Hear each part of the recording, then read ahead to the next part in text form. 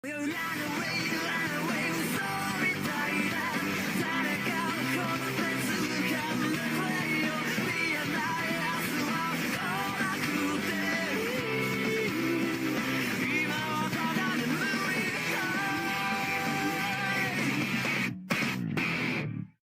my Gummy Knights, and today we are going to be getting into another video. This video is actually going to be quite special, as I've been working on the story and script for this video for quite some time now. So today I shall be dipping my feet into the genre of what if. Specifically, what if Krillin trained with King Kai when he was killed by Tambourine?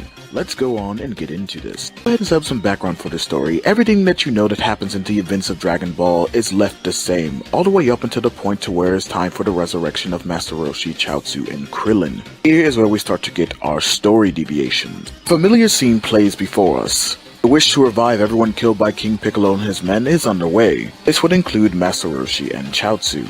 Before the wish can be completed, a telepathic voice reaches out to the group and stops them from completing the wish. This mysterious voice is none other than King Kai himself, although the group does not know that yet. They are rather dumbfounded and confused as to hearing a mysterious voice come from the sky telling them to stop the wish, only because he wishes it to be made with one specific alteration to it: the fact that Krillin shall not be returning to the land of the living. Everyone begins to look scared. They begin to look sad, not even understanding why this is happening or who this is that is telling them this is happening. King Kai assures them that nothing is wrong. In fact, this is a great opportunity for Krillin. He goes on to explain. King Kai informs them that he is a different type of god than what they are used to. In fact, that he is a god that even ranks above Kami. This news shocks the group even more, with Goku clenching his fists in excitement and getting absolutely pumped at the idea that there is a god out there who not only ranks above Kami, but is even possibly more powerful than he is. King Kai then goes on to explain that he has been watching the events unfold on Earth, and wishes to extend a helping hand in aiding our heroes in their endeavors. Now, to side note real quick, I know you guys may think that this isn't necessarily within King Kai's personality. However, I have made an alteration to him,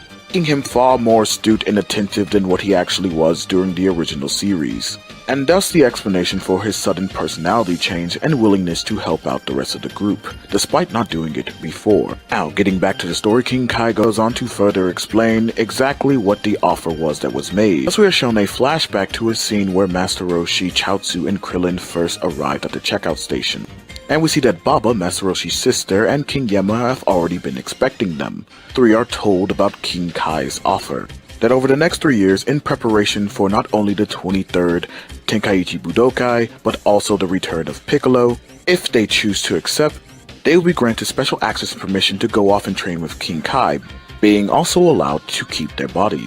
All three of them look somewhat confused and a little bit scared, and after a brief deliberation, go ahead and give their answer. Master Roshi declines the offer, and the fact that as far as his arc has unfolded up until that point, in truth, he felt that it was time for the next generation to go ahead and continue or take up the fight in general, that he had become too old and that his time had already passed, and thus he declines. Chaozu is also another one who declines, as he basically wishes to return to Tien. It's not necessarily that he's not interested in the offer somewhat, but as far as the connection that Chaozu has with the other gang, or someone who could persuade him to this option, is not really there. He doesn't necessarily have all that motivation to do something along the lines of this. As we can see within the main series, he never really has a motivation to train to begin with. When the situation has ever been truly, absolutely dire, and it required all hands on deck, has he ever even really pushed himself to become much stronger than what he was? So in truth, without said connection, without a solid motivation, he simply just wants to go and be with Tien, and that would require him being alive again, so he declines the offer. Krillin, on the other hand, is actually the only one of the three to accept the offer, mainly due to the fact that Krillin relishes the opportunity to be able to become stronger and perhaps even compete with people like Piccolo and even Goku. But not only that, but also due to a shift in ideology and a shift in mindset. Now, this is actually going to become far more important down the line, but as you can see right here are the initial and early inclinations of it. Given the fact that he was indeed murdered, Krillin does not want to be a burden on his friends, but also one to himself. He wishes to strive to become more powerful, not only to be able to protect his friends, but also himself from something like that ever happening again. And with that, he is escorted by Baba to Snake Way, where he begins his track down in order to head to King Kai's planet. King Kai is informed of his decision and makes preparations for his arrival. Now, with King Kai basically explaining all of this to everyone as we transition back over to the previous scene, everyone now having set aside their worry and confusion. King Kai then finishes by establishing the time frame in which Krillin is to be wished back. That, of course, in line with the arc and being as per usual within the 3-year time frame. Krillin will also be wished back at least 2 days before the actual tournament is to begin. And with that being said, King Kai takes his leave, the wish is completed, Master Roshi and Chaozu both indeed come back to life. Now, I'm actually going to sit here and talk about another ripple effect. Due to hearing what they heard, the rest of the fighters who are going to be participating in this tournament are suddenly motivated far more than what they were in the original timeline. Now, especially for somebody like Goku, who hears that Krillin is going to be training with somebody like King Kai, who King Kai is of an even higher caliber god than what even Kami is. This motivates people like Goku, Tien, and Yamcha to all themselves even what they did in the original timeline, and we're actually going to get to see some astounding results from this. However, we will not get to see the method of training in which they will be undergoing, because aside from Goku and the Dragon Ball filler, we will not get to see the training methods that people like Tien and Yamcha went through in order to be able to become stronger. However, I will say that it is far more intense than what it was, wherever that training may be, and I will be actually keeping Goku's training pretty much the same, except to a far greater intensity.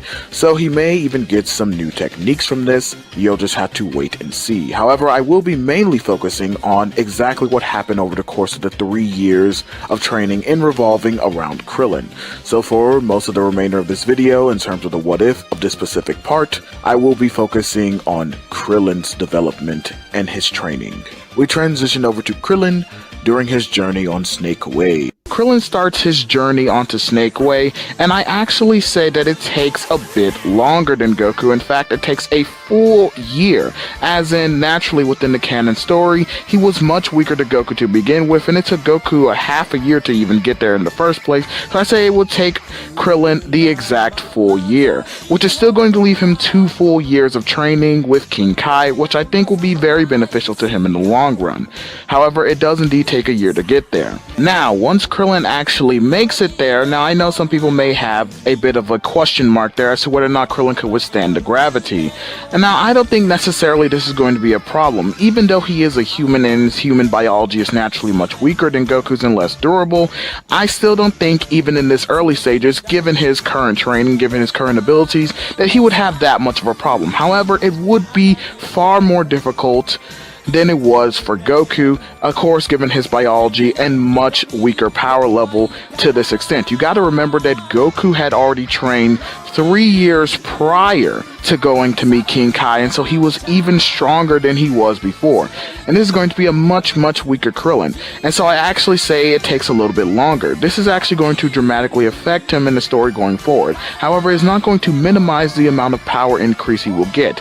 Speaking of the power increase, I want to go ahead and point this as now that I'm going to have Krillin naturally get an actual increase.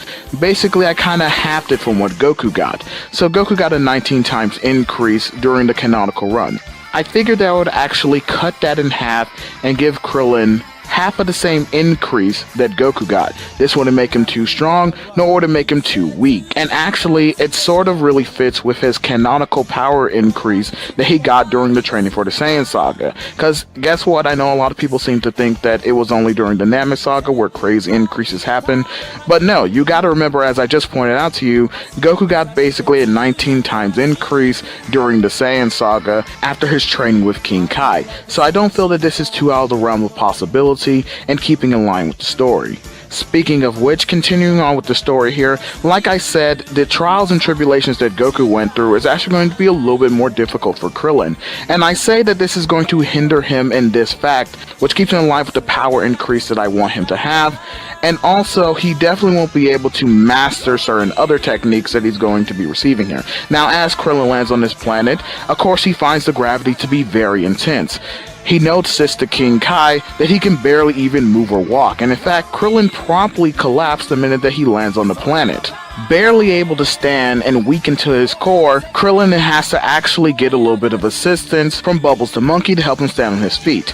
Now, of course, it won't be too long before Krillin finally adjusts this, but that's going to be the first initial part of his training. Before he does anything in revolving around chasing Bubbles like Goku did in the original, he's going to have to really get himself more used to the gravity. And I think after like at least a couple of weeks of getting used to it, I say that he has still a whole bunch of difficulty really moving around. I say it's going to be around the same level of difficulty that Goku had when he first landed on the planet. Now this puts him into the realm of where his training can really and truly begin, and that starts off with telling King Kai a joke.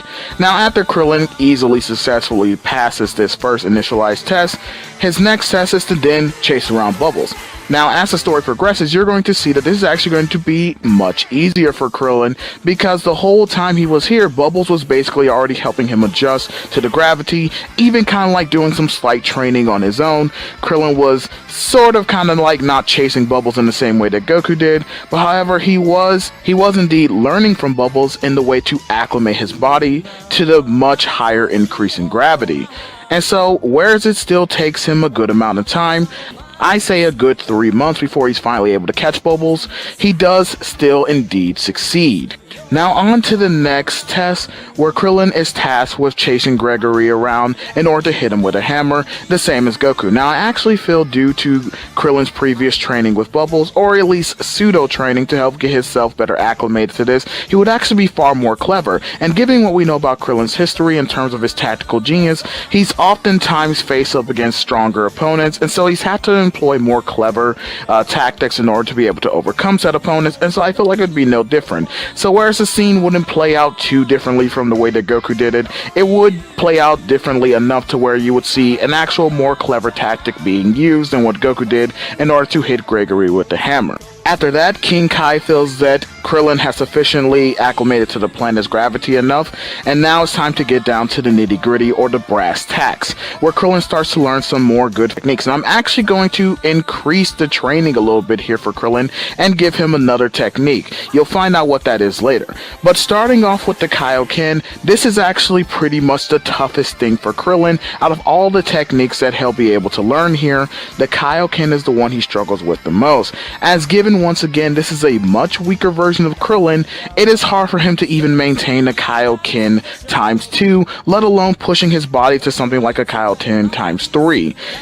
He can barely even maintain the strain, and has constantly passed out. Over the next few weeks, as he's trying to push himself further in order to be able to hone and master on this technique, you see an actual change in Krillin's personality, as in he wants to be able to master this. He starts thinking about everything that he could have lost, the fact that he dies, the trauma that comes from that. And so actually, as we saw in Dragon Ball Super, where Krillin comes face to face with his trauma, whereas it's not as severe as it was then, because at that point he had died multiple times, he had faced multiple opponents who had threatened his life, who had done things to him and harmed him, but here it is still quite enough for him to have a better determination than he has ever had before up until that point. This determination allowing him to push himself even further. Now, whereas he doesn't get anywhere further than a Kaioken ×2 mastery, I do say that that is very efficient enough. I say in terms of acclimating himself and using the bursts to a much more efficient way, Krillin slightly becomes better than Goku in canon.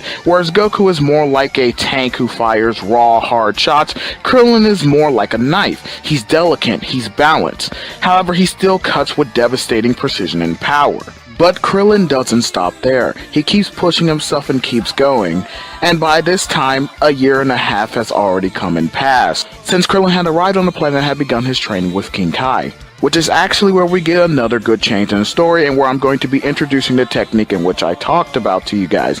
Now, it was never shown in canon for King Kai to showcase Goku this technique, but it was indeed said, or at least alluded to the idea that King Kai had this technique until Goku could have taught it to him. That being the instant transmission, or the teleportation technique that Goku learned from the Yardrats. Now, the reason that King Kai comes to this conclusion is he's been seeing the way that Krillin's been honing his craft, and how Krillin is more evasive, he's more tactical, and he's not just a blunt force instrument. Whereas Goku is more heavy and more forceful, Krillin is more balanced and laid back. However, he knows when to strike, and he knows exactly where to place a devastating strike in order to do the most effective damage on his opponent. And so King Kai thinks to himself that this technique would be a very big help to Krillin.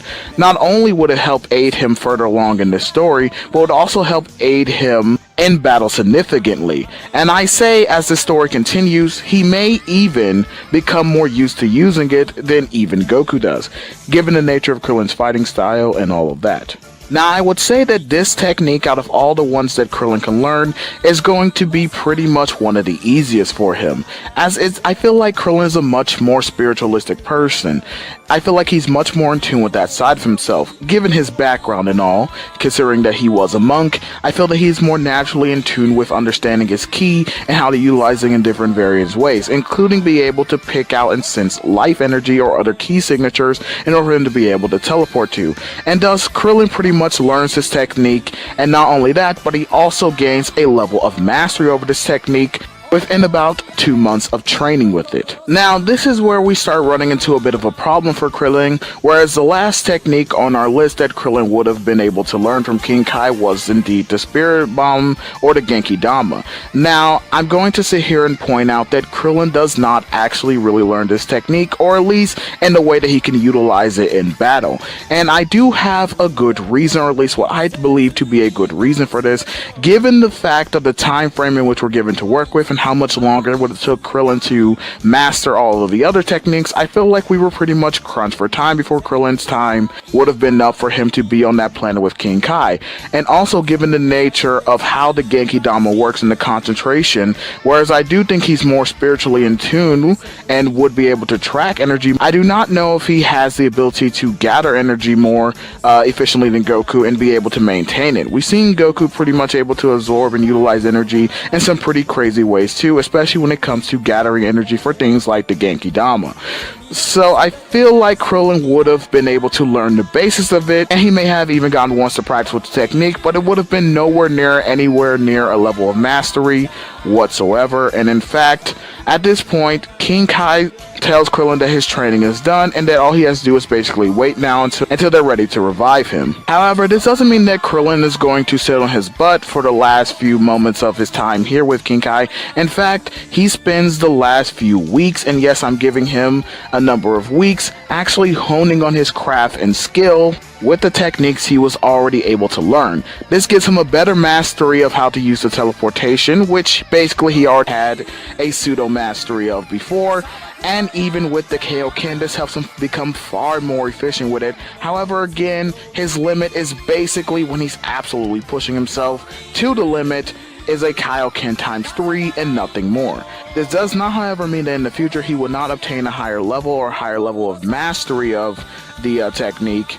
However, I think putting him at a times 2 is very efficient enough, and when he's pushing it, again, a times 3. And now, with all the training done and out of the way, all we have next on our list is the revival. Now, once Krillin is revived, rather than actually running down all the Snake away, he simply teleports to the checkout station and is on his way back to Earth. Now, within this 2 days, it's going to give him time to get reacquainted with everyone and get some rest after his long and strenuous journey. I think that this is actually very efficient enough to give Krillin at least a good couple of days of rest before the tournament actually happens. That way, he's fully prepared and he's fully ready. And now on the actual day of the tournament, we get to see that Krillin is, out of all the other Z fighters, the most gun-ho to be there. In fact, he shows up before all of them because he's absolutely ready to get into this fight, because Krillin definitely wants to get to test his abilities not only against all of his other friends, but mainly Goku, because he heard that Goku was also going to be training with the god,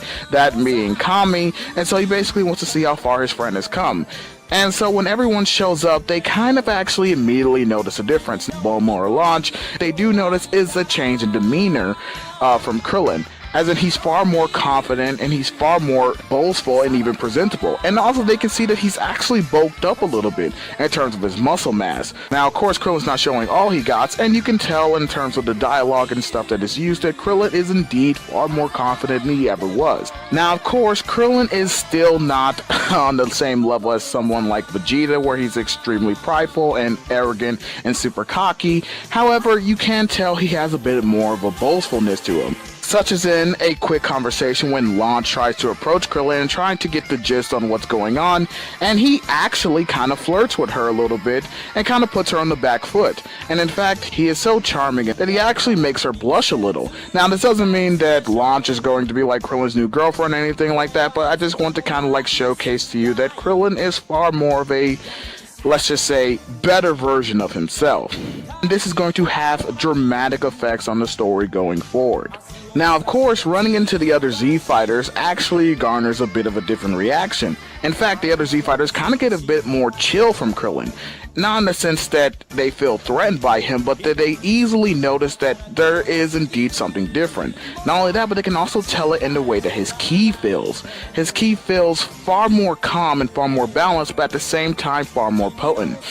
It almost kind of chokes them up a bit. Especially, it is more heavy on characters like Yamcha and even Chaozu, who are definitely getting a bit of a stronger vibe of Krillin's new abilities. However, Krillin is indeed masking himself to such a degree to where they cannot actually tell that he's far stronger than what he appears to be. Leaving the only one left to be Goku, who indeed shows up again like he did in the original. However, Krillin and Goku actually kind of have a bit of a stare down.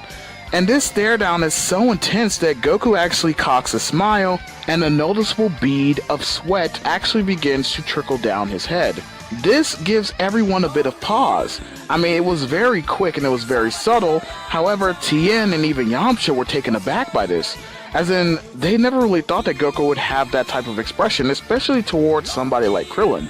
And the fact that Goku almost seemed kinda nervous. And Krillin, as confident as ever, just kind of gives Goku a cocky smile, and they stare at each other for a little bit, an intense stare. However, rather than anything popping off, Krillin just simply extends a hand to Goku, and Goku extends a hand back to him, and the two old friends finally get to meet and catch up, before everyone heads in to go on with the tournament.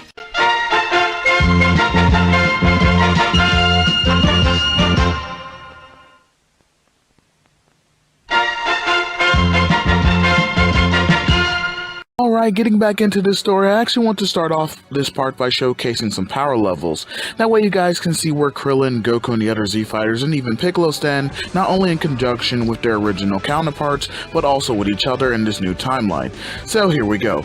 Starting off with our golden boy Krillin himself, he stands at a staggering power level of 1344, in other words 1344, and that's without using Kaioken, mind you. Followed by Goku with a high power level of 520. Now keep in mind, this is why he's suppressed. On to the next one, who surprisingly ends up being Kami, with a power level of 480. This is due to him not only wanting to increase his own power, but also out of necessity in order to keep up with Goku during training.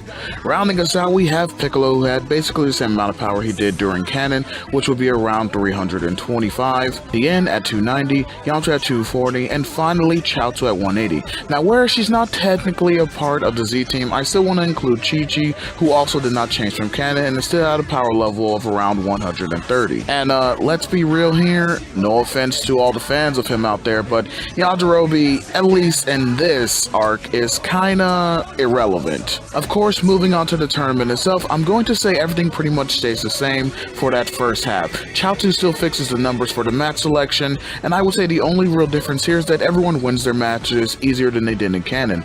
Moving right along, we still get the same matches for the quarterfinals here as we did in canon. So, Tao versus Tien, which ends up being a total wash in Tien's favor. Him being actually a bit stronger here than he was in canon makes his beatdown of Tao as revenge for Chaozu a bit more brutal than it was originally. Next up, we have Goku versus Chi-Chi, or aka Anonymous. This pretty much still goes as normal too, the only real change being that Goku has an easier time dodging her attacks and knocks her out more quickly than he did in canon.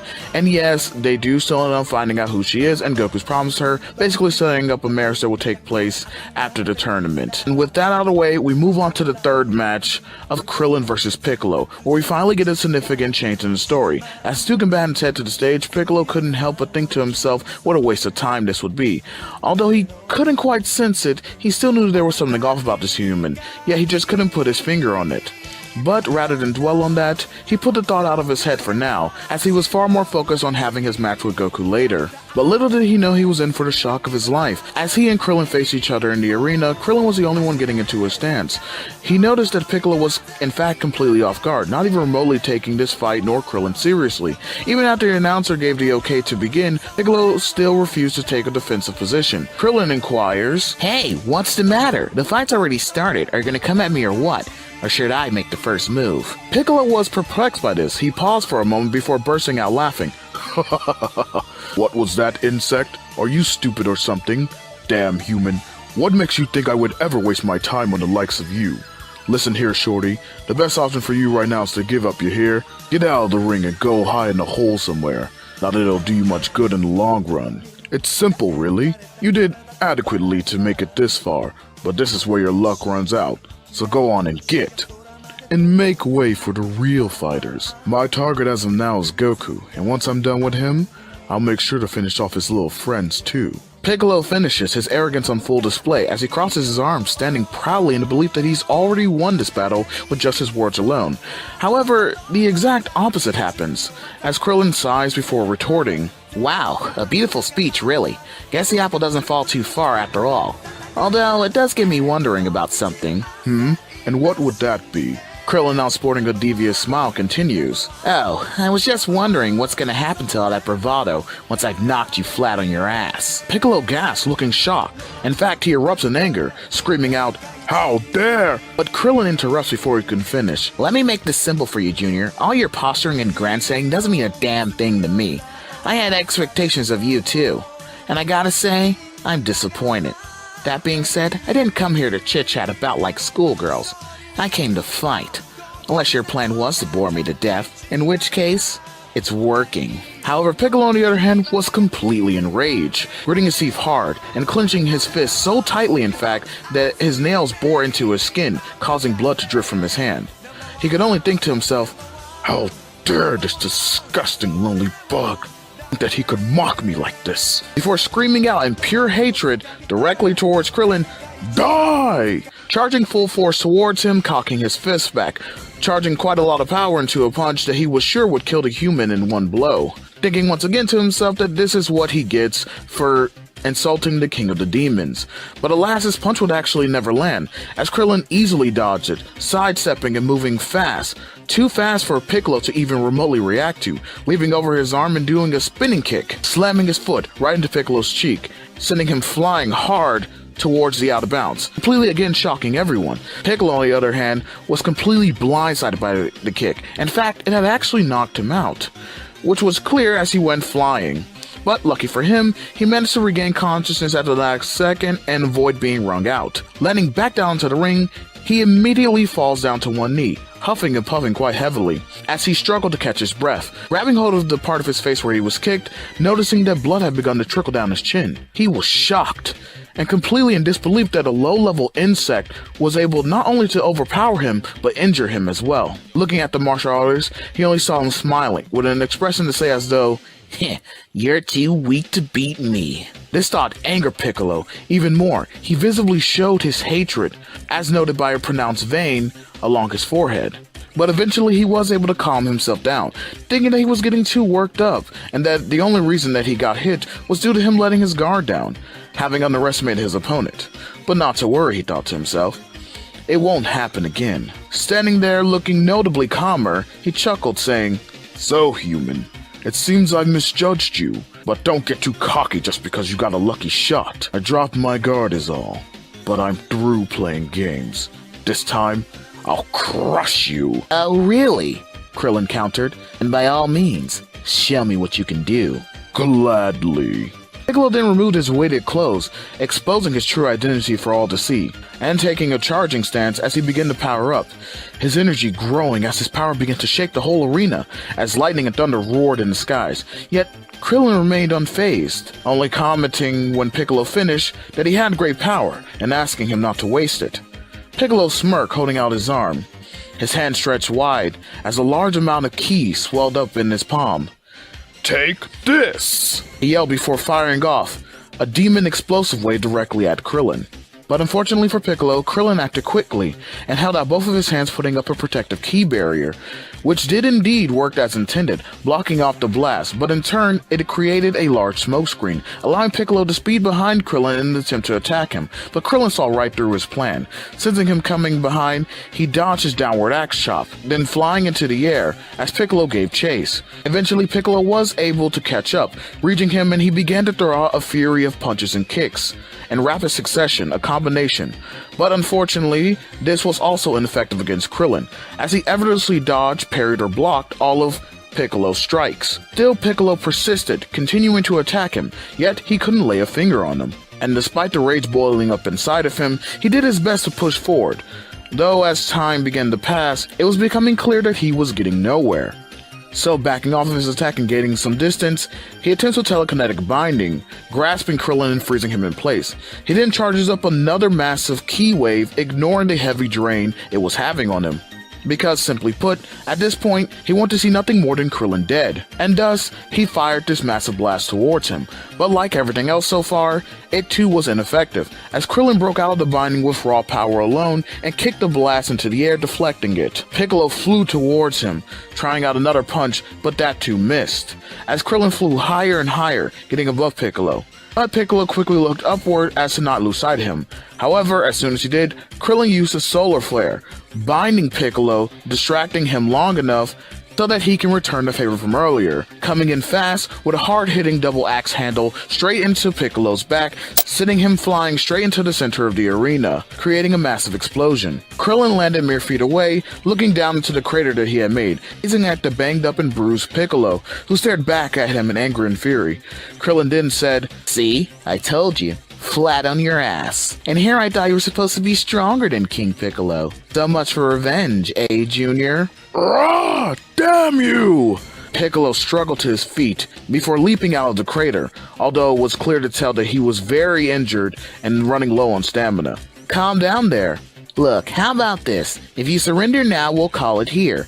I mean, your family killed me, I've beaten you, so no hard feelings. Piccolo stared back at him with anger and disgust in his eyes, not even for a moment believing such BS. Of course, Krillin picked up on this and just continued on. Look, I'm serious here.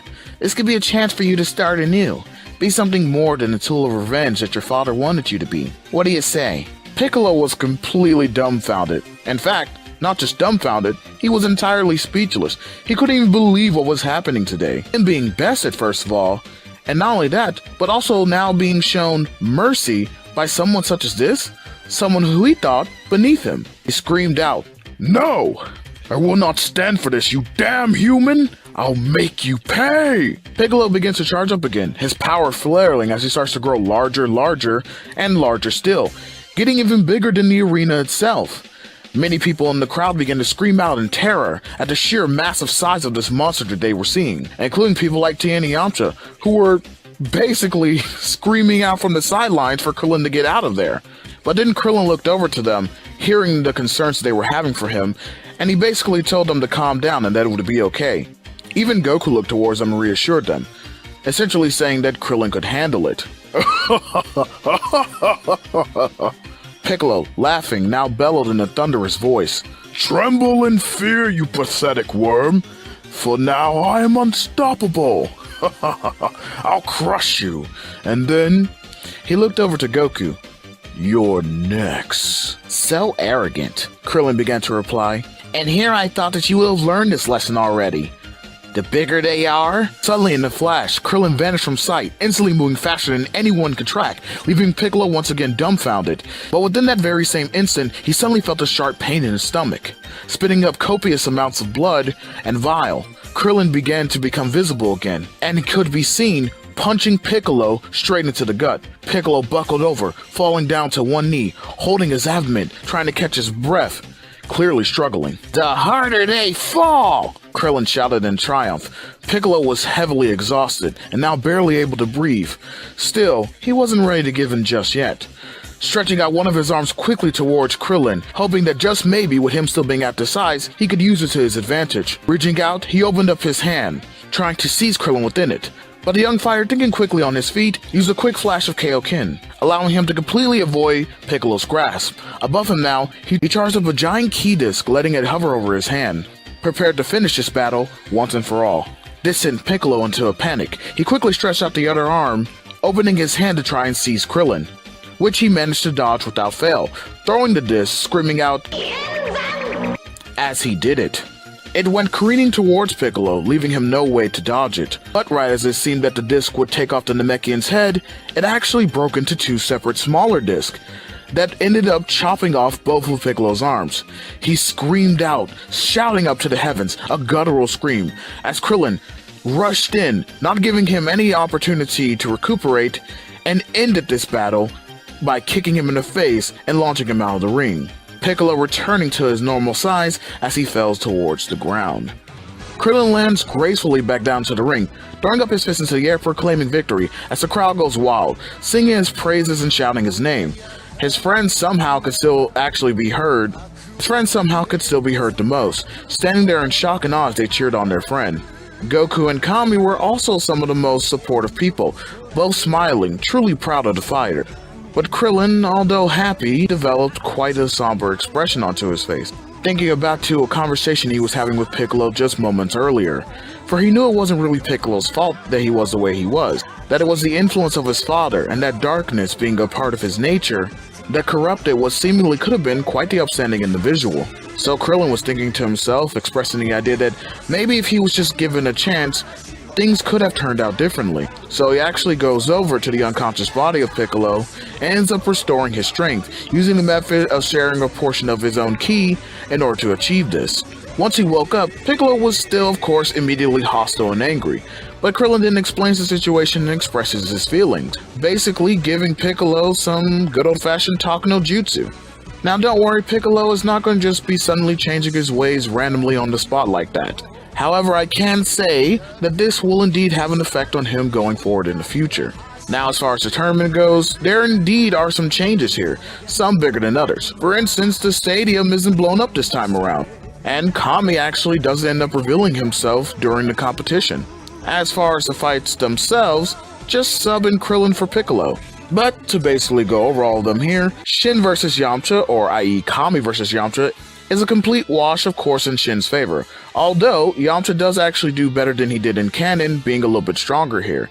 And in fact, the match is mostly focused around Kami actually teaching Yamcha a bit more than he did in canon also. The next being Tien and Goku, which is just another stump. Goku barely even broke a sweat on this one. In fact, he doesn't even have to remove his weight in clothing. Yes, Tien is disappointed, as well as his fans, but he does swear to get stronger so that next time he can come out on top. Now we have Shin vs Krillin, or Kami vs Krillin, which wasn't in a fight at all. In fact, Kami just wanted to thank the young man for his help in dealing with Piccolo, and express how amazed he was at the level of skill that Krillin possessed, vowed to him as a sign of respect. And due to Krillin's advanced ki sense and spiritual awareness, he already knew exactly who this was that was thanking him, but decided not to say anything, instead with a smile returning the bow. Kami then promptly conceded the match after. Lastly, we go to the final match between Krillin and Goku, and of course, I know you guys are all expecting it to be one-sided, but whereas yes, Krillin does boast a raw power advantage, it doesn't mean that it's a guaranteed victory. Goku does have the techniques and Saiyan potential to keep him in the game, using moves and techniques that he has picked up and learned over the course of the last 3 years. In fact, during the last video, I basically mentioned to you guys that I would be introducing new techniques for Goku to be able to utilize here that he would have learned over the last 3 years. Or if he already knew the technique, that he was going to be able to utilize it here and maybe even utilize a perfected version of it. Techniques such as the Solar Flare, the Demon Explosive Way, and even, follow me on this one, the Thunder Shock Surprise. And for a good portion of the early parts of this fight, the tactics involved with these techniques as implemented by Goku were indeed able to keep Krillin on his toes. Although after a while, as in the same with Piccolo, it was becoming clear that Krillin was indeed winning. Goku, never being known as the type of guy to just give up when the odds are stacked against him, still ends up pulling out all the stops just to try to gain an edge. But nevertheless, he would still have to do something drastic if he even wanted a chance at a potential victory. And that's exactly what he does. Using another solar flare, he manages to catch Krillin off guard. Goku then charges up a super advanced Kamehameha wave. The advanced version of this technique that he used originally in the tournament is actually this time around a key sinking technique. It essentially locks onto the target or individual's key and is able to track them no matter where they go. But of course, like in the original, this still isn't your run-of-the-mill Kamehameha wave. In fact, it is a Super Kamehameha wave, which we do know in the original still boasts quite the high power level. Only this time, it's even stronger, due to Goku's overall power level being much higher than it was in canon. In fact, if I had to rank it, I'd say that this attack would actually come up with a power level around 1290, which in fact, even Krillin, in his base form anyway, would have trouble with. So, as Krillin was outrunning this Kamehameha wave, Goku was planning his secondary attack, and this attack was truly his last resort. Goku was in fact using his own life force and the last reserves of his ki, and powering them up into this last resort attack. And this attack is known as the Ozaru Fist. Now, to kind of put a bit of a side here, I actually wanted to bring this technique back. Now, technically, I do not believe that this is an official name that has been given to this technique, but you guys basically do know this technique. In fact, it was the same technique that Goku used to finish off Demon King Piccolo. I just essentially had him keep the technique and actually master it and utilize it more, especially for occasions like this where he has to use it as a last resort. And so over the last 3 years, he has trained this and has made it even stronger than ever. In fact, it's even more powerful than the Super Kamehameha wave, the advanced version that he's using against Krillin right now. But you guys will get to see in a moment as to what I mean by that. Once he was prepared and finished off charging up this attack, he was towards Krillin, managing to catch him off guard as Krillin had just finished catching the Kamehameha wave and finally managing to disperse it, although it was a little bit of struggle because again, he was in his base form, only to turn around and be directly hit into the gut with what looked like a giant monkey around Goku's fist. Coughing up blood, he was completely rocked by this attack. But still aiming to win, Krillin grit his teeth and yelled out, "Kaioken times 2! The burst alone of activating that level was sheer force and pressure to push Goku back, giving Krillin a desperate momentary reprieve. Now he ends up using this to his advantage as he charges towards Goku and basically gives him a little bit of a love tap. And with the Kaioken times 2, there's no way Goku is going to even remotely be able to contest this, and he's definitely not getting up. Krillin sends him directly into the ground, knocking him out completely. He lands and is declared the winner. So congratulations to Krillin, he has officially won a tournament. Sometime later after the tournament, everyone meets back up and gives their congratulations. Some of them are still quite in shock that Krillin was as strong as he was. They just kept getting way too hype around him. Of course, kind of picking on him a little bit, especially people like Yamcha, doing the whole self-proclaimed, now Krillin is the strongest in the universe and all of that. Although Krillin is a bit bashful, he's still, kind of like, okay, this is nice. I can accept that. Which is fine. Again, I made Krillin a bit more confident than he would have been originally, so whereas he is still somewhat shy, and of course, because we like that bit of Krillin's personality, he is much more confident and willing to kind of like be a little bit more braggish, if you will, and willing to accept the glory for, his achievements a bit more than he was in canon. However, Goku wasn't really praising him in the same way that people like Yamcha and Tien were. He was too busy trying to beg Krillin, essentially, if he could teach him, certain techniques, like the Kyle or whatever he called it, of which it turns out Krillin was more than happy to oblige. But, unfortunately for him, accepting such a request may put him in a bit of a tough spot, as when he looked back at his other friends, it would seem that Goku would definitely not be alone. I guess we should start calling him Master Krillin, Krillin-sama, Sensei Krillin. Oh, brother, this guy stinks! Something along the lines of that.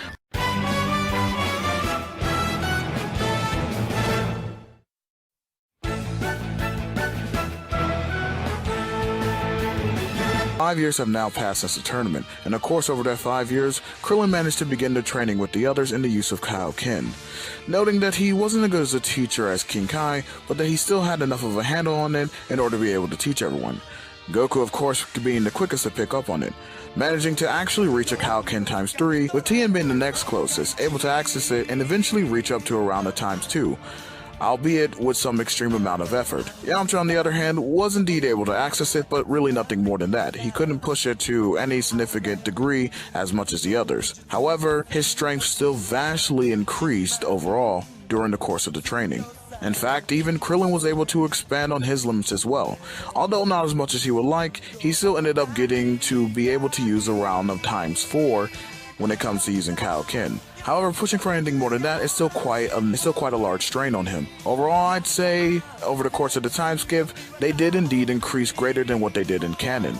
Everyone being around 2.5 times stronger than what they were after the 5 years. But still, like in canon, due to external factors, and given the fact that it was indeed peace times, this means that everyone was still not able to get as strong as they could have been. Krillin did also offer to teach some other techniques such as the intertransmission, but mainly due to the lack of time, being the fact that Goku was now starting a family, and Yamcha was actually more focused on his training with Kami.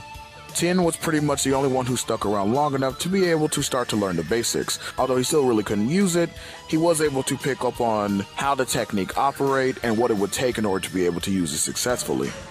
Now, as we all know, this peacetime would not last, as Raditz would arrive on the planet in search of Goku. When he comes down, he picks up on several high power levels using his scouter. Raditz is in shock, baffled really. He couldn't believe the high readings that he was seeing, the strongest of which being at a power level of 800. Still, Raditz wasn't too worried, although it did catch him by surprise. He noticed that one of these high power levels, a power level of 650, was off by itself.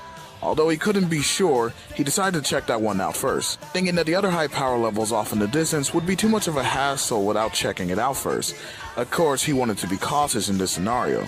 Besides, this person could have ended up being Kakarot, in which case, lucky him. He would still end up coming face to face with Piccolo, and nothing really changes here. I mean, yes, Piccolo is stronger than he was in canon, but not nearly enough to impact the outcome of this exchange.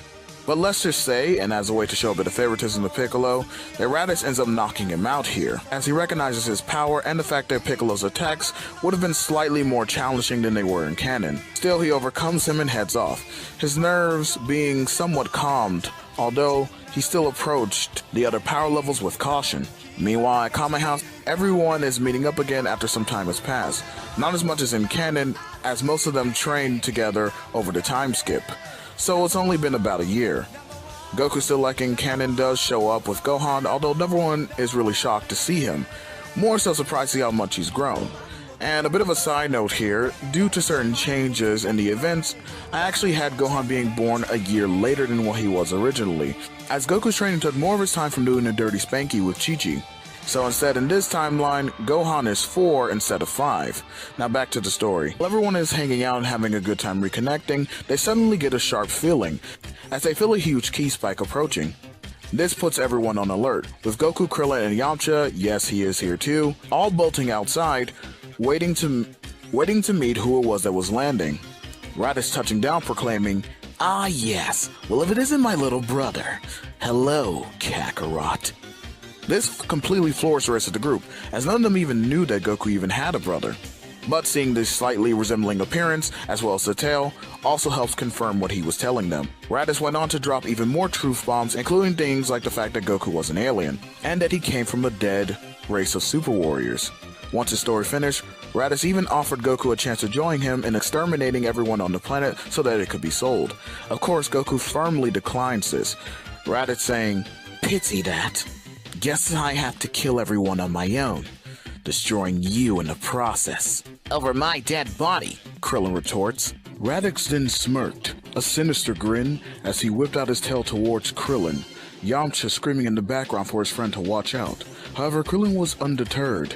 In fact, he easily was able to catch Raditz's tail, Raditz's body going limp, as he himself was shocked by Krillin's ability to be able to do that. Krillin, while gripping the tail firmly, pulled Raditz in, raising him up over his head as he began to spin him. He spun him round and round and round, eventually tossing him outward, making Raditz skip over the ocean as though he were a pebble.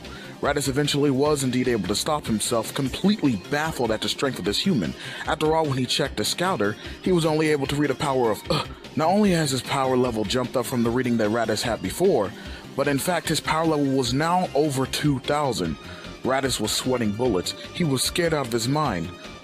knowing now that he was completely out of his depths. But before he could have time to contemplate his mistake, Krillin was already behind him, blitzing him, and the fight begun out, though it became rather clear as Raditz began to get pummeled over and over. No matter what he tried, he couldn't even remotely land a hit on Krillin, that the human he thought previously weaker than him was easily able to overcome him, not only in strength, speed, and power, but also in skill and technique, and that there was absolutely nothing he could do to prevent him from remotely killing him. Raditz, desperate, tried to employ a quick strategy.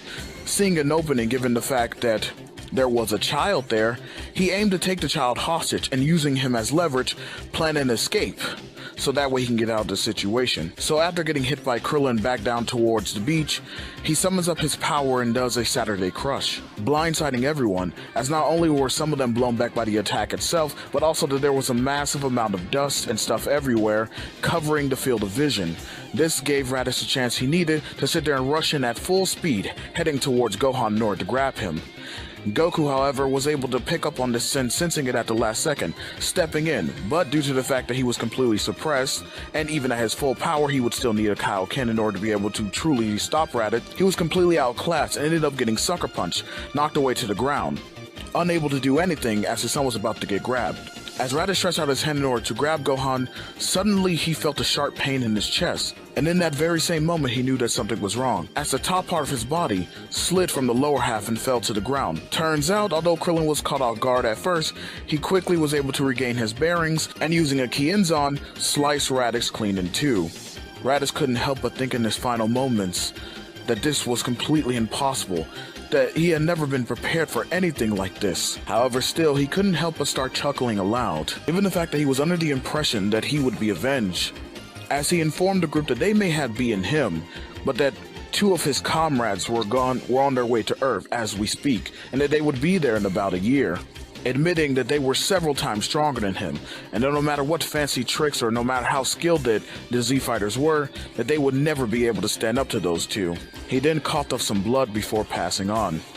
Damning the world, Goku slammed his fist into the ground, although he was less angry at the outcome of the battle and more so angry at himself, as it was due to his failure to stay on guard that his son was almost captured, and who knows, something worse could have ended up happening. But if that wasn't bad enough, the group was contemplating what to do now that two more Saiyans were going to show up in about a year, given the fact that Raditz was still quite powerful. Even if Krillin was able to defeat him, he was the only one out of the group who could even remotely have stood up to him without Goku using something along the lines of Kaioken. Not necessarily wanting to just rely on such power-ups or one person, the group opted to the idea that they would have to become even stronger than what they were now, if they even hoped to stand a chance. As whether or not Raditz was telling the truth, the group definitely did not want to take any chances. No matter how confident they may have been in their skills, there was always a chance that these Saiyans could have astronomical levels of power, or techniques, or any number of skills at their disposal that could lead them to a victory over the rest of the team. Then maybe perhaps I can be of some assistance. As suddenly the group heard a familiar voice, a figure stepped out from the shadows. It was Piccolo. Everyone in the group was shocked, and Krillin asked him what he was doing there. Well, you see, I met this guy earlier. Not only was he strong, but he was powerful enough to even take me out. It only took a single blow. I'm ashamed to admit it, but on my own it doesn't seem like I'll be getting any stronger. And as much as I despise you and can't wait to kill you especially, Krillin, it seems I have no choice in the matter here. Besides, I overheard the situation, and if these Saiyans turn out to be as strong as he said they were, then I damn sure won't have a problem limiting my power. After all, if they destroy everything, what will be left for me to rule? I can't believe I'm saying this, but allow me to join you.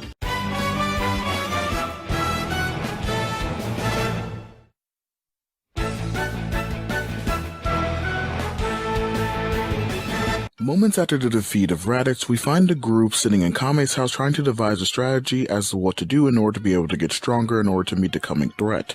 Yamcha ended up chiming in, however, stating, The idea that with Krillin's strength levels and his ability, including techniques like the Kaioken, that they probably wouldn't even need to train all that hard because he could easily just be able to defeat the oncoming threat, seeing how easily he was able to beat Raditz.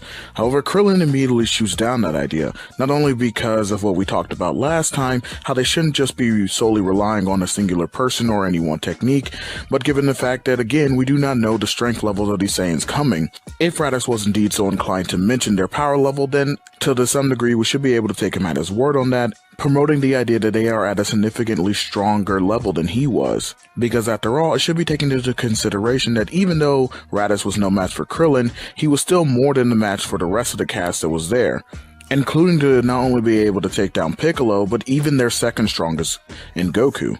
This of course put the idea of just solely relying on Krillin immediately within the trash can, as it was nothing more than a fool's dream to just assume that he'd be strong enough to take on any threat because of how strong he was currently. However, then in that moment, an idea was sparked into Krillin's head, that maybe it was true that they couldn't just solely rely on him, but however, maybe they could indeed rely on the teachings of his former master, the one who made him so strong in the first place. He suggested to the group that maybe he could take someone up there to King Kai, along with himself, in order to be able to train to not only further hone the skills and stuff that they already learned from Krillin, but even maybe master a couple of new techniques, explaining to the group how invaluable the training was to him in order to be able to put him to the level that he is at now, including even describing some of the properties of the planet, such as the fact that it had 10 times the gravity of Earth, thus meaning that you can get significantly stronger in a short amount of time. This piques the interest of both Goku and Bulma. Bulma will find out later as to why it piqued her interest, but for Goku, not only hearing the prospects that he can get significantly stronger through this method of training, but also because he really indeed wanted to meet the man who taught Krillin everything that he knows. Not only in acknowledging the benefit of helping him surpass the Saiyans, and also furthering himself and taking those steps in his own evolution in order to increase himself for his own personal self-interest. After all, Goku still has the mindset of wanting to be the strongest, or also wanting to further increase himself, so that way maybe one day he could be able to attain such a goal. Suddenly the group hears two voices speak simultaneously within their heads. One they figure out is King Kai, and the other one they notice to be Kami. Rather than speaking over each other, King Kai is allowed to go first, basically expressing to the idea that he has been listening in, and that he sees that Krillin's idea is actually not a bad one, and that he would be more than happy to take another student under his wing, and how beneficial it could be to them, in the upcoming battle with the Saiyans. Also pointing out as well that Goku would be a great student to learn under him, given his biology and potential, further expressing the idea that Krillin's training had not yet been complete, as there was a specific technique that he wanted to be able to teach him before he left but never got the chance to. This time around, he thinks that he's ready, and not only that, but he's also strong enough in order to be able to learn it and even perfect it, maybe even surpass him with the ability in using the technique. This also goes for Goku as well. After King Kai was finished, Kami then spoke up, also offering the group a chance in order to be able to enhance their abilities, with him on the lookout, going on to further mention that there was even a special room that the group would be able to train in, which not only would advance their progress in training, but that they can get the most significant amount of training in the shortest amount of time, being that one day out here was a year inside of that special room. Of course, most of you know that I'm talking about the Room of Spirit and Time, or the Hyperbolic Time Chamber.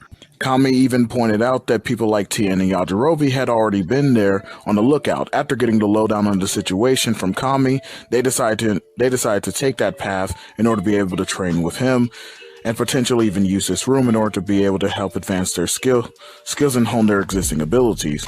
Now, to put up a bit of a side note in here before we continue on, I know you guys are going to be wondering, what about Gohan in all of this? Well, as you can see, the timeline is significantly different from where it was originally, and I'm actually not going to be including Gohan within this, in particularly within the Saiyan fight. Whereas it is true that Goku has somewhat started training him a bit more in martial arts, Goku in this timeline, I've actually changed up his character a bit more to be a bit more cautious and a bit more of a kind of like family type man.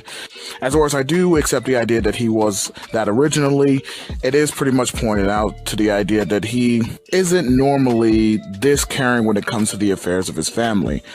So given that, I decided to go ahead and let Gohan sit out on this one. especially with the whole idea of what happened in the last part where Goku was defeated by Raditz, and then, you know, he got to see the effects of what could have happened if he hadn't been strong enough in order to be able to stop Raditz. So he's a bit more protective of Gohan in this one, and so we'll elect to have him sit out. So Gohan will most likely either stay here at Kame House and Chi-Chi will just come over here, or, you know, he'll be staying with Chi-Chi, but most likely he'll be staying at Kame House because at least here they have somebody like Master Roshi. I mean, not that that necessarily offers that much protection, but it's better than nothing.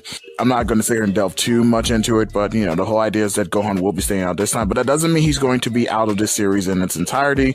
Trust me, Gohan will get his chance to shine, and he will be more involved in the series in later parts. With that being said, let's continue on. With Krillin and Goku deciding on where they wanted to go, and people like Yamcha having a good idea, the only people pressed for a choice as to where they would go were people like Piccolo, as he did not want to go and train with Goku or Krillin, again, his two sworn enemies, and given his tumultuous history with Kami, that didn't really seem like it to be an option either. But in the end, swallowing his pride, Piccolo decided that he would go and train on the lookout with Kami instead of going with Goku and Krillin, as he felt that that was the better option. Although there was still a lot of tension within the room, Yamcha actually took the initiative and stepped up, going over to Piccolo and offering out a hand to him, exclaiming the idea that he would be willing to even forgo the path that he wanted to choose in order to basically give him someone that he can basically train with, as to say, trying to lighten up the air in there.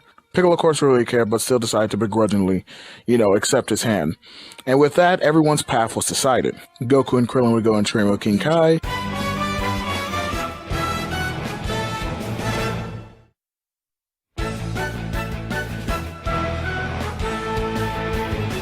and Piccolo and Yamcha would join the others on Kami's lookout. Now, I won't necessarily go into detail on how everything is exactly different from the way it was originally, as in the original, we didn't really get to see a lot of the training in which they did, and as far as like when it comes to Piccolo and Gohan, and even with the other Z fighters, and even with Goku in some aspects, a lot of that training was done in filler episodes or filler, so that's pretty much all we have to go for on this one. Although things will be different, as I am going to be indeed using the highball time chamber. Now, basically, it was indeed explained to them, you know, about how it works and things of that nature. And even Yamcha said that during his training, he was potentially going to go in there in the first place.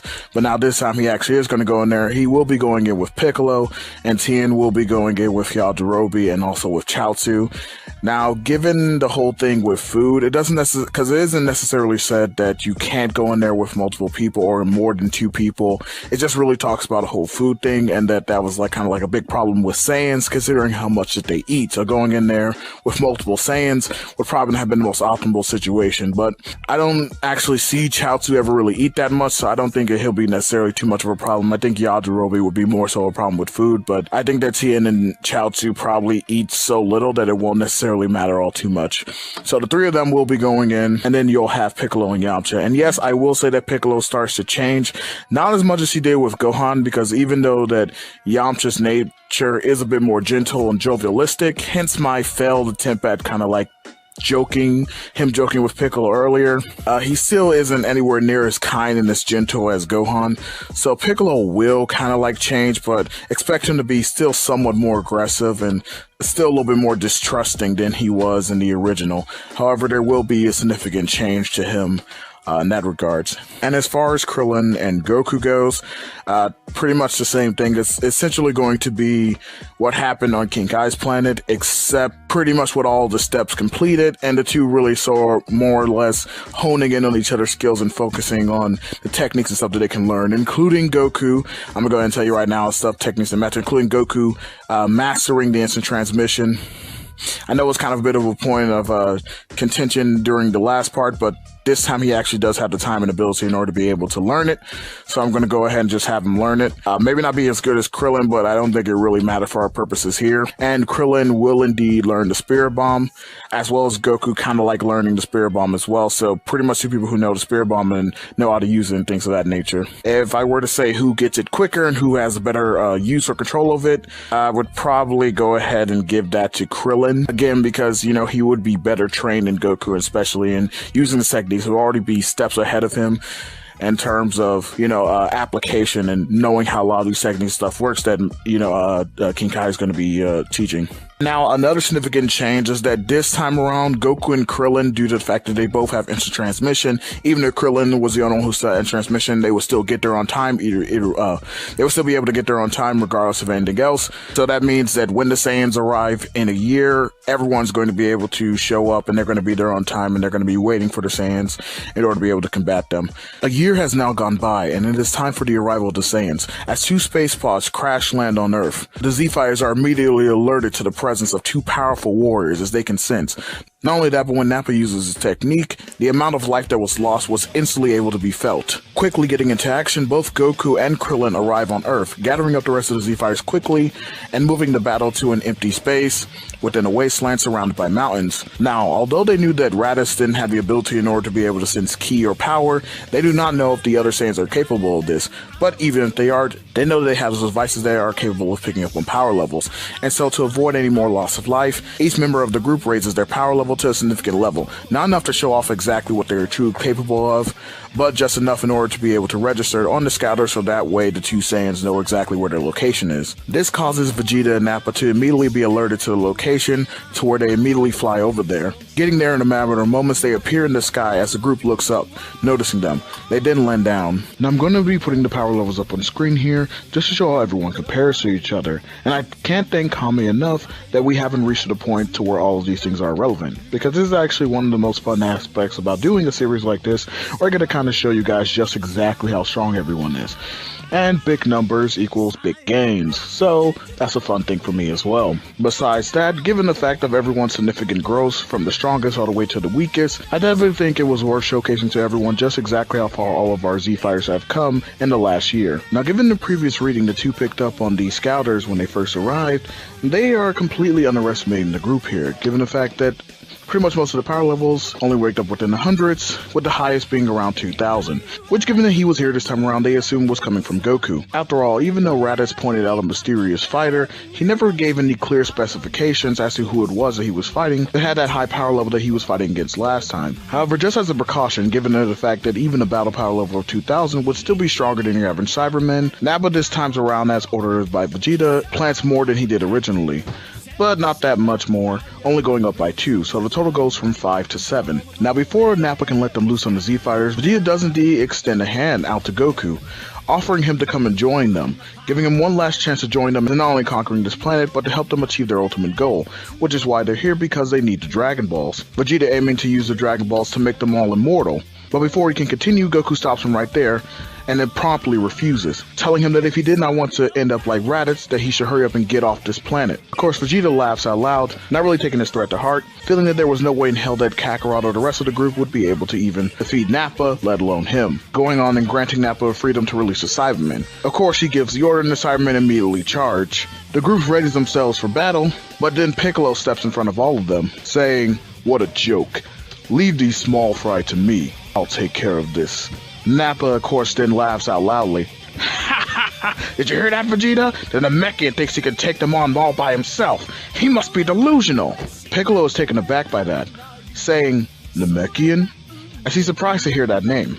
But unfortunately for him, he had no time to dwell on it, as the Cybermen were getting ready to gang up on him. But in one quick explosive wave, Piccolo immediately blows all of them back. And before they even had time to recover, he swiftly moves, dispatching of each of the Cybermen in a matter of seconds, not taking any time at all. What was that you said about me, Baldy? Delusional. Looks like you're the only one here who fits that description. Why, you? Calm down, Nappa. He's just trying to rile you up. Don't fall into his game. I have to admit that was rather impressive. But don't get cocky because you took down a bunch of weaklings. Go on, Nappa. Why don't you give him a taste of what true power is? Nappa is more than happy to oblige at his request. Stepping up, he begins charging up, his energy raging as the sky darkens and the earth begins to shake around them. Whereas some of the Z-Fighters are actually taken aback by the level of power being on display, there's a select few who aren't even phased at all. Piccolo smiling and just readying himself for the fight to come. Nappa charged towards Piccolo, suddenly a bird past Piccolo in blinding speeds, catching Nappa's fist. This shocked the entire group, as it was none other than Yamcha. Nappa couldn't even believe, he couldn't even fathom that this joke of a looking character was able to stop him, almost seemingly with relative ease. Although that wasn't necessarily the case on Yamcha's end, it did take a lot of power in order to be able to stop him, as seen before given the fact that their powers are very relatively close to each other, with Yamcha only being slightly stronger. Nevertheless, Yamcha was confident enough that he'd be able to take on Nappa, telling Piccolo to step back as he gave him a thumbs up to confirm this. Piccolo with a slight smirk obliged his wishes and stepped back. Of course, Nappa laughed and began to mock Yamcha, reprimanding him for such a foolish move, saying that he and the rest of the gang should have came at him all at once if they even wanted to stand a remote of a chance. But Yamcha wouldn't cave under his taunting, simply smiling as he cracked his knuckles, getting into his fighting stance, beckoning Nappa to come at him with everything that he's got. Nappa doesn't even hesitate, charging at him with another attack, throwing his fist back before launching a powerful punch at him. But again, Yamcha catches his punch. The two ended up going back and forth, trading blow after blow, and neither one of them seemed to be giving way. Although it was clear that Yamcha had better skill and technique, it was still unclear as to who would be able to come out on top. Given the discrepancy within their power levels, it wasn't necessarily enough in order to give Yamcha a clear victory. However, it was clear that he had the edge. This ended up aggravating not only Nappa, but also Vegeta, as neither of them could believe that this Earthling was powerful enough to take on Nappa in the way that he was, seemingly able to overcome him. Of course, Nappa was the one who got the angriest, starting to lose his cool, and in fact, this only made his attacks more sloppy, and ended up helping him the slightest. Eventually, Yamcha started to get more and more hits against him, including landing a devastating Wolf-Fang fist and even a Soki-Dan on him. Nappa at this point had completely lost his nerve, shouting out to the heavens about how much he would kill Yamcha. But before he could rush back in foolishly, Vegeta stopped, screaming at him, telling him to just calm down and use his head. This of course immediately stopped Nappa, as he recognized not only the words that Vegeta was saying, but also given the fact that he was afraid of Vegeta, he elected himself to calm down and began to think it through. However, he still couldn't devise a strategy that he thought would give him an edge or victory, so then he decided to go ahead and use cheap tactics and aim an XD bomber at the rest of the group down below, catching Yamcha completely off guard, as he thought he would have been aiming the attack towards him. As soon as the attack landed, there was indeed a huge explosion, but by the time the smoke clears, none of the Z fighters down below had even had a scratch on them, as what became visible was that there was an energy barrier around the entirety of the group, set up by Krillin, who understood the tactic very well, and definitely wouldn't be caught off guard by some cheap trick like that. Nappa's ploy failed, only seemingly to anger Yamcha, as he burst into a Kaioken ×2 and immediately blasted towards Nappa, instantly slamming a huge punch in his face and knocking him down. This virtually took Nappa out of the fight immediately, as he was almost rendered unconscious by just the mere force of the blow. Struggling to collect himself, let alone even stand up, he looked over towards Vegeta, saying, Vegeta, what does the scouter say about its power level? It's over 8,000. What? 8,000? That's impossible. It can't be. That's what you guys get for underestimating us, Yamcha shouted from above, as he landed back down on the ground. Did you honestly believe that we wouldn't get any stronger? That we weren't going to be prepared in order to take you on? Keep dreaming. Nappa then struggles to his feet, barely able to stand, completely and utterly in shock, completely baffled, sweating bullets. But still, this only seeks to anger him even more, as he prepares for another attack against Yamcha, though Vegeta shouts to him to stand down. At this point, it was no use and that he should back off, electing to step up himself. And this time, Nappa actually does. Unlike in the original, where he sought to go and attack Krillin and Gohan, where Goku ended up paralyzing him and Vegeta ends up killing him, this time he actually backs off and listens to Vegeta, especially given the situation. Of course, then Vegeta begins to step forward, looking in order to take on Yamcha. Yamcha gets into his fighting stance, ready to take him on, beckoning him to come at him. But before Yamcha knew it, a fist was slammed into his gut, so powerful in fact that it completely knocked him unconscious in one blow. This shocked most of the group, as most of them weren't even able to follow such an attack, let alone even see it coming. And from that attack alone, both Goku and Krillin knew that none of these guys here, other than themselves, would be able to take on Vegeta. Even if they were to use something like Kaioken, they would still be no match for him. Goku immediately jumped into the fray, teleporting in front of Vegeta before he could do any more damage to Yamcha, who at this point was just laid out on the ground, completely and utterly out of it, unmoving. Although he is still alive, he definitely won't be getting back up after that one. Goku looked behind him at Krillin, nodding, as a way to signal for him in order to get Yamcha out of there as the battle was about to begin. Krillin did just that by teleporting over there, grabbing Yamcha, and teleporting back to the rest of the group. Goku then turned back facing Vegeta. As the two stared each other down, Vegeta uttered to Goku, Kakarot, Do you honestly believe that you'll fare any better than your friend did against me? You saw what happened. Merely a single blow and he was already down. Goku, angered but keeping his emotions in check, then retorted, "Don't you dare mock him. He's a true warrior. You're only someone who knows how to use unfair cheap shots. For what you did to him, I'll make you pay." "Is that so? Well, see then, won't we, Kakarot?" The two ready themselves as Vegeta backs away in order to gain some distance, both getting into our iconic stances. There was a moment of silence, but eventually with the passing of a tumbleweed, the ice broke and the two charged at each other full speed. The clash of their two fists creating a massive and powerful shockwave as two began trading blow after blow, going back and forth, none overcoming the other, both seemingly to be dead even. It was a stalemate in its truest form. Punch, kick, block, parry, grapples, counters, moving at such high levels of speed that to the most of the fighters there, save for Krillin, they couldn't even be tracked. Their movements seemingly godlike, but someone had to give. And in this case, that someone was Vegeta, as he was the one to take the first strike. Goku clocking him clean across the jaw, but he quickly retaliated, grabbing onto Goku's wrist and throwing an elbow towards his face.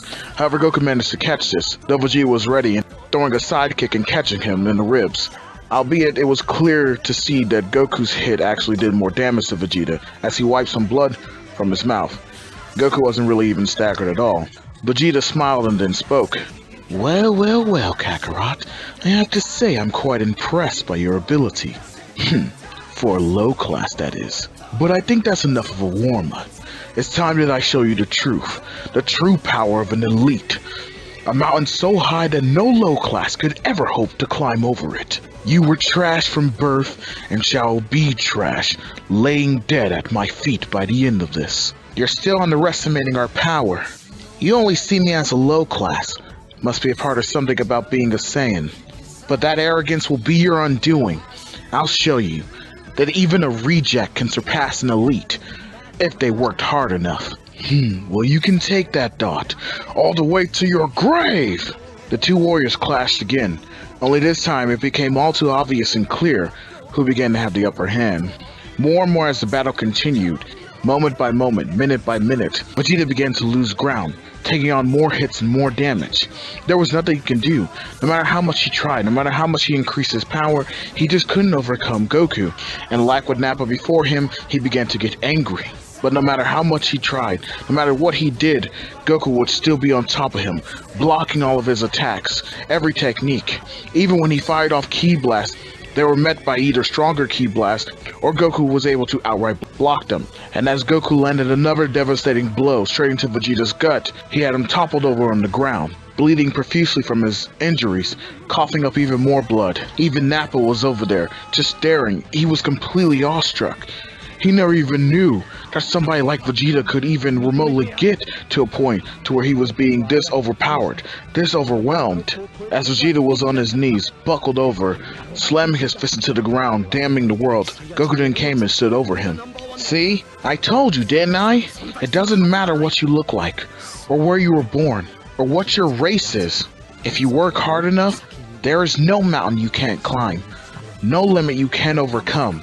Even my friend, the one that you heard earlier, understood this. It's exactly how he got as strong as he is in the first place. But then again, people like you, born with such natural talent, so gifted, have thought they never understood this type of philosophy. And it's why, in truth, you will always remain weak and never rise above your own ability. If you can't let that pride and arrogance go, you will never overcome someone like me. Vegeta at this point was completely and utterly furious. Veins protruding from his forehead, grinding his teeth, and tightening his fist so hard his fingers began to stab into it, causing him to bleed. He then shouted, screaming with such force and anger at Goku, "Damn you!" As he rocketed off into the air, beginning to charge up his signature Gallic gun. That's it! Everyone dies! I don't give a damn about this planet anymore! I don't give a damn about you! Go ahead, Kakarot! Dodge this next attack! But when you do, your precious Earth shall be obliterated! At this point, Goku could clearly see that Vegeta was completely irrational. However, thinking swiftly, he was ready to meet his challenge. For the thrill of the hunt, or I have the strength unmeasured. insolence just cost you this world! I'll blow it all to pieces, and there's nothing you can do to stop me! He's gonna what?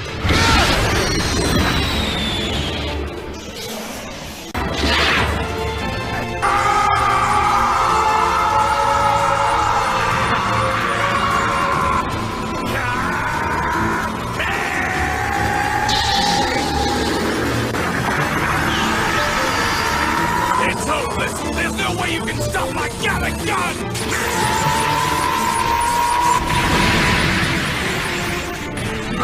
The two warriors' blasts clashed as the very earth was being destroyed around them from the powers on display. However, it once again became all too clear that Vegeta would not win this clash, as Goku with one final push ended the beam struggle, overpowering Vegeta's Gallic gun and launching him upwards towards the sky. Once everything was settled and the dust cleared, it became quite clear who the victor of this battle was. Nappa falling to his knees, almost irate in his unwillingness to accept that Vegeta could even remotely have been defeated in such a manner, let alone killed, especially by one they consider as low-class trash. Krillin then walked towards him, not getting close enough for him to be within range of Nappa able to try something, not that anything he tried would work, but just enough so that he wouldn't have to be shouting while he was talking to him so that he can clearly understand his words. Telling Nappa that, to be fair, neither him nor Vegeta even remotely stood a chance, as this wasn't even Goku at his full power, and if he wanted to, he could have ended this battle ages ago. But instead he chose to respect Vegeta's pride as a warrior, and thus educate him on how he could improve in the future, opting the idea to Nappa that he should take Goku's advice, so that way he can better himself also, giving him a chance as he had it right now in order to be able to leave the planet. Meanwhile, up in the higher atmosphere, Vegeta managed to roll off the Kamehameha wave, although he was severely injured and badly damaged. At this point, he was nearly demoralized, hating his feeling of defeat and pain that was coursing through his body right now. This humiliation reminding him of Zarbon, Dodoria, and even Frieza, noting them as the only ones other than Kakarot who was able to make him feel this way. Damn it! I can't believe it. My blood. My noble blood, spilled by the likes of such trash? Grr. I hate it. I hate it! No. There must be a way. I can still win. I know I could. Shit. As much as I hate using this form, I have no choice. Vegeta managed to calm himself, calming his nerves. However, the plan he would choose to enact in order to be able to secure a win wouldn't be able to happen at this point in time, given the fact that not only did all the Z fighters arrive on time and early, but the battle pretty much ended in less amount of time than it did originally. So it still would not be anywhere near close for the moon to become visible. So Vegeta opted to use his next best option, and that would be a Power Ball. Vegeta smiled, as this would not only be able to benefit him, but even somebody like Nappa. It's a good thing that he kept him alive, I guess. Vegeta came down from the sky, landing back on the ground. Everyone was a bit shocked by this, as they thought that Goku's attack had finished him off. Even Goku was a bit more surprised to see that Vegeta was a lot more intact than what he thought he should be, praising Vegeta on his durability, but also pointing out that there was no chance he even had of winning. However, Vegeta just smiled and began to snicker, calling Goku a fool, saying to him that it was a mistake not keeping his tail. Goku was shocked and taken aback by this, but moving quickly, Vegeta shouted over to Nappa to look up into the sky, as he was about to unleash a move that would secure them victory. Charging up a Power Ball, Goku immediately got into a stance ready to block it off, but then Vegeta suddenly threw it up into the air, screaming out, "Burst open and mix." Suddenly a bright light overshadowed the group, somewhat blinding them as they turned away, but not Vegeta and Nappa, both beginning to chuckle as they looked towards, their size and shape changing as they begin to grow, larger and larger still, turning into giant Osarus. Completing the transformation, Vegeta shouts to the group, "Tremble in fear. This is the end for all of you. Say goodbye!" Goku barely had any time to react as Vegeta was throwing a giant punch towards him, quickly jumping into Kaioken times 4.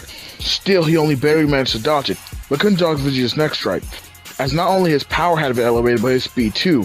He managed to land a kick, hitting Goku hard, sending him flying through a mountain, as Nappa fired a giant break cannon, shooting it down directly towards Chaozu and Yajirobe. Tien screams out, "No, Chaozu!" as he burst into Kaioken ×3, but unfortunately for him, he wouldn't make it in time, as both Yajirobe and Chaozu were instantly vaporized. Tien in his fury and anger charged up a big Kiko hole, and given the aspects and properties of the Kiko hole, plus being boosted by Kaioken, this was actually able, when Tien fired it, to not only knock Nappa down, but actually do a little bit of damage to him. Tien goes to try to fire another one, but instantly Vegeta appeared behind him. And with Tien off guard, he had no chance of even avoiding Vegeta's attack, as Vegeta clasped his hands around him, crushing Tien instantly, killing him in the process. But Vegeta wouldn't have any time to celebrate or relax, as Krillin in his fear and anger had thrown a bunch of Super Kienzans Vegeta's way. However, this would be ineffectual, as Vegeta managed to dodge most of them, only getting cut across his armor and shoulder by the last one. But before he could throw an attack back at Krillin, Krillin got right in his face using a Kaioken, temporarily blinding him, allowing him, while he was in this Kaioken state, to rush over and grab up Piccolo and Yamcha, and head over to where Goku landed. As he flew away, Vegeta was screaming, shouting out, "Damn you, you pesky little bug! When I find you, Nappa, get up already! Stop sleeping on the job! It's time we finish off these cockroaches once and for all." Once Krillin reached the location, he stopped, huffing and puffing as he was using a Kaioken ×5, which was indeed putting a heavy strain on his body. Noticing that Goku was indeed here, and although he was still alive, he was currently unconscious, in the same state as Yamcha, except even more heavily injured. Damn it. I didn't expect him to be that strong. Even at a Kaioken ×5, I'm still no match for him. Do we happen to have any senzu beans on hand? No, I'm sorry. They were with Yajirobe, and so... Well, least I can say is thank you for earlier. After all, you did save my life. If it wasn't for that, I'd be just in as bad a state as them. And if I go, that means Kami goes. So, you don't have to tell me that. I already know the results. But right now, unless we can find some way to stop them, then it means we're screwed. And with both Yamcha and Goku in their current conditions, they'll be no use to us. Wait a second. What about that ball up there in the sky? What do you mean? Well, I mean, after all, Vegeta did summon it. Perhaps it's the source of their power. What if we take it down? Do you think that they would revert back to normal? Yeah, it's a possibility. Let me see, I think King Kai said something about this transformation. Thinking back on it, he did tell us a little bit more about the Saiyans, and how they could transform into giant monkeys, but they needed something called blood sways, I think it was. That way it would help them transform. But I thought he said that they needed the moon or something like that. I mean, that doesn't look like no moon to me. Perhaps not. But maybe it doesn't necessarily require the moon. Maybe it's some type of energy that it gives off. Perhaps it's emitting this energy now, in some type of form or fashion, that allows them to transform, even without the presence of a moon. It's worth a shot to try, but maybe that's not our only option. Perhaps we'll be able to use their tails against them. I remember when I grabbed onto Raditz's, it was able to immobilize him, and completely stop him from moving. Even when I grabbed onto Goku's back when we were kids, I used to use this tactic against him. But maybe not. I don't think that at our current size we'll be able to do much damage, even if we were to be able to grab onto it. And it's no guaranteed. After all, Goku did train in order to be able to overcome that weakness. So I think we'll try your idea with the whole Powerball situation. And if not, then I have one more trick up my sleeve. It won't make it any easier with these two out of commission, but I guess I'll have to have some faith. Heh, you changed, you know. I would have honestly never expected you to be able to help with a plan like this, especially with someone like me. Don't get it twisted. I still aim to kill you one day. But for now, it just so happens that our goals align. Still, I guess you can thank this one. He pointed down to Yamcha, for it was him who sort of showed me a new path, a path to strength that I didn't think possible. Come to think of it, Goku's words from earlier further emphasized the point that Yamcha was trying to teach me. In fact, it reminded me of some words you said to me back at the tournament. So as much as I hate to say it, I guess I owe my growth in power and strength to you as well. Well, guess no time to sit around here anymore. What do you say we go put down some monkeys? I'm right behind you. The two rocketed back towards the battlefield. Nappa, being the first to spot them, quickly points out to Vegeta. before firing off another break cannon towards Krillin. However, Krillin immediately bursts into Kaioken times 5, dodging it and zooming straight for Nappa, hitting him directly into the chest, but not only hitting him, punching straight through him, blowing a giant hole within his chest. As he went through, he turned around and then did a Super Kamehameha, not only expanding the hole but completely eviscerating Nappa in the process. Vegeta roared in anger as he began to get ready to charge at Krillin, only to have a giant green fist punch him right in the face. Seeing that Piccolo had used his giantification technique in order to be able to somewhat try to measure up to Vegeta's level. However, given the fact that yes, it did indeed give Piccolo somewhat of a strength boost, it was nowhere near enough to even do remote damage to Vegeta. Vegeta easily shrugging off the blow and throwing a punch straight into Piccolo's gut. This made him cough up blood as he began to lose his giantification form, shrinking back down. But this was exactly the distraction that Krillin needed, as he had another key attack towards the Power Ball. Now, this is where some controversy is going to come in. I'm going to have the Power Ball be destroyed, but I'm also going to have Vegeta remain transformed. Now, I know that some people may end up disagreeing with it, and I myself am not too sold on the idea, as I think that the Power Ball may so act as the moon, and thus when it is destroyed, it may be possible for it to revert Vegeta back to normal, or any Great Ape for that matter. However, even during this saga, while the Power Ball was still up, Vegeta elected not to destroy it once Gohan transformed into a Great Ape. So, you know, it's a possibility, but I think I would need a bit more stronger evidence before I just concretely say that. So in this case, I'm just going to have it be destroyed, but it not be effectual against Vegeta. Hopefully you guys are a bit more okay with that, but I just think that it could work either way until I see something that kind of suggests otherwise. I mean, after all, the moon isn't the only way for Saiyan to be able to transform. In fact, these same type of blood waves or energy waves can be emitted from the Earth, as seen in GT. Although GT's not canon, this is still a type of process that could seemingly work. I mean, that's what the whole Power Ball is. In the first place, it acts as a substitute for the necessary blood waves when you don't have a moon present. That being said, let's go on and get back into this. The explosion of the Power Ball, since it was a miniaturized ki blast raining down from the sky. However, once the smoke and light dissipated, Krillin still saw that Vegeta was there. Not only was he still transformed, but it had no effect on him at all.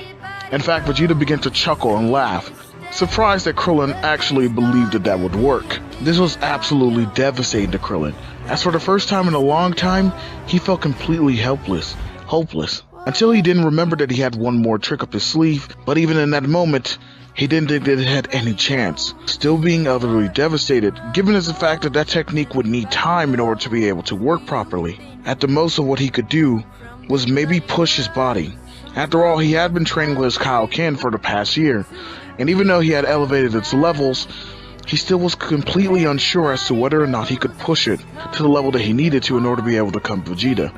If he could just manage to get it up to a times 6 at least, he would then have the power necessary in order to be able to overcome Vegeta. However, at this point, he was feeling the burn, the overwhelming amount of exhaustion overcoming his body, because once again he had been using a Kaioken times 5 at this point, which was still putting a significant amount of strain onto him. To push it even further, that was suicide, he thought to himself. But at this point, he really had no other options. Nevertheless, both of the things that he could think of would take time in order to be able to activate. Using the instant transmission, he teleports down to where Piccolo is after locating his energy, grabbing onto him and teleporting away from Vegeta's sight. Given the devastation of the battlefield, there were still many things that they could use to hide behind. Piccolo was indeed still conscious, but he was also badly injured. Krillin informing him that their strategy didn't work, and that he did have at least 2 more things that he could possibly use, but both of them would take time in order for him to be able to activate and use them properly. He first told Piccolo about the fact that he could potentially push his Kaioken up to the next level, which would give him the power in order to be able to overcome Vegeta with one attack. However, this would probably end up killing him in the process. He then told Piccolo about the Spirit Bomb, and how he was sure that this would be a surefire kill on Vegeta, but that the amount of time it would take to gather enough energy would in turn give Vegeta more than enough time in order to be able to kill him. So he suggested to Piccolo that they end up going with the first option, given the fact that charging up his Kaioken would take a significantly less amount of time than it would have to charge a Spirit Bomb, asking Piccolo that if he could use Giantification for just one more time, he could catch Vegeta off guard to where he would be able to deliver this attack upon him. However, he did let Piccolo know that it would most likely end up in his death. Of course, Piccolo ended up laughing this off, as at this point he didn't even really care. He just really wanted to beat this guy, no matter what it took, even if that meant sacrificing himself. He was glad to lay down his life for this cause. However, their time for resting swiftly came to an end as Vegeta grew tired of the game of hide and seek and just began blasting the whole entire area. Acting quickly, Krillin managed to grab Piccolo and get them out of the way, but try as they might, they weren't able to find any cover, as Krillin had to focus and put all of his energy on keeping them from getting hit, knowing that it would mean the death of them if any one of these attacks were to touch them. But as time went on, it slowly became clear that Krillin wasn't going to be able to dodge forever. All hope seemed lost until he heard a familiar voice and an attack scream out, "Sokidan!" and "Kamehameha!" Both attacks slammed dead into Vegeta, grabbing his attention. As he turned it towards, we end up seeing both Goku and Yamcha. As they're staring Vegeta down, breathing heavily, Vegeta growls angrily in a low tone, as Krillin just looks up in excitement, happy to see that both his friends are okay, and that they've come back to help aid him in the final stretch of this battle. Goku and Yamcha immediately started shooting out large volleys of ki blasts at Vegeta, in order to be able to keep him distracted so that way Krillin can get away. Vegeta, although annoyed, wasn't really taking all that much damage. Over time, it did start to build up, but as he was blocking, he did end up noticing that Krillin, while carrying Piccolo, was flying off into the other direction in order to be able to get away. Out the corner of his eye, using his peripheral vision, he fired off a large ki blast with his other hand, while he used one to maintain blocking the ki volleys that were being shot off by both Goku and Yamcha. His energy blast came hurtling at breakneck speeds towards Krillin and Piccolo, catching Krillin by surprise as he wasn't expecting it. Turning around looking behind him, he looked upon what he thought would be both of their deaths, as he felt there was no way he'd be able to dodge in time, given just how fast the blast was moving towards him. But at the last moment, Piccolo ended up making the ultimate sacrifice, breaking away from Krillin's grip and pushing him off to the side, getting him out of the range of the blast, but taking it on full force, as he was completely incinerated. Immediately, both Goku and Yamcha stopped firing their energy volleys, and Yamcha, with tears in his eyes, flew into a rage, his power flaring up as he shouted out Kaioken ×2, charging up a Kamehameha wave. Images of the time he spent with Piccolo in the Hyperbolic Time Chamber flashing through his eyes. Goku, feeding off of Yamcha's passion, charged himself up to a Kaioken ×5, and also charged up a Kamehameha wave. Both of them fired the dual Kamehameha wave blast straight towards Vegeta. Vegeta firing his own mouth blast in order to be able to counter them. A beam struggle ended up happening as the two parties clashed against each other. Krillin managed to get a hold of his bearings and landed on the ground. He took the time to raise his hands up in the air and begin charging up for the Spirit Bomb. "I beg you, oceans, people, animals, vast lands of the earth, please lend me your energy." As Krillin began to gather energy for the Spirit Bomb, we transfer back over to the beam clash between Vegeta, Goku, and Yamcha. It was clearly being shown that Vegeta began to overpower the two. Try as they might, they weren't able to muster up enough strength. However, Yamcha started thinking about Piccolo, the loss that he has suffered, truly even starting to consider Piccolo a friend, a comrade who had just started to change his ways. And even though he knew that it was probably suicide, and most likely lead to his death, he charged up, powering up to Kaioken ×3. Immediately his muscles bulged. The evidence of the damage was clear, as his blood vessels began to pop. Blood was leaking from his eyes, his nose, and even his ears. Goku, not wanting to be the one to end up holding the group back, and seeing the condition of Yamcha, further increased his power as well, to a Kaioken ×6. And where this helped a little, they were able to push the blast back towards Vegeta somewhat. But still, nevertheless, Vegeta persisted, further increasing his power and pushing the two back again. Only this time, Yamcha couldn't hold out anymore, telling Goku that he was sorry, as he let go, and he fell to the ground, dead. Goku shouted in anger, telling them that his sacrifice would not be in vain, and that no matter what, he could not and would not lose this fight, pushing himself up even further as his muscles began to expand and his body began to break down on him. He didn't care. It didn't matter what he had to do. He pushed and he pushed, even raising his power up to its absolute limit. Kaioken ×7. Even Vegeta felt the pushback on that one, as he had been burning through his reserves of power as well. Even if he thought that he could still win this battle, he wouldn't be leaving it unscathed. And with this, it was a stalemate, a dead even draw. Even though Goku was pushing with everything he had in all his might, there was still more depths of power that Vegeta could add into. He still had a bit more reserves, and slowly but surely began to push it back. However, he wouldn't be able to overcome Goku in time, as a glowing light began to illuminate behind him, grabbing his attention, as he heard in a fiery voice, "Enough! Take this! Spirit Bomb!" Vegeta couldn't do anything. He couldn't even react, as the bomb immediately hit him, blasting him off high up into the air. Only the screams of agony could be heard, as he was covered in a blinding light. And as the light began to dissipate, Goku finally put his arms down, falling to one knee. "It's over. Thank you, my friends." He wasn't in pretty bad shape, but for all intents and purposes, he was still very much alive. Krillin now teleporting over to his side, helping him back over to his feet, as Goku could barely even stand, and definitely would not be able to fight anymore. I'm sorry, Goku. If only I just wasn't strong enough to. Hey, what are you talking about? If it wasn't for you, we'd be dead right now. Look, I understand about the sacrifice that was made here today, but trust me, in the end it was worth it. This was the least we could do for them, to protect the people of the Earth, and the planet itself. But as the two lament over the battle, Krillin looked up towards the sky, only noticed something was falling from it.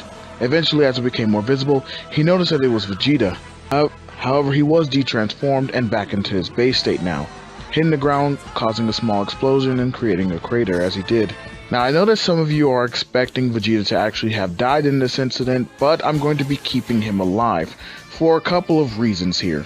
One, even though there's no loss of energy with the Spirit Bomb, and Vegeta does take on the full brunt of it, unlike in the original, where Vegeta had blasted Goku after he had finished creating the Spirit Bomb, thus losing a significant portion of its power. I don't think it necessarily changes all too much, whereas if it was in Vegeta's base state, most likely he would have been vaporized and murdered. But however, given the fact that he was in his Great Ape state with heightened power and ability, I'd say that there's a strong chance that he definitely would have been able to survive this.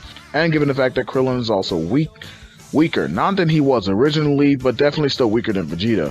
So due to the fact that he's transformed into a giant ape, I think that there's a better chance for him to be able to survive even if he was hit at full power. So again, this more so still falls back on his dexterity, whereas with the giant ape, I think he has enough power backing him up to where it necessarily wouldn't be able to kill him due to him being in that form and being at a higher elevated set of power, and that even if it was able to affect him, that I still think that he is durable enough and has the ability to endure such a level of attack, and in fact he'd still be around kicking. However, there are still some caveats to this, given the fact that Krillin is significantly stronger than he was originally or in the original timeline. I'm going to sit here and say that Vegeta is as crippled as he was after Gohan fell on him. So yeah, Vegeta is still going to be out of commission. It's not like he's going to get back up and, fight them. I still think that he would be able to survive this. After a few moments, Vegeta's body began to stir. As his eyes opened, he looked around to see that nobody was in his immediate vicinity.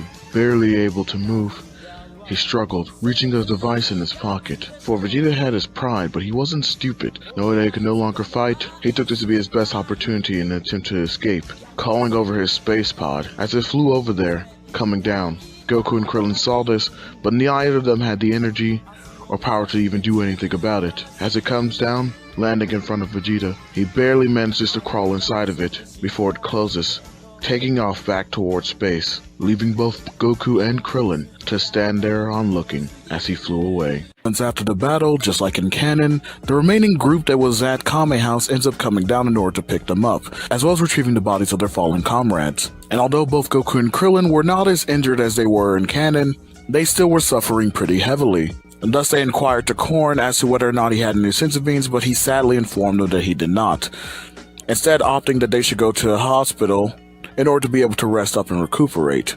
Albeit this was still more so for the benefit of Goku rather than Krillin, On the plane right there, the group begins discussing the most recent events that just transpire, mainly in speaking towards the idea of coming up with a way in order to be able to resurrect everyone who ended up dying on the battlefield. Given the fact that as far as they knew, without Kami they lacked Dragon Balls and thus had no other way in order to be able to restore people back to the land of the living. In the midst of their wondering, Goku ends up chiming up, revealing that he remembers something that was specifically said on the battlefield. This would be the fact that Nappa called Piccolo a Namekian. At first the group is lost on the significance of this.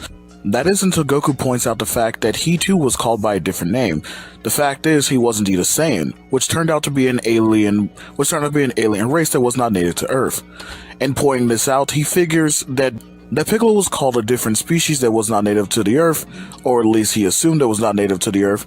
He had to surmise the idea that he too could possibly have been an alien, and that whatever home planet that he was on, there could be a lot more like him, that most likely, or at least he was hoping, would have created Dragon Balls, thus for them to be able to use, and that they could just go to that planet, thus allowing them to be able to bring their friends back to life. The entire group was shocked, as for one, they recognized that that was a good idea, and did have a possibility of working, and two, that it was coming from Goku of all people, as I never expected him to be, well, as intelligent as he was showcasing here. However, both Krillin and Bulma point out that they have no way of knowing where Namek is. That's when the group begins to hear a voice inside of their heads, which turns out to be King Kai, pointing out the idea that he knew exactly where Namek was, given the fact that he is the Kai over this domain, and we've seen in both canon and non-canon that King Kai was indeed able to help and point out not only where Namek was, including New Namek after the original Namek was destroyed, but also where other planets were, even if they weren't inside of his domain. Once getting to the hospital, we established that Goku would be healed in no more than a month. This is actually significantly less time than he was healed originally in canon, and not only that, it is also pointed out in the original canon that Korn would have new senzu beans within the same amount of time, so this works on both levels. Once Goku was recuperated and fully healed, they would end up making the trip to Namek. In the meantime, both Goku and Krillin made it a point to continue their training, because although they were also informed by King Kai that the Namekians are a peaceful race, and do not particularly like violence, and they are more or less like Kami, where they are very much gentle, the duo still didn't have an exact idea as to what to expect. Mainly they were worried about the fact that Vegeta was still on the hunt for the Dragon Balls, and most likely once he recuperated himself, that there was a possibility that he would still be in search for the Dragon Balls, maybe even ending up going to Namek himself. And knowing him, it was a high likelihood that he would not be going there at the same power level that he was when they fought on Earth, and that he would be most likely significantly stronger than what they saw him as here. So they want to be prepared for such a possibility. Bulma then chimed in, expressing the idea that she may have a way to help them with their training, as a year ago she got very intrigued with the idea of gravity training after hearing the properties of King Kai's planet and how it could make you significantly stronger. Bulma then goes on to reveal the fact that she had indeed created a gravity chamber that she was intending to use to help the Z fighters with their training, but wasn't able to do it before the Saiyans arrived. However, it was available to them, and it could not only go up to just 10 times gravity, but actually can go even further than that. Both Goku and Krillin's eyes widened as they perked up in excitement. The only problem that they saw with this was the fact that it would take at least again a month for Goku to be able to recuperate, so they wouldn't have much time to be able to use it. It would only be a benefit to Krillin as he was less injured, but given the fact that they both know that training partners can make you significantly stronger, they both thought it would be much more beneficial if Goku was able to go with them. This actually ended up giving Bulma another idea. Rather than teleporting to Namek, what if she could actually incorporate this gravity chamber within a ship of some kind that could end up completing the trip to Namek, but also give them the time to train. Thus, once Goku recuperated, this would be ready and available for them to be able to use, and they can both get the benefits that comes with training in the gravity chamber. Her further going on to point out to whereas they don't necessarily have the proper technology in order to create a ship like that on Earth, that wouldn't end up being that much of a problem going forward, given the fact that she pointed out to both Goku and Krillin was currently in the process of retrieving the other space pod that Nappa came in when the Saiyans landed on Earth. And that once they had it, along with the help of her father, they should be able to fashion a ship based around that technology in order to aid them in their goals. Of course, the caveat being the fact that it would take a bit longer in order to be able to fashion a ship, much longer than what Goku would be recuperating for, but no more than 5 months at the most. Both Krillin and Goku, although reluctant at first, ended up accepting Bulma's proposal. as it was the best options for them going forward. And they didn't really mind the time off. It would give them ample time to rest, and they could still do some training outside of the gravity chamber that should be effective. Although we're getting another time skip, nothing of really note is going to be happening here. Just pretty much over the next 5 months, they're going to do exactly what I proposed, and they're just going to be doing some light training after Goku has recuperated. Him and Krillin are just going to be going back and forth training. Now, actually what I'm going to be doing is actually having Gohan begin to, add in himself there into the fray, and Goku trying to teach him a little bit here and there, because after all, like I said, he does have a personality shift, so he is a bit more family oriented. And given the fact that he was away from Gohan, and given the fact that he's about to go out in space, and who knows how long the journey is going to take, and who knows how long it's going to take him away from the home, he actually decides to start training Gohan along with Krillin and instructing him, not only because this will be a chance for them to do some bonding, but also because he knows that in the hopefully unlikely situation that he should perish, that Gohan would have to take up that step, even though he's still so young, to be part of the Earth's next team of defense. He was going to start pushing that mindset onto him and kind of like begin to teaching him.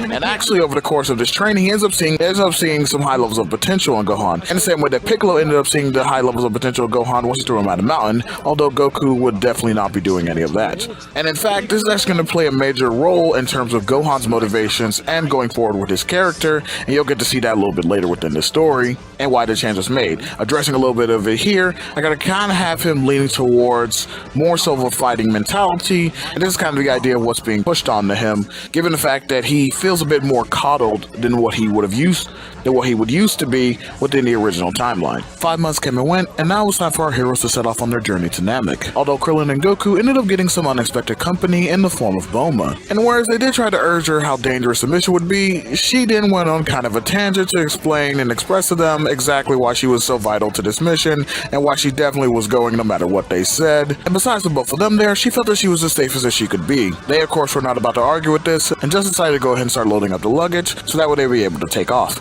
The trio saying goodbye to the rest of their friends and family, Goku giving a special goodbye specifically to Chi-Chi and Gohan, on Chi-Chi's end promising that he would come back to her alive, and even giving her a quick kiss on the cheek, which Krillin does tease him a little bit for. And going down to Gohan, basically reassuring him as well, letting him know that he shouldn't be sad, that he had to protect his mother now. But still with that, Gohan was indeed sad, because he actually really wanted to go with Goku. And even though he actually started begging him within the moment if he could actually travel with him, Goku made sure to let him know he was going to have to put his foot down on this one, wasn't going to be able to allow him to go, especially given the danger of the mission, promising him that he would indeed have his chance and that he should keep training. Gohan, though saddened, does hear his father's words, saying okay. Goku then rubs his head and pulls him in for a hug. Our trio then boarded the ship and gave one last goodbye to their friends and family.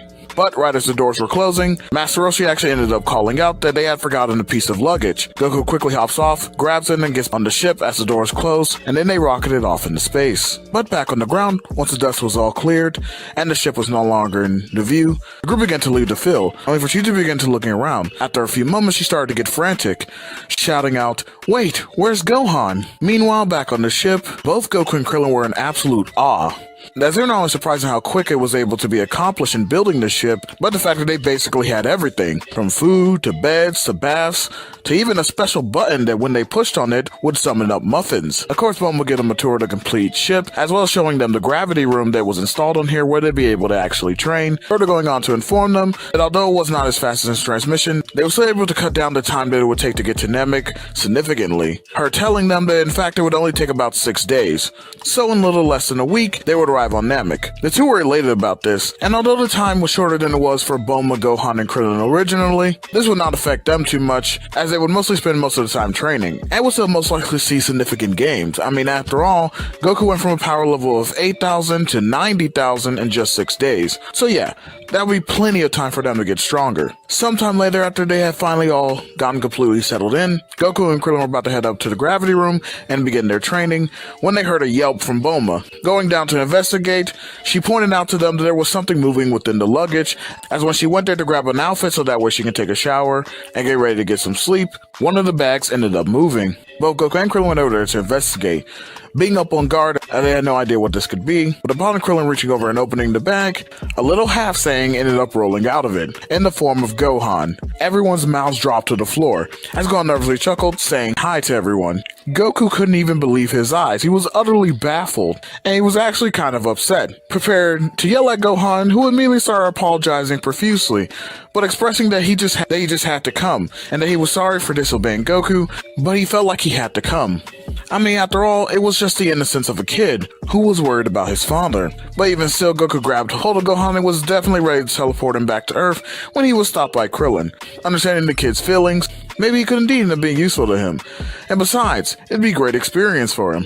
Bulma was actually happy somewhat about this too, as she recognized that both Krillin and Goku would probably be spending most of their time training, and then so that way she wouldn't get lonely, she would actually have someone to be able to talk to and at least hang around. And eventually, after some time, Goku ended up relenting and decided to let him stay, just praying to comment that nothing bad happens to him, otherwise Namek would be the least of his worries.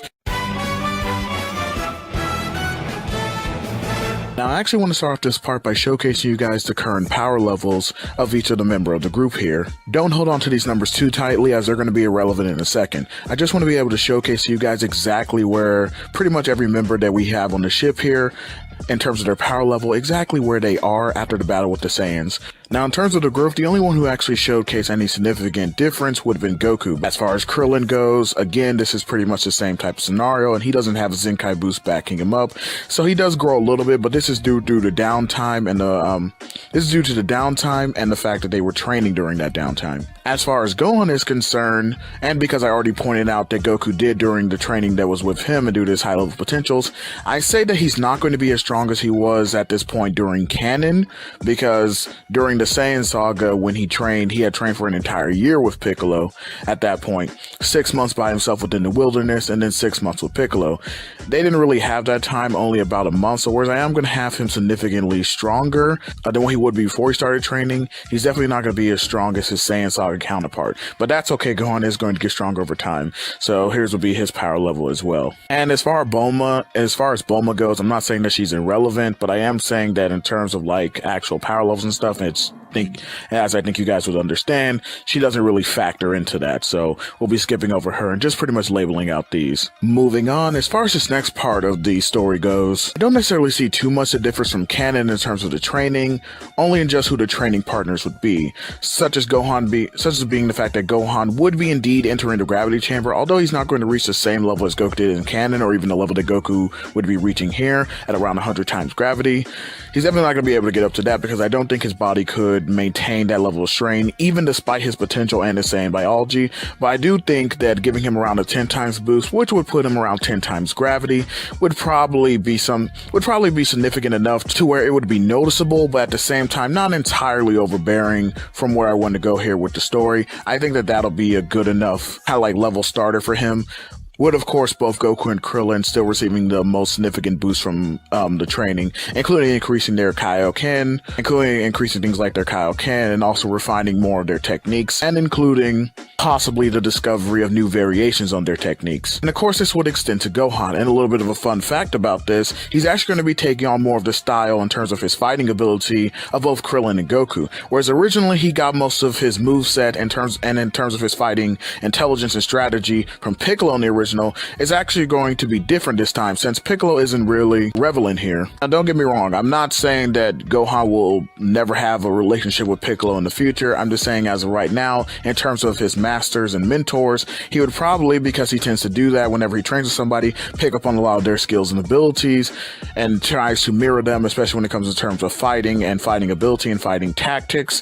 I'm just saying that he's basically going to be mirroring that when it comes to Goku and Krillin. So you won't be seeing him do anything like the Masenko or even the special beam cannon, but more or less probably techniques more akin to the Kamehameha or the Kienzan. Moving right along, the 6 days have now passed and our group has finally touched down on Namek. Noting that other than the obvious color palette swap and the 3 suns, this planet actually has a lot of similarities to Earth, including a breathable atmosphere, that way they wouldn't need their spacesuits while traveling on the planet. Now, before we go any further, I actually want to point out exactly what the power levels are, even though both Goku and Krillin are going to be suppressed, and I will be showcasing you their suppressed power levels. Just wanted to actually go ahead and showcase to you guys exactly where they stand as of right now. Now, in terms of this next part, I was actually kind of contemplating on how I should make the change in the story, because technically in the original, both groups, that being Krillin, Gohan, and Bulma, as well as Vegeta, ended up showing up around the same time as each other, within the span of about 6 months, so it took entirely a 6-month journey. But in this story, I actually had the time significantly cut down from that, and even then it only took about 6 days. Technically speaking, Vegeta should not have shown up yet, although we don't know exactly when Frieza and the rest of his group showed up. Fitting them within this new timeline should be an easy enough squeeze,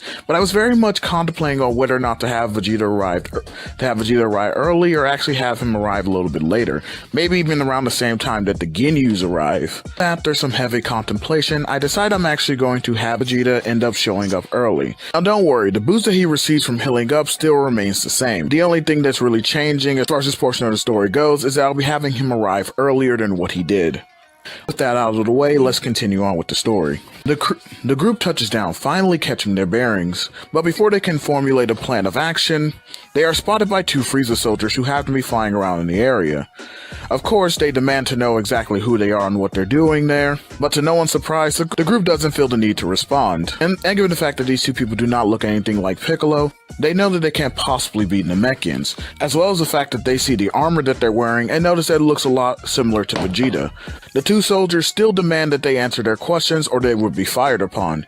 Krillin, looking over to Goku, asks him whether or not that they should capture these guys as a way to gather up information about the situation going on. Whereas Goku indeed thought that was the wisest decision, he actually caught a glimpse of Gohan, who was standing over there looking quite antsy, as though he was very much ready and itching for a fight. Seeing the spark of adventure and excitement, Goku actually smiles, indulging into Gohan's thirst for battle, and telling Krillin that they'll let him handle it. Besides, this will be some great experience for him. After all, it would be his first real fight.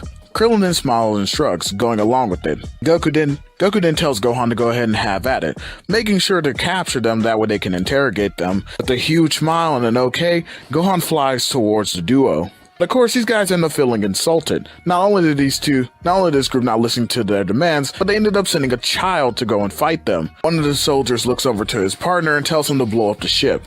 He doesn't want them trying to run away and escape, as they capture them to get ready to take them to Lord Frieza. The soldier then ends up pointing his blast at Gohan, both of them firing at the same time. But as I've already shown you guys, Gohan is significantly stronger than these 2, and is more than capable of handling the situation. But that actually ends up being a problem, as he's too strong, not only blocking off both blasts, but when he actually goes up there to attack these guys, given the fact that he's not acclimating to the lesser gravity, and he hasn't focused on holding his power back, he actually ends up killing both of them, to the shock of everyone below.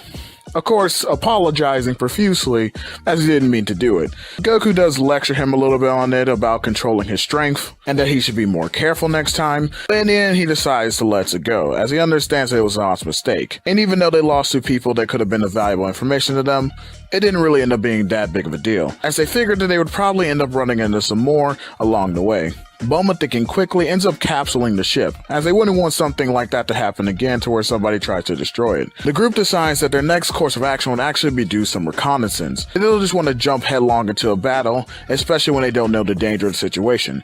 Sure, those 2 soldiers may have been pretty weak, but the next couple that they meet could be significantly stronger, let alone if once again Vegeta is actually on the planet. Masking their powers in of traveling. Their first course of action, in addition to doing recon, is to find a safe place in order to set up base. They end up coming across a cave. Bulma pointing out that this cave would do just fine, it was more than big enough. Not only was it well hidden, it would be a great base of operations for them to move from. But right in that moment, the trio of Gohan, Goku, and Krillin all get a sharp feeling, as they sense an enormous power heading their way. Looking up towards the sky where the power was coming from, they see a space pod, and actually sensing closer, both Krillin and Goku say in unison, "Vegeta?" As they were able to pick up on his key signature. Kicking in the action, the group hurries into the cave and begins to set up camp. As now, given the fact that their suspicions have been confirmed, they want to quickly try and get out there to start focusing on their reconnaissance, usually trying to attempt to get ahead of Vegeta. But right as they're preparing to make the move, Another sharp signal ends up going off, and they end up sensing a massive amount of power heading towards their direction.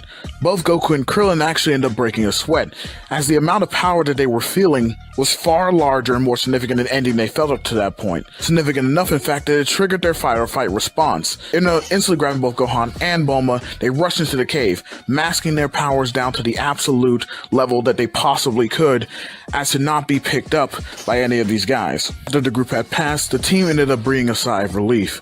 Both Krillin and Goku noting that the one who was leading the charge had to have been their leader, and that this mission was far more dangerous than either of them realized. But not only that, Bulma chimed in with some more bad news, given the fact that as they flew by, the Dragon Radar ended up going off, pinging that there were several Dragon Balls that were flying by as well.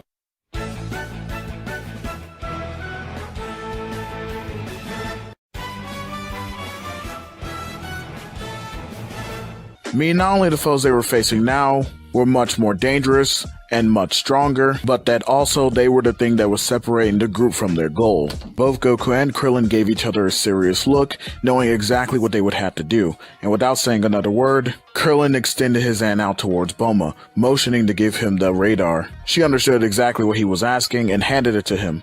She told them to be careful and that she would monitor the home front as well as try to get in contact with everyone back on Earth to let them know to update them on the situation. Both Krillin and Goku nodded before heading out of the cave. They both nod at her, but right as they're about to take off, they both notice that Gohan was trailing behind them, ready to take off with them. However, Goku stops him, putting out a hand to prevent him from going any further. No, Gohan, you're staying here. We're not gonna take you this time. But Father, please! I know you both sensed it, that immense power. That's exactly why you're staying here. Look, we'll be a lot more vulnerable with you out there, so I won't hear any more argument on it. You're staying. But, Dad... Look, Gohan, Goku is right. You have to stay. Besides, you have an important job here too, and you're the only one capable of doing it. You have to protect Bulma, and your father and I can only trust you to be able to handle this. Gohan, although a bit saddened and upset, ended up complying with both the wishes of Goku and Krillin. Goku even patting him on the head and tousling his hair, as to let him know that he was proud of him, and that he did indeed trust him to be able to handle this. Krillin then activated the radar, informing them that there were several Dragon Balls nearby. Goku then grabbed onto Krillin's shoulder and put 2 fingers to his head, and began to search out any energies in that direction. Immediately he picks up on the group, including the massive power that they felt before. He teleported both him and Krillin towards the location. Goku ended up teleporting both of them to a nearby cliffside, where they were overlooking a village, seeing that there were 2 sets of people down there. Ones who look exactly like Piccolo, which they both surmised were the Namekians, and the other ones who were wearing the same armor as Vegeta. They also were able to spot the Dragon Balls were being held by several members of the group, thus picking up on the fact that these must have been the people that they were sensing earlier. The 2 decided to lay low to see how everything played out. As they were mainly doing reconnaissance, trying to gather up information, and look for any openings as to where to strike. Now from here, the story pretty much follows canon, leading up to the deaths of both Cargo and Mori. And whereas though both Goku and Krillin were far more reserved and able to keep up their composure, they couldn't hold back anymore. Springing into action with a burst of speed and power, he actually ends up killing Dodoria in 1 hit before he could kill Dende. The scene looking reminiscent of Kid Goku vs. Drum, where essentially he hits him 1 time, causing him to explode upon impact. This left both Frieza and Zarbon utterly dumbfounded.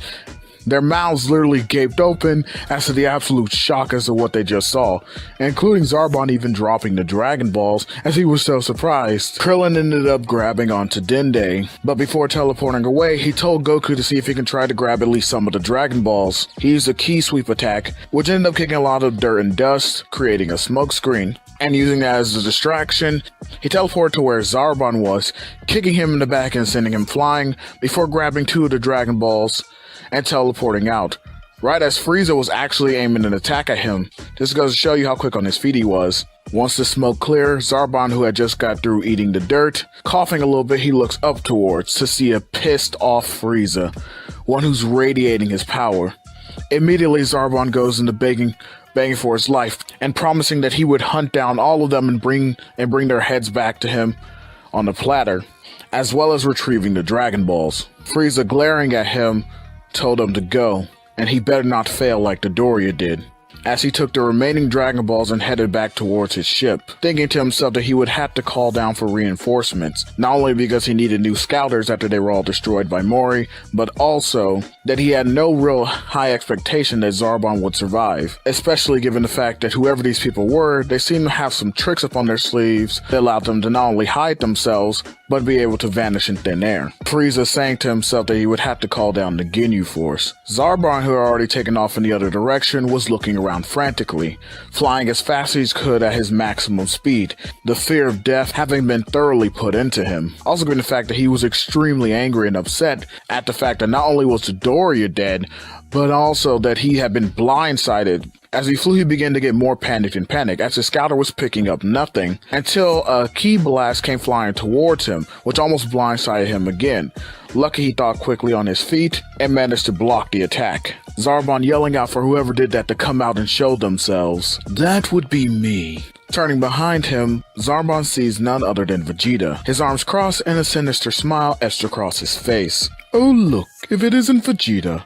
And here I was wondering what the smell and stench of monkey was around here. Wait a second. Zarbon then thought to himself, thinking back to moments before, where he ended up getting a notification on his scouter that Vegeta had ended up killing Kui. And with the current events being as they are, he couldn't help but jump to conclusions, thinking to himself that Vegeta was a part of it, demanding to know if he was with those people that he was chasing. Vegeta was confused and had no idea who he was talking about. Zarbon would then go on to demand Vegeta stop playing dumb, describing what the two people looked like who attacked them, even pointing out that the one who looked like Goku ended up killing the Doria. Vegeta began to laugh at the mentioning of these events. So that blubberingo finally met his end. Not surprising, but that does leave me a bit curious. Why are you here, Kakarot? Zarbon, hearing what Vegeta was saying, goes on to say that he knew it, that Vegeta was indeed working with them, and that he was indeed happy that they ended up meeting him here, because now he could take him back to Lord Frieza for interrogation to find out exactly who those people are, and why are they after the Dragon Balls? Vegeta then smirks, telling Zarbon that no such thing will be happening, that in fact, this is where he's going to take his final breath. Zarbon laughed at him, telling him that just because he was able to defeat Kui doesn't mean that he'll be able to stand up to him, and that he shouldn't put them in the same category, that Zarbon was far stronger than somebody like him could ever be, including far stronger than somebody like Vegeta could ever be as well. Vegeta then told him to shut up, to take his stance so that way they can get this fight started. And this fight pretty much goes the same way as it does in canon, at first the two being even, and then Vegeta ending up getting the upper hand, only for Zarbon to then transform and completely overpower him. But after defeating Vegeta, unlike what he did in canon, he actually ends up radioing to Frieza that he had captured Vegeta, informing him that he knew who those people were that ended up coming after them, and that he probably could have a lead as to where they were taking the Dragon Balls. Frieza was elated at this news and told him to bring him back to the ship for interrogation. While this was going on back at the cave, Goku, Krillin, Bulma, and Gohan had just got through listening to Dende explain to them exactly what the situation was, and even explaining to them about the nature of the Dragon Balls on Namek and how they work, including the fact that you would need a password, or i.e. just know how to speak Namekian, in order to be able to activate the Dragon Balls, and including informing them as to where they could find Grand Elder Guru. Finally, we transfer over to Frieza's spaceship, where he's just gotten finished talking to the Ginyu Force, who informed him that they would be there shortly, bringing him the new scouters that he requested.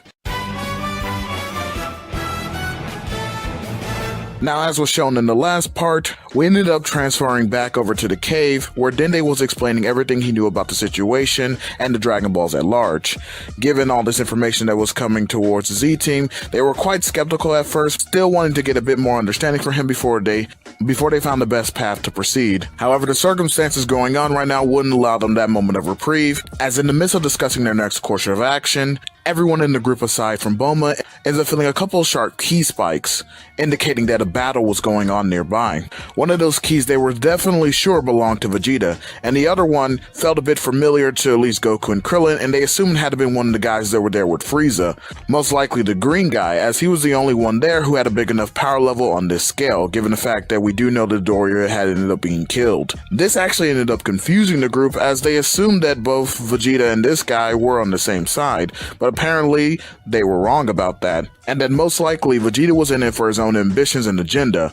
This was actually worrisome to the group because not only would they have to be battling these new foes, but also that they would have to be battling Vegeta at the same time, rather than just having them as a single unit they could attack together. Krillin stepping up basically calms the rest of the group down and informs them that they didn't really have any time to be worrying about all this, and that whereas yes, they were indeed a bit underprepared, they would still have to work with the information that they had, telling the group that the strategy going forward as of right now would be a two-front approach, meaning that one half of the group would be going with Dende to go not only get some more information but also speak with this elder guru guy that he was telling them about, and that the other half would go and check out what is going on back around Frieza's ship and what was happening in the battle with Vegeta, to further do some recon as to figure out exactly what their motivations are, what their plans are, and things of that nature, and how they would be most effective in being able to obtain the Dragon Balls from them, so that way they can use it for their wish. Krillin ends up electing himself to be the one to go with Dende and head over towards Guru's place,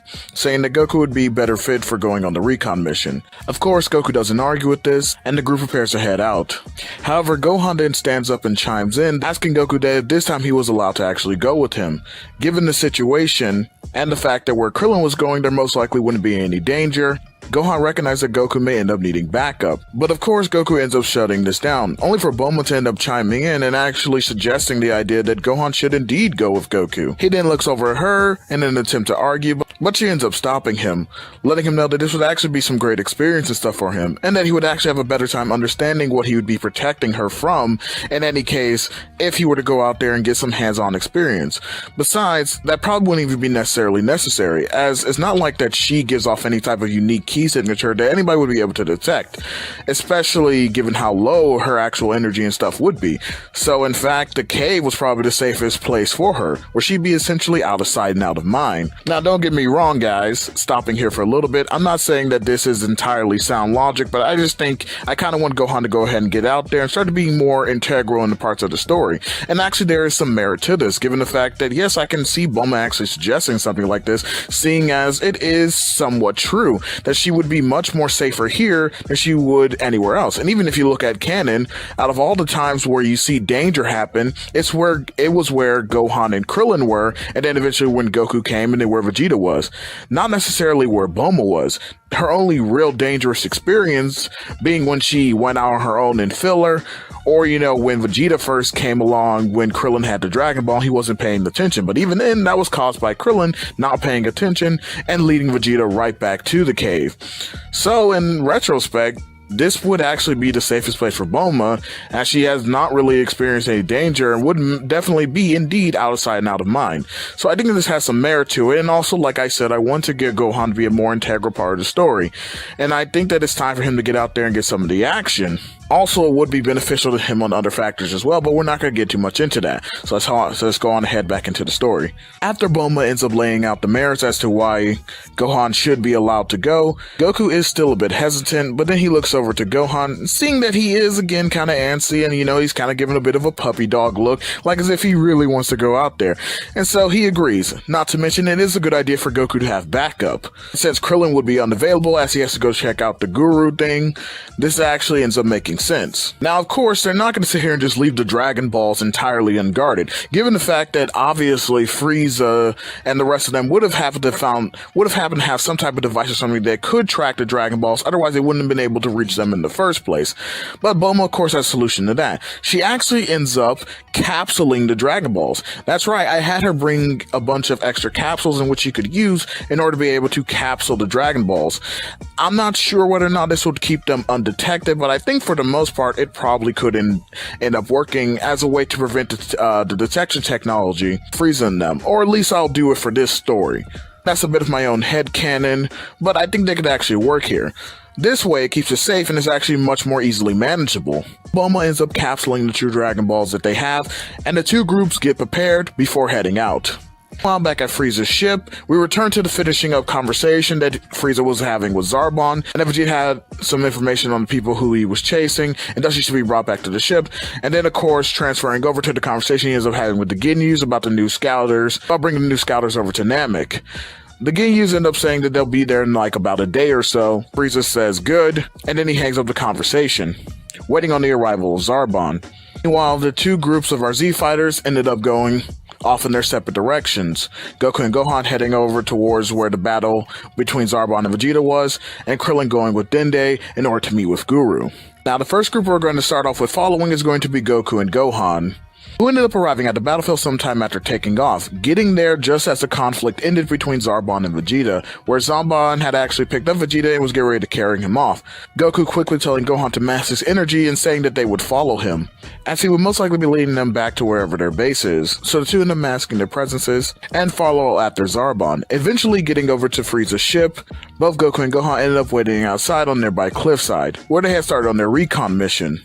Gohan then actually ends up chiming in and pulls out the Dragon Radar, given the fact that he ended up bringing it, Goku giving himself a facepalm for forgetting about it. Clicking it on, they actually get a ping, noticing that there are several more Dragon Balls inside of Frieza's ship, which of course causes the two to give a worrying look to each other, the duo beginning to discuss a plan of action for a way to be able to infiltrate the ship. And of course inside the ship, Zarbon just ended up reporting back to Frieza that his mission was successful, showing the unconscious Vegeta draped over his shoulders. This does actually get Frieza just a tad bit upset, because he was expecting him to at least be conscious enough so they could actually perform the interrogation right away. But Zarbon, with his quick thinking, ended up pointing out that it shouldn't take Vegeta too long to heal. After all, he did manage to actually put up somewhat of a fight. And yes, although he is injured, it is nothing serious or really life-threatening. That way, once he heals up, they could be able to interrogate him on not only the whereabouts of the intruders, but also with the potential knowledge of being able to get their Dragon Balls back. Frieza begrudgingly sighs and tells him to go ahead and take him to the healing pod, also informing Zarbon that he did manage to contact the Ginyu force and that they would be here soon, bringing down some new scouters along with them. Zarbon then acknowledged Frieza's command before heading off and taking Vegeta to the medical bay to where he could get put into a healing pod. Meanwhile, with Krillin and Dende, they just ended up arriving at Guru's palace, landing up in front of the entrance. Krillin asking Dende once again if he was sure that Guru would be able to help them, Dende assuring him and asking him to trust him and that Guru would be the biggest help towards their cause. Telling Duo is met by Nail, who ends up coming out and confronting the both of them, demanding to know who Krillin was and what was their purpose here. Dende stepping up and letting Nail know that they meant no harm, and that Krillin could be trusted. After all, it was him and someone else who ended up saving him from the bad guys who wiped out his village. Expressing to Nail the urgency of the situation and that it was very much imperative that they meet with Guru right away. Nail is a bit hesitant. That's when Guru himself actually chimes in, speaking up to where the whole group can hear him and telling Nail to go ahead and invite them in. Once the two get inside, they end up coming upon the room where Guru was. Krillin is actually taken aback as he looks in astonishment, not knowing that the Namekians could even get as big as him, in an outburst actually calling him a giant. Although he does start actually sweating a bit as he didn't really mean to say that out loud, taking a more reserved expression and trying to laugh it off. Guru then ends up cutting in as the mood and tone become a bit more serious, as he lets them know that he is well aware of what's happening on the planet and the suffering of his people. However, he was not fully aware of Krillin's intentions, as well as the rest of the group who came with him, asking him to come over there and allowing him to place a hand on his head. Krillin, although a bit nervous, ends up complying. Once Guru lays his hand upon him, he ends up looking deep inside of Krillin, reading his mind, becoming fully aware of what's going on and in terms of what Krillin's intentions and what the rest of the group is here doing. Recognizing it as a noble endeavor, informing Krillin that he indeed had a Dragon Ball and that he was willing to help him in his endeavor. However, he asked if he would be able to return the favor, to do everything in his power to help save his people. Krillin obliged, saying that he would do everything he could in order to help save them, as he too understood great loss and wouldn't wish that upon anyone. Guru then ends up handing over the Dragon Ball to Krillin, but before he leaves, Guru tells Krillin to wait a moment, saying that he looked deep down inside of him and saw that he had an immense untapped potential, telling him that he had the ability to be able to unlock this, and that this would greatly not only increase his power but also help aid him going further in the future. Krillin was actually elated to hear this, especially given what he felt and knowing what he was up against. This would probably be just the ticket that he needs in order to secure victory in this endeavor. Guru then once again places his hand on Krillin's head. We transfer back over to the cliffside where both Goku and Gohan have finished with their preparations. Goku telling Gohan to let's go over the plan one more time, just to make sure that he understands. Alright, Dad, I think I got it. So you want me to stay out here and be the lookout, right? Kinda like your eyes in the sky. Remember to mask your energy. We don't know if there will still be... We don't know what technology they have. They still may be able to pick up on our energies if we raise them too high. Now I'm going to infiltrate the ship and secure the Dragon Balls. We'll synchronize our energies and keep a telepathic link with each other. That way if I'm in any danger, I can go ahead and let you know. But that doesn't mean you get to act brash. If it gets a bit too dangerous, I want you to run away as far as you can, got it? Because if I fall, it's gonna be up to you. And so I need you to stay alive, okay, kid? Don't worry, Dad, I understand. Now come on, let's do this.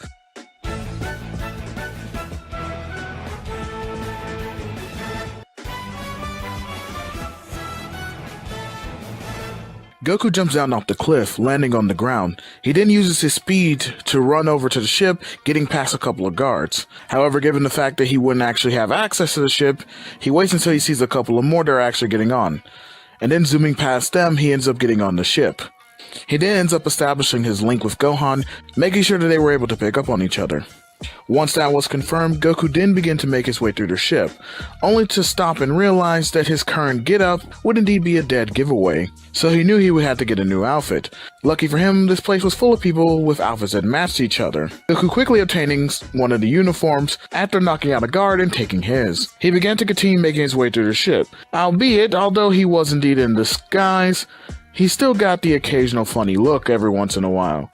He looked very nervous and suspicious at times, but ended up doing his best in order to be able to play it off. As Goku continues to search, he becomes quite weary, given the fact that he hasn't found anything, and the ship is actually much bigger than what he thought it was.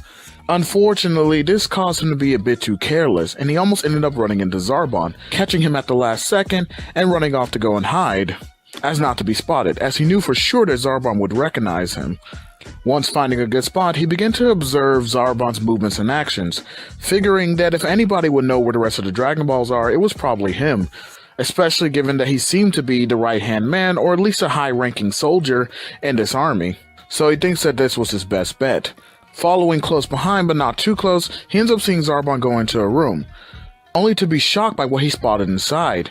In a quick glance, he ended up spotting Vegeta, that was in some strange type of tube or whatever, with some strange liquid covering him, and a breathing apparatus. Inside the room, Zarbon basically checks on the condition of Frieza, Apul letting him know that he basically was already healed, and that at any moment he'd be ready to come out of the pod. Zarbon telling Apul that that was good, and to keep him informed as to when he let Vegeta out. As Zarbon exited the room, Goku was all set to start following him, but then he started contemplating it for a moment.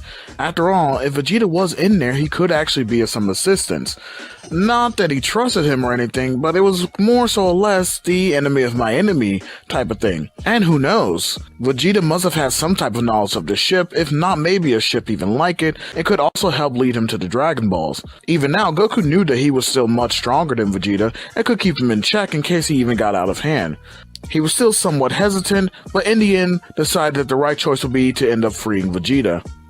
So going up to the door, he ends up opening it.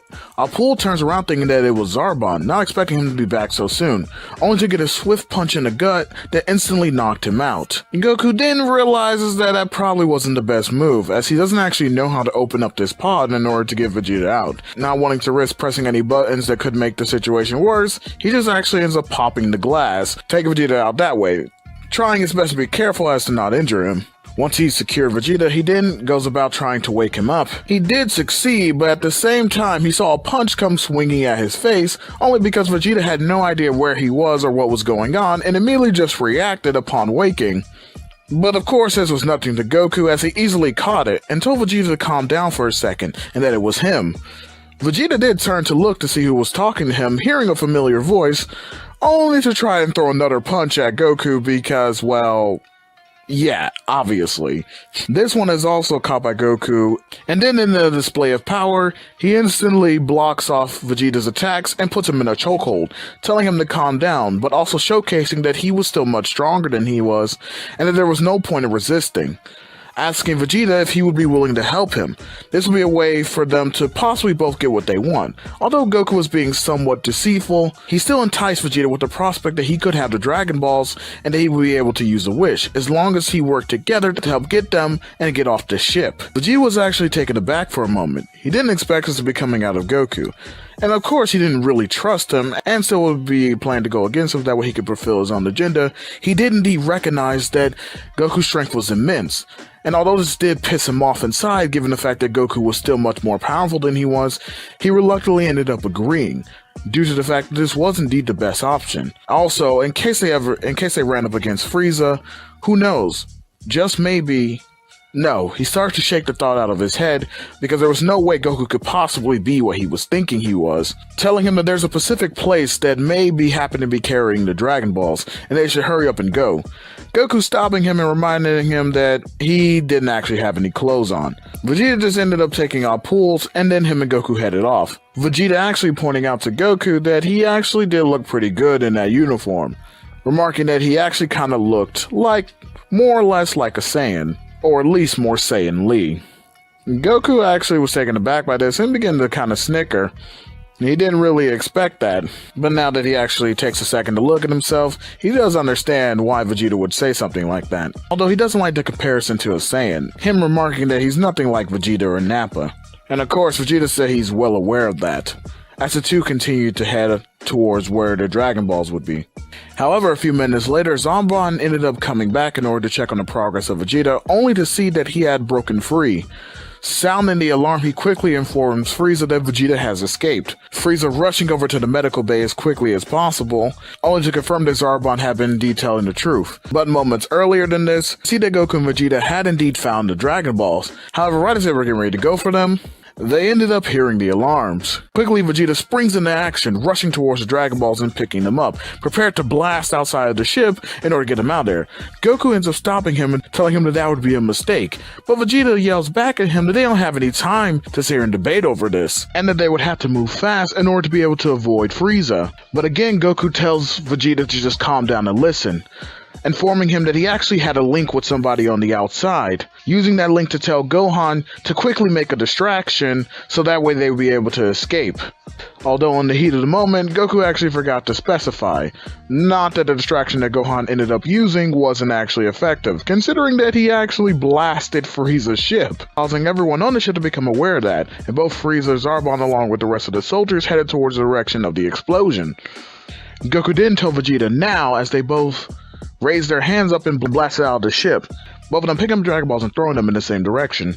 The two then rocket out, grabbing Gohan along the way as they head towards the direction in which they threw the Dragon Balls. Back at the explosion area, Frieza and Zarbon don't actually see anybody, nor do any of the soldiers when they go looking for who made the explosion, only to then realize that Vegeta must have played a trick on them, using this as a distraction so he could, oh no. Both Frieza and Zarbon rushed back towards the area where the Dragon Balls were being kept, only to see that all of them were gone, and that there was a giant hole inside of the dome. Frieza was absolutely livid, his energy flaring up, and actually ended up killing a few of the much weaker soldiers who were right there in his vicinity. Zarbon then shouted out that he was already on it, telling Frieza that he will be bringing back Vegeta's head along with the rest of the Dragon Balls. Frieza told him he better, and that he'd be holding him personally responsible, and that he only has a limited amount of time. He then told him that he understood, and headed towards the direction that he thought Vegeta was heading in. Meanwhile, back at Guru's, both Krillin and Dende were leaving the palace, thanking Guru for all of his help. Krillin once again assuring Guru that he would uphold his promise, as the two began rocketing back towards the cave, both teams on a collision course of fate.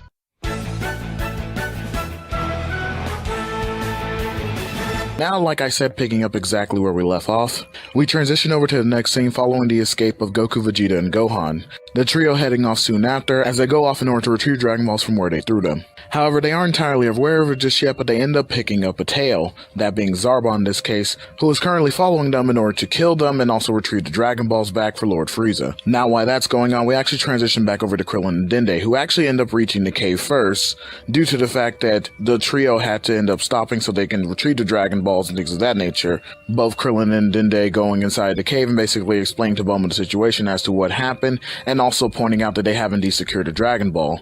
After a few minutes of catching her up on their side of the current situation, Krillin elects himself to go out and find Goku and Gohan.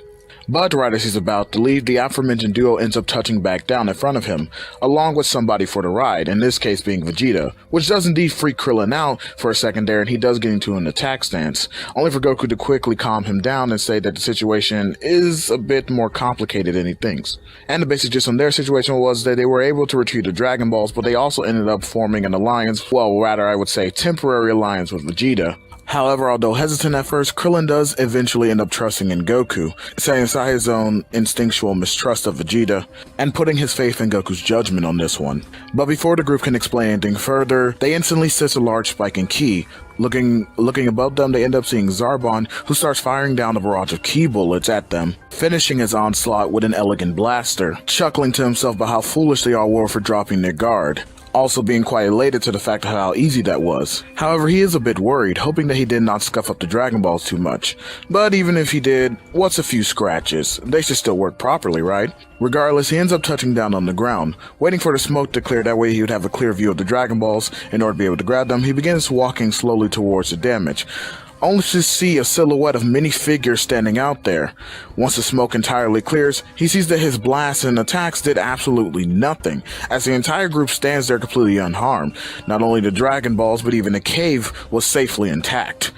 Everyone just looking on him, staring daggers right into his soul. This absolutely terrifies Zarbon, as he really was indeed hoping that his sneak attack at least gave him some semblance of cover, that way he could actually go in there and grab the Dragon Balls, that even if the group wasn't dead, it would at least done some semblance of damage to where they'd be at least stunned. But the fact that everyone was completely unscathed absolutely terrified him, causing him to immediately go into his transformed state. And whereas this does somewhat freak out both Bulma and Dende, the rest of the group is completely unfazed after seeing this. Goku actions are stepping forward, prepared to fight Zarbon, but that's when a hand is stretched out in front of him, stopping him. This ends up being Vegeta, who proclaims that Zarbon was his opponent and that Goku should stay out of it, further reiterating that he indeed had this, and for the rest of the group not to worry, that it wouldn't take too long. Zarbon just laughed at this proclamation, reminding Vegeta what happened the last time he battled him in this form, telling him that he didn't care that he was able to raise his battle power, that in fact there was no way that he could close the gap between them. However, this would prove to be Zarbon's undoing, as before he could even utter another word, Vegeta had disappeared before his sight and was already on top of him, slamming a hard fist into his gut. This made Zarbon stumble over. He had already started coughing up blood. He couldn't even believe it, how much stronger Vegeta had just actually gotten. He just didn't understand how Vegeta could have even remotely got this strong. He was just merely in the healing chamber. There was no way. But then Vegeta, as if reading his mind, basically looked down upon him, answering the question he seemed to have had in his head, telling him that he knew nothing about Saiyan biology, and nothing about their power and the potential, basically explaining to him that the more Saiyan fights, the stronger he becomes, especially when he's been pushed close to death. The increase that a Saiyan could achieve is immeasurable, proclaiming the idea that in truth, Saiyans have no limits, and that it was that potential, his potential, as to why Frieza was so afraid. As Vegeta again began to charge, unleashing his aura in a fiery blaze, and just began to absolutely pummel Zarbon, beating him over and over again, all while wearing a sadistic smile on his face, as if he was enjoying the torture. The onslaught was eventually only stopped because Goku ended up yelling out to Vegeta that the fight was over and that he should just finish it already, that he had no point to continue torturing him like this. Vegeta just smirked as he kicked Zarbon toward the ground, and it ended up landing on top of his back, completely breaking it, before placing his boot on top of him. However, in a last effort, Zarbon, while struggling, began to beg for his life, saying how he could be a great asset to the group, that he could tell them about other things about Frieza that they wouldn't even know. Vegeta was somewhat intrigued by this revelation, telling Zarbon to spill what sort of secrets that he could have been referring to, but unfortunately for him, he was only able to get out the idea that Frieza had indeed had another transformation, before Vegeta, in one more act of sedition, ended up stumping his head in it, crushing it, and then vaporizing his body afterwards, laughing while he did it. After seeing Vegeta's display, the group felt a bit uneasy towards him, as this only reinforced the distrust that Krillin inherently had towards Vegeta, with Bulma and Dende being still kind of utterly terrified, although Bulma a bit more intrigued than she was terrified. She was still very terrified nonetheless. Krillin suggesting that they actually ended up taking this in the cave to kind of like have everyone catch their bearings and to talk shop a little bit, just so that way they would know what each other's situation was and what was going on so far. They ended up doing this, Krillin explaining his time with him and Dente meeting Guru and explaining exactly what was needed in order to be able to summon up the dragon, and Goku, Vegeta, and Gohan basically expressing the idea of what happened at Frieza's ship. The group continues to end up talking shop, breaking down plans and ideas as they were bouncing off each other as of a big formed plan of attack, because whereas they did notice they indeed had at least 6 Dragon Balls, there was still one missing, and given the amount of distress that Frieza definitely would have been put in by the surrounding events, and the fact when Zarbon doesn't show up at least in the next couple of hours, Frieza's going to be absolutely livid. Who knows what he can do? For all they know, he could end up just trying to destroy the planet and be done with this. Hoping that doesn't happen, they are trying to come up with many solutions in order to gain the last Dragon Ball, but at the same time, prevent Frieza from doing something drastic. In the midst of this conversating back and forth, Vegeta actually ends up chiming in towards Goku, specifically asking him if he may have heard of something known as the legendary Super Saiyan. Of course, Goku's a bit dumbfounded as he has absolutely no idea what it is. Vegeta figured that was the case, but elected not to necessarily explain things any further. Just again reminding himself that even though he is quite strong, and that he definitely got stronger, considering how easily he was able to take down Zarbon, including in his transformed state, that Goku was just significantly more powerful. And given the fact that Vegeta can indeed now sense energy, he senses something deeper within inside of Goku, that maybe, just maybe, once again, he could indeed be the legendary Super Saiyan. But again, he shakes these thoughts out of his head, trying not to dwell on it too much. Now, I think this is a nice segue to go ahead and talk about everyone's powers. Now, most of the power levels and stuff like that won't actually change all too much. And then for characters like Dende, I'm kind of guessing, because I don't remember there being a set power for him. So any number you see up there is going to kind of like be a random number, as he did indeed have his potential unlocked. But again, that's an unquantifiable amount, because I don't remember anything in the series giving a set stated amount as to exactly what his power level was until what it jumped to. However, we do have at least a good amount of set power levels for everyone else, and power levels I've already established, so that should be easy enough, with Krillin and Vegeta being the major ones who have actually grown in terms of their power. Vegeta basically getting his canonized increase and still being around his canon power, and Krillin getting a massive increase, because as he did within the series itself, okay, he indeed got a massive increase from when he first arrived on Namek to by the time he's even fighting second form Frieza. And you could argue that it's a bit of writing mishap on Toriyama's part, that he may have been indeed forgetting that Krillin wasn't like Gohan and Vegeta and kind of started giving him a bit more of a boost. But we at least do have some set figures and numbers to kind of like gauge as to where a times table can go for the increase that we would be seeing in terms of what Guru can do. Because I know that everyone says different things when it comes to Guru's ability to unlock people's powers and how much of an increase that actually guarantees you from a set number value. But I can kind of base it off of Krillin's power at the start of Namek to where his power was at least to around mid-tier Namek, to around their time to get ready to fight Frieza, which would be closer to around this time, you know, where he's kind of like tangling with the Ginyus and things of that nature. I mean, not with the Ginyus, but with the Ginyu Force and things of that nature. And that's kind of like give a rough estimate as to how much stronger he would be. It's still a massive and significant increase, and then with Kaioken to be able to be stacked on top of that, it's just overwhelming the amount of power that Krillin has right now. So you guys can see this stuff on screen. But yeah, just kind of like wanted to segue into that real quick and showcase you exactly what the power levels and things of that nature were. Meanwhile, back at Frieza's ship, indeed hours have passed, and Frieza is utterly livid. I mean, from the fact that not only has Zarbon not in any way, shape, or form tried to radio in some way that he possibly could to get a message out towards Frieza, but the fact is, he not only that, but he had no Dragon Balls. He had no anything. At this point, he was just a sitting duck, just waiting for something to happen. And he didn't like that one bit. His patience had begun to be worn thin. And at this point, he just assumed that Zarbon was dead. I mean, it was either that or that he turned traitor and decided to join this little rebellion that Vegeta had quote-unquote put together in his mind. And at this point, it was kind of true, pointing out the idea that Frieza was utterly done with this. He was either going to get the Dragon Balls, go out there and search this whole planet until he found them and kill anyone that got in his way, or he was just going to blow up the planet and then just leave. Sure, immortality would be lost, but Jesus Christ, at least this headache would be over. Fortunately for him and the rest of our group, the Ginyus actually ended up touching down. arriving just in the nick of time to hopefully stall any of Frieza's more darker impulses that he was having at this moment. Frieza, just like in canon, actually going to go meet with the Ginyu Force to get the new Scouters and also give them their mission to hunt down and bring back the Dragon Balls. Thus, we enter the Ginyu Force.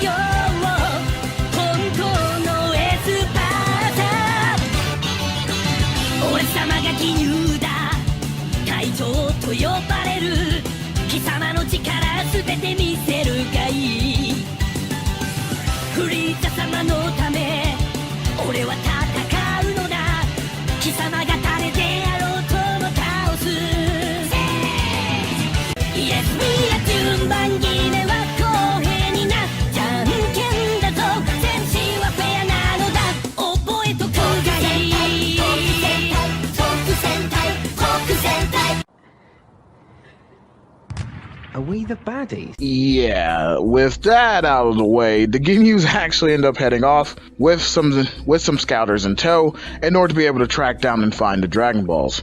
Frieza himself, now that he has a Scouter, actually ends up checking out to see if his earlier thoughts were indeed correct. And yes, they are. Zarbon doesn't appear on the Scouter at all, so Frieza can safely assume that he has most likely been killed. But, however, Frieza does spot something quite interesting, noting the fact that there are a significant number of Namekians still left, or at least enough to have congregated in specific areas. Most likely that one of them would at least have a Dragon Ball, or at least be able to tell him where the remaining Dragon Balls were, considering that even the amount that Frieza previously had on his ship was still an incomplete set. So while the Ginyus go off ahead and retrieve the other Dragon Balls that were indeed stolen from him, he goes off in the other direction to go talk to these other Namekians, including a Pacific village that Vegeta visited in canon where he got one of the Dragon Balls from, which in this case just so happens to be where the last Dragon Ball is. Now we transition back over to the cave where the group was finally settling down after at least coming together and trying to devise somewhat of a plan. They think they pretty much got at least a rough draft of what it was they could possibly do, selecting to still try to go after Dragon Ball first and maybe make a full frontal assault on Frieza, although they wouldn't know how well that would work out, since in fact they did at least learn from Zarbon that he may have a higher transformation and most likely it could possibly increase his power beyond what they were even remotely capable of. But Goku and Krillin, especially Krillin, still felt kind of confident that as long as they were able to surprise him and take him out fast, they could avoid any such things as that. So they'd be able to secure their last Dragon Ball, take out Frieza, and get all their wishes. But right as they're preparing to implement a plan of action, pretty much all the group he was able to sense ki ends up getting a sharp spike. Huge high power levels arriving on the planet. Vegeta pointing out that given the number of them, it couldn't be anyone else but indeed the Ginyu Force. Both Goku and Krillin turned to him and asking him who exactly was the Ginyu Force. Vegeta then went on to explain exactly who the Ginyu Force was, or at least as far as his knowledge pertaining them was concerned. But right after he got done finished explaining, him and the rest of the group noticed that the Ginyus were actually heading towards them, that these power levels were indeed quite massive and strong, and that they would be there in any moment. Goku telling both Bulma and Dende to hurry up and get into the cave, and that they would handle this. Everyone from Krillin, Gohan, Goku, and Vegeta all stepping out and waiting for the Ginyus to arrive. A few seconds later they ended up touching down. But nevertheless, of course, they began to introduce themselves. After a weird little song and dance number, pointing out exactly who they were, everyone else in the group looked at a bit, dumbfounded. They couldn't believe what they had just witnessed. Of course, Vegeta just informing them that this was something that they did all the time, and that whereas it is stupid and weird, it was nothing too much to be worried about. It was just them being, well, them. But of course, Ginyu stepped forward and ended up telling Vegeta no matter what he thought of them, it doesn't actually matter, that he was going to hand over the Dragon Balls and surrender himself to them. Also informing him that Frieza did indeed authorize his execution and anyone that was helping him in his quote-unquote little rebellion. Vegeta snarled and spat at Ginyu's words, telling him that he doesn't give a damn what he wants, that if he's here looking for a fight, he'll give it to him. But that if he wanted the Dragon Balls, he'll have to get by all of them first. Ginyu just smirked at the notion, saying that it's gonna be like taking candy from a baby, assuming that Vegeta was indeed no threat or challenge at all, telling the rest of the squad to go ahead and take their pick of who they wanted to take down, and that they'll beat the information as to where the Dragon Balls were out of them. But Goku, trying somewhat of a diplomatic approach, ends up stepping forward, telling them that he'll give them one chance to leave the planet in peace, otherwise he'll have no choice but to destroy them. They all collectively laughed at this, making fun of Goku's appearance, as well as saying that when they read him on the Scouter, as well as everyone else, their power levels were actually very meager and pathetic, once again solidifying their confidence that they would be no challenge at all, and that all that talk and bravado was going to end up getting them nowhere. Ginyu then orders the attack, as everyone else gets into their stance, prepared for battle. The two groups ended up getting into a standoff with each other, each side taking their stance, as Captain Ginyu yelled for the Ginyu Force to attack. Obeying their leader, they ended up charging at the Z team, and with an even amount of players, each team is able to get their own individual opponents. This ends up setting up a few matchups that actually end up being different from canon, such as Gohan taking on Goldo by himself, Goku taking on Jace, and Krillin taking on Burter, and lastly Vegeta taking on Recoome. Ginyu himself is just standing off into the background watching as the battle unfolds, making sure to study well and take precautions in case he needs to jump in and help out any of his squad members. But nevertheless, all the fighters begin to clash with each other, going back and forth, and pretty much even matchups to start off, as it is a bit of a slow burn as they continue to kind of like fill each other out and see what each other's abilities are. The only two of note who are having any struggle right now would actually end up being both Vegeta and Gohan, given the fact that otherwise Gohan's power is somewhat weaker than it was in canon, but at the same time, he is still somewhat of a match for Goldo. And then of course with Vegeta, who actually has his canon power level, he's doing about as well as he did originally against Recoome. But on the other hand, both Goku and Krillin are having relative ease with their opponents. Not really struggling at all, but actually still rather taking it easy on them. The two wanting to pace themselves and also conserving their energy. Besides that, they do want to kind of like feel out what their opponents can do, and so they're kind of like studying them as well as they continue to fight them. But like I said, the beginning of the matchups ended up being a bit of a slow burn for everyone. They do start to pick up as the fights continue on, being the fact that Goldo starts showing off a bit more of his psychic abilities, including showcasing that he can indeed freeze time, which does end up catching Gohan off guard, allowing him to actually get pummeled up pretty good. And with Goldo already having the power advantage, he ends up getting the edge over Gohan. Beginning to beat him down, he ends up forcing Gohan in order to be able to access Kaioken. As I had stated in previous parts, Gohan did indeed know the Kaioken, but he hadn't been as well versed in it as both Goku and Krillin. He had kind of knew the basic steps and could indeed access Kaioken, so he was able to do that here, thus closing the gap a little bit between him and Goldo. Actually managing to fight back, he ends up getting a few shots on him. This ends up forcing Goldo to take Gohan as a more serious opponent, and thus he starts bringing out his time ability even more, which allows him to reclose that gap, and thus still having a now slight edge over Gohan, still causing him much struggle in the battle. Now the fight with Vegeta and Recoome on the other hand is pretty much going the same as it did in canon, so nothing really changes among those two. Vegeta starts off with a bit of a advantage because Recoome is underestimating his power, but at the same time he is still quite significantly stronger than Vegeta, and so therefore he begins to overtake him in the end. So like I said, nothing pretty much changes all between those two. But transitioning over to the fight between Goku, Krillin, Jace, and Burter actually end up getting a bit more frustrated considering they're not making any headway. And in fact, they've only been getting pretty much clobbered the entire time. Not really to do any significant damage against the two. and thus they decide that teamwork will be their best strategy. Ended up fighting the two in a 2 versus 2 match, and whereas it does necessarily help, specifically in the fact that they are indeed a great team and do have some combination attacks that they can use against the two, it doesn't really make all too much of a difference, as both Goku and Krillin are also a dynamic team who have been working together for years at this point in terms of fighting, and so they're an amazing tag team, as well as having trained together on several occasions, thus improving their own teamwork. And so the result of the overall match still ends up being rather the same, including when both Jason and Birder end up busting out their purple combination attack. It does absolutely nothing to change the overall outcome of the fight. Captain Ginyu is still watching silently, although he is somewhat frustrated, as he didn't expect both of those two to be the strongest out of the group, thinking to himself that these two must be high-level warriors after all. In fact, that they must have been hiding their original powers from the Scouters, and thus that was practically useless, although Captain Ginyu does end up checking again, only to be thoroughly shocked given that both Goku and Krillin were giving off about 100,000 each in terms of their power level, which ends up absolutely baffling him actually thinking that Krillin might have been a Saiyan as well, but still he was quite terrified given the fact that these two power levels were so near his own, and that in fact the Ginyu Force, or at least the two that they were fighting right now, stood absolutely no chance.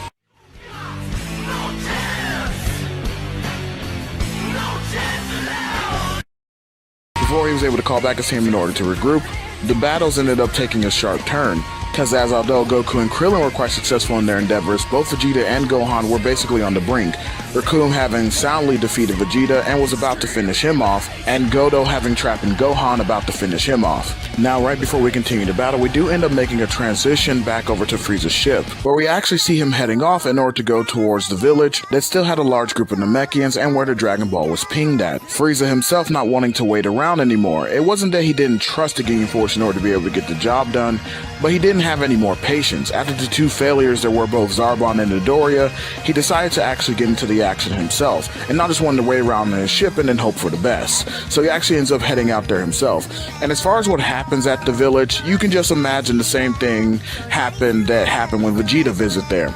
But he does indeed secure the final Dragon Ball. Searching around with his scouter again, he does end up picking up on some high power levels, but just assume that that's where the Ginyus are, and they must be fighting the intruders, assuming that the higher tier power levels that he ends up reading must have been the Ginyu Force, thinking to himself that victory is all but assured now.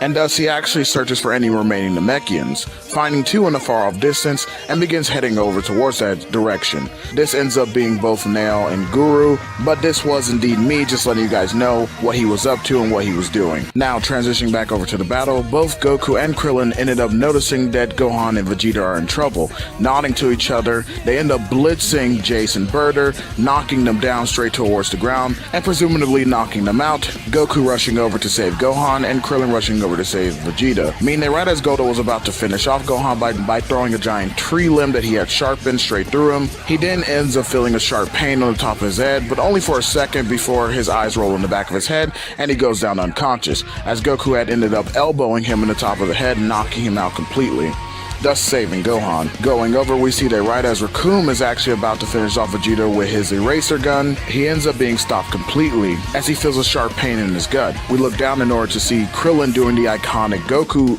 elbow to the gut, which does indeed knock Raccoon out. Gohan is of course elated, hugging his dad, and Goku ends up hugging him back, saying that it was okay and that he was glad that he was alright, even praising him for his fighting ability. Vegeta, on the other hand, is not so receptive. Whereas he is thankful that Krillin saved him, he shows it in his own like Vegeta way.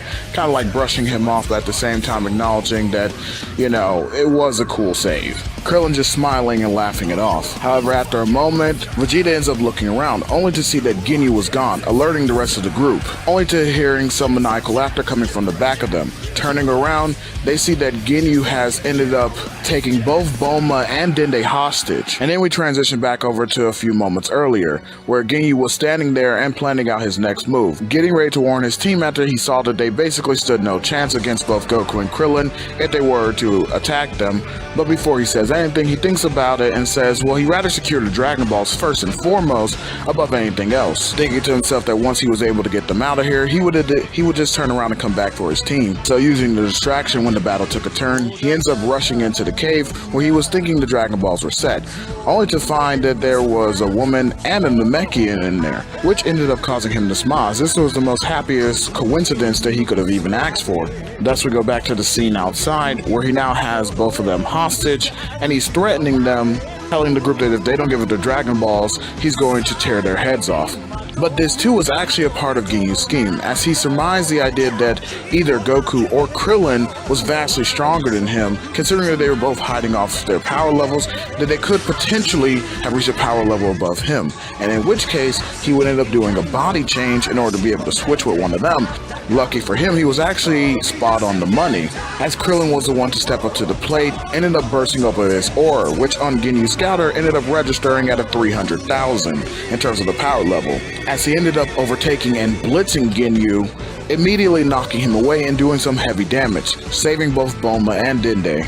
And whereas Ginyu was beaten and broken, laid out on the floor, he looked over to Krillin and began laughing. Although the rest of the group was somewhat dumbfounded as they couldn't understand why he was cackling. The next thing they heard was him screaming out, "Change!" This allowed him to switch bodies actually with Krillin this time around instead of Goku. But before any more of the group could react, Ginyu, now in Krillin's body, ends up going over there and crushing his own throat, or at least the throat of his original body, thus preventing Krillin from being able to speak and tell the group exactly what was going on, that he had actually ended up switching bodies with him, before proceeding to knock him out. But right as he was about to finish him off, he was stopped by Goku. Goku noticing that this wasn't usually Krillin's style, and going in just for the kill like that immediately. But as we all know, this is not Krillin, this is in fact Ginyu inside of Krillin's body. But he does indeed adhere to Goku for the moment, the rest of the group coming around asking him if he was okay. Krillin, or Ginyu in this case, ends up saying that he was fine, but he does ask the group as to whether or not they were able to secure the Dragon Balls and make sure everything was okay. Bulma then chimes in, pulling out the capsule that she has the Dragon Balls in, and saying, yeah, basically that Ginyu just came in there and took them hostage. They actually had to end up taking the Dragon Balls from them, theorizing they probably didn't know where they were, and the fact that they were hidden inside the capsule. This indeed does end up putting a smile on Ginyu's face, as he leaps in action immediately, punching down Bulma, before screaming out suckers as he blitzes the rest of the group. Now keep in mind, even though yes, indeed, while in somebody's body until he gets used to it, Ginyu does indeed go down in terms of power level. It is a slow burn, meaning that he starts at the top of your highest power level, at least the power level that was recorded, or what may be indeed your highest power level at the time, before he eventually becomes weaker and weaker. On top of that, you have the fact that both Vegeta and Gohan are heavily injured and Goku is suppressed.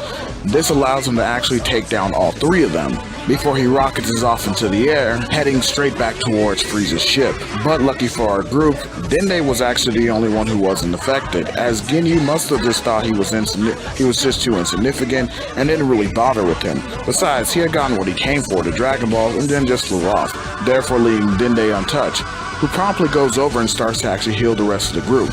This is not only going to give a Zenkai boost to both Vegeta and Gohan, but does indeed restore everyone in the group to full health. We transition back over to Frieza, who had just touched down at Guru's palace. But before he could confront Guru or Nail, he ends up getting a call from Ginyu, who's radio in, telling him that he was able to secure the Dragon Balls, but did explain to Frieza that the foes that he fought had ended up being stronger than what he thought he was, and that yes, Vegeta was indeed there, but he was with a group of other people who he assumed were the ones who intruded in and actually stole the Dragon Balls in the first place, especially given how strong they were, that they were far stronger than he thought they were.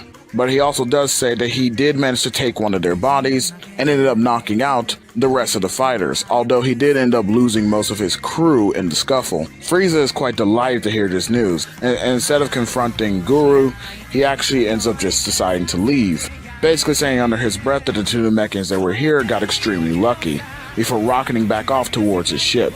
Back at the cave site, then they had finished healing the last of the group. Goku ends up thanking him, but was also at the same time furious because it was seemingly as though Krillin just betrayed them, although he wasn't entirely acting himself. Everyone else picking up on the strange behavior, them not understanding why Krillin would suddenly just turn on them, especially in the manner that he did. They suddenly are caught off guard by several explosions that ended up going off, turning only to see Vegeta was killing the remaining of the Ginyu Force members. But right before he was able to kill Ginyu, Goku ends up stopping him, demanding to know exactly what the heck he was thinking. Vegeta just scoffs and yells at Goku, telling him that it was stupid to leave them alive, that they were a bunch of loose ends who could just come back and try to fight them again. with Goku arguing back saying that even still that wasn't very honorable, that they couldn't even defend themselves. Vegeta then pointed out to him to look at what happened, that in fact one of them was this close, inches away from killing his own son, telling him that that soft attitude is going to end up getting him and everyone else killed. This actually does end up making Goku somewhat back off of the point, but still he does turn around looking at Ginyu saying that they can at least keep him. As he began to recall, it was that this guy was indeed their leader, and that before Krillin did his son in 360 turn, this guy ended up saying something to him. Now, whereas he doesn't know exactly what happened, he may have some useful information in order to help them be able to get Krillin back, or at least tell them exactly what happened to him. Vegeta then crosses his arms and turns away, telling him to find and do whatever he wants. Bulma then chimes in and apologizes to the group, saying that she felt like it was sort of her fault for why they ended up losing the Dragon Balls. Vegeta does concur with this and actually sort of insults her, outright calling her both useless and stupid. This actually causes her to scream back at him, throwing out a few low blows and saying that she already felt like this was entirely her fault and that he didn't have to go around making her feel even worse about the situation. Both Gohan and then they just end up looking on awkwardly, as they are kind of amused and at the same time a little bit scared at the situation.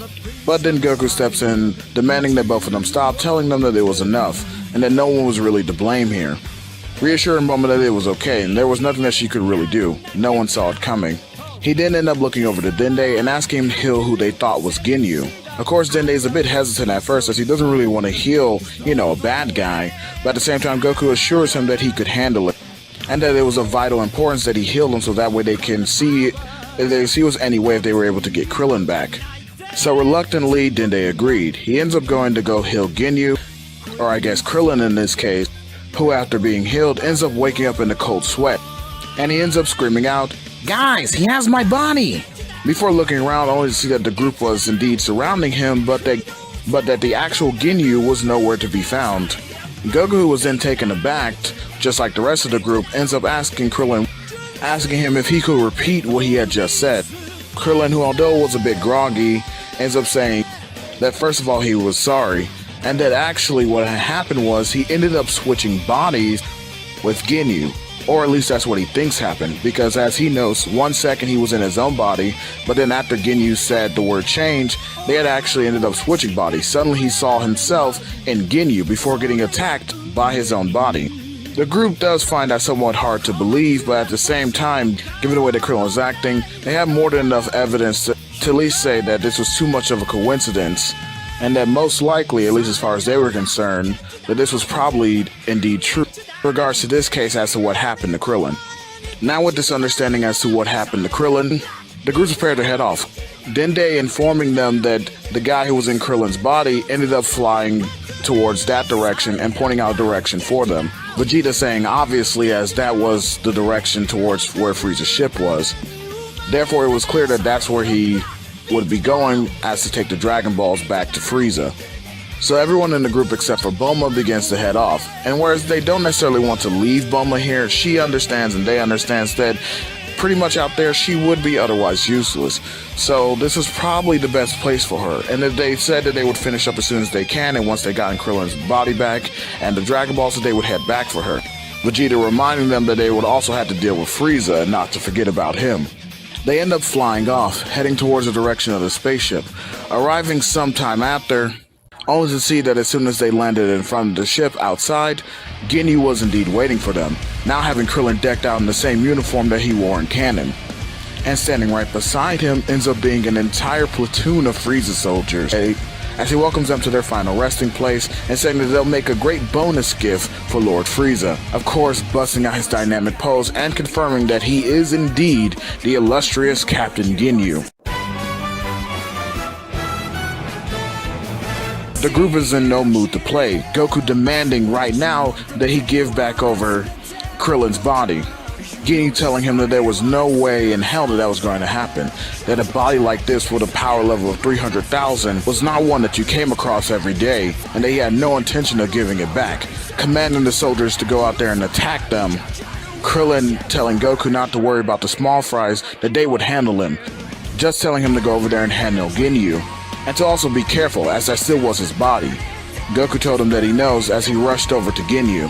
and they began to fight the soldiers, with Gohan telling Dende to go somewhere and hide as to not be spotted. As a massive battle broke out with Goku versus Ginyu and the rest of the Z team going against a large platoon of soldiers. As the battle between Goku and Krillin began, it started off evenly enough, mainly because Goku was suppressing himself as to not really hurt Krillin's body all too much, and the fact that Captain Ginyu's power hadn't really gotten to a significant level to where he still wasn't somewhat within the realm of power to be able to combat Goku. But slowly yet surely, this did indeed begin to happen.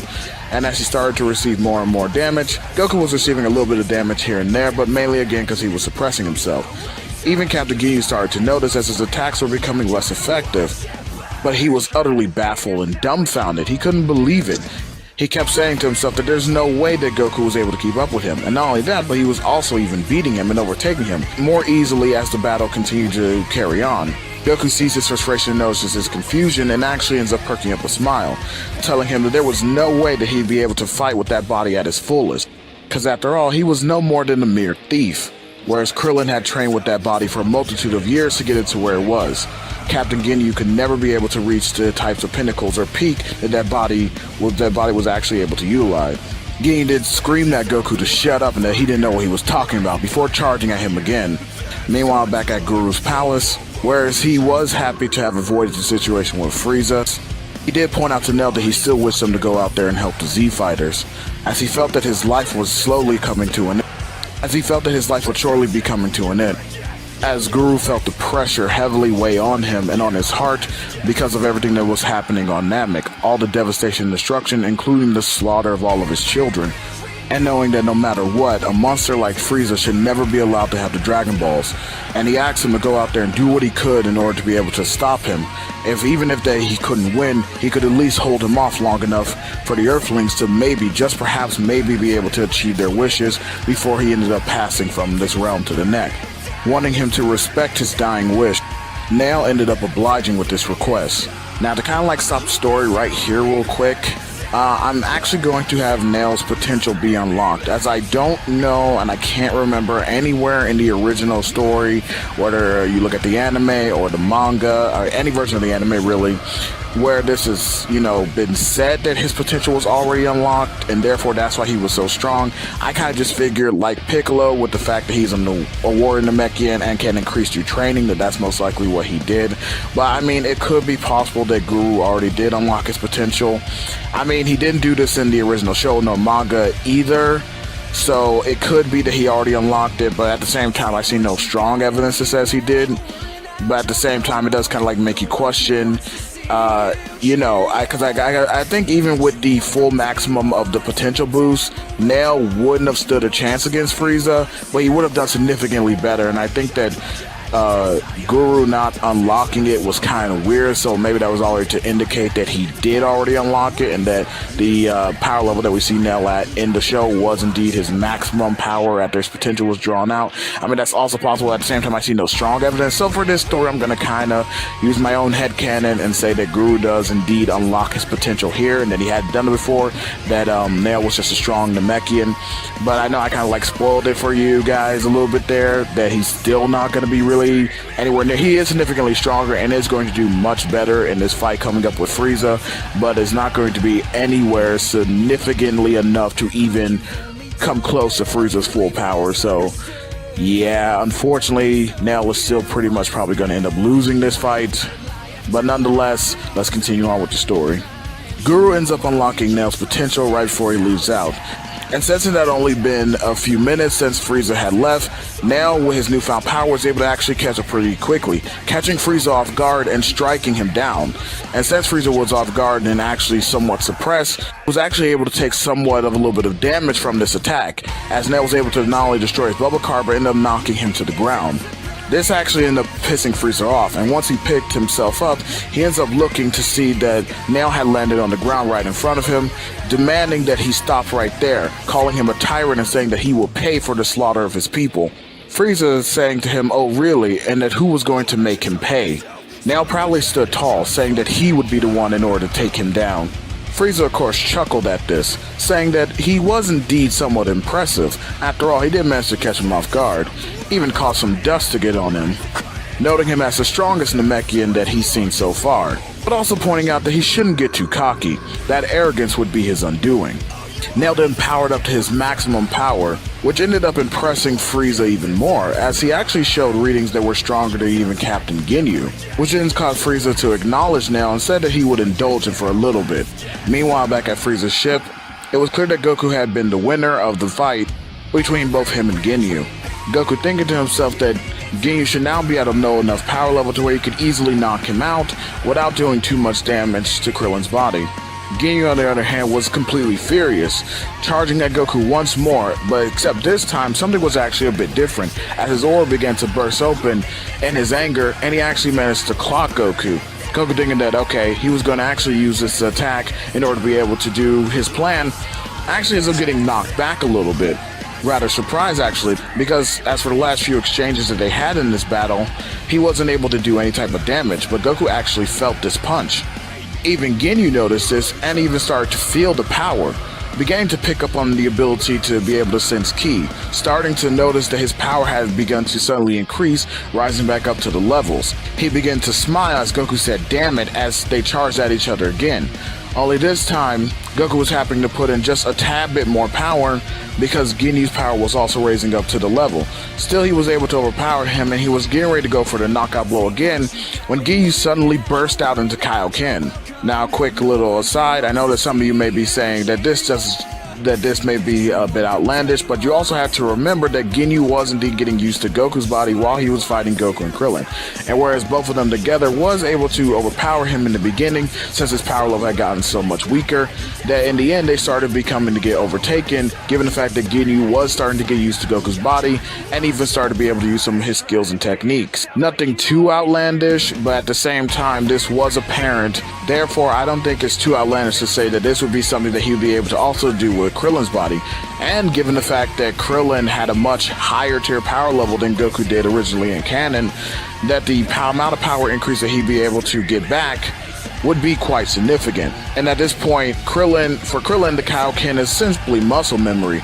Just to even access it in a short burst would be pretty much nothing to him. So I don't think it would be too much of a stretch to say that Ginyu would be able to do the same thing. I'm not going to sit here and have him get all of Krillin's arsenal or his full abilities or anything crazy like that, but just pointing out that this isn't something that's entirely outlandish, to me anyway, as to something that Ginyu would be able to do. After this burst into Kaioken, Ginyu immediately rushes at Goku and actually starts to be able to do some damage, hitting him over and over again, getting in a lot of good shots. This actually began to put their power levels at a bit more of an even playing field, causing Goku to actually go full power for a moment just to be able to gain the upper hand. But he didn't stop there, not wanting Ginyu to get any more used to Krillin's body and further increase himself, considering the fact that he was able to tell that Krillin at this moment wasn't even stronger than him, and that if Ginyu had managed to return Krillin to his actual power level, that Goku would be in serious trouble. Therefore, he too burst into Kaioken really quick and managed to finish off Ginyu, knocking him towards the ground. But right as he flew down, getting ready to deliver the final blow, Ginyu screamed out, "Change!" Now, actual Krillin ended up noticing this, and after punching down another one of the soldiers, he flew as fast as his body would allow him, managing to get there just in the nick of time so that way he could switch bodies back with Ginyu. This actually ended up causing Goku to stop. Krillin, now back in his original body, just smiled up, as he was happy he was able to make it in time. Ginyu cursed before looking towards Goku. Seeing that he was still confused, he actually shouted out "Change" right then and there. But even before he could completely get out the word, he noticed a fist that had come rocketing straight towards him, punching straight through him in fact. Turning his head, he sees that it was none other than Vegeta. Also looking around, he notices that the rest of the soldiers had been pretty much finished off. But before he could do anything else, Vegeta ended up blasting him in the smithereens, completely annihilating him. This allows the group to breathe a sigh of relief, knowing that they were happy that was resolved.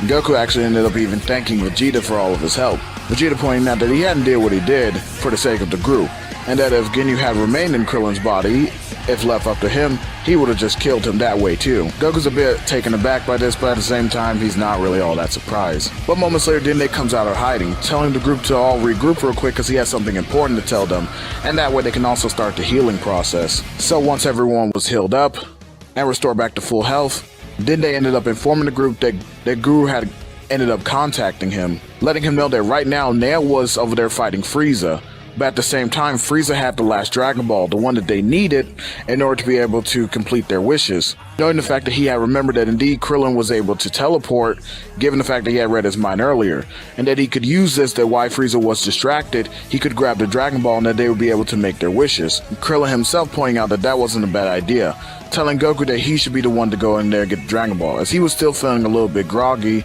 of all the damage his body had ended up suffering through. Goku giving Krillin a nod, ends up searching out for large power levels, noting 2 in the distance. He assumes that's where both Frieza and Nail are, and ends up teleporting over there to that location. Once he ends up teleporting in, he ends up looking around, only to see down below both Frieza and Nail were going at it. And although Nail was indeed doing, like I said, better than he did in canon, it was still not enough. He was getting absolutely decimated for the most part. Frieza just kind of toying with him and making himself suppressing himself as to give Nail a bit more of a fair chance. Goku also indeed spots the Dragon Ball while he's looking, but sensing that Frieza has even more depths and that he is indeed playing with Nail, he wants to go in and help, thinking to himself that he can grab both Nail and the Dragon Ball and end up teleporting away. But actually Nail himself, while in the midst of battling Frieza, ends up noticing Goku out the corner of his eye. Nail was indeed suspicious at first until he actually got a feel of Goku's ki, seeing that it wasn't hostile, at least not towards him, and also that he wore a similar outfit to Krillin, who he had met earlier, also noticing that it looked like he was coming towards him to help. Nail then had a bit of a smile as he recognized that this was most likely one of the friends of Krillin, and therefore he could trust him, firing a small ki blast that missed Frieza on purpose as a way to give Goku a signal telling him not to help him, but instead just to grab the Dragon Ball and get out of there, that he would handle the situation with Frieza. Goku understood, nodding his head, and just went over to the Dragon Ball and then teleported away. Frieza ended up mocking the misfire by Nail, pointing out to him that it was clear that he was running out of gas, and that this fight was all but finished. Nail then screamed out to him that he would make him pay if it was the last thing that he does, charging up once again and then rushing at Frieza. Meanwhile, back at the ship, Goku ended up teleporting back in. Now they had all the Dragon Balls that they needed in order to be able to complete their wish. Goku actually wanted to end up teleporting back in order to help Nail, but decided to go ahead and respect his wishes. Even though Dende was giving him a worrying look, he decided to assure him by informing him that he was okay. Goku telling him that we need to focus more so on getting the wishes from the Dragon Balls right now, and that he had faith in Nail that he would be able to do his part. Dende then gives a nod and a smile, saying right, before summoning up the dragon. So this causes the sky to go dark, and Porunga ends up being summoned. However, the sky going dark also catches the notice of Frieza, who ends up looking up, and he's absolutely baffled. The last he checked, this planet had 3 suns. There was no way the sky should have just been able to go dark like that. He looked down towards Nail, who he had pinned under his foot as he was stomping him into the ground, demanding to know what was happening. Of course, only hearing laughs come from Nail, as he's saying that he was too late, that the Earthlings had indeed summoned up the dragon and they were going to get their wishes granted, that he had ended up failing. Frieza screamed out in anger, kicking Nail across the field, before rocketing off at max speed back towards his ship, and as he was closing the distance, beginning to see a small yet quite large silhouette in the background, which looked to be none other than a dragon. This allowed him to push even more as he was heading there in a fury. Now back at the ship, things actually are going to carry on a bit like they would in canon. Of course, there are certain situations and circumstances right now that are completely different from what they were in canon, including the fact that Goku is fully healed and would be participating in the battle rather than happen to wait. And the fact that Vegeta is also there among the group, so they're not sitting there snuffing him out, and then we don't have the whole problem with him trying to grab Dende and force him to make him immortal and things of that nature. But other than that, things actually pretty much going to go the same. They end up wishing for the same 2 things: Piccolo to be brought back, and then for him to be brought to Namek. Now, does Vegeta try for like the 3rd wish? Does he try to sit there and go and demand that they make him immortal? No, because not only does he not have the power to kind of like hold that over the group, at the same time, he's more than confident actually during this time that they can indeed take on Frieza, even without the wish to become immortal. Is it something that Vegeta may still want? Sure, but it's mostly like an afterthought at this point, because he is rather confident that they should at least have enough power to be able to take on Frieza, including the fact that he does believe that Goku, of all people, even though he's not happy about this, does indeed believe that he may indeed be the legendary Super Saiyan. And so with that being said, the group is actually kind of confused on what the last wish should actually be. Vegeta does still bring up the idea of potential immortality, but everyone kind of like shoots that idea down. Thinking that since Guru is much stronger than Kami, perhaps the dragon could have enough power to actually end up killing Frieza. This was at least the idea of Krillin, and Gohan actually ended up concurring, but both Goku and Vegeta ended up shooting that down. They weren't going to sit there and win like that. If they had to fight Frieza, which they did, which they kind of did want to, but at the same time, they figured that they would most likely have to anyway. They'd rather not do it through cheating if they were going to win. But right as they're getting ready to decide on the final wish, the Dragon Balls actually end up turning to stone and falling straight to the ground, thus stopping the process. Goku goes to ask what happened, but then Dende actually ends up breaking down and starts crying, informing the rest of the group that the Grand Elder has actually passed away. Guru still ended up dying right before they could complete the wish. But to make matters even worse, a ki blast comes rocketing towards them. Moving quickly, everyone ends up moving out the way, them grabbing Dende to also move him out the way as well. The entire group looks towards where the blast came from, but as soon as they look up towards the top of the hill, they see none other than Frieza, with an absolutely livid expression on his face, as everyone prepares for the fight of their lives. Looking down upon the group, Frieza just stares in absolute disbelief. He cannot even fathom the idea that this has managed to happen to him. All he wanted was just to come here, get the Dragon Balls, and be able to make his wishes, go on about his way, doing what he does best. But yet, time after time, it seems as though pests have continued to step into his way and stop him at every single solitary stage of his plan, thus keeping him from enacting it. And right now, he is absolutely livid. He has no more time for games. Descending down from the top of the hill, he drops whatever pleasant facade he had ever had before.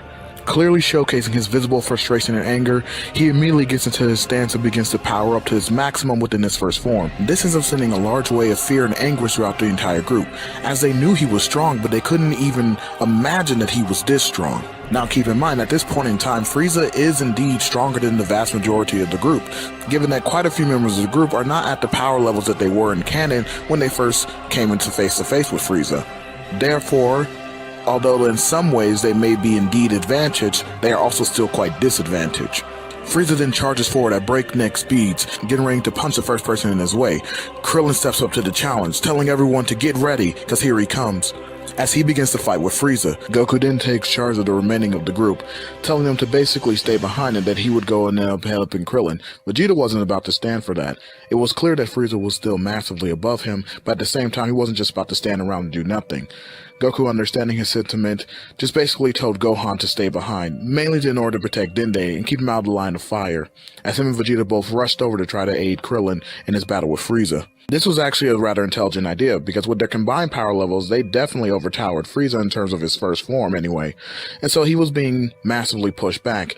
Although it wasn't necessarily clear to the idea that as an individual they could beat him, but as a group, including their syncness, although Vegeta hadn't been with the team too long, he had basically been studying Goku and Krillin's moves for long enough to be able to at least pick up on a lot of their key moments in which they like to intervene in terms of their fighting style. Thus, he can interject himself where he needed to be, allowing him to be able to keep up nicely with the group, and thus they were able to push Frieza back, doing quite a large number of damage to him, although they weren't getting out unscathed, because like I said, as individuals, none of them were strong enough to be able to contend with Frieza alone. But now that they were all working together, whereas as though it was clear that Frieza was still able to get some hits in on them, they were clearly overwhelming him.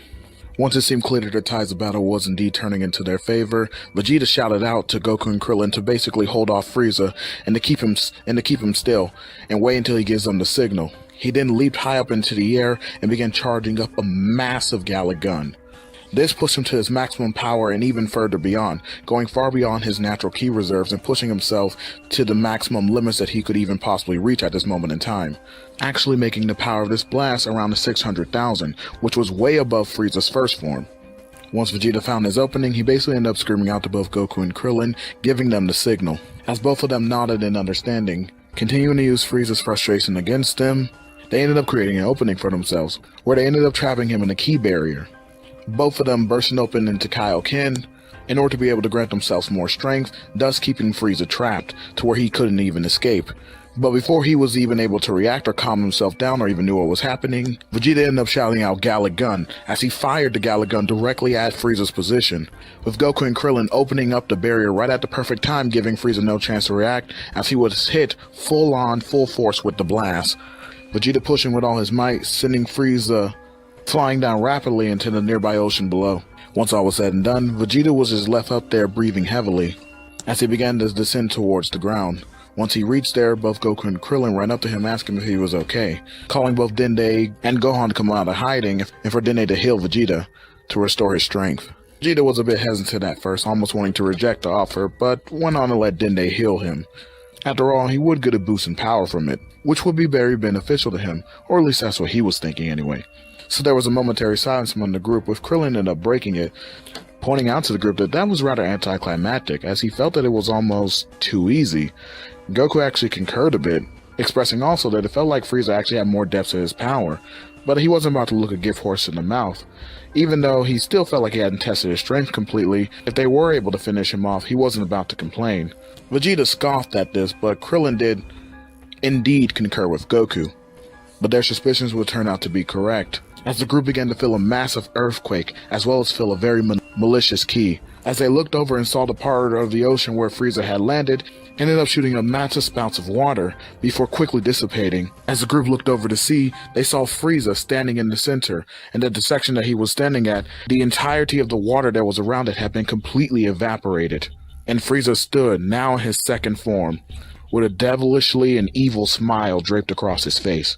Frieza had managed to survive. Right as he was getting carried down into the ocean by the blast, he managed to transform into his secondary form, saving himself right at the last second. Without giving the group time to recuperate from their shock, Frieza then rushed back forth to ready to engage in the battle, immediately using a headbutt attack, looking to use his horns to impale Vegeta, as he mainly wanted to attack him for being the one to send him down into the ocean with the blast in the first place. But Goku was just quick enough in order to be able to move Vegeta out the way, but right as he was about to shout Kaioken, he was immediately stopped as Frieza's horn went right through his torso, slamming into him deeply and cutting off his speech, as he coughed up copious amounts of blood, some which landed on Frieza's face, at which he proceeded to lick, as he hoisted Goku up in the air, only to begin making the injury worse by driving it deeper within him. At this point, Goku was fading fast and losing consciousness, virtually able to not do anything. He couldn't even really attack back, although he did try to make a fist and throw it at Frieza, which was caught. Frieza then proceeded to take him off of his horn, using him as a meat shield as he saw Krillin coming right there about to attack him, before proceeding to beat Goku up, punching him in the face and throwing him off to the side, Frieza having tossed him a good distance away, which forced Krillin to stop his assault as he rushed over to try to grab Goku real quick in order to be able to get his friend. But this would prove to be a bad mistake, as Gohan, in rage, jumps out and goes heading straight towards Frieza. Now he does get a bit of a boost here, like he's the same way he did in canon, but it's nowhere near enough, as he does strike onto Frieza. But unlike in canon, his attacks actually do very little to absolutely nothing. Frieza does stagger back a little bit, but he's only messing around with Gohan, just pretending to be hurt before he quickly overpowers him, and then puts him under his foot, stomping and starting to crush him. Vegeta was just standing there awestruck, looking dumbfounded, still kinda actually terrified after the power that was on display from Frieza. Krillin happened to stop his pursuit of Goku in order to turn around and see that Gohan was now the one in danger. Frieza looking back at him smiling deviously and pointing out to him that he was now stuck between a rock and a hard place, as on the one hand, he could try to come over there and save Gohan, but would most likely result in Goku's death, given the fact that he was currently heavily injured and mortally wounded, and thus was bleeding out rather quickly, and if he didn't get any type of attention right away, he most certainly would be dead. Or he could turn around and just go for Goku, but at the same time, Frieza would just end up crushing Gohan right under his foot, and therefore Gohan would be dead. Krillin understood this all too well, and it completely forced him into submission, as he was sweating nervously, not knowing what to do, his thoughts racing at a mile a minute, as Frieza began to laugh, telling him that he better make a decision quick, taunting him that no matter what he chooses, one of them's going to die. But right as Krillin was about to fully give up and surrender, out of nowhere, a powerful kick came, knocking Frieza right off of Gohan and sending him flying. Frieza was completely taken aback and caught off guard, as was the rest of the group, as he was wondering what the hell just hit him, demanding to know who did that, with none other than Piccolo stating proudly, "That would be me." Piccolo then turned over to Krillin and told him to stop gawking and to hurry up and go get Goku. There still might be a chance, letting him know to focus on the task at hand, and that he would handle Frieza. Now to do a quick transition in the early point of the story, as you guys know, just like in canon, Piccolo did end up coming to Namek, and he did end up fusing with Nail, and basically the same thing does indeed happen here. While everything is going on back with the rest of the group, Piccolo does indeed get summoned up to Namek, and as he's flying around, after searching where the group's energy was and was heading over to them, he ends up seeing an injured Nail. Now, actually, something that is different that happened, given the fact that Nail did have his potential unlocked, this Piccolo is actually much stronger than he was at this time in canon, and does indeed tower way over Frieza's second form. Whereas before in canon they were about even, I would say that this time around, Piccolo is actually much closer to Frieza's third form in terms of his evenness, in terms of the overall power he possesses, than he was originally, where he was closer to the second form. Once again, this all being due to the fact that Nail did have his potential unlocked and was much stronger than he was in canon. So that was pretty much the only major difference that I could cite between the two. But other than that, pretty much the entire scene happens like canon, and now Piccolo is here in order to be able to take on Frieza. So anyway, getting back to the story. Krillin, nodding his head, rushes over as fast as he can in order to be able to get Goku, who had actually ended up falling into some other nearby water that wasn't evaporated by Frieza. Still able to feel a faint ki, he immediately swims down to the area where that key signature is coming from, knowing that it was definitely still Goku. Frieza managed to regain his composure. Noticing his injury was more severe than what he thought it would be, he ends up wiping some blood from his mouth, noting that the Namekian that he was facing now was stronger than any of the others he had ever faced before, and that he was able to do this much damage. It clearly was an indicator that he was vastly superior, even to his second form. Now Frieza cannot read ki, but he's not stupid. He'll definitely be able to understand this, as it was clear when even in canon, while Piccolo was able to push him, that he still needed to be transformed if he wanted to gain an edge. So I think it's safe to assume that he would notice the same thing here, especially after that one kick, which definitely he would have felt a lot of Piccolo's tremendous energy, and know that if he wanted to, he could have easily have kicked off his head in that moment. This is something he actually sequesters to Piccolo, basically questioning him as to why he didn't go for the kill in that moment when he had the chance. Piccolo basically responded to him that he wanted to savor this and make him pay tenfold for the pain he had caused to all the Namekians on this planet. Frieza begins to chuckle, basically understanding the same sentiment. After all, he is here too on a mission of revenge. But before Frieza can do anything else, Piccolo had already blitzed over there to him and started smacking him around, kicking and punching him over and over again, not giving Frieza any room to breathe, and started pounding him, grabbing him by his tail and even throwing him around, throwing him straight through his own ship even. And Frieza basically couldn't even react to any of this, as Piccolo began to lay on the beatdown over and over again, basically citing the fact that he was glad that Frieza got to feel this pain, especially coming from him, showing him that this is exactly the pain that the Namekians felt when he slaughtered them all. So you can kind of tell a little bit more of the Nail personality inside of him now is coming out of Piccolo on this one. I'm not saying that Piccolo's not the dominant influence still. I'm saying due to the fact that Nail was so much stronger than he was in canon, it would seem to reason that he would be able to push his influence just a little bit more over Piccolo, and therefore is the reason why Piccolo's not holding back as much as he would have been in canon to kind of like test himself out, and because of the fact he was more closer to Frieza in this time. Now that he's much more powerful, he is most certainly not willing to spare him nor give him any breaks. Of course, at this point, Frieza's just doing what he can to even block, trying his best to stay alive, knowing that he needs to get some distance so that way he can be able to jump into his next form. However, he actually begins to fear that even that won't be enough, given the fact that these pests turn out to be a lot stronger than what he thought. At this point, if he didn't do something quick, he knew that it would spell the end for him. So once Piccolo knocked him down towards the ground, he ended up, once he managed to get back to his feet, although he was indeed stumbling and very much injured at this point, he decided to fire out a massive volley of ki bullets straight at Piccolo. But not only that, he also does a large ki sweeping attack in order to be able to kick up some dust and create a smoke screen.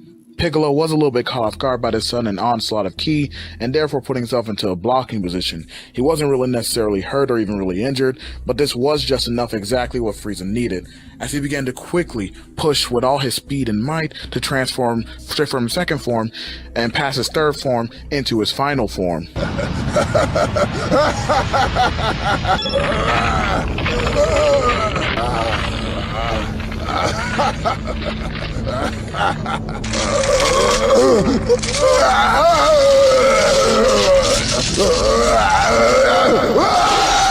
I said before, he definitely wouldn't be taking any chances this time around, and basically wanted to end these pests as quickly as possible. Meanwhile, just a few meters away, Krillin had managed to rescue Goku successfully, quickly urging Dende to heal him. after bringing him back on land. Then they completed the task, managing to restore Goku back to full health, who inquires as to what the heck was going on. Gohan basically running up to Goku in excitement, exclaiming the fact that Piccolo had showed up and basically saved them all, and right now he was giving the work to Frieza. Goku did indeed look over, and not too far off from them, he could see that Piccolo had just ended up sending Frieza down to the ground after another attack. But he then saw that Frieza, after stumbling to his feet, started shooting that volley of ki blast and creating that smoke screen. When suddenly everyone felt an insane ki spike going up beyond the roof, even way more than what they thought. All of them being pushed back somewhat, including Piccolo, as they felt this tremendous ki basically pushing forward and lashing out at them. And once the dust settled and the smoke cleared, Frieza was standing there, in none other than his final form.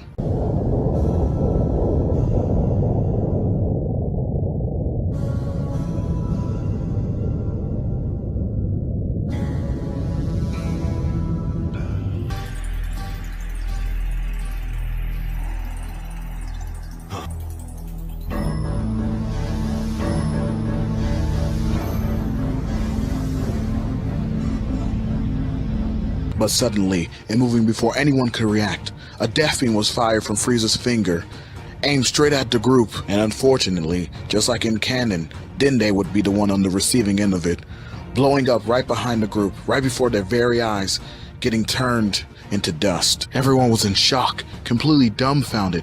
They couldn't believe what just happened, but Piccolo, after witnessing the death of Dende, began to get enraged. Powering up to his maximum, he charged at Frieza with reckless abandon, not giving a damn anymore.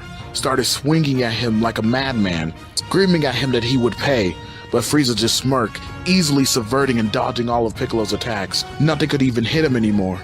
This was unbelievable. Piccolo was so dominant earlier, but yet now he looked no more threatening than a mere infant when compared to Frieza. As Frieza began to easily dismantle Piccolo, one after another, he was countering him, punching him, slamming him down, firing many barrages of ki blasts and even death beams, leaving Piccolo basically a broken mess by the end of the onslaught. But this still left the others in shock and fear, although both Goku and Krillin finally snapped out of it, recognizing that they couldn't let this go on anymore, both being enraged themselves, and they charged up to Kaioken ×3, charging the Tyrant as they began attacking him together. I want to go ahead and address some points right here, basically regarding to the nature of whether or not Krillin and Goku should immediately just blitz over Frieza, or would he be able to counter them.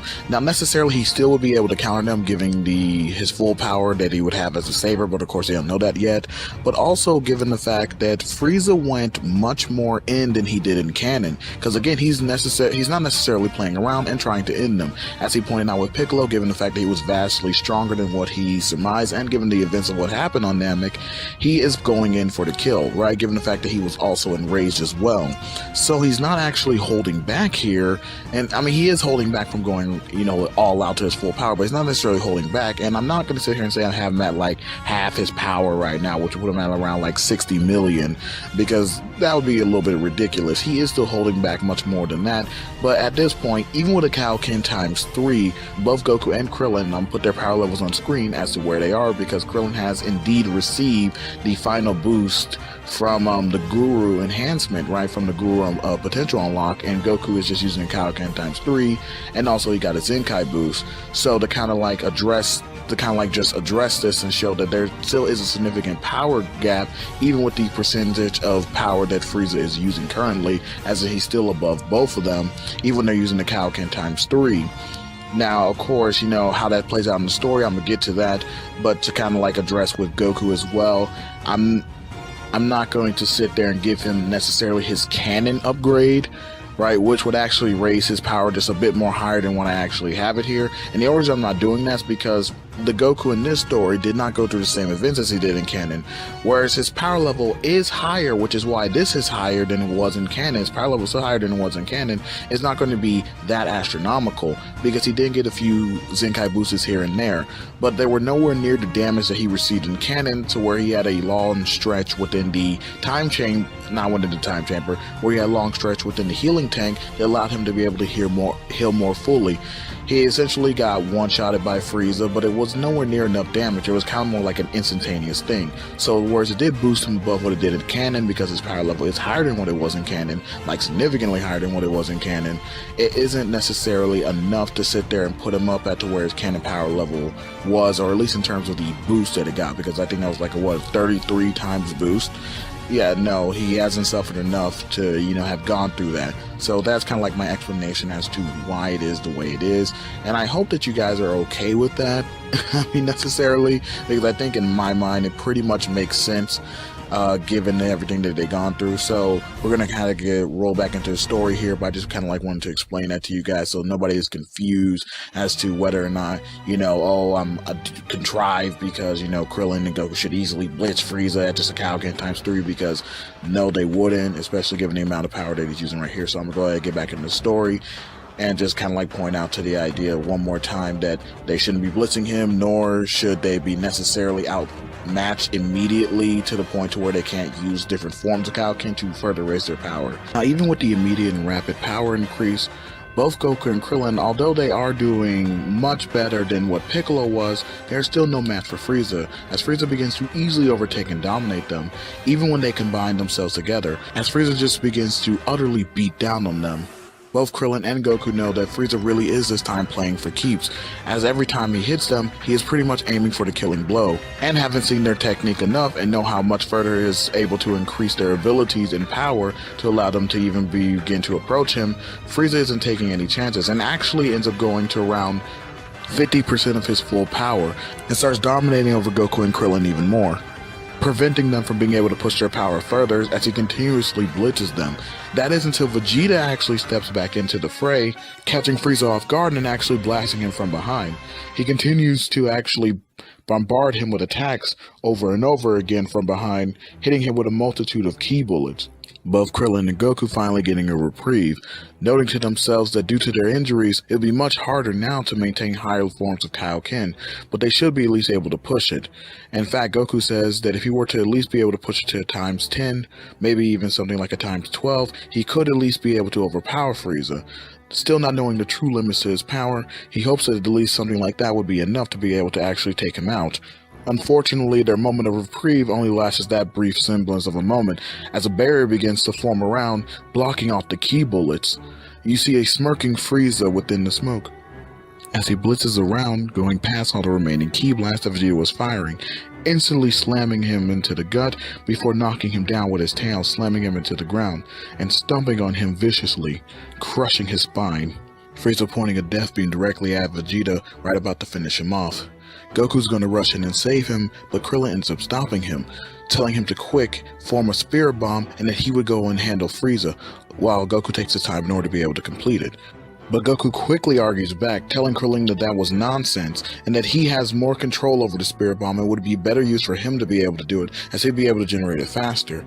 And given the fact that even though he was severely injured, he could still at least push Kaioken to higher tier levels that could possibly be able to defeat Frieza. But he understands that if he wants to use the spirit bomb to make sure the job gets done more efficiently, so he'll reserve himself, but at least let him go and fight him, because he would definitely have a better chance of being able to hold him off, while Krillin was the one who goes create the spirit bomb. Krillin, not being able to argue with this logic, tells him alright, as Goku then rushes over to start attacking Frieza again, this time going straight into a Kaioken times 10, pushing himself given the fact that he was injured and was causing a much significant strain on his body than it would be if he actually wasn't injured. Krillin then goes off to go fight in a hiding spot, making sure that he was out of line of sight before beginning the charge of the spirit bomb. But he realized that there was a bit of a problem. That would actually take longer than both him and Goku expected, as there actually wasn't much life around or even life left on Namek. Krillin noting that he would have to gather energy not only from here, but from even the surrounding planets, moons, and even the stars, in order to be sure that he can make one powerful enough in order to be able to kill Frieza. Now with Goku's sudden burst into Kaioken times 10, he's actually dead even with Frieza, both of them clashing back and forth, able to contend with each other much easily. A ki blast here, a kick there, a punch there, grapple, throws. They were actually being able to compete Although Goku did note that he himself was actually becoming much more weaker as time went on, as he noticed that his body was being put under much more pressure and strain. And seemingly enough, it was as though he was right about the hidden depths of Frieza's power, as he can slowly but surely see that Frieza was indeed raising his power, although he was injured too and thus was slowing down as well. Nevertheless, Goku persisted, actually ended up boosting up his Kaioken just a little bit more, and actually began to overwhelm Frieza at first, but Frieza began to slowly raise up his power, and there they became in a deadlock. Whereas Goku would try to necessarily push himself within stages of Kaioken, while trying to also conserve his energy, as he knew that Krillin was preparing the Spirit Bomb, and Frieza was just raising his power, getting closer to his maximum, although he was getting more frustrated and pushing himself a little bit harder than Goku, although without all the setbacks and relapses that Goku was experiencing, given the fact that he was using the stressfulness of the Kaioken. But finally, after a few minutes of struggle, Goku's body just ended up giving out, knowing that he couldn't push it anymore, and at that point, he was utterly defeated, as Frieza began to mock and laugh him as he went in to go immediately start brutalizing him, smacking Goku around and just beating the ever-loving dog doo-doo out of him. Goku cursing at his own weakness as he still struggles to fight back, only to be knocked down once again, and right as Frieza's about to deliver the final blow, summoning up a death ball that was going to definitely end him, as well as everyone else, Goku, while on the ground, ended up looking up, smiling, as what he saw right above Frieza was a Spirit Bomb. Frieza taking notice of this, and also noticing that the light suddenly got brighter around him, he turns around only to see a Spirit Bomb fully formed right above him.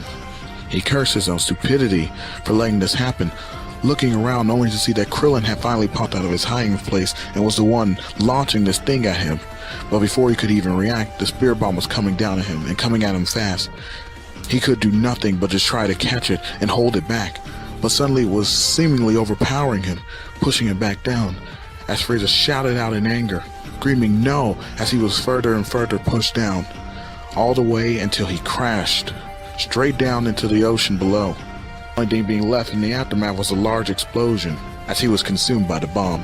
The battle now seemingly over, the group began to recover, with both Gohan and Piccolo being the one to end up picking up Krillin and Goku, and even a surprisingly still alive Vegeta. Getting the group all back together, they sigh in relief, finally hoping that the battle was over, not being able to sense a trace of Frieza even remotely left. Definitely congratulating themselves on being able to do it, especially Goku patting Krillin on the back, telling him a job well done. That was actually worth it, and that technique does really come in handy. Krillin smiles in return, with Gohan hugging both of them and crying profusely, because indeed he was scared for their lives, and they just end up hugging him back, comforting him.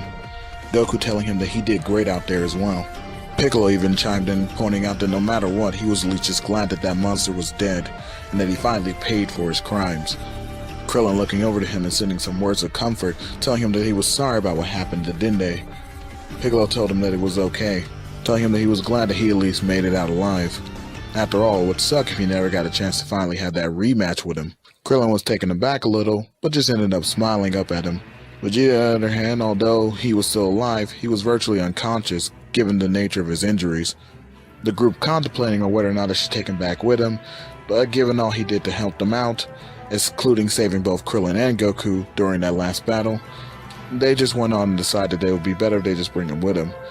That regardless of anything else, he should at least be given the opportunity, and that perhaps, just maybe somewhere deep down, he was starting to change, maybe turn over a new leaf. The group, now satisfied that they had indeed achieved victory, begins to get up, getting ready to go get Bulma so that way they'd be able to leave. But right as they were getting ready to head out, suddenly a sharp key spike goes straight through everyone, looking in fear and absolute terror. A collective shudder amongst the group, as they can only utter two single words, "No way."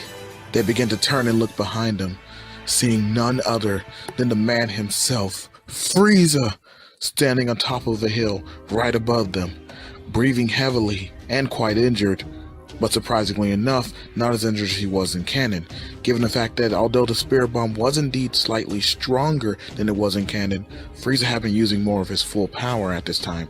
Therefore, he was able to hold it off much more than he was able to in canon originally, thus allowing him to survive, and be less injured, although not significantly, than he was in canon. Frieza utters one mere word, die. Immediately, a death beam rang out, heading directly towards Krillin. Knowing that he wouldn't have enough time to evade, Piccolo ended up jumping in the way, taking the full force of the attack. And given the fact that Frieza is stronger this time around, this ends up doing far more damage than it did in canon, not only blasting a hole through Piccolo, but also taking off that whole part of his torso, including his right arm, as he falls down practically lifeless. Goku screaming no, but before he could react, using telekinesis and moving quickly, Frieza ends up grabbing Vegeta's body and slamming it right into Goku, knocking him over and away. Frieza then aimed an attack at Gohan, but right before he could do anything, at the last second, Krillin, using the last bit of his energy, threw a Kienzan in hopes that it would actually end Frieza, but Frieza, with his quick thinking, actually ended up dodging it, turning his attack that he was going to use on Gohan straight onto Krillin, catching him in the death grip, raising him up into the air as Goku begged him to stop, as Goku pleaded with him to not do it, struggling back to his feet and screaming out for Krillin. Krillin shouting back down after Goku, yelling his name, begging for his friend to help him, but it was too late. Frieza, without mercy, blew Krillin into dust as Frieza began to laugh maniacally, looking towards Goku and mocking him openly, saying how he could save none of them, and that this would be the fate for every single one of them. He looked towards Gohan to be his next victim, as Gohan just sat there, shock and awe, cowering in fear. He couldn't even move, he was shaking so bad, as tears began to well up in his eyes, and he began to sob uncontrollably, begging for his daddy to come and help him, as the sky began to grow dark, and lightning began to strike everywhere, catching both Gohan and Frieza's attention.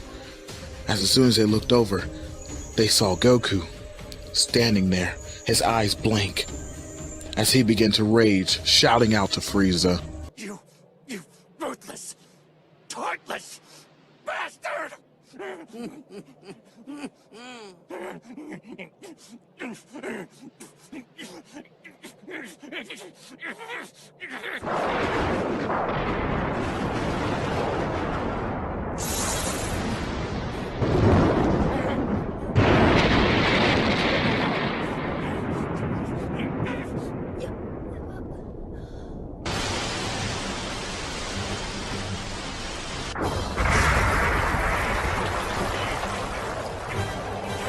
I will make you suffer!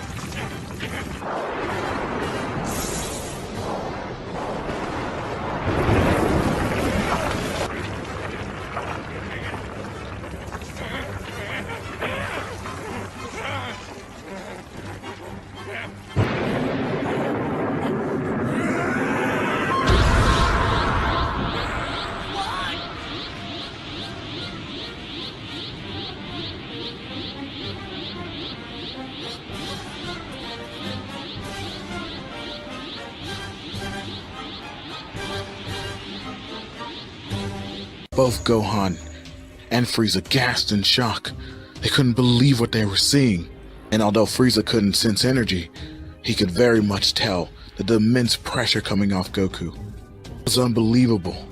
In fact, Frieza knew down the very fibers of his being what this was.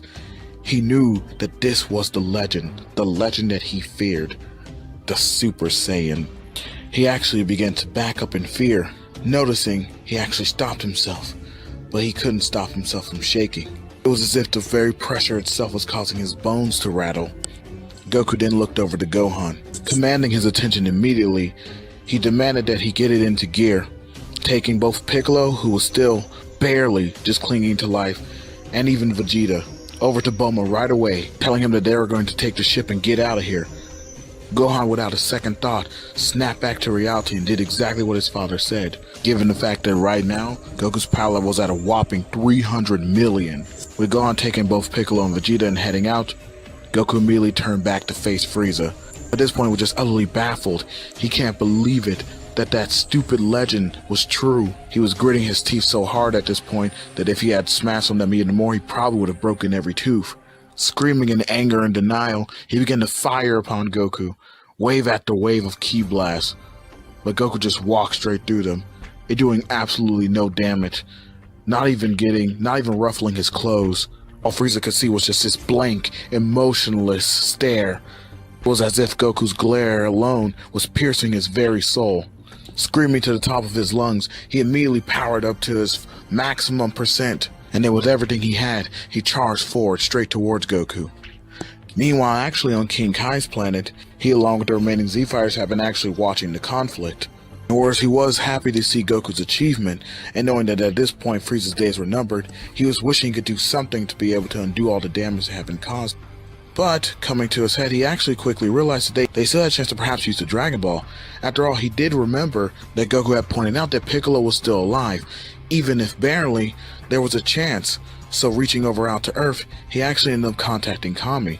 And it turns out that his suspicions were right, as Kami was indeed alive. King Kai telling him that there was no time to explain, but that he should gather the Dragon Balls as quickly as possible. But there was a chance they could still make everything right, telling him that every life on Namek depended on his hastiness. Meanwhile, back at the battle, even though Frieza had indeed charged at full might towards Goku, it absolutely meant nothing, as each punch that he landed on Goku, Goku stood there and just took them all, not even moving an inch, not even flinching. As with one gunshot, he slammed straight into Frieza, causing him to spit up blood, and he fell to his knees immediately, grabbing hold of his stomach, saying, "Just one blow was all it took." As he turned around to look up at Goku, he began to crawl away out of innate fear, before hopping back to his feet and charging again. Goku dodging, Goku weaving, parrying all his attacks. He could do absolutely nothing against him.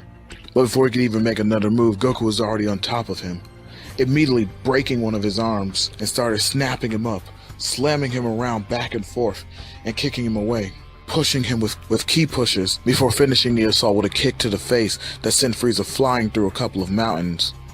Frieza, after managing to recover, was completely dumbfounded. But still, he figured he had to do something. He had to do anything. He was the Emperor of the Universe after all. He shouldn't just give up like this.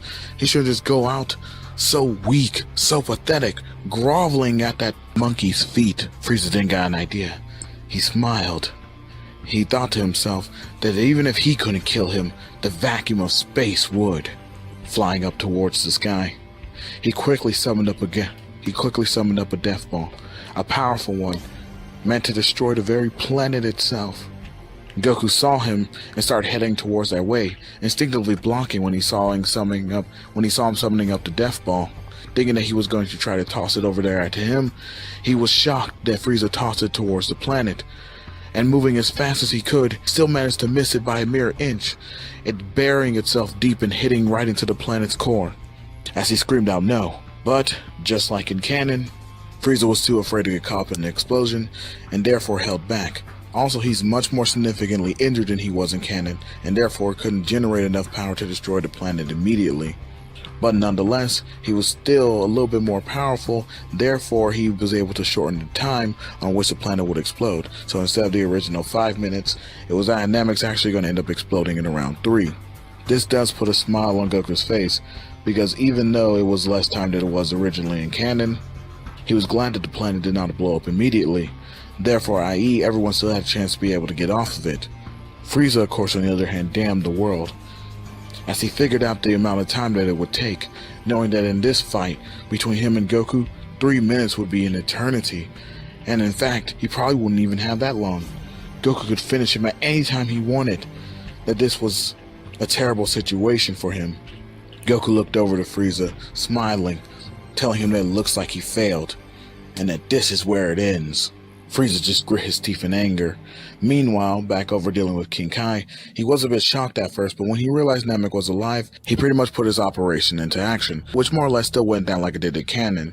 Essentially, everyone who was killed by Frieza gets wished back. Essentially means that everyone pretty much who died on Namek pretty much gets wished back, and therefore, i.e., that means that even Porunga comes back, which is actually great, as when Dende basically comes back to life and kind of wakes up, he's like right in front of Porunga. So, getting the deets from King Kai as to what was going on, and getting the lowdown, and including having Guru basically confirm, the same wish would end up being made. And although Frieza does indeed see Porunga and try to head over to him, and Goku does kind of like get in contact with King Kai, because King Kai basically contacts him, telling him what's going on, he still ends up suggesting that him and Frieza stay onto the planet, that way he can go ahead and finish him off and not have to worry about him anymore, and pretty much everyone else just ends up getting and pretty much everyone else has ended up going to Earth. Not to mention, it wouldn't actually matter anyway that Frieza ended up seeing Porunga, because there would be nothing they could virtually do to get over there, because whereas he does try to distract Goku, try to create a smoke screen and do a little razzle dazzle in order to be able to get away from him, nothing was effective, and even by the time he reached Porunga, everyone was already teleporting away, thus causing him to miss his wish again, only for when he was turning around screaming in anger to receive a giant fist straight into his face, coming courtesy of Goku.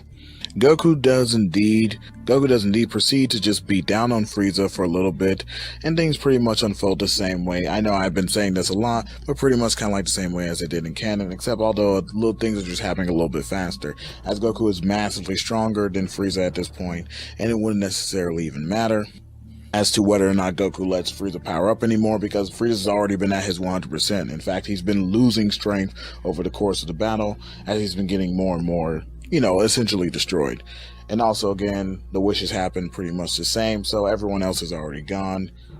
And pretty much, Goku just powers down after, going through the same, kind of like, he's not going to go necessarily through the same speech here. And he does make sure to leave Frieza broken, and basically says, whereas he won't necessarily kill him, he won't save him either, essentially condemning him to die on the planet. In fact, this time around, pretty much the difference is he doesn't actually give him any energy in order to be able to restore him. He pretty much goes to try to find a ship, heading back over to where Frieza's was, but Saul during the course of the battle ended up getting damaged and pretty much was non-functional. I mean, he tried everything, and by everything I mean he just started pressing random buttons, kind of like how he did in canon, but there was nothing he could virtually do. He didn't know how to work it. And of course, he ends up fighting the Ginyu ship and ended up leaving the planet right as it exploded. The only difference being that he had significantly less time, so he was actually more pressed in order to be able to try to find a ship, get out of there, and just barely makes it off before the planet explodes. And as far as everything that happened on Earth and revolving around the Namekians, Bulma, Vegeta, Piccolo, Gohan, all that, everything like that still pretty much happens the exact same. Therefore, I can say that we have reached the end of the Frieza saga.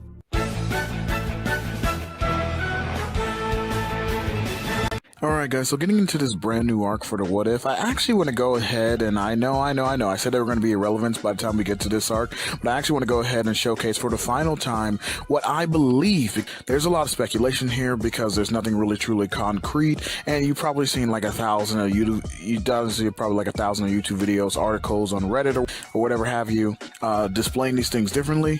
But I want to go ahead and introduce what I think are the final set of power levels I think everyone would pretty much be at in terms of like a quote-unquote consistency based on the lore and the canon and things of that nature, what I think personally they would be at. And that's pretty much what I'm going to start off by showing you guys before we get into anything else. And it'll just be on your screen right now, as you can already see. But pretty much just them as the main bulk and quote-unquote discussing these power levels. Anyway, moving on. Now to start this part, we're actually going to be transitioning over there to Yardrat to deal with the fall of Goku landing on the planet, as he will have the most significant change going forward in this beginning portion of the story. That being that, unlike in canon, Goku already knows the instant transmission.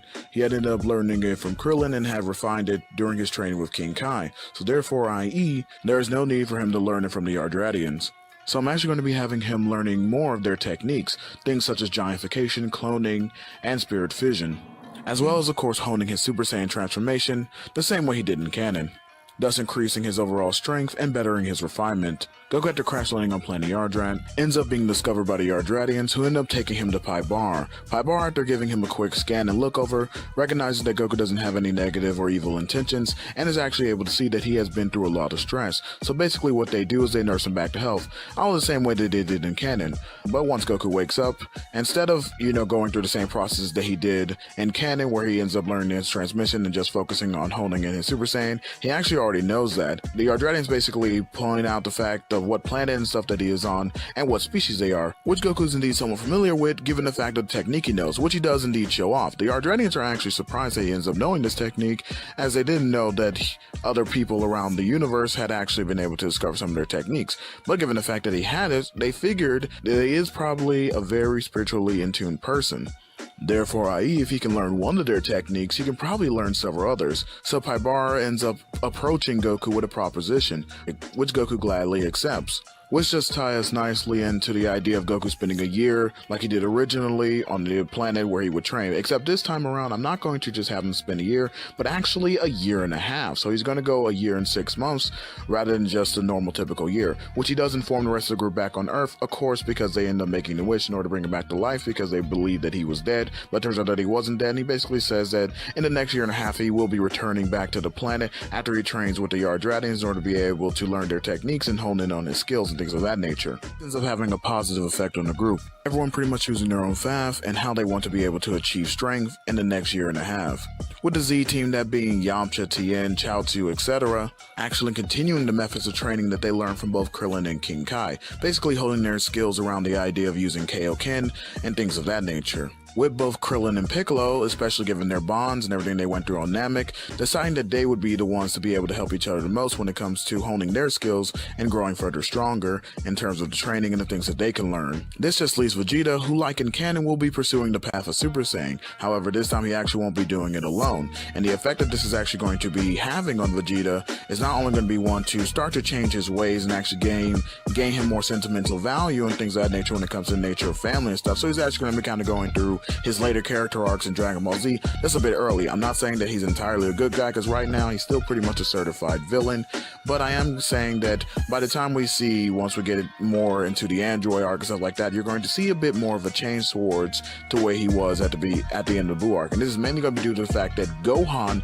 will be joining this time in the pursuit of Super Saiyan. Given the fact that, yes, whereas he is, very much on the idea of still learning the Kaioken, or at least, learning it to a point to where he can hone it better and be able to have better uses of it and longer lasting uses of it, he feels that Super Saiyan is a far more better form to be able to learn, given the fact that he saw what it can do for Goku. So essentially, Gohan is basically trying to follow after Vegeta because he feels that, given the fact that Vegeta is also a Saiyan, that he'd probably be the best one to follow on that path. Now, this is something that is brought up to him by Krillin and Piccolo, that it'd probably not be the best thing, especially given the nature of Vegeta, but at the same time, at least under supervision, they're willing to entertain the idea and understanding Gohan's logic and the path in which he wants to choose, and seeing that he's actually a bit more mature for his age, despite being so young, that understanding what he wants is probably the best way to go about it in terms of developing his own strength and allowing him to actually go stronger in the way that he chooses to. Now, I know that people are going to bring up the whole Chi-Chi thing and how is that going to work, with Chi-Chi, but the way I basically square that away is in the idea that not only is this actually going to have a benefit in actually keeping Vegeta on Earth, given the fact he won't just try to run off into space, like take the Cap's core ship and just get out of there, is because of the interest in Bulma. Bulma basically going to Chi-Chi, and kind of like squaring this whole thing away, talking about the education that Gohan could actually have over there, given the fact that Bulma is, of course, really smart, and is considering all the education that he learned in space. He actually does show some of this to Chi-Chi, showcasing, all the different things he's learned about the different species and things of that nature, showcasing that he was actually learning on this trip and stuff through space. And so she's much more okay with it, although she's not too trusting of Vegeta. But basically, Krillin and Piccolo did say that they would be doing supervision of it and won't just, be letting Vegeta do whatever he wants. But like I said, I think that this is the best path for Gohan, and I think that anything else other than minutia details can kind of like be squared away, because I still think that, obviously, given the situation, Bulma would still let Vegeta come and stay at home and things of that nature. So therefore, i.e. Gohan can just go right over there. He would also be studying, but at the same time being allowed to get stronger in training and things of that nature. Unbeknownst to the group, out there in space, it turns out Frieza did not actually die in the planet explosion when Namek blows up, and King Cole actually finds him just like he did in canon, and basically ends up restoring Frieza. So we are getting Mecha Frieza.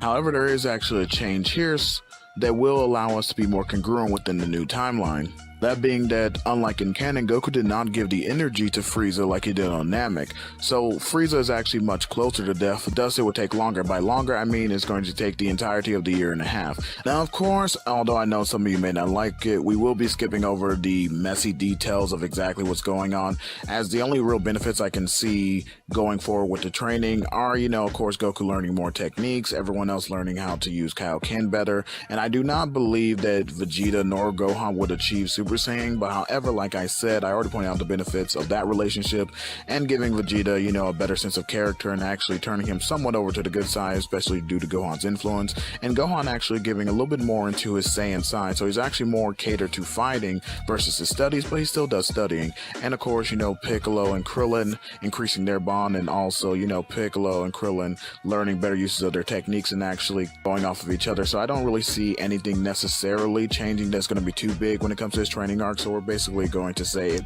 came and went essentially, but yes, they did indeed increase in their overall powers and abilities and gain new things in that nature. With that being said, the year and a half came and went.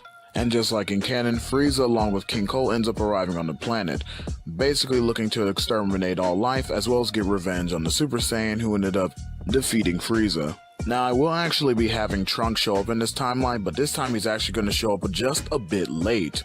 And so what's going to happen is that Frieza ends up sending out his men in order to be able to scout out the planet and see where any life forms are. Now, the Z-Team is already there and they have showed up, and they of course intervene, pretty much wiping out every soldier that ends up coming their way. And right as they're about to engage with Frieza, that is indeed when Trunks shows up, meaning that he actually only showed up like a few minutes late from what he did in canon. Now, there are actually some notable differences with this Trunks than the one that we actually got in canon. For one, he's actually older than the original Trunks we got in canon.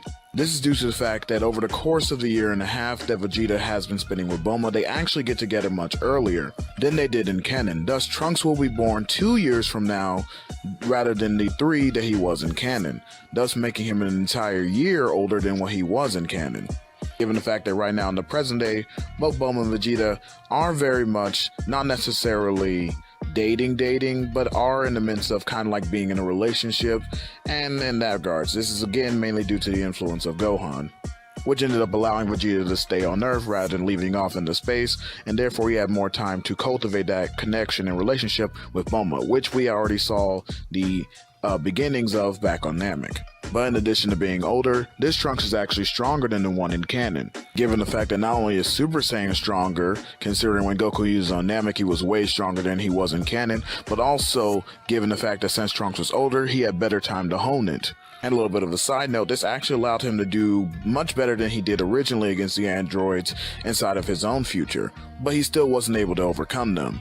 Nevertheless, he basically makes quick work of both Frieza and King Cold, much easier than what he did in canon. Speaking of canon, pretty much things go kinda exactly in the same way, as in Trunks basically tells the rest of the group that they'll have to wait on Goku, they point out to where he's going to be, and they ending up waiting for him to arrive, which instead of actually coming in the Ginyu ship like he did originally, he actually just ends up teleporting there, which he is surprised by the rest of the group's non-reaction to this, not because of the fact that they already knew they can teleport, but they didn't have any idea that he was coming, or so he thought. But turns out Trunks actually informed him of everything that was going on, and how he would be arriving and where he would be arriving. And Goku's like, oh, well, you know, that's neat. Basically, essentially pointing out the fact that he would have been here earlier, but he had already sensed from even back on Planet Yardrat that everything had actually ended up being okay. That despite his worry when Frieza and his father Ver showed up, both acknowledging that they were indeed strong and that Frieza had indeed gotten stronger, he was going to teleport, but once he saw the situation was relativistically handled in a short amount of time, including actually feeling Trunks' power, though he did not know it was Trunks, he essentially assumed that everything was alright. But after feeling that tremendous power, he did end up teleporting right away to see exactly what was going on, but felt that since the threat was past, that's why he took longer.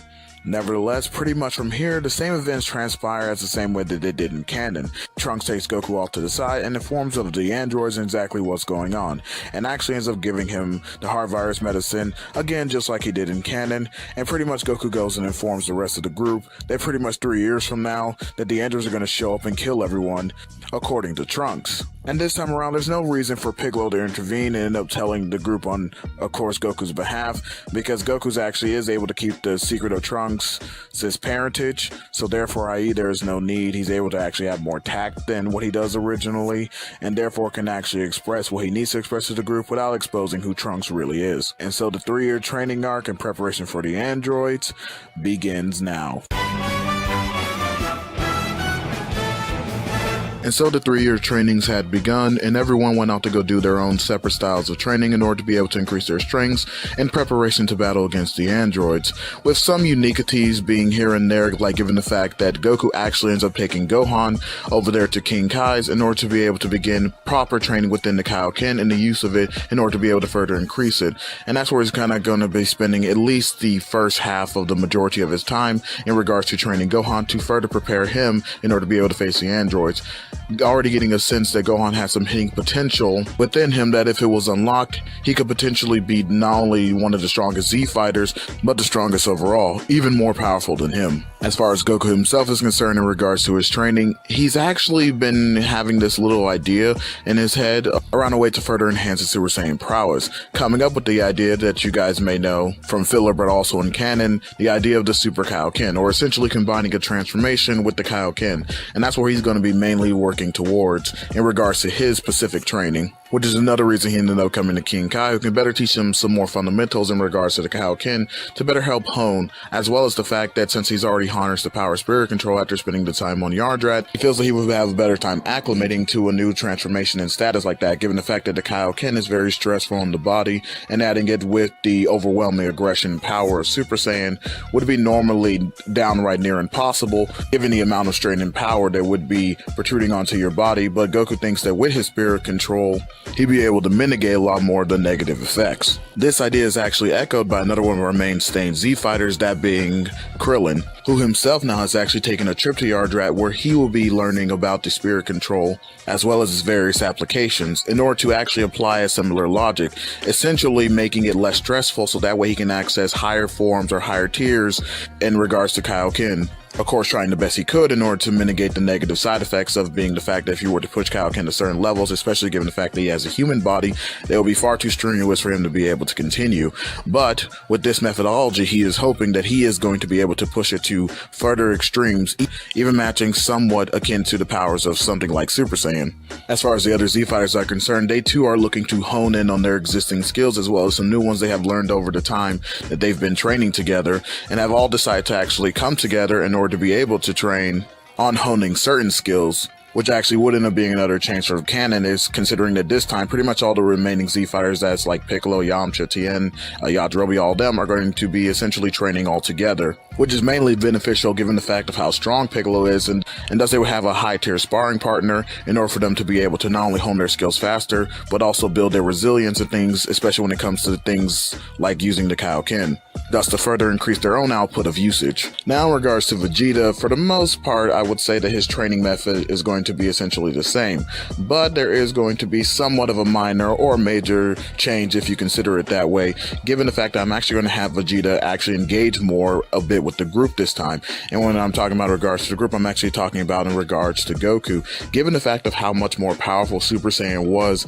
in the showcasing on Namek, Vegeta's kind of been humbled. That and the fact that he got to meet Bulma earlier and they spent some time together, and he started to developing more towards the direction that he was, not necessarily around the Buu arc, but towards the more mid to tail end of the Cell arc, if you will. So therefore, he's become a bit more humble to the idea that there are people stronger than him, that he probably could indeed use help, because he wants to understand exactly what Goku did in order to be able to achieve such a high grade of power. But these interactions will be all too brief, given the fact that he will just essentially go and spar with Goku from time to time, and also get some, how you say, pointer tips in how to become a Super Saiyan and stuff from him. And Goku would essentially explain the methodology and the stuff that he went through necessarily in order to be able to turn to Super Saiyan. And Vegeta wouldn't necessarily take it to heart at first, because he feels like, you know, again, his pride and stuff is getting in the way of this, and he kind of like feels like that it's not necessary he should lower himself to such, you know, standards in order to be able to become a Super Saiyan. But he actually has the benefit of giving the fact that instead of taking exactly like 3 years for Vegeta to become Super Saiyan like it did originally in canon, he's actually going to become Super Saiyan within 2 years with 1 year of honage. But nevertheless, 3 years comes and pass, with the group seeing notable gains. If they were already notably more stronger than their canon counterparts, then they are now vastly outpacing them in the realms of power, speed, techniques, everything that you can possibly imagine. They far exceed their canon counterparts, and everyone's training has actually seen great growth and benefits. So the group all finally meets up again at the cliffside overlooking South City, and preparation to confront the androids. Now there are going to be some other notable differences here. Like for one, whereas Vegeta was originally absent, this time he's actually here, standing alongside the group in order to be able to fight with them against the androids, given the fact that he not only achieved Super Saiyan earlier, but he had an entire year to hone it, and he has a bit more of a friendly relationship with the group, mainly being Goku. But that's not all, as in regards to Goku himself, given the fact that I've made him far more, intelligent and things of that nature when going around in this what if, and far more family oriented, he understands the necessity of wanting to keep those guys safe, especially given the prodding from both Chi-Chi and Gohan. Goku actually ends up taking the heart medicine, even though he didn't end up getting sick. He still ended up taking it, and thus this will be preventing him falling to the heart virus later on within the battle against the androids. Thus everyone is allowed to catch up and begin the search, heading down towards the city. But after a while of looking around, they begin to notice that there's nothing, not even a speck, not even a mere blast or anything that has gone off to indicate where the androids are. And despite as they might, they can't figure out a way in order to be able to track them, because when they try to sense for them through their ki, they're not being able to pick up on anything. But eventually, just like in canon, Yamcha is the one to discover them first, and upon realizing that these are indeed the androids, he begins to engage with them. Meanwhile, across the city, Krillin stood atop a building, his eyes closed as he began to meditate, thinking to himself that even if they can't feel their energy, maybe there's another method that he can use. Given the fact of how successful his training was in terms of spirit control, he's actually learned a new method of being able to track someone in regards to, rather than just sensing them through their ki, but perhaps even sensing them through their soul. This is something that he ended up discovering through understanding further the properties of both the instant transmission and the Genki Dama, figuring out there was a link between the two that he could combine in order to further harness his sensory abilities. Krillin, however, is a bit worried as to whether or not this method will work, given the fact that he does know that they're androids, and he's not sure whether or not machines have souls, but he's willing to give it a try, anyway. Putting two fingers to his head, he begins to search, thinking to himself that most likely the soul would be very malicious, especially given the description that these two were mindless killing machines and otherwise super evil. So figuring that the soul would be malicious, that's exactly what he searched for, where the most malice was. And whereas he wasn't able to pick up on 19, given the fact that he is indeed all machine, he was able to pick up on Dr. Gero. Meanwhile, back at the battlefield, Yamcha was actually doing better than he did in canon, able to parry Dr. Gero's first strike and actually take a few more of his blows, but realizing that he was going to be no match for him base to base, he was about to kick it up to Kaioken right as Android 19 had jumped in the fray, aiming a punch towards his face.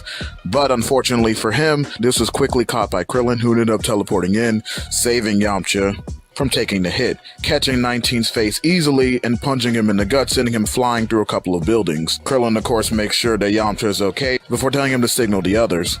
Right as 19 comes rocketing back in, standing beside Android 20, or Dr. Gero, dusting himself off from the blow, noting the idea that it did indeed hurt, but it wasn't nothing that do any permanent damage. Yamcha quickly charging up to a Kaioken times 10, which alerts everyone else as to his energy as to where he is, and they immediately go there, showing up within the next instant. And pretty much from there, things happen as they did normally, with Dr. Gero essentially explaining what him and 19's mission are and exactly how they're connected to the Red Ribbon Army.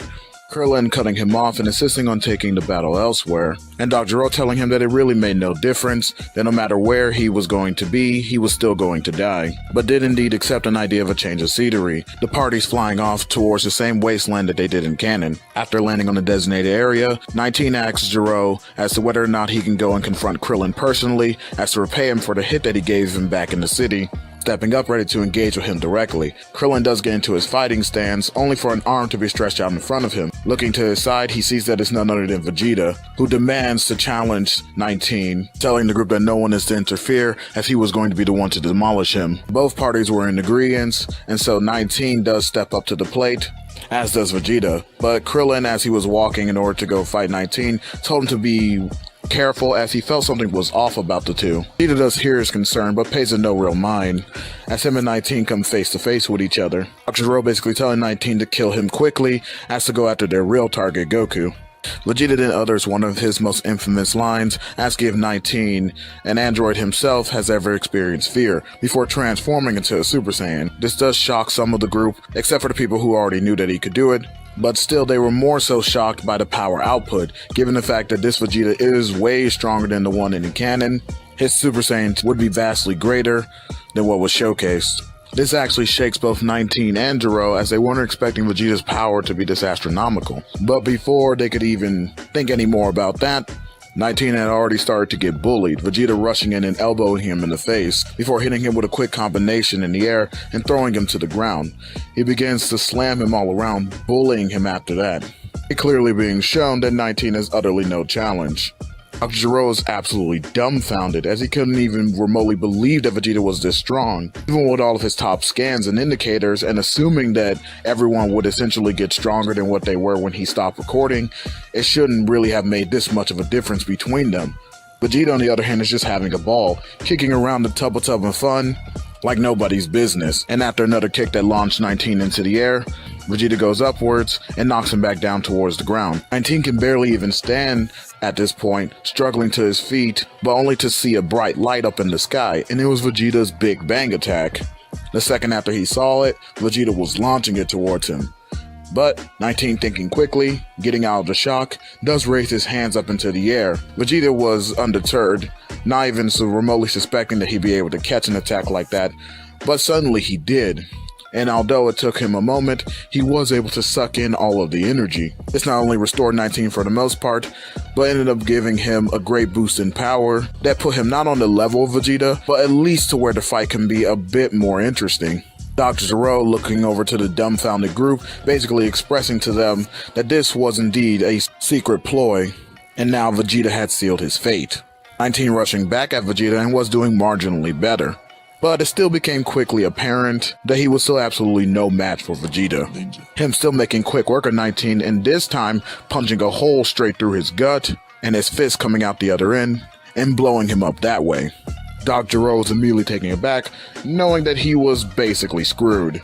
So thinking quickly, he throws up a large smoke screen, blasting the ground all around them in order to obstruct their view of vision, before taking off at his top speed to get the hell up out of there. Knowing that he would have to hurry if he was going to make any headway to getting back to his lab and awakening 17 and 18. Once the smoke cleared, everyone could see that Dr. Gero had ended up getting away. This ended up pissing Vegeta off, who wanted to immediately go after him, but Krillin told him to wait, pointing out that while he was running off, Piccolo had heard him say something under his breath. Vegeta does indeed come down to listen, although he's not too happy about it. But Krillin does reassure him, as well as the rest of the group, that even if he does manage to completely get away, that it wouldn't necessarily matter, because although they can't necessarily sense their ki, he had another method of being able to track him. Piccolo ends up basically explaining that he had heard Dr. Gero saying that he was going to release something called 17 and 18, assessing the idea that Trunks had ended up being wrong, that there were in fact 2 more androids. The group began to contemplate what else he might have been wrong about, but lo and behold, speaking of the devil, Trunks actually ends up showing up. The two groups meet and explain exactly what happened, and then Trunks is taken over to the wreckage of what used to be 19. Lucky Vegeta hadn't destroyed him in his entirety and left his head still around, even though he had blown up most of his body. Trunks was indeed able to confirm and identify that this was not the androids that he was talking about, and that indeed what Piccolo heard was correct. The ones he was talking about was both 17 and 18.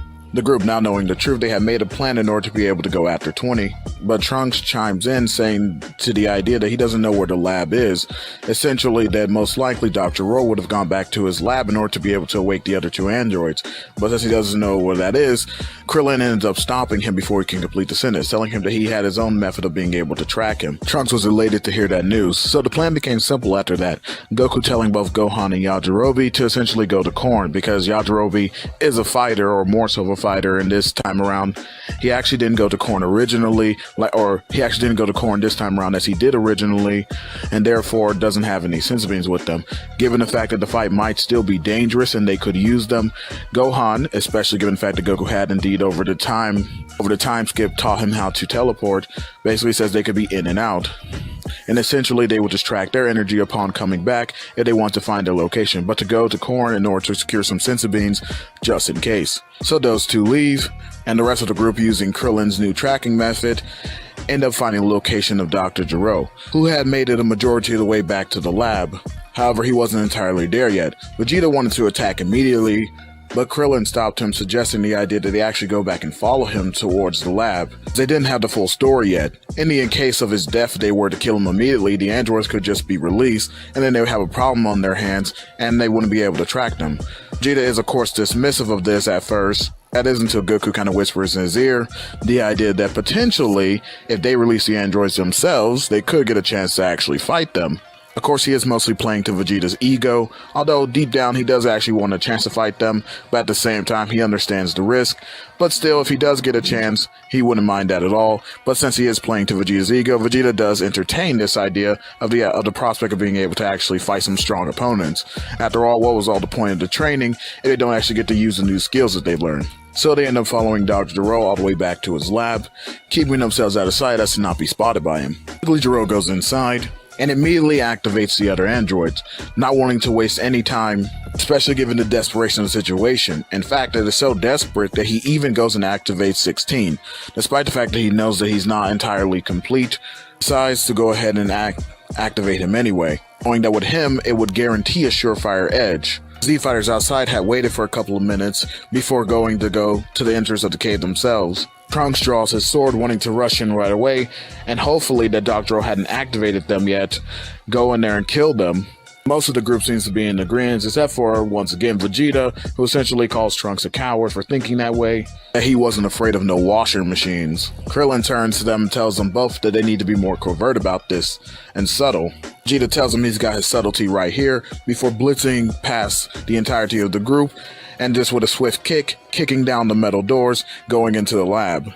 Whereupon entering the group see not only a dead Dr. Gero, but also instead of 2 more androids, it's 3. Third one being a huge android with red hair, who we know as Android 16, who upon seeing Goku, immediately charges towards him. Barely has any time to react, but does manage to put up a guard, but he does indeed get sent flying. Most of the group was unaware as to what had even happened because they didn't even see 16 move. He had been going so fast. But they still wouldn't have any time to reorient themselves as both 17 and 18 came flying in. 18 sucker punching Vegeta, slamming him right in the trunks, sending both of them flying, before proceeding to then bench press both Tien and Yamcha, clotheslining them out of the cave and sending them hurtling towards the ground. Krillin and Piccolo did try indeed to attack 17, but he was able to block off all their attacks, elbowing Piccolo straight in the gut, basically almost rendering him unconscious. Krillin going into a Kaioken times 10 in order to save him, and he does significantly better. Against 17, he still isn't able to put a dent in him. 17, after a few moments gaining the upper hand, he ends up kicking Krillin away. While they were off guard, Piccolo did try to attack both of them using an explosive demon wave, having regained his bearings, but it was all for naught, as the attack did no damage whatsoever.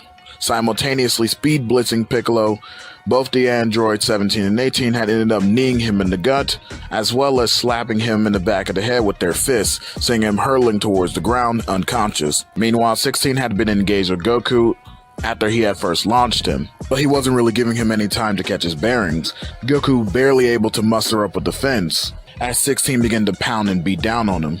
But Goku does get a moment of reprieve and ends up using the solar flare, allowing him to, in combination, go up to Kaioken times 30, punching 16 square in the face with an Ozaru fist. This does indeed do some damage to 16, causing him to stagger but also bleed. Yet he merely gives Goku Death Glare before grabbing him by the face. Goku, in the same burst, does indeed knock him off of him and is about to burst into Super Saiyan, but he's unfortunately stopped when 2 sharp kicks end up hitting into his back. The attacks coming from 17 and 18, who managed to stagger Goku, stopping him completely. 16 finishing off the attack by using a hammer strike to knock Goku towards the ground, all 3 landing and bearing down over the top of him, as he's basically unconscious, ready to finish him off once and for all. 3 androids stand atop Goku's unconscious body, with 16 beginning to prepare a Hell's Flash in order to finish off Goku once and for all, with 17 getting ready to step in front in order to be able to make a protest, given the fact that he was dissatisfied with how easy this all ended up being. He expected from the data that they gathered that Goku would have put up much more of a fight, and that he wouldn't have been taken down so easily. 18 basically confronts him and tells him just to back off and let 16 do his thing. That was a part of his whole program or whatever, just to go on and kill Goku, whereas they were kind of like mostly in it for the fun, and that it really didn't matter in the end which one of them ended up killing him. In fact, she was far more interested in doing something else, like going shopping for instance, which 17 found entirely boring. 16 on the other hand was laser focused, as his target was right there. Summoning up the energy necessary in order to be able to wipe Goku off the face of the planet, he was prepared to fire. But right in that moment, before he was able to do anything, he was kicked in the face and sent flying by an enraged Super Saiyan Gohan, who along with Yajirobe had teleported back in the nick of time. With both 17 and 18 also caught off guard, Yajirobe was actually about to come down with a swing of his sword in a Kaioken times 20 against Android 18, looking to decapitate her immediately.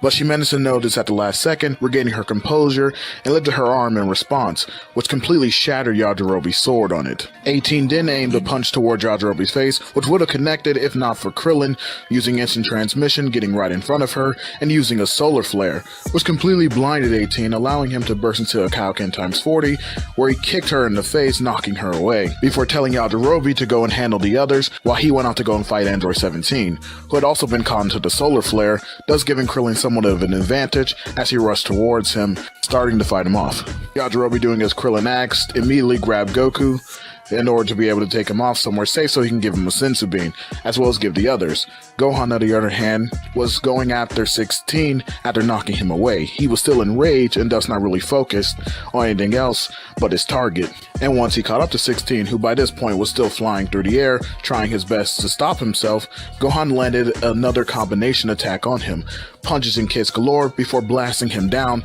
with a Kamehameha wave straight towards the ground. 16, however, was eventually able to stop himself, and once gaining his footing, was able to deflect a Kamehameha wave, him charging at Gohan in return, and the two begin to clash with each other. Now I do want to go ahead and take the time to express to the idea that the only reason why Gohan's even putting up this much of a fight is due to his rage boost. Given the fact that he saw that Goku was basically on the verge of near death, and how injured he was, it allowed him to access a state. Yes, he does indeed have Super Saiyan, but let's be honest, it would still be nowhere near the level it needs to be in order to be able to go up against 16, despite the fact that he has been training with it much longer than he was in canon. But if I had to give a rough estimate, I would say that this rage boost would put him very closely near the same level as an ascended Vegeta, but still quite a few notches below, but just getting up towards near that level. Thus, I would say he boasts the raw power advantage over 16, however, it's not a very high margin.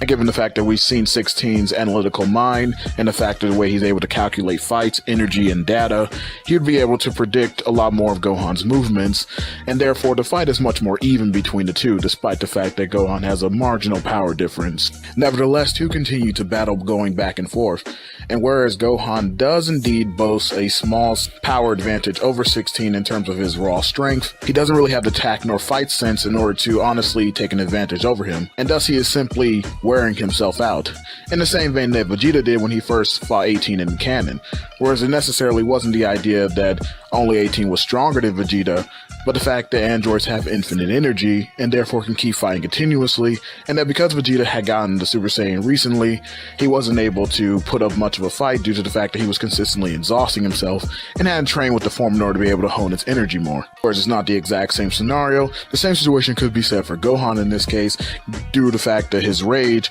is causing him to throw out more power with less precision. And therefore, although they were even at first, after a while 16 begins to take the upper hand as Gohan begins to get more tired and powering down, allowing 16 to finally break through his guard and give him a solid hit, at which point he begins to pound on him, knocking him back and forth over and over again. Meanwhile, back at the fight with both Krillin and 17, the difference is much more noticeable, given the fact that 17 is much stronger and faster than Krillin. However, it's Krillin's tenacity and battle experience that is basically keeping him ahead, as he's trying to employ the strategy of essentially using some reverse psychology on 17, trying to get in his head and throw him off his game, given the fact that he recognizes that 17 can't actually fight all that well, at least in comparison to him. It's not that 17 isn't a natural prodigy or gifted fighter, especially given the fact that he's an android. He's already showed high level skill, even within canon, going up against what would be more experienced fighters like Piccolo. But in this case, Krillin's vastly more array of fundamental understandings within martial arts and his teachers have prepared him for situations like this. 17 is able to overcome the mind games at first, but Krillin keeps digging deeper and basically showcasing a level of battle mind that 17 just wasn't simply prepared for, which gave Krillin several openings, allowing him to basically hit 17 on several occasions with his attacks. And whereas at first these attacks were doing absolutely nothing, 17 basically tanking them all, it was all a part of Krillin's strategy, as he was employing the Force Spirit Fission technique in order to be able to separate the energies from 17's body in order to be able to severely weaken him. So with Krillin finding those openings, he begins to draw the energy out, and this does have the added effect of indeed weakening 17, allowing Krillin's hits to take more of effect.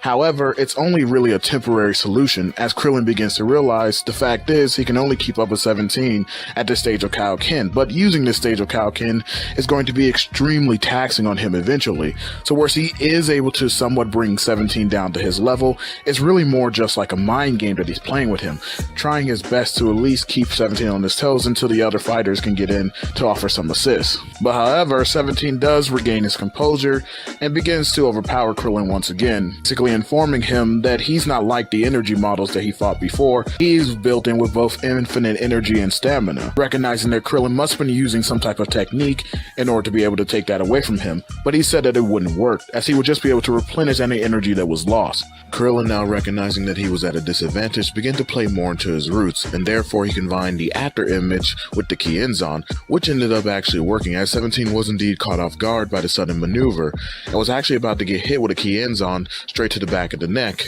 But right before Krillin was able to launch it, he was suddenly stopped by a kick that came straight into the side of his face, knocking him away, slamming him through a few trees in the process. The kick had come from none other than 18, who had rejoined the fray at the side of 17 in order to be able to battle Krillin together, stating to him that she hoped he wasn't having too much fun without her. 17 just smiled, welcoming her back, promoting the idea that they end this little dwarf once and for all, with 18 actually commenting back that he didn't have to be so rude. In fact, she thought Krillin was actually kinda cute. 17 just rolled his eyes at this and told her to come on as they blasted off towards Krillin. Krillin himself had just recovered after being kicked so hard, staggering back to his feet and wiping the blood from his mouth. Damn, I won't win like this. He noted that to himself, trying to think of a strategy that he can use in order to be able to gain the upper hand.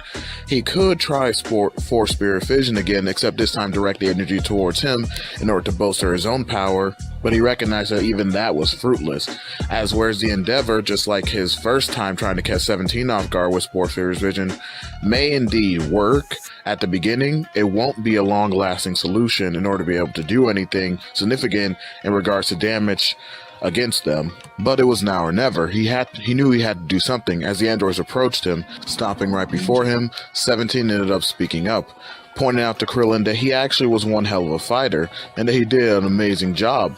But this is where it ends. 18 noting that it was such a shame, especially given her mild attraction towards him. She really didn't want to end up killing him, but in this case it would look like she had no choice. Krillin took his fighting stance, not wanting to back down, thinking to himself that at this point he would just be buying time.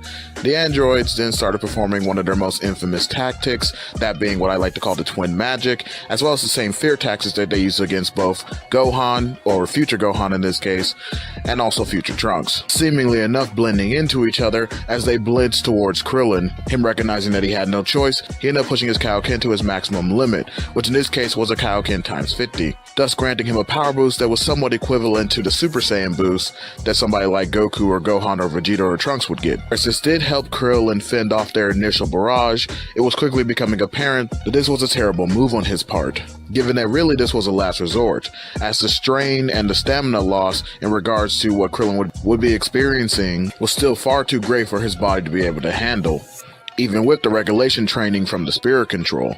And after a while he ends up running out of gas, this being notable when the fact that 17 and 18 were both now getting extremely clean hits on him. Krillin unable to do anything but just sit around and be toyed with, and whereas he does try to defend himself, his attacks are sloppy and too slow and not powerful enough to do any significant damage, him constantly missing, or even when he does land, it quickly being blocked and guarded, and Krillin just takes another hit, with the androids at one point even treating him like a pinball, and how even 18 got in a quick kiss on his cheek, which Krillin did try to retaliate with a backhand, but that was swiftly dodged as well, which made it all too clear to Krillin that he was absolutely screwed.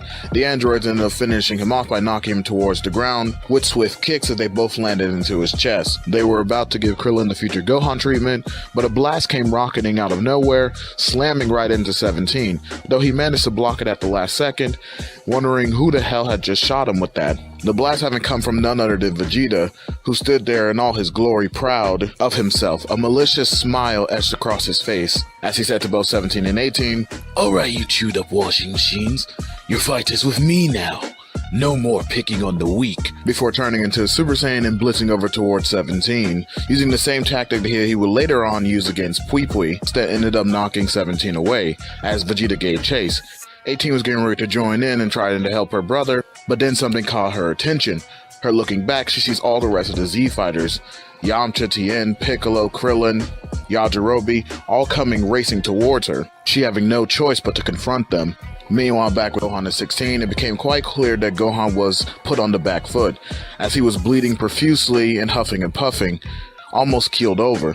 He wiped the blood from his face, getting back into his battle stance, recognized to himself that no matter what, he couldn't give up here, noting that his father would never give up if he was in this situation, and so therefore Gohan would continue into the bitter end. 16 was menacingly walking towards him, and once he got within a few feet's distance, he ended up raising his fist with the intent of firing a rocket punch in order to finish off Gohan.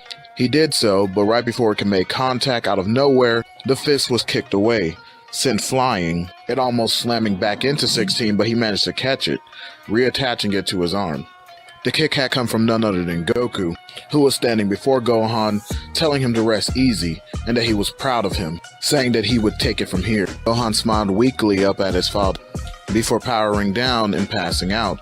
Goku caught him before he hit the ground though, and teleported him away quickly, to get him out of the range of the battle, coming back almost immediately and confronting 16, going full-powered Super Saiyan. Now keep in mind, when I say this, I do not mean that Goku has unlocked grade 4.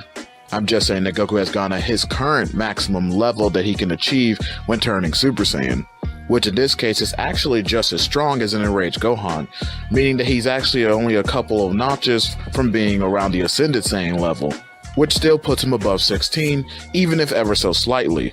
And the reason why I'm only saying slightly is because you gotta keep in mind that 16 was comparable and dead even with the human absorb. The number is kind of like unquantifiable, but most people try to say like 100. But anyway, a human absorbed cell, which was significantly stronger than both 17 and 18, and on par with 16, who we do know, just like in canon, would still be stronger than both 17 and 18. It's just my way of saying that I believe that 16 and that human absorbed cell are pretty much around a 2 times decrease from the Ascended Super Saiyan.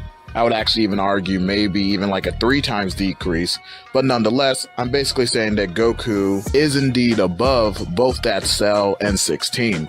However, he has not reached the level of grade 4, nor has he reached the level of an Ascended Saiyan, but he is pretty much close. On top of that, he's also receiving a bit of a rage jam, especially given the condition that he just saw Gohan in. Nevertheless, the two stared down at each other, but Goku is the first one to strike, shouting out to 16 to help pay for what he had done, before charging over to 16 was actually taken aback as Goku had managed to actually blitz him, throwing a swift kick straight towards his face, knocking 16 for a loop as he was sent flying.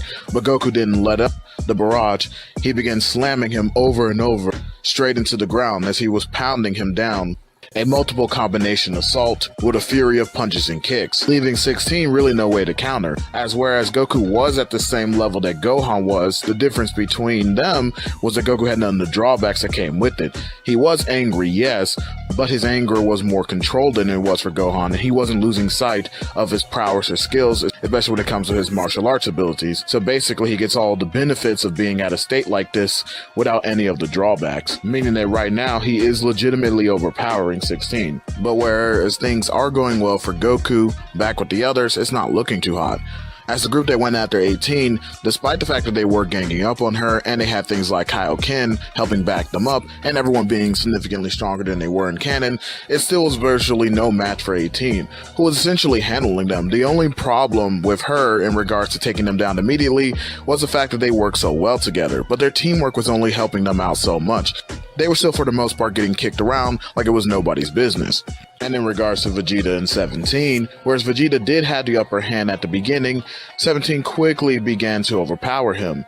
This is due to the fact that whereas Vegeta is stronger than he was in canon, and most likely would have put up a much better fight had he had been fighting against Android 18, 17 we know is stronger than 18.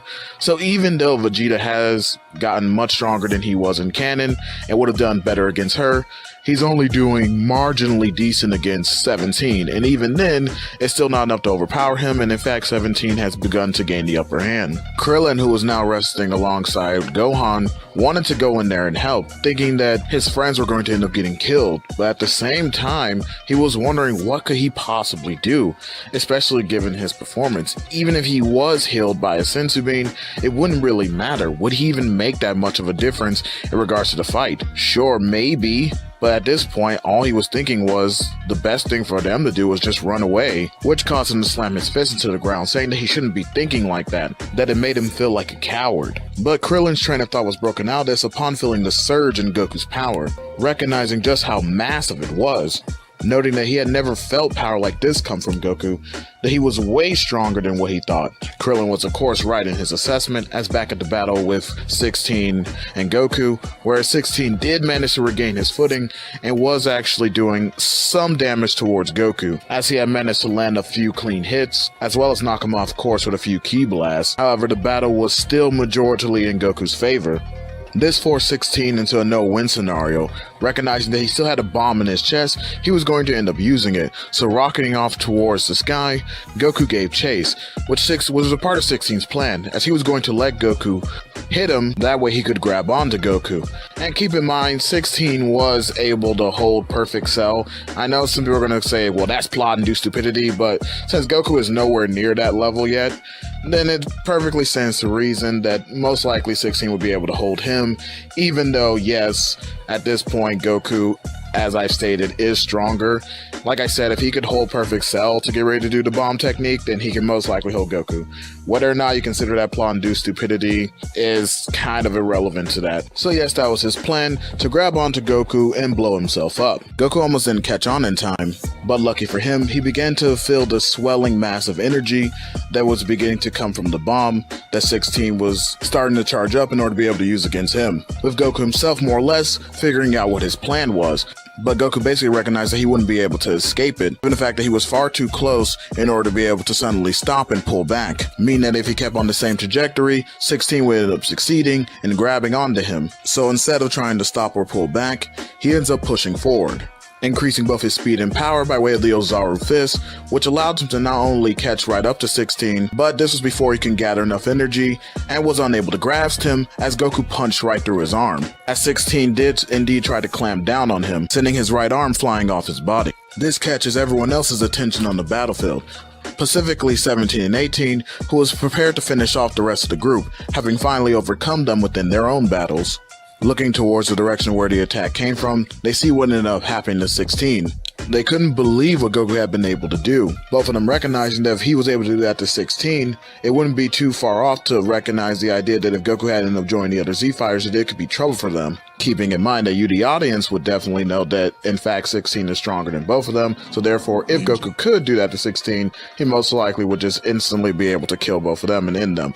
But they don't know that, given that even in canon, 17 thought he was the strongest among the androids, and had no idea how powerful 16 really was until the actual fight with Cell. Nevertheless, they don't want to lose a big gun like that, so regrouping, they end up blasting down towards the rest of the Z-Fighters, not with the attempt to kill, but essentially with the attempt to disorient, and knock them out or knock them unconscious in order to stop them from getting in the way, as they were going to go after Goku, with the hopes of rescuing 16, let alone if he were to regroup with the other Z-Fighters. Both of them rocketing towards Goku, sending out a volley of ki blasts, which, given the fact that Goku was off guard, he ended up taking some to the back, as he didn't know that the attack was coming, until he finally turned around, at the last second managing to put up an energy shield, which for the most part was blocking off a lot of the ki blasts, but that wasn't a part of the android's plan, as when the smoke cleared, they were gone, having managed to get close enough to 16 during that assault and grab him away.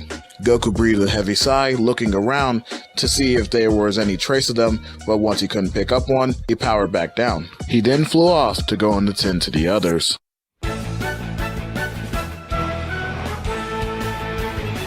As described in the last part, Goku ended up to go check on the rest of his friends, basically making sure they were okay after their battle with the androids, and for the most part, everyone was essentially in good health, although they were quite devastated, none other than Vegeta, who really had a big attitude around the idea of losing to the android. After all, he had to completely wash the other ones.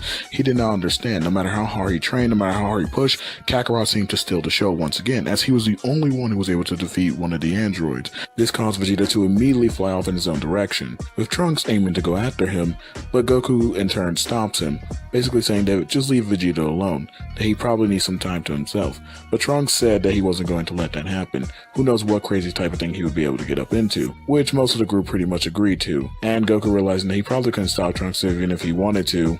Not from a lack of power, but because he understood the connection with his own son, he decided to go on and let him go. In turn, the rest of the group began to discuss their next move, with Krillin basically being the one to point out the obvious, that other than Goku, none of them were really any match for the androids no matter how hard they trained, that they would have to find another way to get stronger. And they didn't just want to rely on him, because who knows how actually more powerful the androids could have possibly been. Again, none of them know that 16 was actually the strongest among the group, and considering that they lost against 17 and 18, from their perspective, they are probably the strongest among the group, or at least that's a thought anyway. Goku then perks up and mentions the hyperbolic time chamber, which does end up confusing Krillin, but he's really the only one, as everyone else in the group has at least heard of the hyperbolic time chamber, recognizing the idea of what it means if they were able to use it, figuring that even if the other two androids were stronger, Goku was still able to take one of them down, meaning that if they just were able to do one day, at least one day of intensive training, they'd probably be able to overcome the androids no problem, which does get the others' hopes up, because in fact, whereas they did lose against the androids, it's not like they did entirely terribly bad.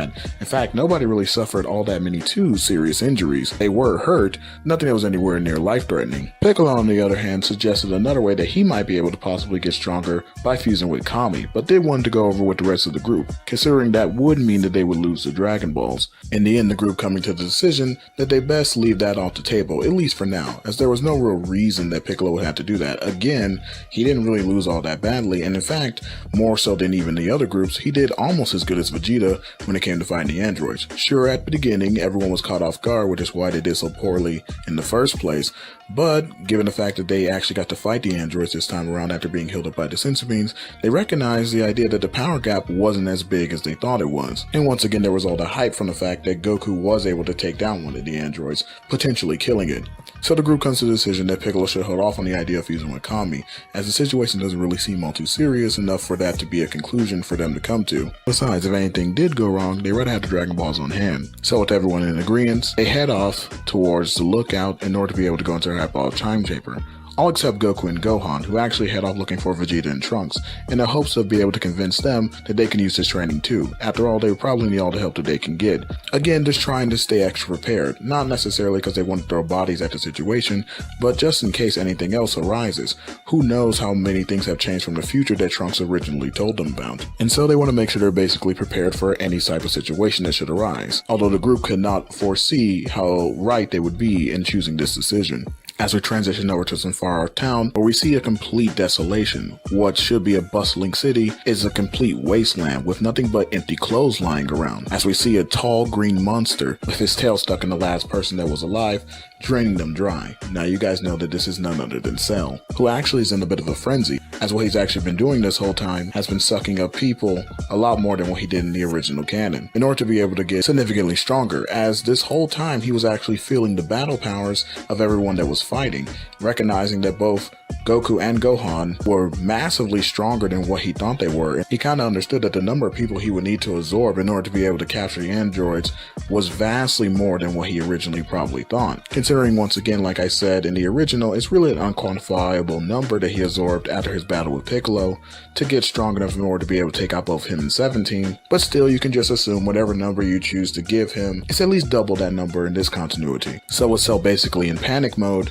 he continued to suck up people, far more than what he did originally, and ended up coming to the conclusion that he had sucked enough in order to be able to challenge the Z-Fighters. He was still wary of going up against them, as maybe the number games would be what does him in, because even if he was securing the idea that he was more powerful than them, he still would be at a significant risk, as if they all joined forces, they can probably still defeat him. So now he was more worrisome that he wouldn't be able to achieve his perfection, and started indeed to get ready to prepare a hunt for the androids instead of going to confront the Z fighters. But still, he kept a low profile as to not let his energy leak out for anybody to be able to track him down. But lucky enough for him, he would actually see the androids flying overhead. What a great coincidence, he thought to himself, as he's going to be more elated to the idea that the androids were right here in front of him, and now he could achieve his perfection and become the most powerful being on Earth, achieving the dream that Dr. Zero had set out for him. The androids overhead would actually shock themselves by the complete desertion of the entire city, but landing on a nearby building, they tried to tend to 16, but he was basically reporting the idea that he was far too damaged, and that they should leave him and continue on the mission without him, that no matter what, they had to kill Goku. The androids, of course, were a bit taken aback by this,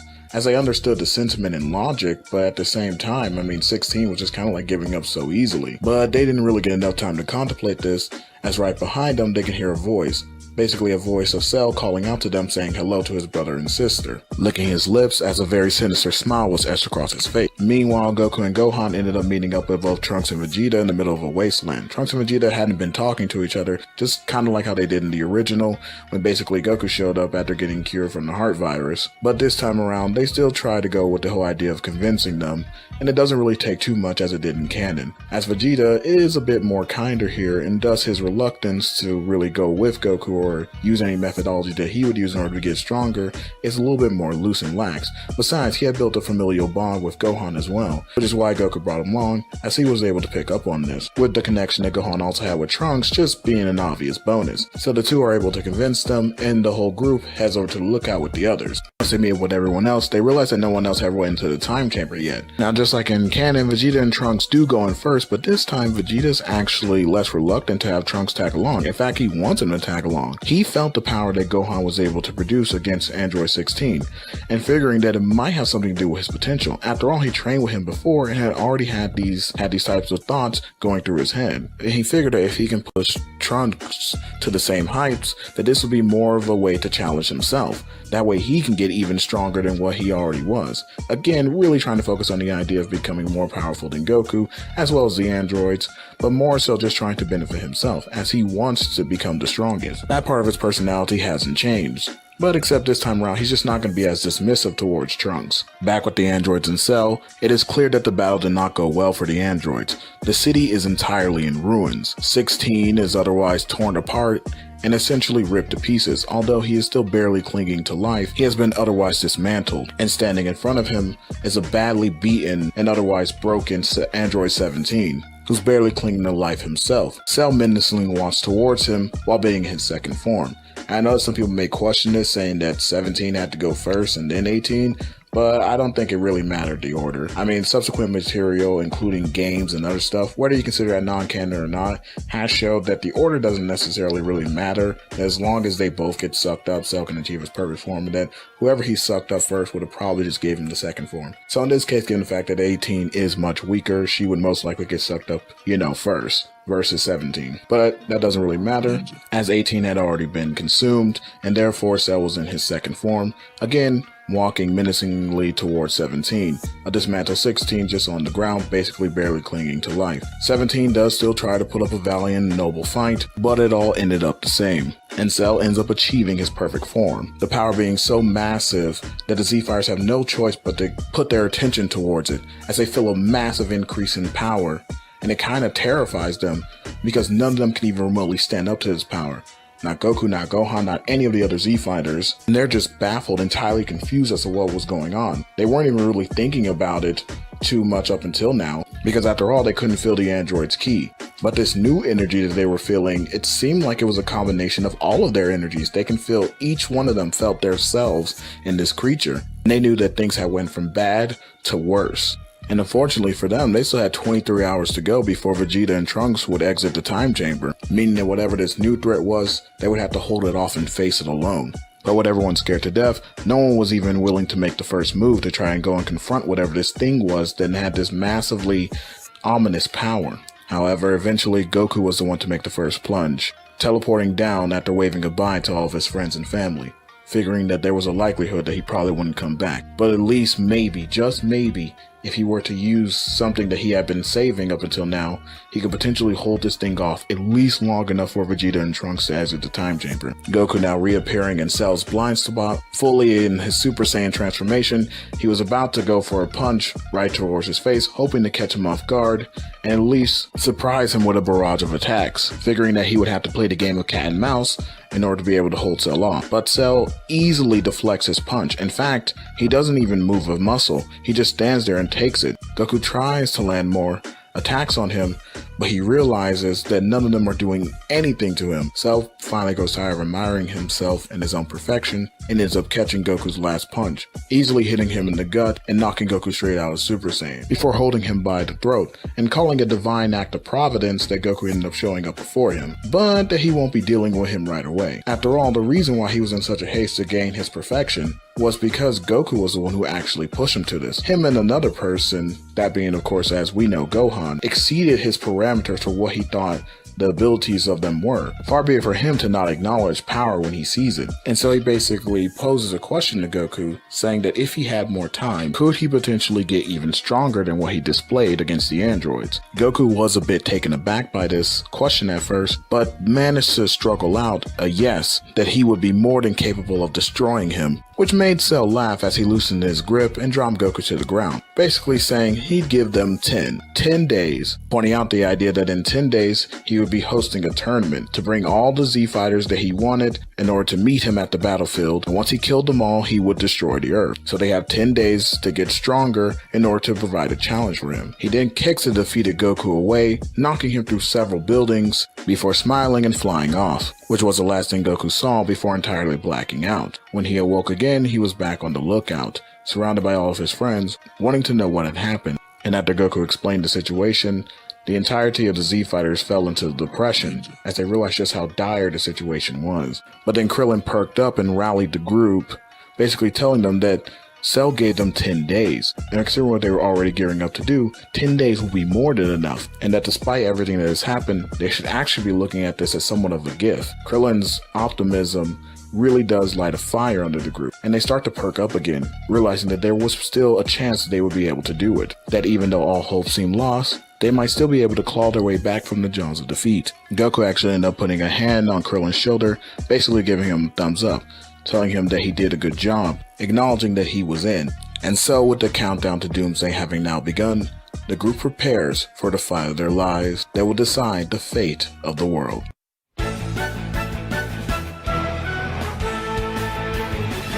We'll be expressing to you guys the idea that in regards to the actual training, the methods aren't really going to change. The only thing that would necessarily change would be the amount of partners and certain partners who would go with who. In this case, we do know that Vegeta and Trunks are already in the High-Wall Time Chamber currently, and Goku and Gohan would most likely be the next ones to go, as they are the main bulk of the Z Team's forces when it comes to overall power. So as far as those two pairings, they would most likely stay the same way that they did in canon. As far as the remaining parents, I think due to the relationship between both Krillin and Piccolo established within this what if, they would most likely go in the High-Ball Time Chamber together, and then that would just leave basically Yamcha and Tien, who would be going in with Yajirobe. And since basically humans do not eat as much as Saiyans, this really shouldn't be a problem. They should definitely have more than enough food in order to fit those three within there.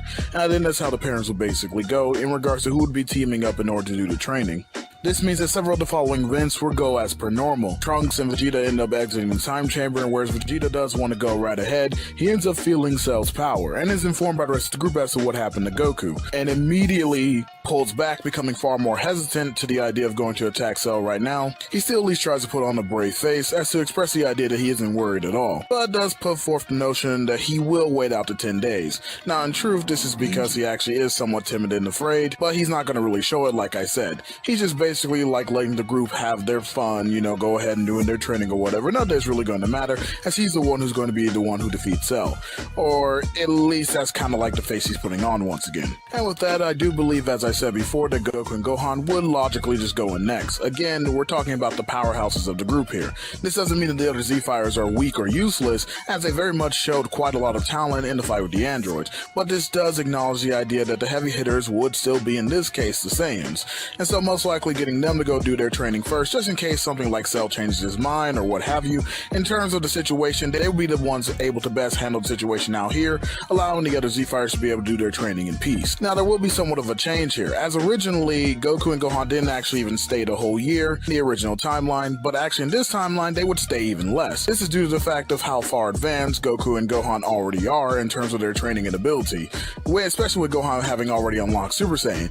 Goku would still see his hidden talent and basically recognize that he's the one who would be able to defeat Cell, and most likely be able to push him much closer to Super Saiyan 2 than what it was originally, especially given the fact that Gohan's attitude is much different than it was originally as well. He's very much more prone to the idea of fighting and being out there on the battlefield, so he would try to push himself extra hard, meaning that rather than a whole year, or even less than that if you count the original, they actually only stay in the timetable for 6 months, basically gaining all they need to within that time frame. And of course they still come out with Master Super Saiyan and all that, and Vegeta still does end up feeling jealous because he sees that Goku, and not only him, but also this time Gohan's power has exceeded him by leaps and bounds, even more so than what it already was. And if I had to put basically a marker on it, I would actually say that pretty much this Goku and Gohan, once they come out of the time chamber, are nearly rivaling the Super Saiyan 2 power already. If I had to put an exact, I would say that they are just as strong as the Cell from canon in his initial perfect form, if not potentially even stronger. But we won't know until we see them fight. Now, it wasn't just Vegeta who was shocked, but also the rest of the group, who are now actually feeling very confident about the situation. Not only is there another fire lit under them, meaning that they'll still train as intently, but they're also feeling far more excited with the prospect of being able to handle the situation going forward. As far as Goku and Gohan are concerned, they're actually a bit surprised at their power too, and still, just like in canon, elect to spend the remainder of the days actually on the outside. So for them, that's basically going to mean they have about 8 days worth of relaxation, as well as some mild training in order to basically maintain their abilities and powers and stuff like that. Essentially the same thing they did in the canon, which means that of course Goten is going to still end up being bored, because I personally believe that him and Chi-Chi, and I do mean Goku and Chi-Chi, kinda would have conceived Goten around this time, in particular, especially with the days of rest that they had. Nevertheless, the cycle of training comes and goes, and Cell does the 8 days, and therefore the Cell games can now officially begin. With the group now being all together, they share some emotional words with each other, basically relaying the idea that they had to win this, that no matter what the consequences were, they would give it their all in order to beat this creature, in order to beat this monster, and officially end the plague of the androids once and for all. So tracking Cell's energy, the group ends up heading over to the arena, where they see him standing there, welcoming them to the fight of their lives. But before the fights could officially get started, we still end up having the spectacle that was Hercule and the rest of his gang, which pretty much goes the same way as it does in canon. Although I would say that Hercule ends up getting more injured than he did in canon, only because Cell has little patience for that, whatever their antics were.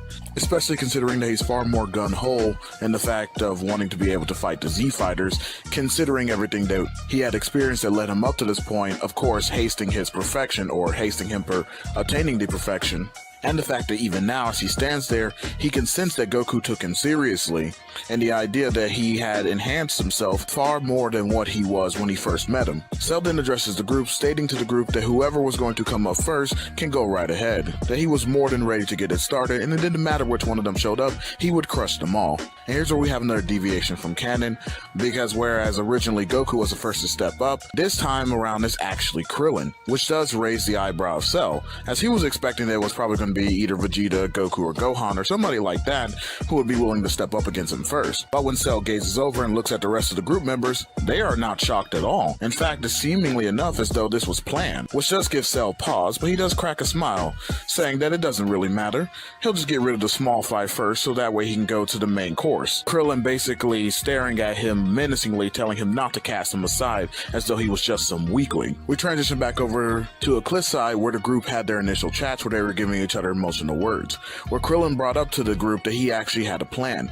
He had been developing or really training within a technique that he had learned on Yardrat called the Spore Sphere's Vision. Once he explains it to everyone, they basically are like, well, that seems like a very powerful technique indeed. And Krillin says yes, he's developed it to the point to where he could probably even do something against Cell, despite the fact that he's an android, and that he at least wanted a chance to test it out in order to be able to see as to whether or not the idea that he had in his head would bear fruit. The group is of course hesitant hesitant at first, with more outspoken members being both Goku and Vegeta, but Krillin does hush their fears, basically giving them a bit of a demonstration.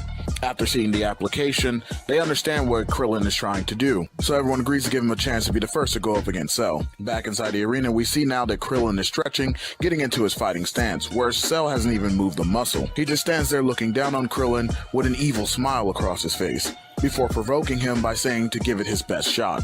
Krillin then tells him not to regret that decision before smiling himself and powering up to a Kaioken times 50, racing at Cell and attacking him with full force. Krillin now having mastery and control over this level of Kaioken, he's able to somewhat hold his own quite well, as again this is the equivalent boost of a Super Saiyan.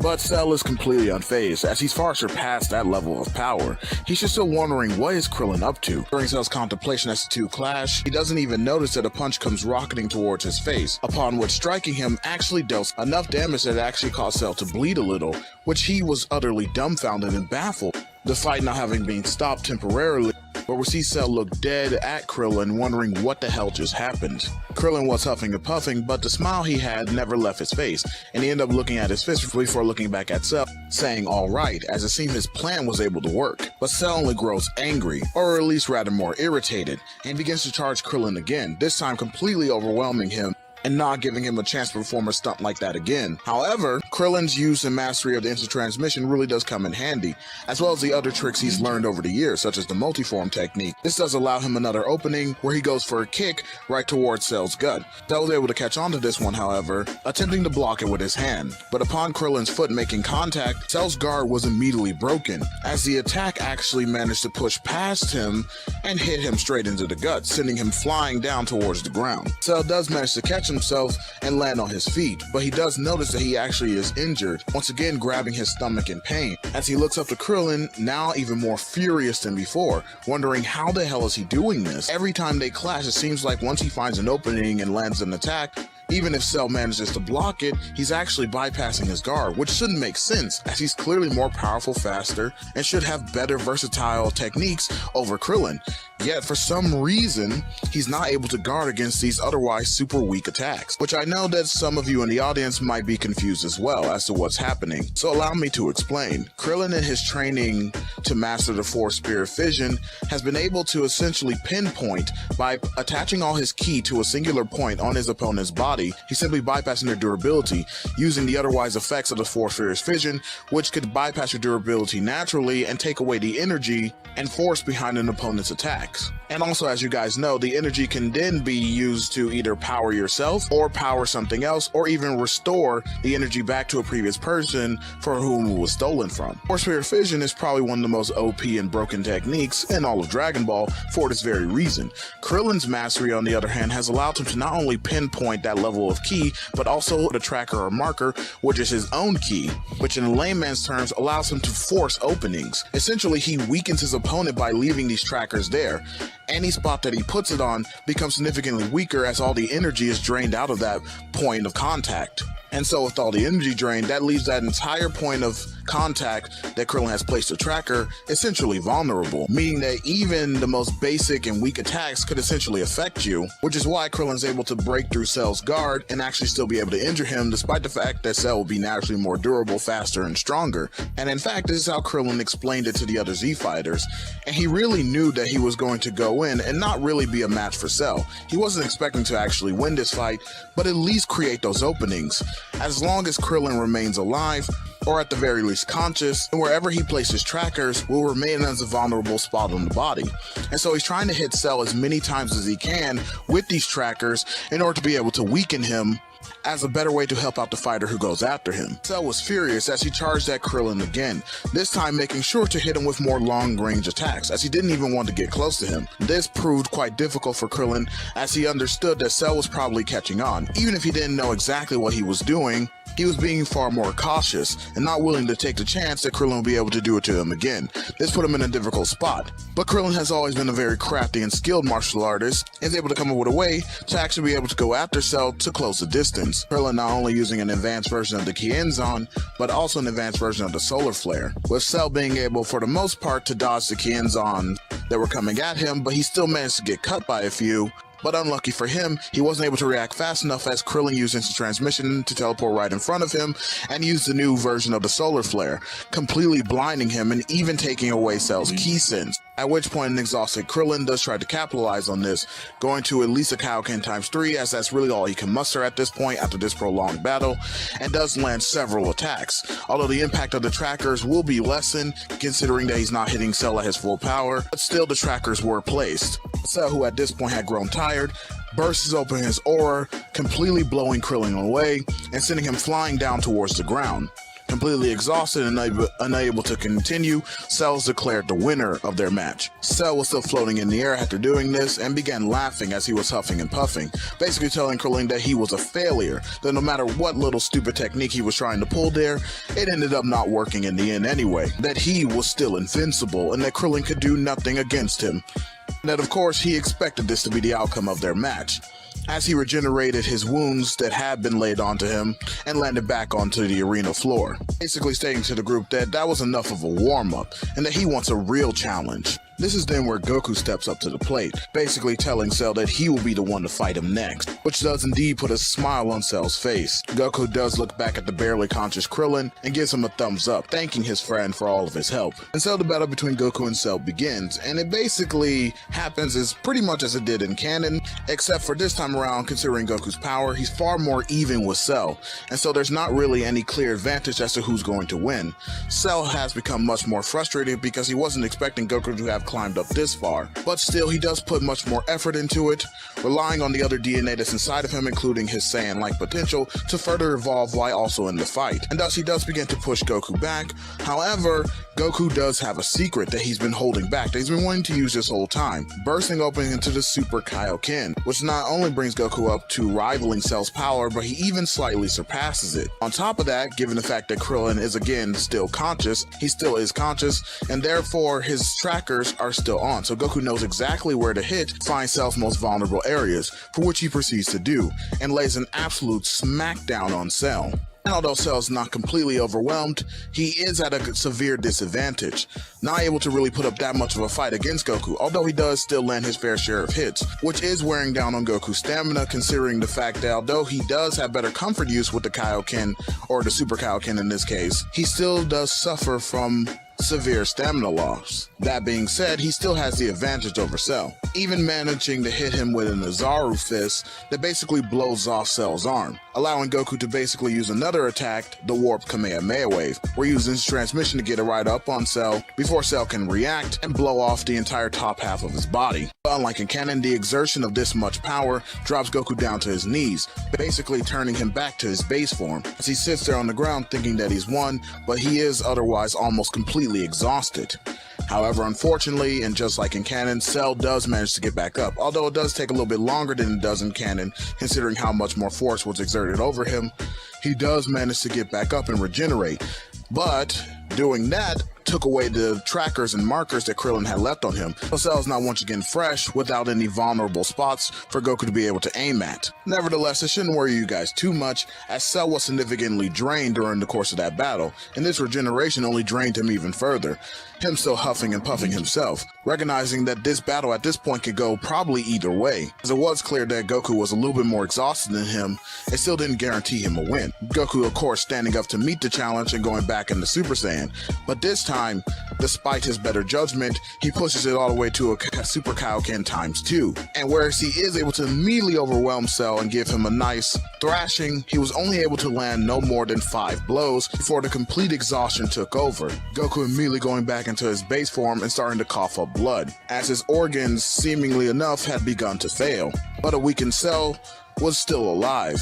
Although he was weakened, he still managed to struggle back to his feet and began to somewhat laugh and snicker at Goku, basically saying that he was proud that he actually listened to him, and in fact he had become more powerful than him, but it seems that the power that he achieved comes at a great cost. Cell then proceeded to hold up his finger towards Goku's head, charging up a death beam that he was about to fire at him. Goku knew that he was completely out of energy, but considering the state that Cell was in, he could probably manage to roll out of the way of this and take the sense beam, which he currently had hidden inside of his wristband, and be able to restore himself to full power, looking towards that very wristband, which Cell does pick up on. Considering that he basically had Goku dead left to right and was about to kill him, yet he didn't really seem all that worried. In fact, he wasn't even paying attention to it.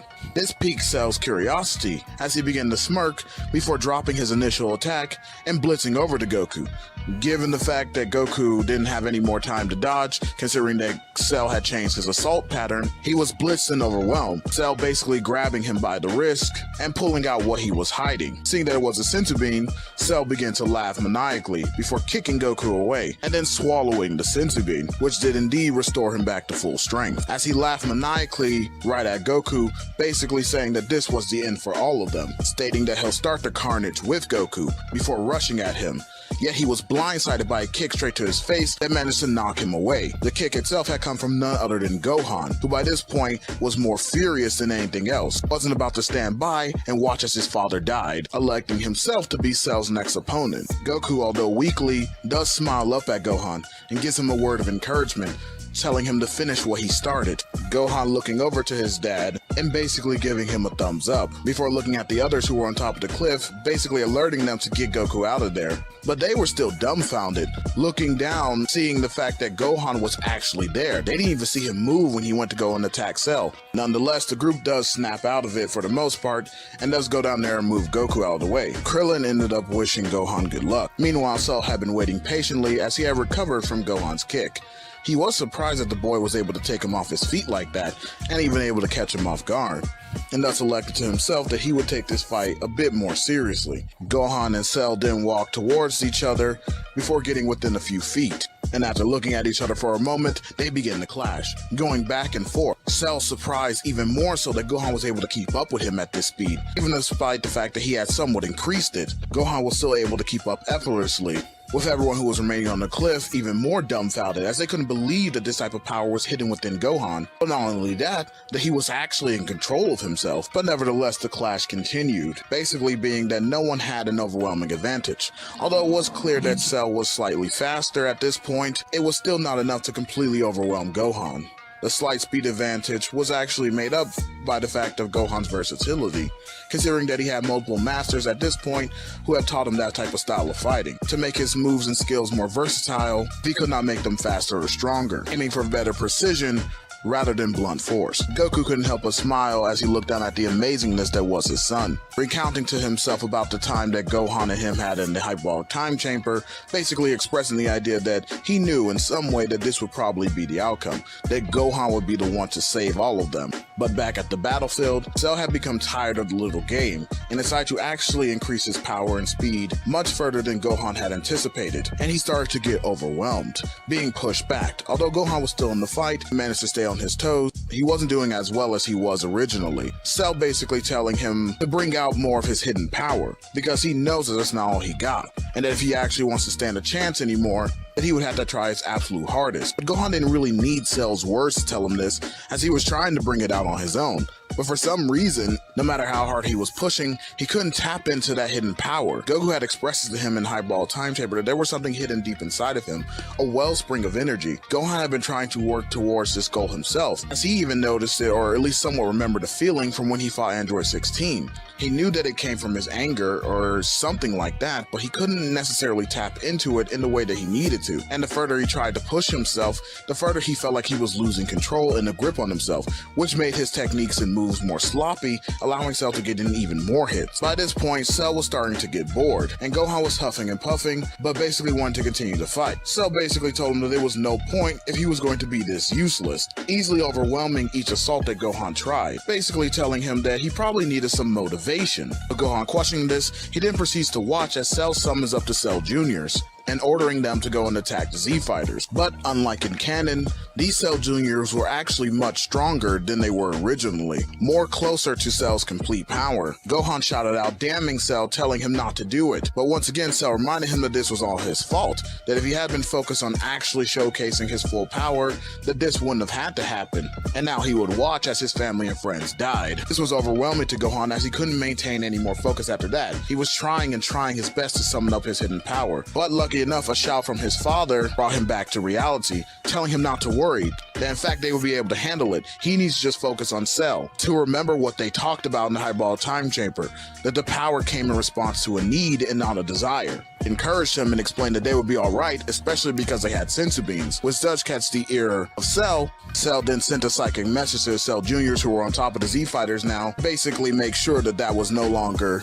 something that they could utilize, the sensu beans that is. Which caused the Cell Juniors to focus up on the one who had them, which was Yajirobe, who was instantly blitzed and taken out. The sensu beans were then captured, with one Cell Jr. bringing them over to Cell, while the others began to attack the rest of the Z-Fighters, who jumped in to try to save Yajirobe. But given how much stronger the Cell Juniors were, they began to quickly overwhelm the Z-Fighters, basically leaving only people like Piccolo, Trunks, Vegeta, and Goku being left standing at this point. And even though Goku had received a sensu bean and somewhat of a Zenkai boost, he still wasn't able to access the power that he would need at this point in stage in order to be able to successfully ward off the Cell Juniors, leaving him in the same boat as everyone else, which one by one, even the strongest began to fall, which caused Gohan's rage to skyrocket as he was trying to look for the wellspring, trying to go deeper, but finally something clicked within his mind as he began to go further deeper, where he discovered that need that Goku was talking about, that separated the power from a desire, grasping hold of it and enveloping himself deep in it,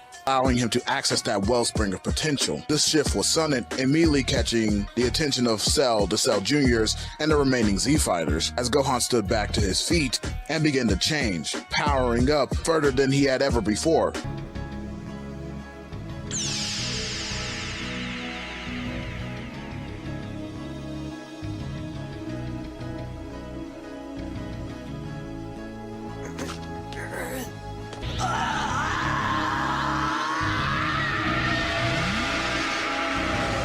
I know your kind. You think you can waltz in and just take our planet. You forgot one thing. I'm my father's son! Unlocking the fabled Super Saiyan 2 transformation, the same way he did in canon.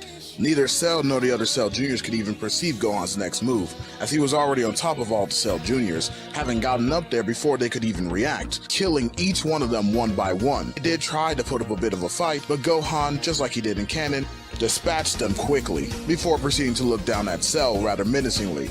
This actually shook Cell a little bit as he began to actually sweat, but in that very same moment, Gohan was already behind him again, Cell turning around, only to see that Gohan had the sensu beans in his hand, before he zoomed back up to the group, asking his father to hand out the sensu beans to everyone. Goku without hesitation did as he was asked, basically telling Gohan before he went back down to Cell that he was proud of him. This did put a slight smile on Gohan's face before returning to his more serious expression, as he proceeded to rush to Cell and beat the brakes off of him, not even giving Cell a chance to fight back.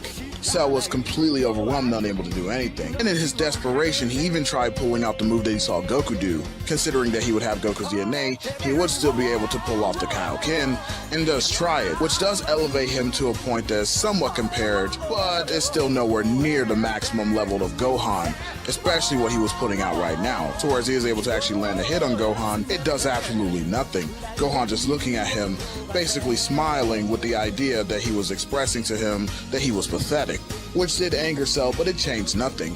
Gohan proceeded to lay the smackdown on him and continued to beat on him.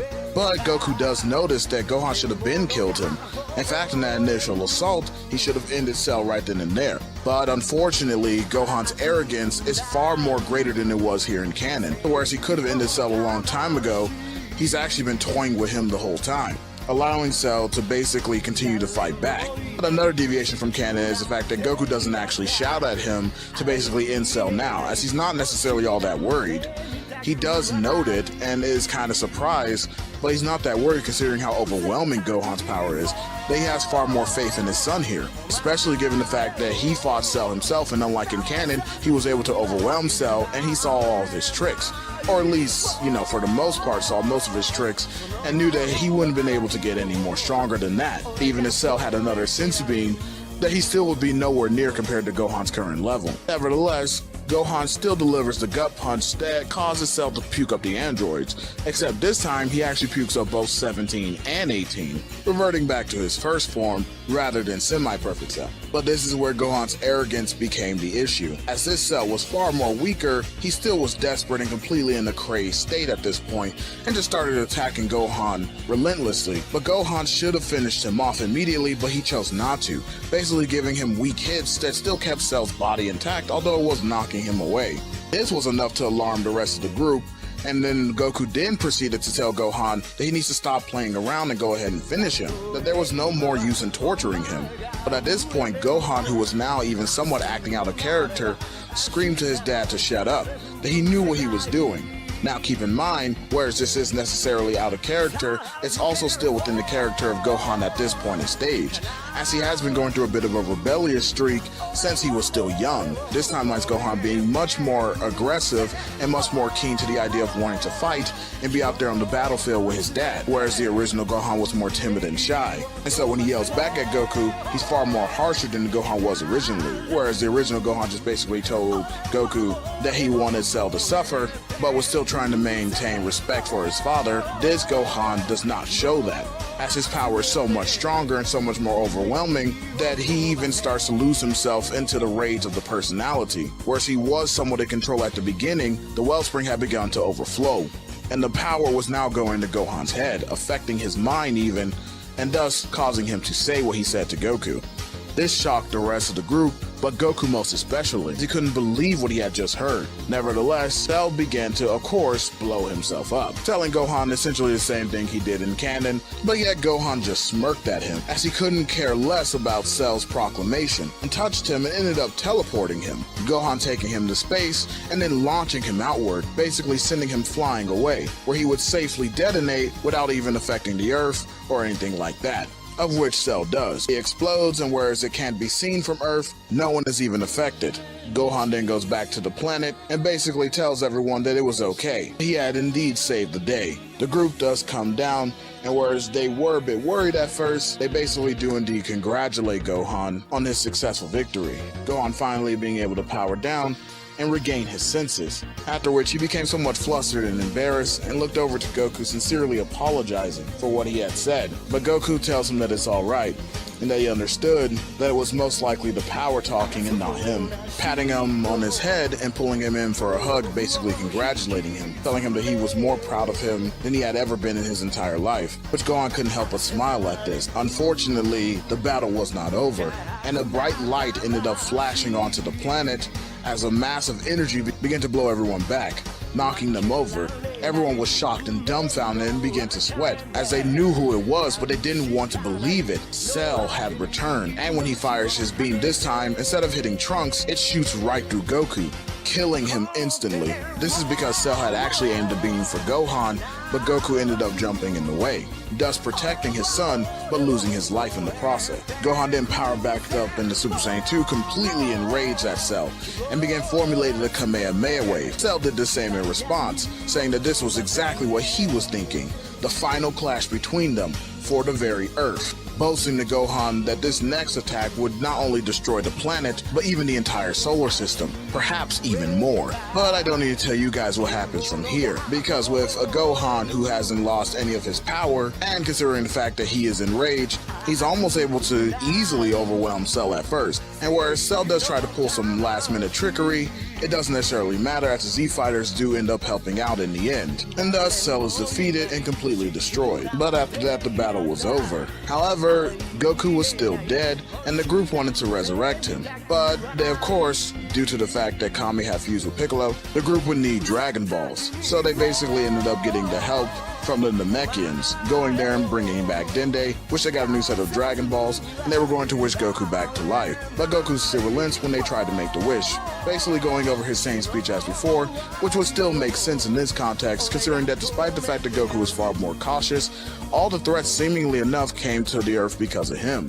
Whether direct or indirect, he was a central focus in the villains that they ended up fighting. And pretty much from here, everything happens the same way it did in canon, including Trunks going back and basically saving his timeline. And thus we have reached the end of the Android and Cell sagas. So last time on What If Krillin trained with King Kai after being killed by Tambourine, Gohan managed to pull out a victory against Cell, completely eradicating him from the face of the Earth.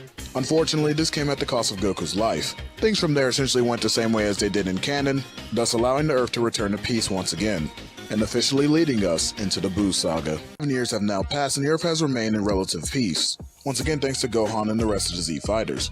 And for the most part, I would say that things happen the same way that they did in canon, with a few minor changes here and there.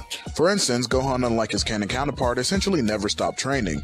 Although yes, he was commissioned by Chi-Chi and to end up going to high school, which he does do, it didn't actually alter his personality in any way, meaning that he still has a personality he did as a kid, although it's more developed and matured, and he ended up taking Goku's words to heart, and therefore kept up his training, developing new skills and abilities, and actually even be able to harness certain techniques.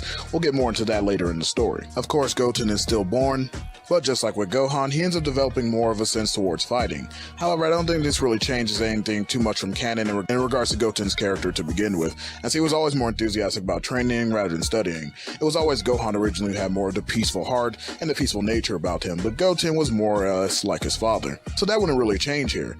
And with a much stronger Gohan and a Gohan who's more enthusiastic about training, Goten actually is able to maintain a high level of strength, and he's essentially a prodigy, already developing Super Saiyan at a very young age. Now I know some people may question, what about his relationship in regards to Trunks? Will they still be able to have their rivalry? Yes, and this is only because of Gohan being able to train Goten and essentially push him to essentially close the gap that would be due to the fact that Trunks would be 2 years older in this timeline. Although Trunks still has somewhat of a downward look towards Goten, it's not necessarily evil, it's more or less just I'm the bigger brother, because again, he is 2 years older than him. However, they still develop quite the friendship and brotherly bond. And in fact, that brings us to our final major change in regards to Vegeta's personality. Now, I already stated in previous parts that he basically had the personality and attitude that he did in the Buu Saga by the time we actually got to the Cell arc, or even the Android Saga if you want to count that. Meaning that he's far less antagonistic toward the rest of the members of the group, and in fact they've even developed quite the bond and trust with him. This is especially true for Gohan, who essentially had been developing that bond and trust with Vegeta ever since he was still a little kid, and it has only continued to persist here, which actually does go forward in helping Vegeta quell some of the anger he had towards Goku, who essentially died before they ever got a proper rematch. Now, I'm not saying the entirety of that anger has gone away, but I am saying that for the most part it's quelled because he actually has an opponent that is actually worth fighting, and worth getting stronger for, that being Gohan. The two of them actually meeting up periodically from time to time not only to spar, but help each other develop along the way, which not only helps both parties develop in terms of their fighting prowess, but also enhances the maturity and intrigue within both of their characters. Which brings us into our last change, that being Gohan's approach to the Great Saiyan Man. Now, in my humble opinion, I always felt like the Great Saiyan Man originally in canon was more or less a Superman archetype. Gohan was very jovialistic, he was always kind of like the more Boy Scout, he was there to lend a helping hand. But here, I think that in this timeline, given Gohan's experiences and given his maturity, I think that he would actually be more closer to a Batman archetype, just with godlike Saiyan power. Does that stop him from developing with Videl? No, in any way it actually kind of helps. In the way that Gohan approaches her, acts around her, and essentially convinces her that being a superhero isn't something just to laugh off. I mean, she thought she was being serious before, but when she got to see Gohan in action, she knew that she didn't even have a chance. And of course, I think that this would actually attract her more so to Gohan, especially given the fact that although Videl is smart, and I will never take away this from her intelligence, but given Gohan's new personality, I doubt he would let it slip up that he's a Great Saiyan Man in any conceivable way. Eventually he does open up to her and explain who he is, and she kind of gets the gist of that, but she does want him to train her. And I would actually say she not only develops much quicker given Gohan's knowledge of Ki is far more developed here than it was in canon, and the fact that he always kept up his training, so he has better methods of being able to teach her, and better techniques to be able to give to her, given all the teachers and masters he's had over the years. Thus, in my personal opinion, I actually think that Videl will be much stronger here than she was in canon. Not only possessing the ability to fly, but she also has other unique Ki abilities as well, including physical enhancement as well as shooting Ki blast. And honestly, due to Gohan's seriousness in regards to round training and the fact I don't think he would take it easy on her, especially because even in canon Videl didn't want that, I'd say that her power would get raised tremendously. In fact, if I had to make a guess as to where she would be by the time we get to the tournament, I would actually put her around Kid Goku's level. This would be around the 22nd Tenkaichi Budokai, which of course is indeed nothing compared to our Z Fighters, but she does make a great addition to the team, and I'm not going to sit here and sleep on her ability. This does bring us to the martial arts tournament itself, where pretty much everything kind of goes the same way it did in canon. Videl ends up telling Gohan about it, Gohan ends up telling everyone else, and even Goku ends up chiming in saying that he's essentially going to end up being there, which does perk up everyone else within the group, composed of our Z fighters, given the fact that they all want to kind of test themselves against each other.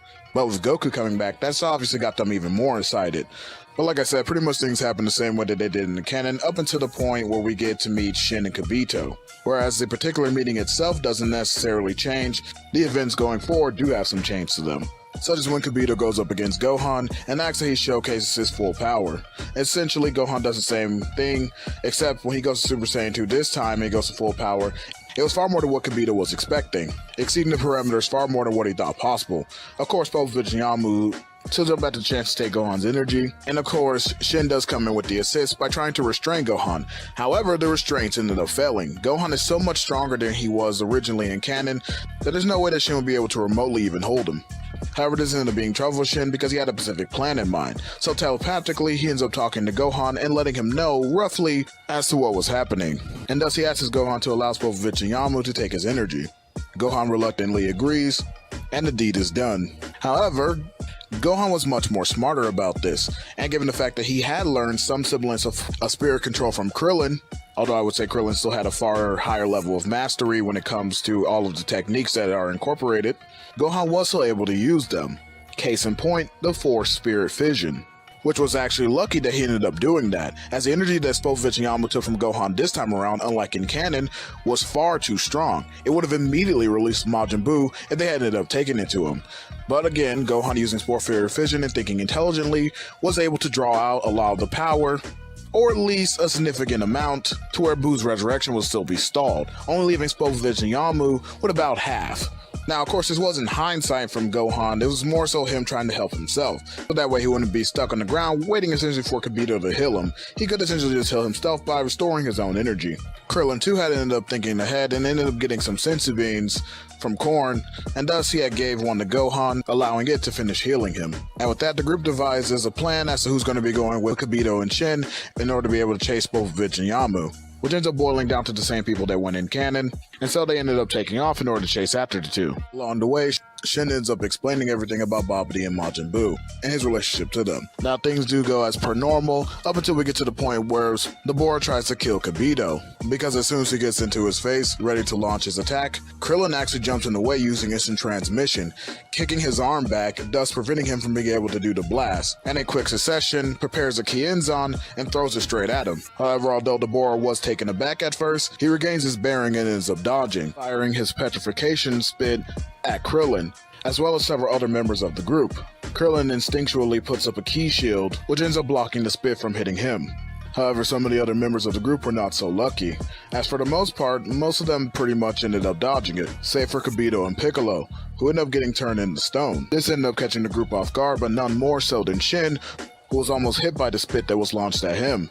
Lucky enough, Gohan ended up jumping in the way, and taking after Krillin, he ended up putting up a ki shield, protecting them both.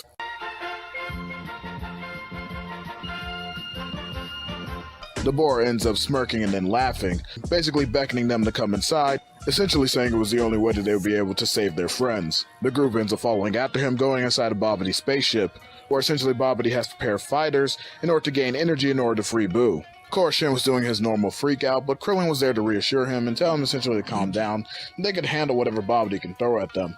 Although Shin basically says not to underestimate.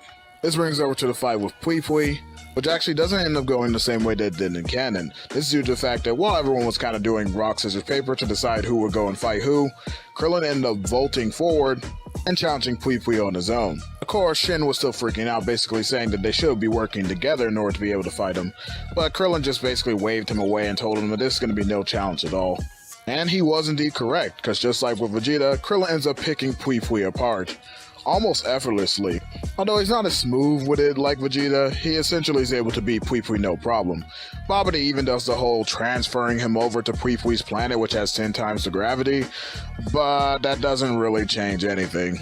Even after Pui Pui boasts about the gravity being 10 times that of Earth, Krillin just smirked and then retorted with, Maybe if it was 5,000 times, you might have had a chance. But 10?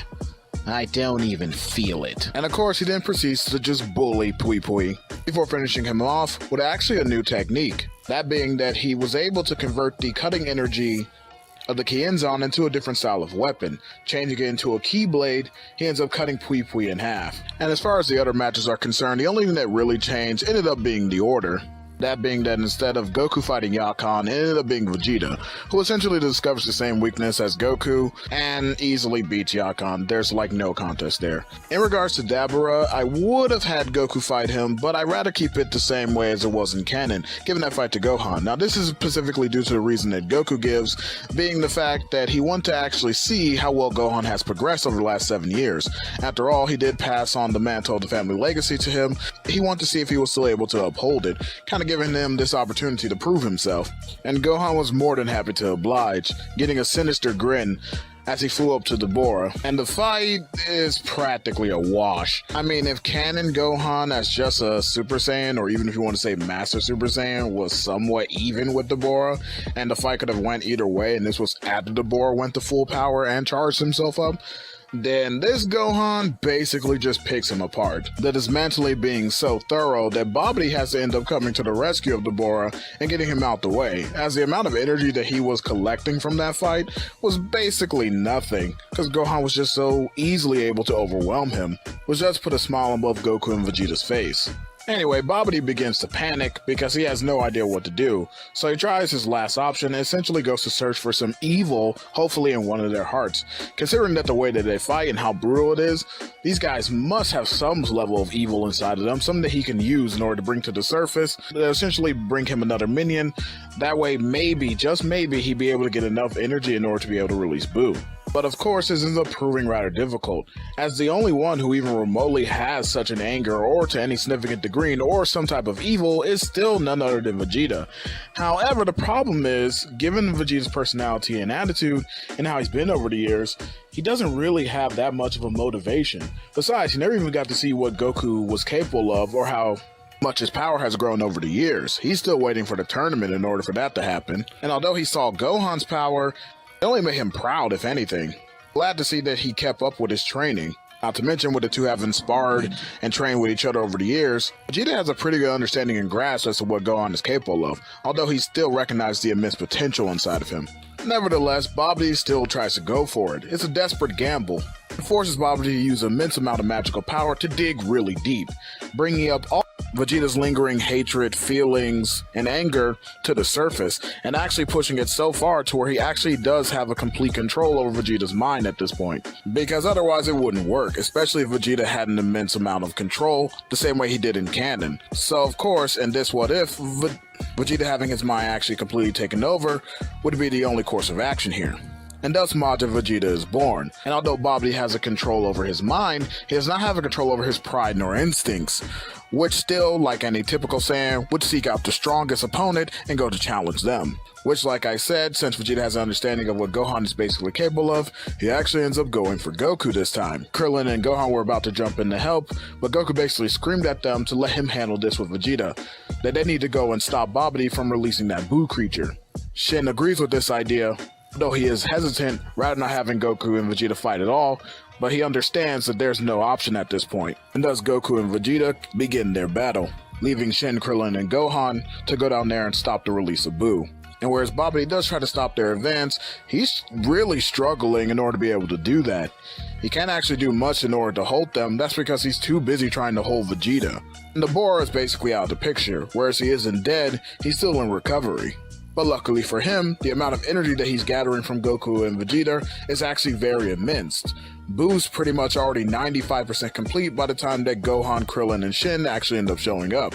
And this is due to the fact that Goku and Vegeta are far stronger than they were in canon, and thus are producing much larger quantities of energy. Of course, Babidi does still try to stall, given the fact that he's almost there, but Krillin and Gohan ain't having it. Both of them charging up 2 Kamehameha waves, and they fire it directly at the trio. Babidi and Dabura both scream as they are utterly obliterated. This actually causes Goku and Vegeta's fight to end up stopping, and Vegeta managed to regain control of himself almost immediately. He actually ended up apologizing to Goku for being caught lacking. Goku tells him there was no sweat. but that he was actually surprised at just how much power Vegeta had.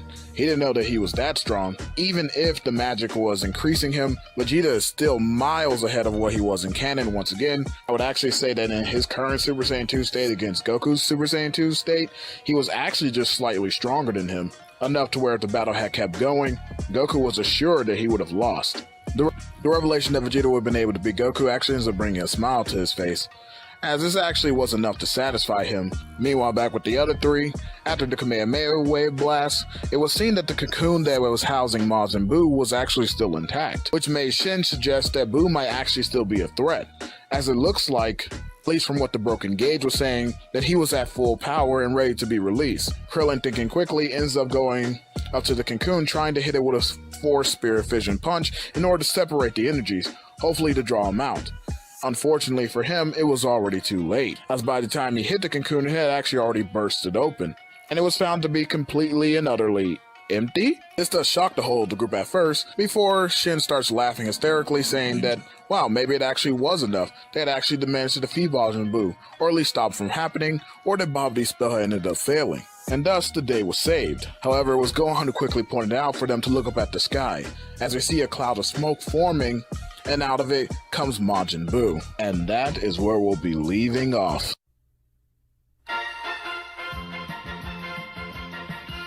Vegeta and Goku had managed to reconcile after a grueling battle between the two, coming to an understanding about where each other stood in the grand scheme of things. Goku chiming into Vegeta that they better hurry and get back to the others. Who knows what happened, or if Majin Buu had been released. Goku wouldn't wait too long for his answer, as both him and Vegeta felt an enormous energy suddenly hit them. It shakes both of the men to their core, as they never felt a power like this before. Vegeta screaming at Goku to quickly hurry up and hand him a senzu bean, but then Goku retorts saying that they were still with Krillin, and that they would have to go as they are right now, just hoping that the others survived long enough for them to come and make the difference. So the two jet off to where they were sensing the enormous energy coming from. While back at the battlefield, Buu had ended up being released, and he was up in the air, simply enjoying himself and enjoying his newfound freedom, dancing all around and acting like a petulant child. This caught both Gohan and Krillin off guard, as they couldn't understand why he was acting this way. Wasn't it supposed to be the most dangerous threat in the universe?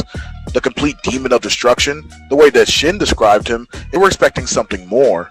However, one look at Shin's face told them all they needed to know, that this was indeed the terror of the universe, that his appearance shouldn't fool them.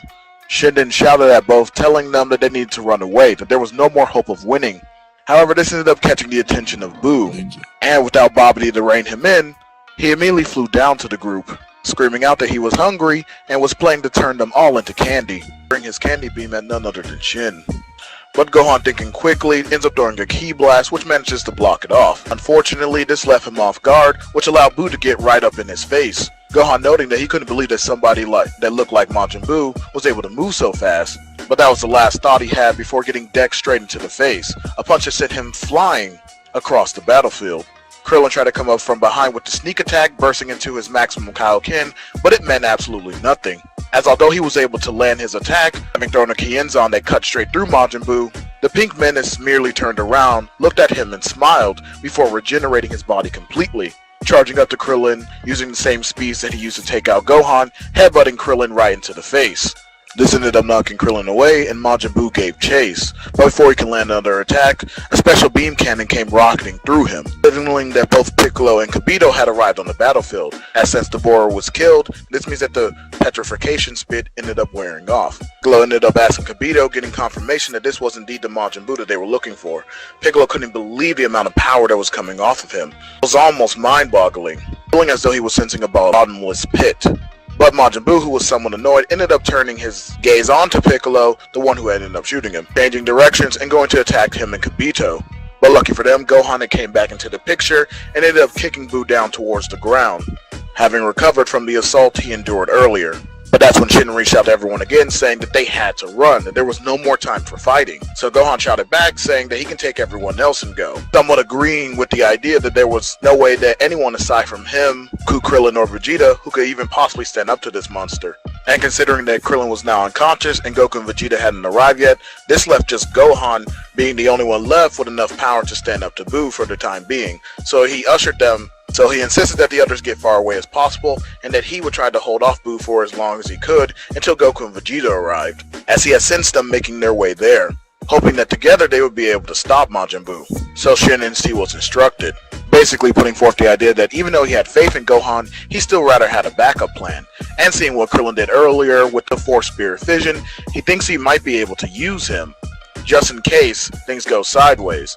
He'd rather have an advantage like that on his side. So he tells Kibito to go and grab up Krillin, as Gohan begins to re-engage with Majin Buu. Piccolo was a bit torn as to what he should do, whether or not he should stay or go, but just realized he would probably be more in the way, so opted to go with Kibito and Shin, before end up teleporting via the Kai to the sacred world of the Kais. With that, Gohan knew he could fight without holding back, electing to go all in at Buu, giving it everything that he had. And he actually manages to do extremely well against Buu, given the fact that he's far more powerful than even Majin Vegeta in canon. And I know what some people are going to say, that Buu was clearly overpowering Majin Vegeta, but that wasn't until later in the fight. Vegeta actually was able to hold his own and somewhat do a bit of damage to Majin Buu. It just goes to show you that with a Gohan who's many times stronger than that, he'd actually not only be keeping up with Majin Buu, but actually doing even more damage than Vegeta did in canon. Now, of course, Majin Buu is still stronger, and thus, as the battle continues on, he does begin to overtake Gohan. Fortunately for him, Vegeta and Goku ended up showing up in the nick of time, the trio of Saiyans engaging with Majin Buu all together. And even though all three of them are completely battered and weakened from previous fights, they're still able to do quite a lot of damage against Buu. And while working together, they're actually able to take him on pretty evenly, and in some ways overpower him, as they do pretty much have the skill advantage. Goku still noting that he wished he had a Senzu Bean, with Gohan apologizing, saying he neglected to grab them off of Krillin before they ended up leaving, so pointing out that he had no idea where they went. But Goku said that that was okay, it didn't really matter, as long as they were able to defeat this monster and save the world. With Gohan nodding in response, and the two continue with Vegeta attacking Majin Buu, who by this point had went from annoyed to completely enraged, as more and more steam began to protrude from the pores on top of his head, eventually culminating in him doing the angry explosion, which for the most part the group managed to block off. But this was a negative, as it pushed Buu to an even more extreme, him becoming so angry that he actually ends up splitting apart, with the trio being completely dumbfounded as to what the hell just happened, seeing that there was now two Majin Buus, one gray, and the other one the same one that they had already been fighting. On top of being dumbfounded by this development, they were even more shocked when the two Buus started fighting each other, going back and forth until Grey Buu managed to overtake the pink one, before turning him into a piece of chocolate and consuming him. Meanwhile, on the sacred world of the Kais, Krillin had been restored back to full health by Kibito, and was informed of the situation going on back down on the planet, and how Shin brought him here because he wanted a backup plan in case the other three failed, pointing out to Krillin that his technique using the Force Spirit Fission was most impressive, and he believes that that could be a key to defeating Majin Buu. Basically explaining that in the past, Majin Buu had ended up consuming some of the Kais in order to become the Buu that he was right now, that he didn't always look like that, especially when he first appeared before them. So Shin's thought process was, not only would Krillin probably be able to free the Kais if he were to use the technique, but that he could also weaken Buu to the point to where he would be easily defeatable. However, he did know that as Krillin was now, there'd be no way for him to do this given his current level of power. That's when he informed him about the Z-Sword, and he believed that Krillin could pull it out. Not only that, but that if he trained with it, he would most likely gain enough power in order to be able to take down Majin Buu and accomplish this feat. Having nothing better to do and not wanting to waste time, agreed with this plan, proceeding to indeed pull out the Z-Sword and begin his training with it. While back on Earth, Super Buu had just been born. This immediately scared our trio shitless, as they knew that there was no way they could any longer stand up against him, that Majin Buu was just too powerful. So Goku, thinking quickly, grabbed both Vegeta and Gohan and immediately teleported to the World Tournament stage, where they gathered up their friends and family before heading towards the lookout. The rest of the group was informed as to the situation, pretty much left everyone else dumbfounded as to what exactly they were going to do, especially because the people who could sense Majin Buu were realizing just how powerful he was. But Goku ended up informing the group that not all hope was lost, that he had one more thing that they could try. He was on to explain the fusion technique. Once everyone got the rundown, Goku needed to select a partner in order to perform the fusion with, which he ends up choosing none other than Vegeta. Now Vegeta is mostly reluctant, especially after Goku showcased the dance in which they would use in order to perform this technique. But with some nudging from Gohan, and also remembering what's at stake, he does agree to perform it with Goku. And with that, the two end up coming to the conclusion that they would most likely still have to train with it. That even if they did achieve it, there was no guaranteed, and that they should practice so that way they wouldn't mess up when the time came to use it. This gave Goku the idea to go into the hyperbolic time chamber, and so he asked Dende to make some alterations, that way this would be possible, and of course Dende did so. But before the two went in, Goku made sure to inform Gohan that he would be the last line of defense as of right now, basically saying he trusted him and that he had faith in him. Gohan basically letting his dad know that he pretty much got the gist of it, to give them all the time that he could in order for them to perfect this, even if it meant giving up his life. But Goku made a promise to him that it wouldn't come to that. Him and Vegeta then went into the hyperbolic time chamber to begin their training. Meanwhile, back on the ground, Goku was marveling at his newfound power, but when he looked around, he saw that the other three had vanished and managed to disappear. He was going to go immediately at them, but his stomach began to rumble. But he decides to go get something to eat, basically noting to himself that he's going to just go and kill them later. Then proceeds to terrorize the planet, destroying and consuming anything that he wanted, flying all around. After about 30 minutes of that, he quickly got bored, but then he remembered, having almost forgotten, the trio that he was fighting earlier, deciding that now that his belly was full, he would go after them to finish them off and repay them for what they had did to him. Quickly picking up and tracking their energies, he headed straight over to the lookout.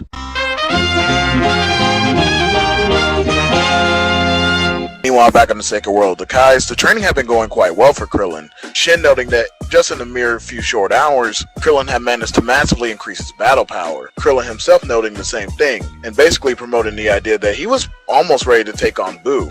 Heck, even if he didn't manage to finish his training, as he is right now, he could probably do it along with Gohan, Goku, and Vegeta's help. Suffice it to say, he was feeling himself a little, and noted that he actually hadn't really got to test out the sword against anything. He really wanted to see just how strong it was, so they end up testing it, getting Piccolo to help in with this. And whereas the first couple of tests are successful, once the block of Kachin Kachin is thrown, the sword ends up snapping, just like it did in canon. It does end up revealing the Elder Kai and the truth behind the Z-Sword, which is a bit of a shock to everyone. It is somewhat of a welcome surprise to both Shin and Kibito, although they do somewhat fall into despair, believing that they no longer have any options. Krillin up to the play and says, well, it doesn't really matter. As he stated before, he pretty much is capable of defeating Buu, and even if he's not, with Goku, Vegeta, and Gohan's help, he would definitely be able to do it no problem. That is until they try to sense in on what's happening on Earth, causing everyone's jaws to drop, all of them iterating the idea that there was no longer any hope, Krillin damning the world, saying that this ended up being nothing more than a waste of time. Of course, that's when Elder Kaiden chimes in and tells them about the ritual, which can bring out Krillin's hidden potential and all of his power, saying that there wouldn't be any guarantees, but that this was the best course of action for them if they want to have any chance of defeating Majin Buu. The ritual will take almost an entire day. That was somewhat discouraging to hear, but realizing that they had no more better options, Krillin agrees to undergo the process, while himself noting that he probably wanted to go into the process too. We'll wait to see what happened to Krillin, to see whether or not he wanted to engage in it. And with that, Elder Kai began the ritual to unlock Krillin's hidden power. Back at the lookout, Buu had finally made his way up there, looking down upon everyone until he spots Gohan, one of the people he had fought earlier, and immediately charges for him. The other Z fighters do try to end up going to help Gohan, stepping in, but they're easily swatted away. No match against Super Buu. Gohan was angered by seeing his friends get hurt and charged back towards Buu, engaging in an all-out battle with him. And although his rage boost does come in handy in keeping him in the fight, it is still clear that Buu is more powerful than he is. After a while, he begins to tire out, his energy draining quickly, and it becomes all too clear that he's no match for Majin Buu. Buu at this point, who had started to toy with him, began to use him like a rag doll. Gohan did still try his best to stay in the fight, but it was clear that there was nothing more he can do. He was becoming quite bored with this, however, and decided that he wanted to fight Gohan, but he wanted to fight that power that he had unleashed earlier. He was disappointed by the Gohan he was fighting now, and recognized that he had more strength than what he was showing.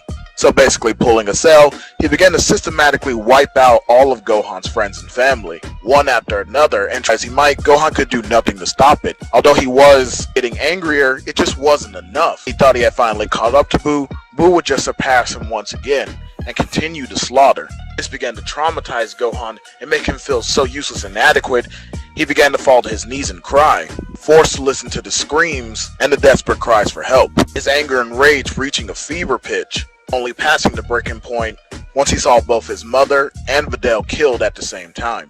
But by then, the damage had already been done. Most of the Z fighters were pretty much slaughtered and wiped out, save for people like Goten and Trunks, Dende, and Tien Shinhan. Still, it was enough. Gohan snapping and breaking through his ceiling, reaching a new level of power, reaching all the way up to Super Saiyan 3. So yes, Goku in both canon and its What If still has Super Saiyan 3. This time around, Gohan was the first to showcase it, having been pushed to the absolute extreme and drawing on his inner will, and then immediately charged for Buu, attacking him on equal footing, which surprised Buu because even he wasn't suspecting that this much power was coming out of Gohan. Realizing that he now had the challenge that he wanted, and began to go back and forth with Gohan, though even began to destroy the Lookout as they continued to fight. So Gohan wanted to avoid this and push Majin Buu higher into the air, going back and forth with him, busting out every technique that he knew in his arsenal. However, the biggest problem came into the fact that he had just achieved this form, and so he was not used to using it nor regulating it in his body. And although he was showcasing a lot of techniques, he had a lot of power but no real precise precision. And so he was losing a lot of his focus and skill, especially due to the fact that he was blinded by rage. And so whereas he was able to keep up with Buu for a time, and I would say that they were pretty much even in terms of overall power, Gohan was eventually starting to get pushed back, once more causing Buu to take the advantage. But even Gohan himself began to recognize this, and to go out for one more all-out attack, charging up a powerful Kamehameha wave before firing it at Majin Buu. Majin Buu actually ends up copying the Kamehameha wave, mimicking Gohan completely. Clash happens as they go back and forth, but eventually Buu is able to overpower Gohan, as he powered down out of Super Saiyan 3, returning to his base, to the conditions that I had mentioned before. This led Gohan to believe that he was about to die, apologizing to his friends and family for failing them, and especially his dad, that he couldn't live up to the legacy that he had given him. But before Buu's blast could hit, a new fighter appeared, knocking it away, and catching Gohan in his arms. Gohan, in his weakened state, looked up at the figure, and at first thinking that he was seeing Goku, called out to his father, and that's when the figure corrected him, saying that he was neither Goku nor Vegeta, that he was Gogeta, and that he would be the one to finish off Majin Buu. Gohan was completely shocked by this, but Gogeta told him everything was going to be okay. He had already essentially gathered up all survivors and moved them out of the way, taking Gohan to where they were located before going back up there to confront Majin Buu. Majin Buu himself was completely dumbfounded by how swift and fast this guy was, but before he had time to gain his bearings, a swift set of attacks came hitting him.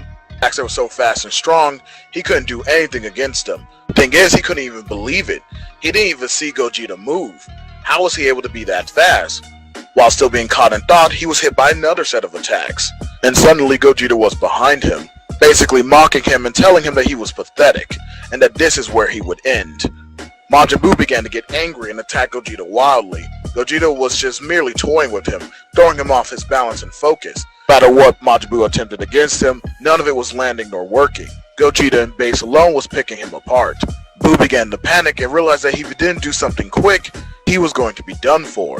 So he opted to make a plan in order to be able to absorb Gogeta. They flew back down towards the earth, and Gogeta gave chase, the two taking their battle to a nearby mountain range, where Gogeta proceeded to once again mock Buu for his piss poor tactics, saying that it didn't matter which terrain that they fought on, the result would be the same.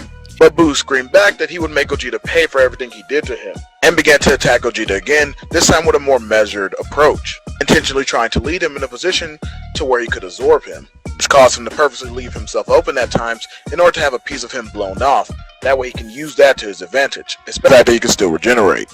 However, Gogeta still picked up on his fighting style and recognized the approach. However, he did not know what Majin Buu was planning.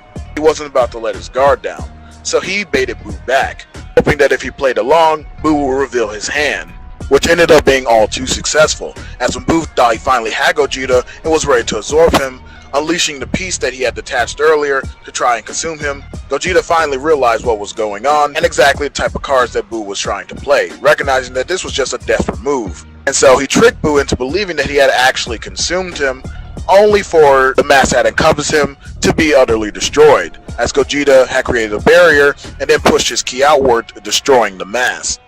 Majin Buu now knew it was all over, as there was no way he can try a tactic like that again because Gogeta would see it coming, causing him to be utterly terrified at the inevitability. Gogeta laughed at Majin Buu, opting to humiliate him even further by actually transforming into a Super Saiyan, even though he didn't need it, just to show just how clear and overwhelmed Majin Buu was. Out of sheer desperation, still went forward to attack Gogeta, and Gogeta just easily pounded on him, finishing him off by kneeing him in the back of the neck a few times before flip kicking him away and using a new technique that he called the Soul Punisher, a technique that was essentially a better version of the Genki Dama.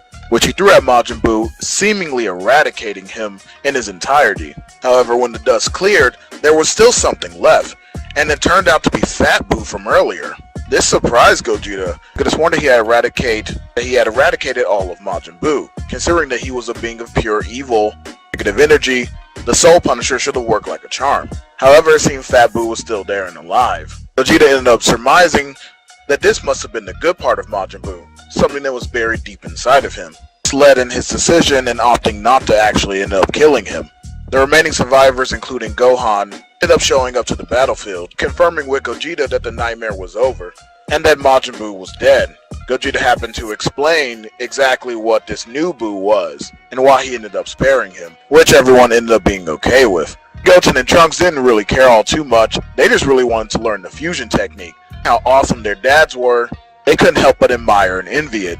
Vegeta kind of making a promise that Goku would end up teaching them. Pretty much from here, everything kind of returns to normal. Everyone who ended up dying was wished back thanks to Dende still being alive, and thus they were able to use the Dragon Balls. The integration of Majin Buu taking place. Although instead of being with Hercule this time, he would actually be under the eye of Capsule Corp with Bulma, as Hercule didn't really take part in this story, and so there was no real need to involve him. He didn't really contribute anything, and I think that if we're going to have Buu be somewhere where he could still do the least amount of damage while also being taken care of the best, it would most likely be with Bulma. After that, Krillin, Shin, Kibito, and Piccolo would end up showing back up, with Goku basically informing them that they were a little late to the party and that everything had already been wrapped up, then thanking them for all their help.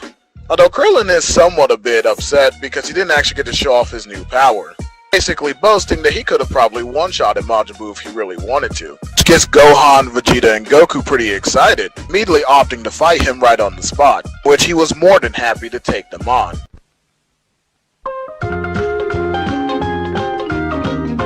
We last left off with the Majin Buu arc where some notable changes had happened. Changes such as Gohan being the first one to showcase Super Saiyan 3, Krillin being the one to train with the Z-Sword and receive the Mystic Form boost, and Goku and Vegeta using the Metamoran fusion to become Gogeta versus the Potara to become Vegito as they did originally. That fusion allowing them to finally overcome Majin Buu and defeat him once and for all, although Fat Buu was still left untouched due to the fact that he was the positive version of Buu, or he was rather the good version of Buu that was left when having purified all of the bad and negative energy out of him. And with that being said, we'll be transitioning over into Dragon Ball Super right now. Getting right into it, a few years have now passed since the defeat of Majin Buu. And whereas nothing major of note has happened yet, a few minor differences has come within the individual characters, which actually started where the last part ended, right after Krillin came back from the Sacred World of Kai's finishing up his training and gaining the Mystic Form, or Ultimate Form if you will. Which brings us back to the moment where our three Saiyans challenged him to a fight, after hearing from Krillin himself that he had gotten immensely more powerful and could have probably defeated Buu all on his own, prompting the challenge and having an all-out battle happen as a result, with each Saiyan taking a turn against him, starting off with none other than Goku himself, the two having a very measured and respectable fight, very much akin to the one that they had during the 2013 Kaiichi Budokai, with Krillin showing off around half of his newly attained power, and Goku being forced to showcase the fact that he had indeed achieved Super Saiyan 3 as well. The two of them clashing ended up showcasing just how much the two best friends have grown over the years. A battle so explosive that it rocked the very planet itself, ultimately pushing both fighters to their absolute maximum, in which case Krillin ended up winning the bout, due to having the slightest edges in both power and ability. His use of spirit control and the well-timed Kaioken boost giving him the ultimate victory, causing all three Saiyans to give Krillin some high gloats of praise, acknowledging both his skill and power, noting that what he said was true and that most likely he could have actually defeated Buu. This is proven by the fact that even Gohan as Super Saiyan 3 was pretty much able to match Buu. And Goku actually isn't too far behind that, being very comparable in power to Gohan as a Super Saiyan 3 himself. Of course, Gohan does have his potential and rage boosting to help thank for his immense growth in power. And Krillin just in his ultimate form is actually around that level, if not really rivaling that level. And then the fact that he can stack Kaioken on top of that does guarantee that yes, he would have had a swift victory over Majin Buu, although the battle would have still been more difficult for him than it was for Gogeta. Nevertheless, this display alone showcases to the other two that they're not exactly at that level, as though Gohan does acknowledge he can go to Super Saiyan 3, he doesn't feel the intense rage and anger that he felt beforehand, meaning that the state won't be as powerful as it was when he faced off against Majin Buu. Nevertheless, it is still really strong. Vegeta too coming to the conclusion that as of right now, he was not strong enough to be able to take on Krillin. Regardless of this fact, the two still ended up fighting him and having a good match, with Krillin having a more difficult time against Gohan, but nevertheless ended up besting him. The four men making a pact afterwards to grow even stronger than what they are now, with Vegeta specifically noting that he will one day return to his spot as number 1. He also did chide Goku a little bit about the whole idea that he lied to him during their battle, but ended up stating that that too really didn't matter, that he will rise to become number 1 and hold the title of the world's strongest. Another person who was energized into getting back into their training was none other than Piccolo, who had been sitting there spectating the match, as he was still on the fence as to whether or not to get the potential unlock back on the Supreme World of Kais, but now having seen what it did for Krillin, he now wonders as to the effects it would have on him. Managing to get back into contact with Shin and asking if he could bring him to the planet in order for the ritual to be done on him. And as I said at the beginning, a few years would go on to pass after that. And over that course of time, everyone kept their promises, training in order to become even stronger than what they were. Piccolo ended up not only having the ritual done on him to unlock his potential, but also ended up staying to learn directly under the Kais, which helped further ended up increasing his abilities and hacks, allowing him to develop and use even stronger magics. Shin basically offering the idea that he should become a Supreme Kai in training, that in fact he would make the perfect candidate for it. Although Piccolo wasn't too sure about that proposition, and basically told him that he would mull it over. Shin letting him know that wasn't a problem at all, and saying that he could take all the time he needed to make a decision, and thus Piccolo continued his training under them. Goku and Gohan both worked on maintaining Super Saiyan 3 to help alleviate the massive drawbacks that came with using that form. And for the most part they were successful, although Goku was more successful than Gohan, as Gohan had a lot of struggle with it, and even in the present still doesn't have full control over it, although he is able to access it without issue, and has somewhat been able to compensate for the stamina drain.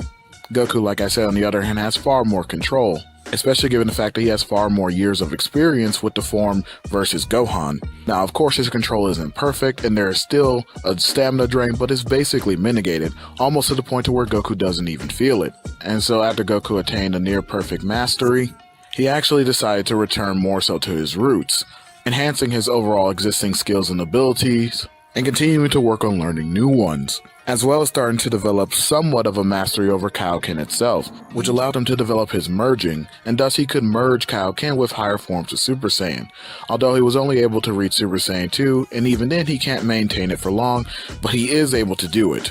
He even ended up asking Krillin if he could teach him a little bit more about spirit control to further help his growth and abilities. Speaking of which, that brings me over to both Krillin and Vegeta, as Vegeta too wanted to learn about spirit control, but rather than ask Krillin to teach him, he rather learned it from the direct source. Him and Krillin heading to Yardrat, where Vegeta began his training. But he did let Krillin know that he wasn't trying to learn all the abilities, just basically the spirit control, as he wasn't into the whole idea of being a copycat, but he figured that this was the best path forward, as he was too able to unlock Super Saiyan 3, but realized that the drawbacks were too significant. And so whereas he does praise Gohan and Goku for their power, he recognized that that was not the path for him to follow, and that doing this would most likely yield greater results, allowing him to tap more into his Saiyan heritage, but in his own way.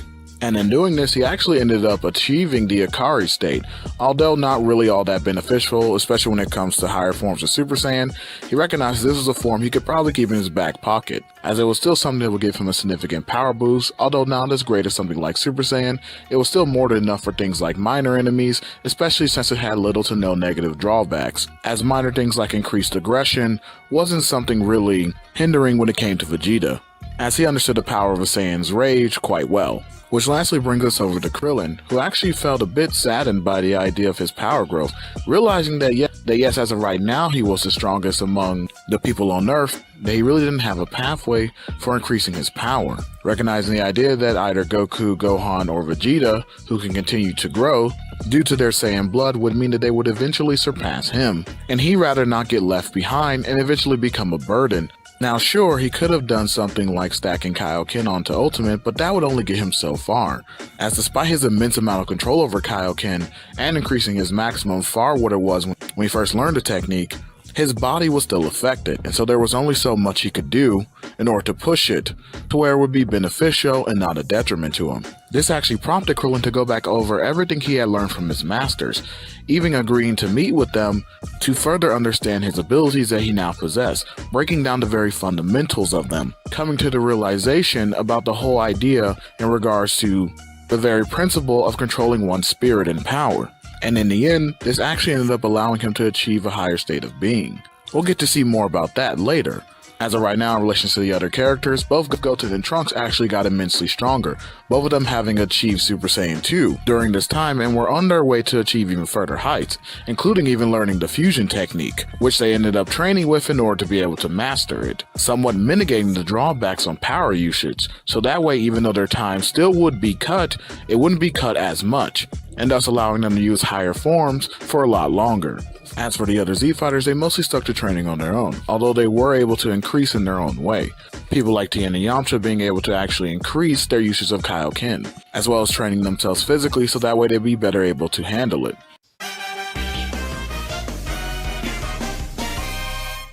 And I'm going to kind of include Videl into this group, especially given the fact of her showcasing potential, and the fact that I did not mention it in the video, but she actually ended up defeating Spopovich during the tournament. So none of her drive and spirit for fighting ended up leaving her. Instead, she wanted to push herself even more to try and keep up with people like Gohan, the two of them having officially started dating and ended up getting married the same way that they did in canon. And overall, her abilities as a fighter ended up growing exponentially. Gohan even at one point started introducing her to the basics of Kaioken, although she doesn't know it and can't access it yet.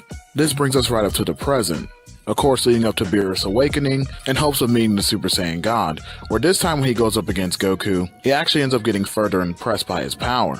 Although it's not by much, and he is still soundly defeated, with the events of Bulma's birthday party being mostly unchanged, save for the fighters who end up going up against Beerus, as 18 and Piccolo ended up being opted out of the fight. This is due to Piccolo still being on the world of the Supreme Kais at the time, and Krillin jumping in over 18. The fights themselves do go somewhat differently than they did in canon, especially with the fact that everyone is significantly stronger than they were in canon at this point. Going up against Beerus, they actually impress him far more, with the two standouts being both Gohan and Krillin. Gohan with his combination of rage boost and somewhat being able to maintain Super Saiyan 3 was able to actually give Beerus just a slight bit more entertainment than he had when Goku used the form. Gohan even showcased a new technique that he called the Kame Flash, which was inspired by both of his mainstay mentors, which caused Beerus to put in a slight bit of effort in order to stop, with Krillin being more impressive than that, and for a brief moment showing off a new transformation that he had been working on, which he dubbed Kame no Satori, a transformation that even Vegeta noted put Krillin on the same level as base Gogeta back from the Buu saga. This made Beerus really excited as he had to put in even more effort to stop Krillin than he did against Gohan, although Beerus is still able to put him down with relative ease. Nonetheless, Krillin is still able to leave a far greater impression than even the Saiyans, although he still wants to see the Super Saiyan God, noting to the group that although he was somewhat satisfied, this still wasn't nearly enough to satiate his thirst for battle. But pretty much from here, the events line back up with canon, and Goku does end up becoming the first Super Saiyan God, as Videl is still pregnant, and does have enough members to perform the ritual. Although, this time after Goku becomes a Super Saiyan God, he is far stronger than he was in canon, so not only is the explosive battle able to shake the entire macrocosm and produce enough power to destroy it entirely, but it even extends further than that, causing Beerus to use even more power than he did originally. In the end, however, Goku still is defeated, and Beerus does indeed spare the Earth. But Beerus is so impressed by the group that he actually invites them to come to his planet and train, essentially noting the idea that he could have multiple rivals already just from this one experience. Noting that both Krillin and Gohan were the ones who showcased the most potential out of the group, with both him and Whis leaving there soon after, as the rest of the group comes together and discuss the events. Goku and Vegeta were already on board with going, and basically made a pact that they would essentially go together, both Krillin and Gohan being a bit more hesitant, both citing a similar reason for their apprehension. Krillin, for instance, pointing out that although he loves fighting and training, he essentially had a life here on Earth, with a family and job, and didn't know if he could just abandon all of that to go right away back into training. Noting that in the past, when he didn't have a lot of those responsibilities, he would have jumped at the opportunity, but now it's somewhat holding him back. Gohan the same reason, especially given the fact he just learned out that Videl was pregnant, and that he was trying to pursue his other dream in becoming a scholar. given the fact that although it's not as important to him, it still was really important and something that he wanted to achieve. Goku understood this well, as he knew it was going to take even him an arm and a leg to convince Chi-Chi, and even more surprisingly, Vegeta showed a lot of sensitivity to their dilemma as well, and was the one to actually speak up to both of them about potential solutions, telling Gohan that he didn't have to come right away and could wait until he found a nice work-life balance. And issued the same idea to Krillin, telling them they shouldn't be put in a position where they feel like they need to abandon their families, that they should actually just talk to them about it and let them know the situation. And given both 18 and Videl's personalities, Vegeta expressed the idea that they might be more open-minded than they thought. But in the end, both of them understood, telling Goku and Vegeta to at least give them half a year. And with that, everything was set in stone. Goku and Vegeta would go and train with Beerus for now, and in half a year, Gohan and Krillin would join them. Things from here pretty much go as per normal, with Frieza still being revived, and he ended up attaining his golden form and headed towards Earth in order to kill everyone. And I'm not going to lie to you guys, that first half of the battle is just going to be a wash in the Z Fighters' favor. Meaning to say that although we are absent Gohan, Goku, Vegeta, and Krillin, who by this point would all be training on Beerus' planet, the remaining roster there is more than enough to handle any of Frieza's Goonies.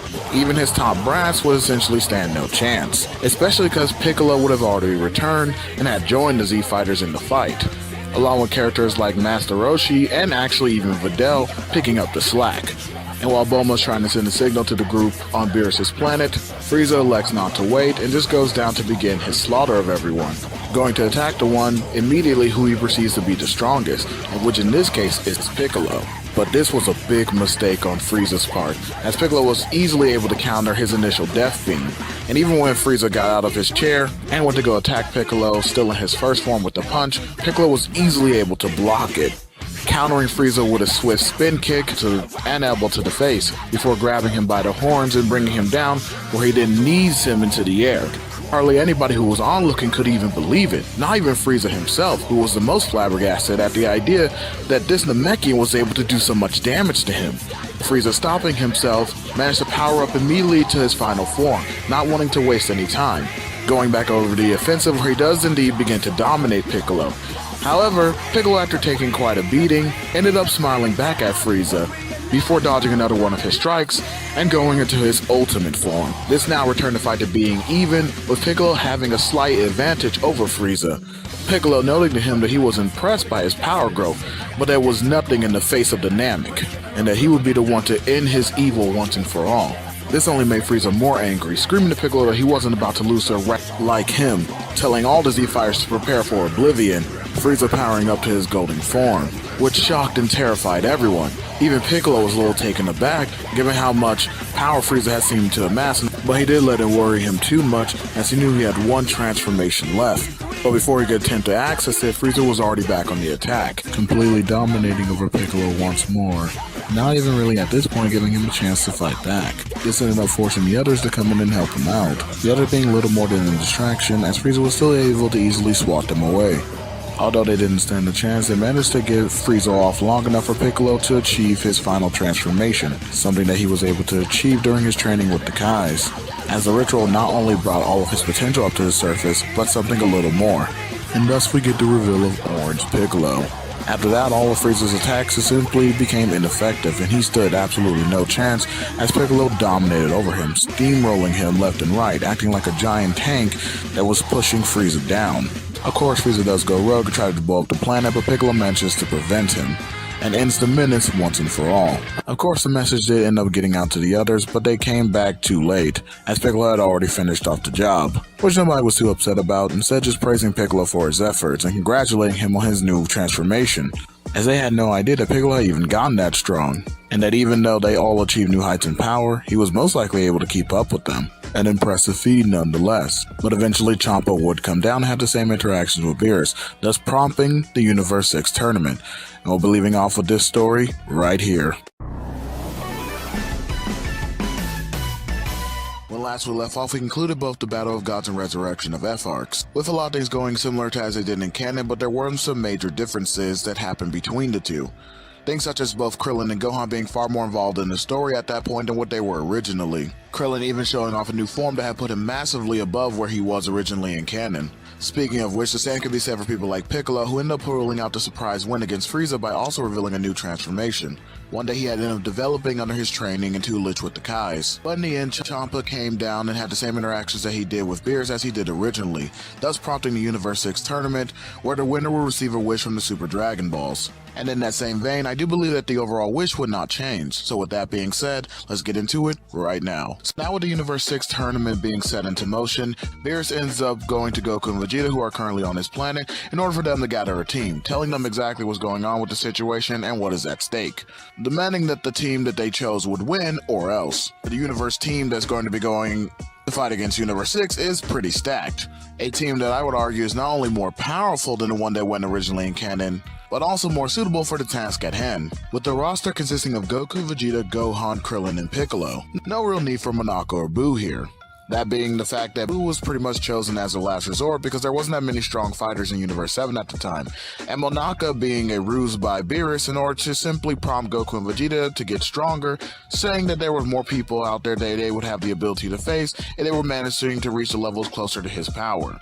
So essentially there is no need for them. Nobody really needs the motivation, as they have plenty of motivation within and of themselves, and there are so much more people that are stronger than Boo, including pretty much everyone that I've mentioned here. With that being said, we move over to the training portion of this arc, which I would say that the only difference being is that everyone goes into the Higher Time Chamber for 3 years. This means that the entire team would essentially get the same 3-year training that Goku and Vegeta got originally. And don't worry, I'm pretty sure that then they can compensate for the food issue by just simply putting more food in there, to compensate for the fact that there will be a large number of Saiyans. But even in that regard, it will just be mostly Goku and Vegeta who would be eating an exorbitant amount. Regardless, the training itself is pretty much minimal, not necessarily due to the fact that the team isn't taking it seriously, but they realize that they're probably as strong as they absolutely need to be. In fact, given the amount of power that they've already showcased, I would say that they're having a bit more of an overconfidence issue. But since you guys pretty much already know about the Universe 6 team, you can understand why this is. So don't get me wrong, they are indeed taking it seriously, but mostly they're going to be honing their techniques and helping master more so their transformations that they have achieved, rather than doing any super hardcore training in order to boost themselves up in terms of power. Especially because even if it is a power lacking issue, they do have a lot of hacks that can help minimize that gap. And with that, those 3 days come and go. 3 years for our people inside the time chamber. All of them come out, and the scene pretty much goes the same way as it did in canon, up until the point to where the first match is about to begin. Krillin is actually the one who steps up to the plate first, scheduled to take on none other than Frost. And pretty much it's not even close, just as you guys probably suspected. Krillin is essentially bullying Frost all over up and down the ring, even forcing him to transform, which Krillin had basically acknowledged the idea that maybe if this was decades ago, Frost might have had a chance. But here right now, he's already seen him been there and done that. He's got no real time to play around with Frost. But don't worry, Frost still tries to cheat and use his whole little needle thing, but it doesn't actually end up working on Krillin, because Krillin has developed so much key sensory abilities that you can kind of just see through Frost right away. His whole good guy persona not really doing anything to face Krillin at all, and you can understand the malice that goes into him. His senses being so good, they can actually even feel the poison within on the needle. So when Frost tries to catch Krillin off guard and go for the attack, he ends up being stopped, and Krillin just knocks him out of the ring, never even needing to use Kaioken, or even the Kame no Satori. Next up is Jiggy the Pooh. Oh, I'm sorry, I do mean to say Bultamo. And once again, it's another stump in Krillin's favor. Of course, his durability and shock absorption is something that Krillin takes notice of. He basically finds a trick around it, hitting Bultamo so hard that he essentially sends him flying out of the ring, even if Bultamo actually wasn't hurt by the attack. The impact was just so great, it managed to launch him. Very much akin to the way Gohan did in terms of power, except whereas he took multiple punches, Krillin only needed the one. Next up is Vegeta, and whereas his body being virtually indestructible is somewhat of a problem, at this point you guys have seen Krillin enough to know that he is one of the primary roast gods within this series, so eventually he would just get fed up with the BS and essentially start insulting Vegeta, at which point he would discover his weakness, and therefore it's another L for Universe 6. Now, to be fair, I know some people are going to question, well, why did you skip Kaba, because doesn't Kaba come before Vegeta? And whereas that's something that is fine to bring up, the reason why I skipped over it is because, well, there is no Super Saiyan. I'm just going to be honest with you, it's another stump. But Krillin doesn't really have the capacity to teach Kaba how to go Super Saiyan. Sure, he basically mentions it to him and saying that someday he can access it, and even points out that Goku and Vegeta and even Gohan all have access to it, and that he kind of tells him that it's a specialized trigger, but that's something he would probably have to discover on his own. Krillin couldn't really train him how to do that, says the way Krillin managed to achieve his transformation isn't the same way that Kaba could achieve his. So regardless of whether the fight came before or after, it was not of note to really mention or bring up. It just would have been a wash in Krillin's favor, with him being like, hey Kaba, guess what? You can achieve a high level of form, so you should work towards that. And with that brings us right over to our last fight against the GOAT of Universe 6, that of course being the Assassin Hit.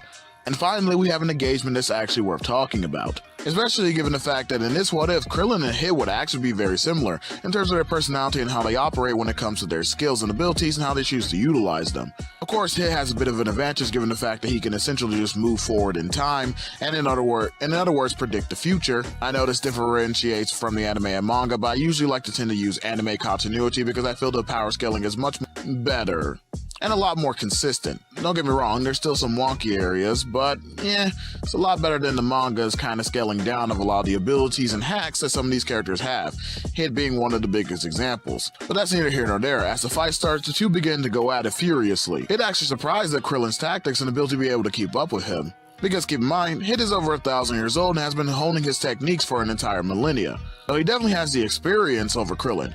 But if you remember, King Kai actually said back in the day towards Goku that training under him would be like getting 10,000 or even 1,000 years in regards to a lifetime worth of training. I think that given Krillin's journey and how he chooses to apply his abilities, this is something that really helps him better fight off against opponents who may have more experience than him.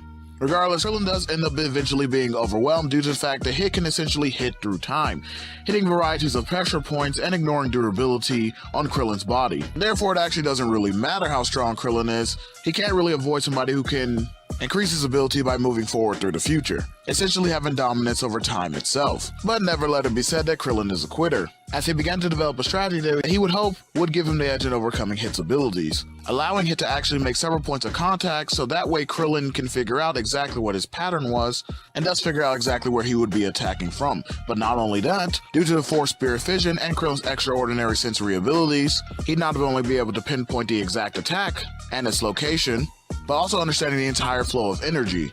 And thus slowly but surely, he actually began to redirect a lot of Hit's energy away from him and started to weakening him, thus throwing off Hit's pattern, his timing, his skill, and also his power. Hit immediately took notice of this, realizing that even though he was the one putting all the pressure on Krillin, he was somewhat on the back foot, which didn't really make any sense. This allowed Krillin to start going for his counterattack, basically trying to keep Hit on his toes so that way he can find an opening to be able to strike. This is actually a similar tactic he used back in the Cell games against Cell, and thus Krillin is able to turn the fight around, now actually gaining an advantage over Hit, forcing him to stay on his toes and not make any mistakes if he wanted to turn the tide of this battle. Krillin was not only using his more signature key attacks in a more efficient way, but he also even developed some new ones, things such as an explosive clone construct made of ki, a technique that he actually adapted from the multiform, him using them to great effectiveness, tricking Hit several times, allowing Krillin to gain even more of an advantage by blowing Hit back, and thus, like I said, keeping him on his toes so that way he could put more pressure on. But even with the advantage that Krillin now possessed, Hit was a trooper and was not deterred in the slightest. And after regaining his composure, he further skipped through time, evolving his abilities even more, far past what Krillin was capable of in that moment, prompting him to go into his highest transformation, as Krillin instinctually knew that he would have to, given the fact that he recognized almost immediately that no matter what level of Kaioken he would use to try to boost him, it would not close this gap. But despite going into his strongest state, it being vastly more powerful than when he first showcased it, showing indeed that Krillin had transcended into the realm of the gods in terms of his power and abilities, it was all for naught, as it didn't really matter against Hit's overwhelming advantage that he now possessed. It almost seemed limitless the amount of evolution Hit was undergoing in this fight in order to be able to aggress his powers to stay ahead of Krillin. And try as he might, he was not able to overcome this, thus meaning that Krillin would be knocked out of the ring and eliminated from the tournament.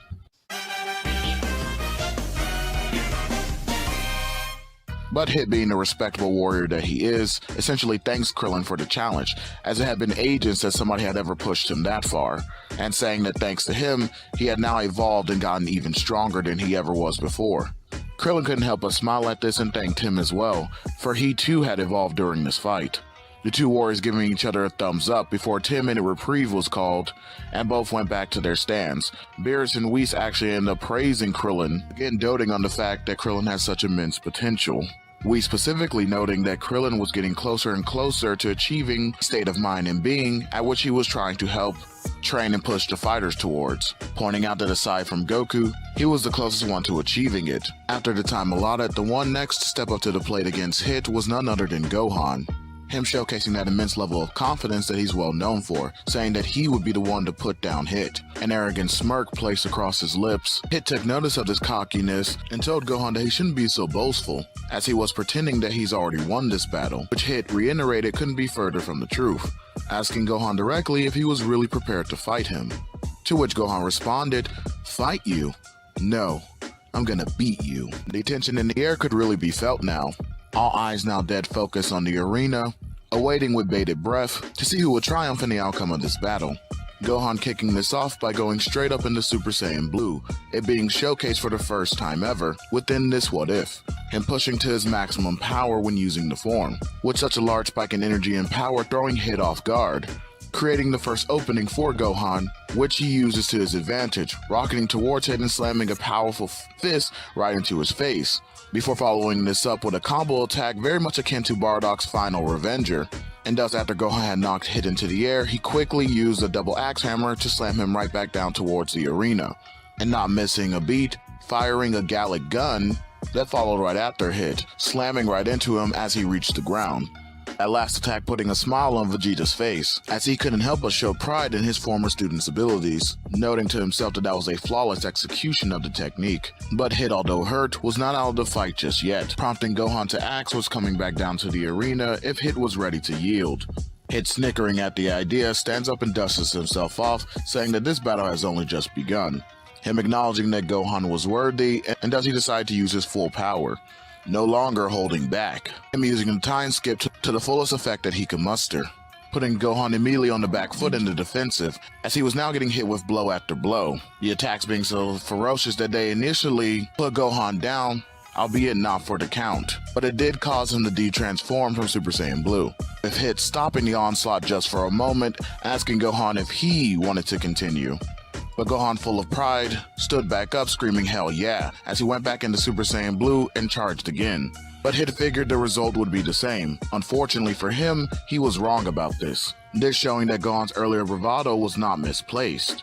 This is due to the fact that he had studied the fight between Krillin and Hit intensively, thus allowing him to see the weaknesses and vulnerabilities in the time skip, employing several of the tactics that Krillin had used in his fight, albeit to a higher degree given that he was both faster and stronger, even employing a tactic that was unique to himself, that being switching between Super Saiyan God and Super Saiyan Blue interchangeably. All this stopping Hit's advantage over him and putting the two into a deadlock, both fighters now fighting on equal footing. This prompted Hit to evolve his time skip once more to gain an advantage over Gohan. And whereas this did put Hit back in control of the fight, it wasn't to such a degree that Gohan could not handle it. Gohan did indeed recognize that this was only delaying the inevitable, so he managed to create space between him and Hit, halting their fight for just a moment, expressing to Hit that he too now wanted to go all out and fight Hit at his best. There would be no other way that he could beat him, stating that it wouldn't be fair to Hit if he didn't go at him with everything that he had. Hit acknowledged this and told Gohan to proceed, as he too was interested in his full power. Gohan thanking Hit and telling him that what he was about to do next only had a 0.1% chance of succeeding, but that he was confident that he would be able to pull it off.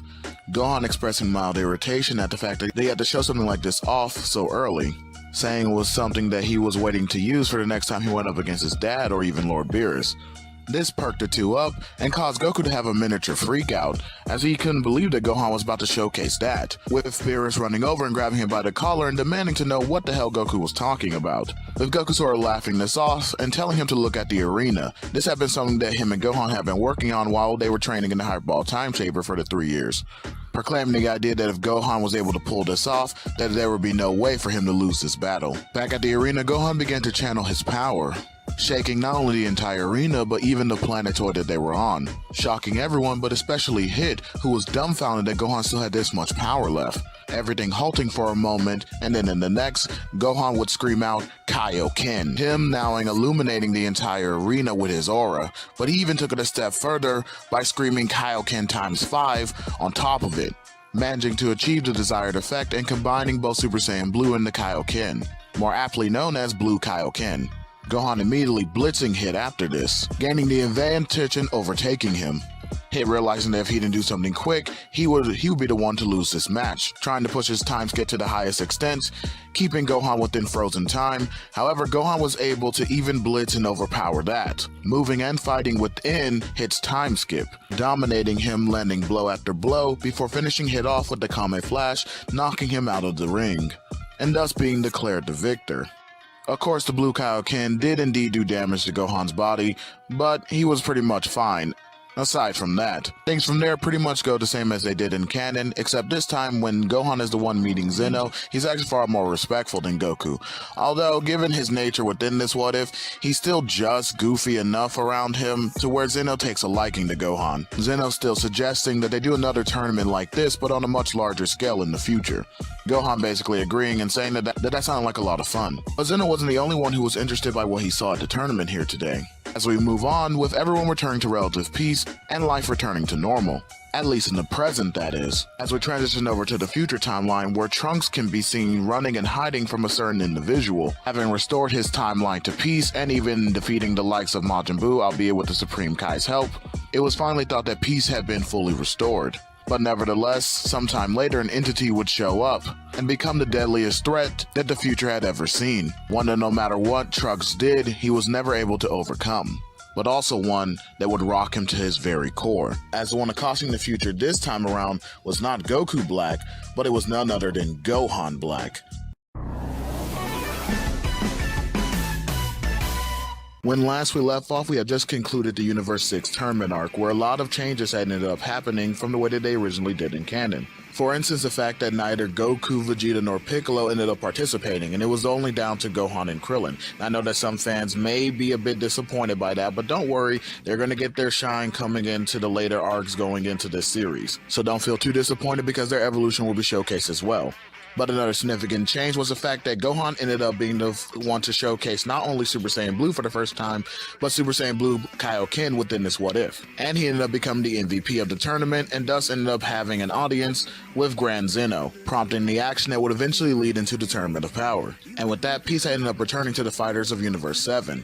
But that doesn't mean that all was going well, at least for the future that is, as we ended up transitioning over there where we see none other than Trunks in a state of duress, having run from an entity that had been chasing him down. The entity that we had discovered was none other than Gohan Black. And with that, we'll be getting into this part right now. Stated in the recap in last part, Trunks was running away from an entity that turned out to be none other than Gohan Black. So this was not the Goku Black that we are accustomed to from the original timeline, but an entirely different menace altogether. A menace that was wearing the face of the person that Trunks loved and respected the most, his former master and mentor.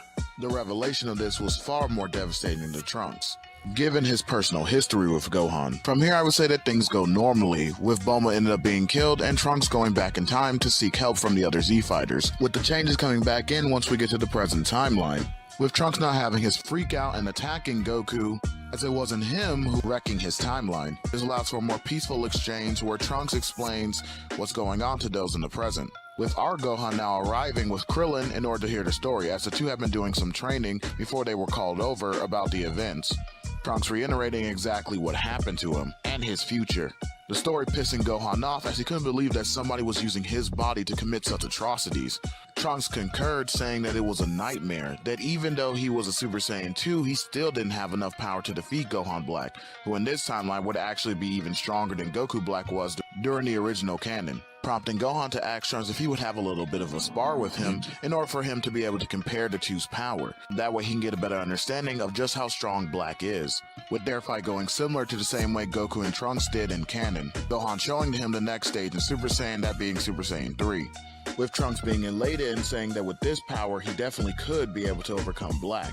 Not long after, Gohan Black ended up showing up, both Gohans engaging in a furious battle, with our Gohan initially taking the edge over Gohan Black, at first only needing a Kaioken times 20 to maintain such an advantage. Due to this Gohan Black being stronger than even Goku Black was in canon and having hybrid potential, he was eventually able to push Gohan into going further. By the end of the battle, Gohan needing to use Super Saiyan 2 in order to be able to overcome Black. But of course a time rift would open up and suck Goku Black back to the future, but not before he tried to destroy Trunks' time machine, which Goku managed to block off the attack, thus preventing it from being destroyed. Now I do hate to rush the next part of these events, but I don't see them going in favor of Gohan Black or even Zamasu. This is due to the fact that the Z fighters here just have too much in their arsenal to really be able to combat them with, having unlocked several abilities earlier that can even help them against somebody like Zamasu, preventing that from even being a difficulty for them. Don't get me wrong, Gohan Black's power would still be impressive and he would have high grades of potential, but it wouldn't really do him no good in the end. The way I see these events playing out is that Goku, Whis, and Beerus still go to investigate the whole Gohan Black situation, uncovering the truth behind Zamasu and thus leading to him being Hokkaido, with the team going to the future being Vegeta, Trunks, Gohan, and Krillin, with them confronting Gohan Black, who does end up showing off Super Saiyan Rose. But as I said, although that would be difficult, it would not be impossible, especially given the amount of power and hacks and abilities that go into the team that has just come to help out Trunks. Gohan Black is eventually put on the back foot and requires the help of Zamasu, and thus they figure out the truth of that whole situation as well. But Zamasu's inclusion isn't really beneficial in order to help out that team. The only real problem for our fighters being the fact that Gohan Black's potential is extremely high and that Zamasu is immortal, with Krillin pointing out a way around Zamasu's immortality, that being the Mafuba, which he would be able to perform and would not need Master Roshi's help or training in order to be able to accomplish this. However, what he would need would be a seal in a jar in order to be able to contain Zamasu, so thus him and Trunks would go back in time while the others remain in order to be able to stave off Gohan Black and Zamasu. This is something that I believe both Gohan and Vegeta would easily be able to do. Thus Krillin and Trunks would return and seal away Zamasu, finally ending that threat once and for all. Everyone now ganging up on Gohan Black, who once again is very powerful and does show some impressive techniques, like his abilities to manipulate ki, and also even do things like summon up clones from different timelines by opening up rifts within reality. But once again, like I said, although all that is impressive, he just won't be able to stand up to this amount of heat, having to recognize that either his best bet was running away, which although yes, due to the fact that Gohan has its transmission means that Gohan Black can most likely develop it and be able to use it, and most likely would use it, it wouldn't matter since most of the team here knows instant transmission, and thus there would actually be nowhere for him to run, and eventually all of the abilities and powers that is coming out the beck and call of our Z fighters would eventually just overwhelm Gohan Black and finish him off once and for all, once again allowing Trunks' timeline to return to peace, of which he thanks the group for all their help and promises that he will get stronger in the future in order to be able to progress to where he won't need anyone else's help and can defend the future all on his own. And thanks to the intervention of everyone, his timeline actually remains intact, so therefore there won't be any future Xeno coming back with them. Besides, I doubt the idea that Xeno would have even been an option to begin with, given the fact that even if he did ask Gohan to meet with him, Gohan being a little bit more different from Goku and, like I said, vastly more respectful to the idea of Xeno's authority. Yes, he is just jovialistic enough for Xeno to like him, but there's most likely no way that he would give him a Xeno button, because I doubt that their interaction would go that far.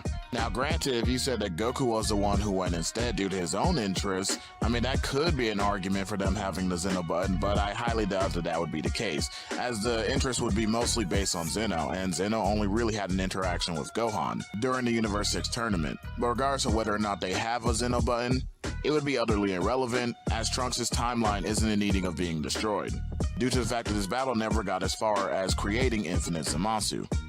But of course, they're not going to leave Trunks' timeline completely wrecked, and Gohan himself actually offers to go and locate new Namek so that way they can have some Dragon Balls in order to be able to help restore Trunks' timeline back to where it originally was, even offering the idea that they can bring future Bulma back to life, and thus once again peace is officially restored, as Trunks would gladly accept Gohan's offer, his Earth getting a new guardian in the form of Dende, or future Dende in this case, with the rest of the Z team returning back to the present to continue their lives as normal. And thus, we've reached the end of the Universe 6 and Goku Black arcs respectively.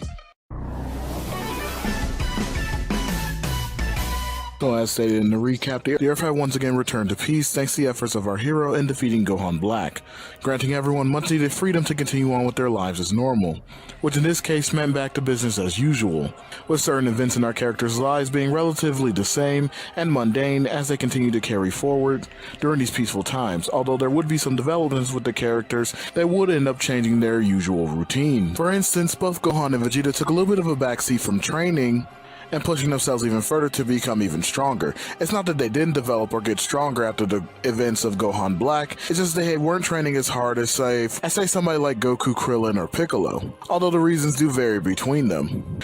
Gohan, during this unprecedented time of peace as an example, decided to relegate himself more so to focusing on his studies, pursuing various fields of higher education and becoming a world-renowned scholar.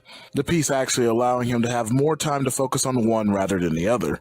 And with the fact that he was now providing for a family, he decided to focus more on his career rather than his fighting. Vegeta, on the other hand, was actually expanding his family as Bulma had become pregnant sometime after the Gohan Black events. And so even when both Krillin and Goku went to Vegeta sometime after said events to come back to Beerus' planet in order to train under Whis with them, he ended up declining, basically uttering the idea that he did not want to be an absentee father and want to stay home as to better nurture his children and foster the continued growth of his family as a whole. Given both the nature of Krillin and Goku's situations in regards to their own family, they completely understand this, as they too had to find a balance between that whole family life and their training life in order to maintain some semblance of peace between the two, so that way they can pursue their dreams and goals, and when it comes to gaining more strength and increasing their fighting ability, also ensuring their family's protection and provision. But don't worry, it's not as if Krillin and Goku had a lack of training partners. Not only did they have each other, but they also had a myriad of fighters who were still on Earth and very capable, and who more so consistently maintained themselves towards training. Fighters such as both Piccolo and Ten Shinhan, who they actually ended up inviting to Beerus' planet, ended up getting the okay, and Whis began to train all of them together, further allowing those four to advance as a unit, with a particular focus on both Goku and Krillin. But before I say anything more on that, I do want to let you guys know this does not mean that Gohan and Vegeta aren't actually training and still maintaining their level of power. They are, but just in their spare time. So whenever Gohan has a break from his studies, his pursuit of being a scholar, every now and again, he does go off and train by himself. And even when Piccolo does return to Earth, he actually starts doing a little bit of more training with him.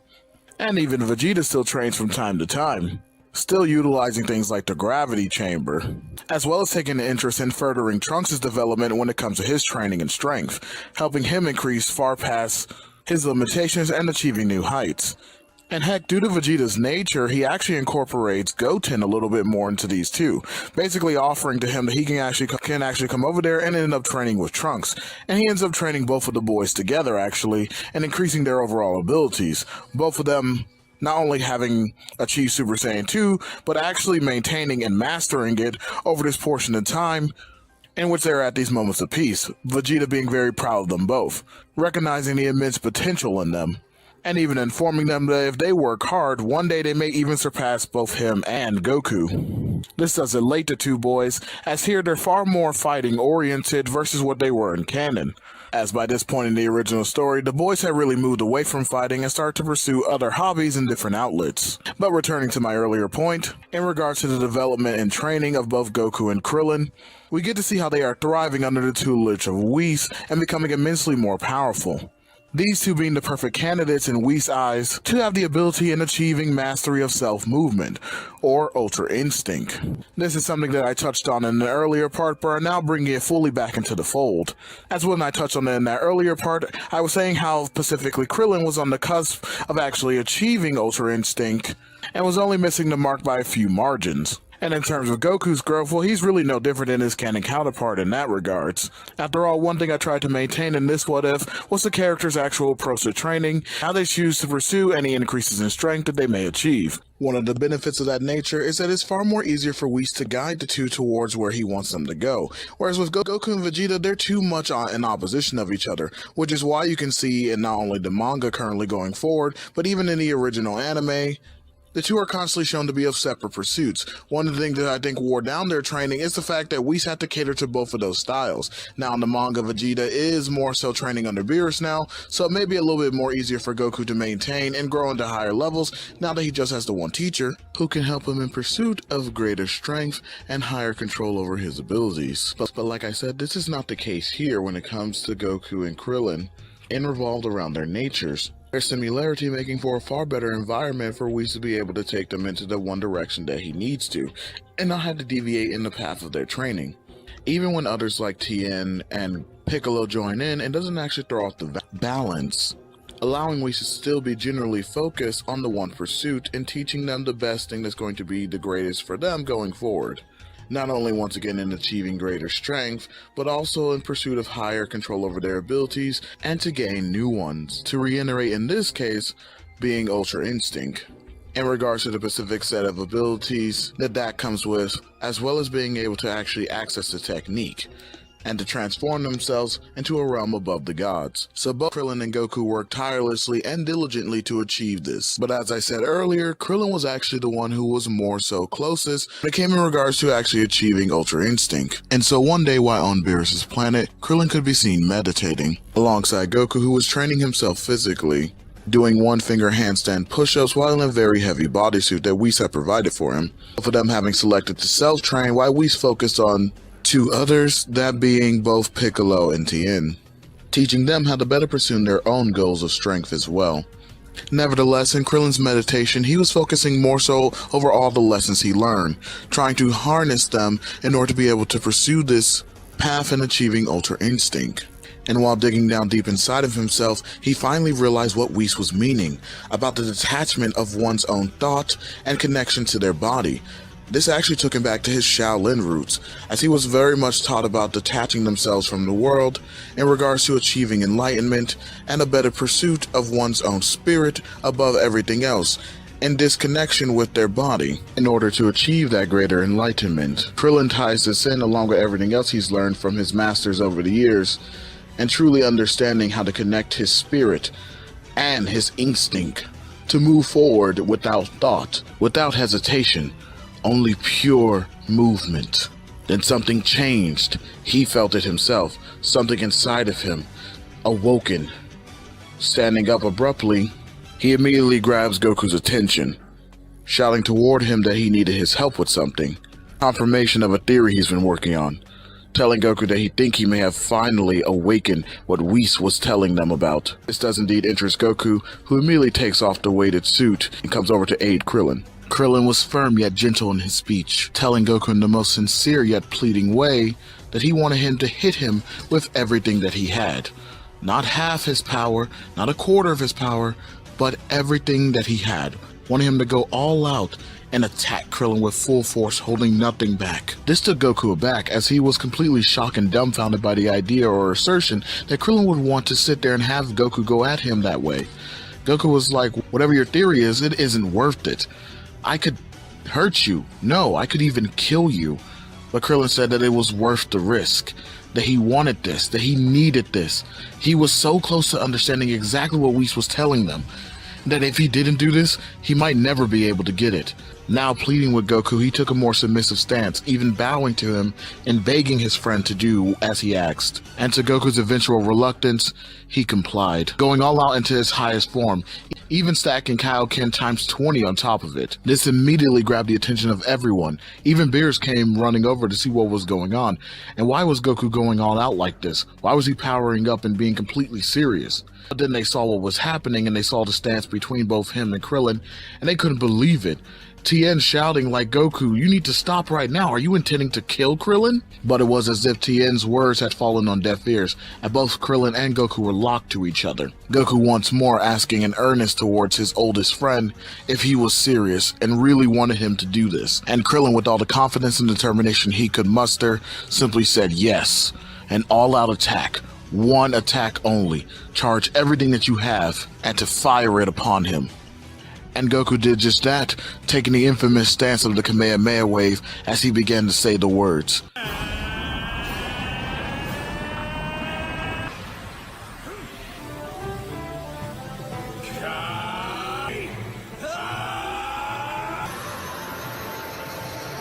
aimed directly towards Krillin with the killing intent. But before the final Ha left Goku's lips, he had already fired the attack. Him shouting towards Krillin, this is his 100% full power. The blast flying from Goku's hand quickly aimed directly dead set for Krillin. Both Tien and Piccolo shouted no, trying to jump in, but we stopped them, looking deadly serious, warning them not to interfere, but then looking back at them and reassuring that everything would be fine. And in that moment of separation between life and death, as Krillin stood there, ready, he emptied himself completely. At first his nerves were getting the better of him wanting to think and move via way of thought, to jump out of the way. Everything inside of him said to just move, to get out of the way, don't let this hit you, but he recognized that would only hold him back, that hesitation would be what ended his life this day. So he truly emptied himself, letting his being become one with his own essence, his own instinct, beyond his flesh, beyond his mind. Thought no longer plagued. All of it was true, embodying the principles of every lesson he's learned up until now, embodying the lessons of every failure, every triumph, every success that he's had in battles. Krillin at this moment was nothing, yet he was also everything. The very pressure, the very heat of the blast, he could now feel pierce the very insides and seams of his skin, the blinding light that echoed his demise. Except Krillin thought of none of this. He was only instinct. His eyes up until this point had been closed, him truly accepting and embracing. The darkened expression on his face suddenly lit up as a roar of power, a surge of spirit had overtaken him. It was but a brief moment, but when his eyes opened again, they glowed with a roaring silver. Suddenly, without thought, without hesitation, Krillin dodged the blast, his movements so seemingly unpredictable and unrecognizable that no one could even tell. But Whis could, smiling elatedly, whispering to himself that Krillin had done it, and he knew that he could. With Goku and Beerus being the only other ones seemingly to take notice, Beerus was completely shocked, his jaw dropped, and he whispered,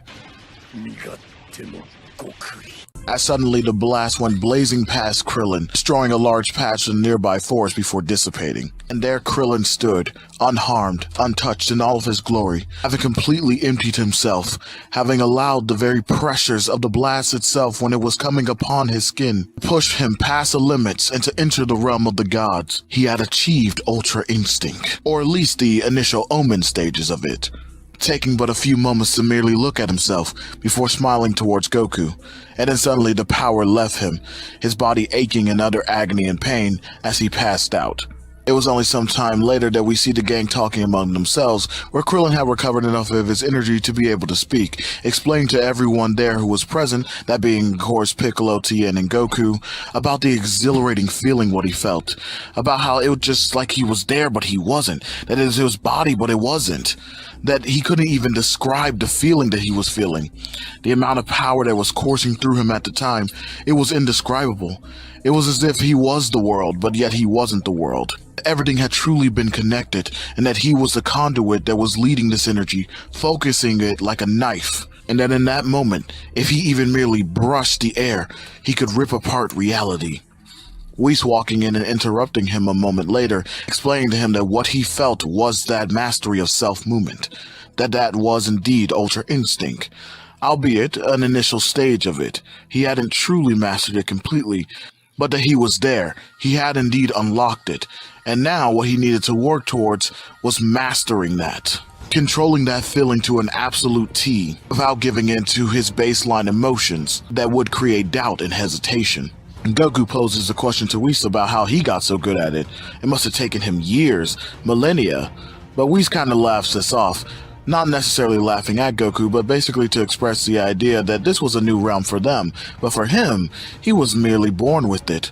It's something that all angels instinctually have, from the day that they are brought into this world. But nevertheless, he does explain to them that there are levels to it, that what Krillin achieved is initially an infantile stage, something that can really only be beneficial if your aim was to stay on defense the entire time. But if you wish to learn how to attack while also moving without thought, then that would be a whole nother thing entirely, and that there were even levels to that. Goku shouted all right as he clasped his hand and his fists together. He was more excited than ever now, wanting to achieve this power for himself, especially now that he knew that it actually could be done. And even Krillin gripped his fist tightly, smiling, acknowledging Goku's enthusiasm. The two of them now having the necessary tools and motivation in order to be able to unlock and achieve this. And thus, once Krillin was fully healed, both of them elected to actually go spend some time in the time chamber, no more than 2 days on the outside, which would be 2 years for them in there, in order for them to be able to unlock and master this fully. And even if they couldn't master it, at least they would have the understanding of the basics, and perhaps could even activate the initial stages at will. That being UI Omen, of course. The two of them leaving there soon after to go do so, after they told everybody exactly what they were doing and informing their families. Although the mood was excited, there was still a bit of a somber tone to it, with Tien basically talking to Piccolo about feeling a bit despondent, saying that he would never catch up. But Whis basically told him to hush up with that there would be no need for him to have such a downer mood, that in fact, due to him being so happy about the achievements of both Goku and Krillin, specifically Krillin, that he was actually offering them a freebie, essentially saying that he would point out to them step by step exactly the methods needed in order to be able to achieve their own greater heights in power, but also to be able to better utilize the power that they already had, hoping that they would catch up, at least enough, even if they didn't surpass both Goku or Krillin, that they wouldn't be left behind in the dust. Basically telling them to go also offer this to Gohan and Vegeta, letting them know what has happened here. But Piccolo does chime in and suggests to Whis the idea that even if that was indeed the case, and that he could help them, what makes him think that they would be able to catch up that far in about just 2 days? Whis told him to let him handle that he actually had another place in mind that they could train that could offer the same effects as the Room of Spirit and Time. All they need to worry about was preparing themselves and extending the offer to both Vegeta and Gohan. The two of them were still a bit hesitant, but that's when Beerus chimed in and told them to stop being idiots, that they were fools for hesitating and not taking Whis immediately up on his offer. He woke up for one reason and one reason only: the perfect rival. Whether that is Goku, whether it's Krillin, whether it's anybody else, he wants that rival. Someone who can actually give him a good fight. Basically speaking to their fighting spirit, wanting them to achieve the highest heights possible, to never give up, no matter if the task seems impossible.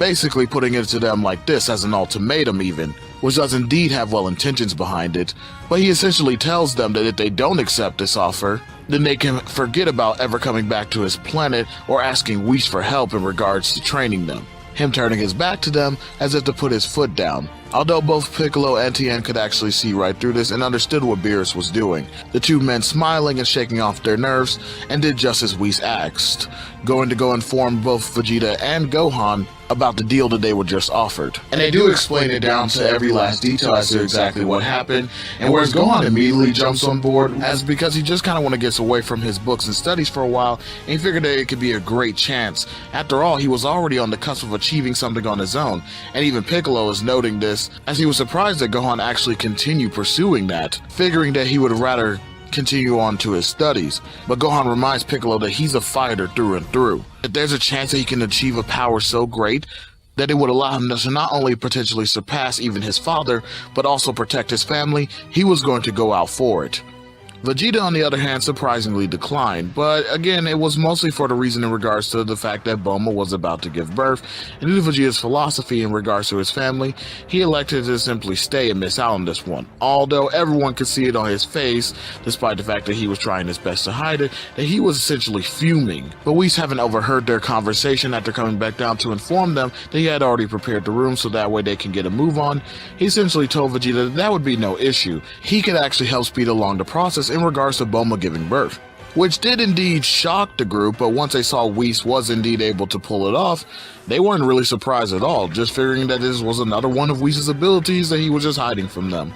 Nevertheless, he also informed Vegeta that they would only be gone 2 days, essentially telling him that it was a room that very similar to the Room of Spirit and Time. And with that, the training for everyone involved officially began. And I'm not going to sugarcoat it for you guys, but they make tremendous strides in regards to their training, with everyone not only achieving greater heights in power, but also in their overall abilities. But I will give you guys a brief overview or a quick rundown as to what everyone managed to achieve in regards to their abilities and increasing their overall power. So starting with Tien, as one of the perks of Whis' condition in regards to helping him train, was Tien now having a total mastery over Kaioken. A mastery even greater than Krillin or Goku had ever achieved before. with virtually all drawbacks mitigated. That mitigation further being helped by the fact that Which actually ended up giving Tien a somewhat better body. Now, what do I mean by this? I mean, he slightly increased the overall durability of his body, so that way he can be able to maintain the strain, once again minimizing the overall effects. And I know that some of you may say, well, that's out of the realm of possibilities, but considering that Whis literally grew a whole nother being inside of a person's womb to help them finish developing, as well as brought somebody back to life, I don't really see why that would be out of the realm of possibilities for him to just give Tien a bit of an upgrade when it comes to his overall body in terms of durability, so that way he may be able to withstand the strain of the Kaioken, especially given the fact that he was the one indeed who offered them to help get them to a place where they need to be in regards to their training and increasing their overall power and abilities. I think that he himself would go out of his way to better help them in any way possible. Which transitions us over to Piccolo, and as to no surprise, he managed to not only completely control his mystic state or mystic form, but he also now has complete control over his orange Piccolo form, and has been able to increase his power dramatically. And one of the greatest ways he was able to do that was actually learn to control the giantification. So not only does it have no effects, but it actually does increase his power. As one of the things you guys may note is that the giantification oftentimes made Piccolo's size increase, but it didn't really increase the overall power output that he can do. But now he actually can. Not only will his size be increasing, but he can also move relatively well at that size and maintain his speed as though he was still at a smaller size, and increase his overall power as well as his durability being immensely greater. Vegeta not only managed to break through his limits and achieve a new form of blue, that being blue evolution, but even began mastering some other techniques in regards to his spirit control. Gohan had completely mastered Super Saiyan Blue and had even achieved another variant of it that was even different from Vegeta's blue evolution, this being the perfected form of blue. He also learned to completely stack many forms of Kaioken on top of it, going all the way up to a Kaioken times 20. But his real goal was to achieve what him and Piccolo had discovered while they were training in isolation, which is something that they had spoken about earlier right before the training began. And so Gohan's main focus was working towards this goal, which he managed to successfully achieve, that being the Gohan Beast transformation, a transformation that Gohan could truly call his own, and one that completely maximized all outputs of his true potential. With this, he too transcended into the realm of the gods, but did it through his own way with his own power. This leaves the last two remaining on our list, being Goku and Krillin, who by the next time that we see them have indeed made tremendous strides in regards to achieving Ultra Instinct, both of them successfully having achieved the initial stage, but not only that, they were actually several notches higher, Krillin having achieved the third stage of Omen, while Goku has achieved the second, with both of them being able to tap into the initial stage at will and completely control it.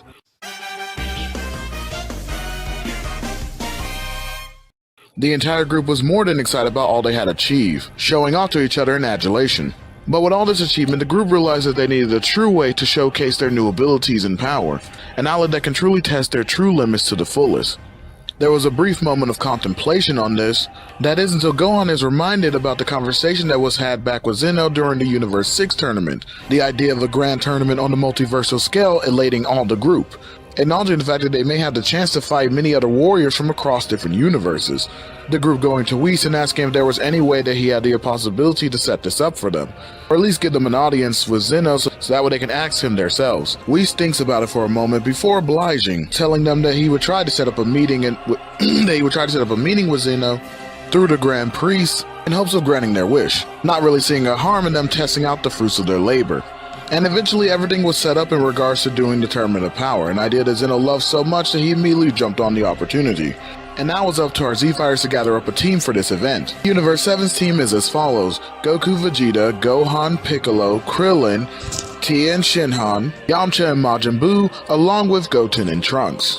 And just to let you guys know, this will indeed be the permanent team going forward. I'm not going to do a bait and switch like what we got in actual canon, or I'm going to switch out Majin Buu for Frieza, because that just simply was a dumb choice to me in terms of Dragon Ball Super in regards to the canon, but I'm not here to really speak too much on that. I'm just saying that I'm not going to do it. And as far as Trunks and Goten are concerned, whereas necessarily I think that the idea that they were too immature to initially go in canon, I more so believe that this would not be the case in regards to this what if. due to the fact that Trunks is not only older, but in terms of their maturity and ability to fight, and how they have progressed as characters going forward within the series, leads me to believe that in this timeline, they actually would be able to participate within the Tournament of Power with relativistically no issues. Especially because during the downtime, Vegeta was the one who really instilled a lot of the further training into the two boys, and so therefore he kind of rubbed off on them in terms of their attitudes and keeping things straight and taking it a little bit more serious when it comes to fighting and things of that nature.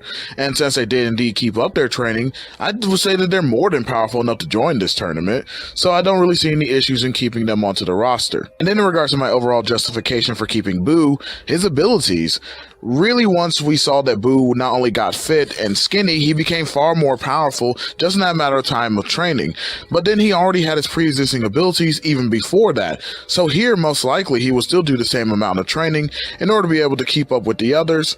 And most likely, given how strong everyone here is, he would most likely get an even greater boost than what he got originally. So it's not just that he loses some weight, but he also gains an immense amount of power. And then with his magical abilities as well as his biological ones, he would be a shoo-in to be the MVP of the tournament, at least in regards to what he can do.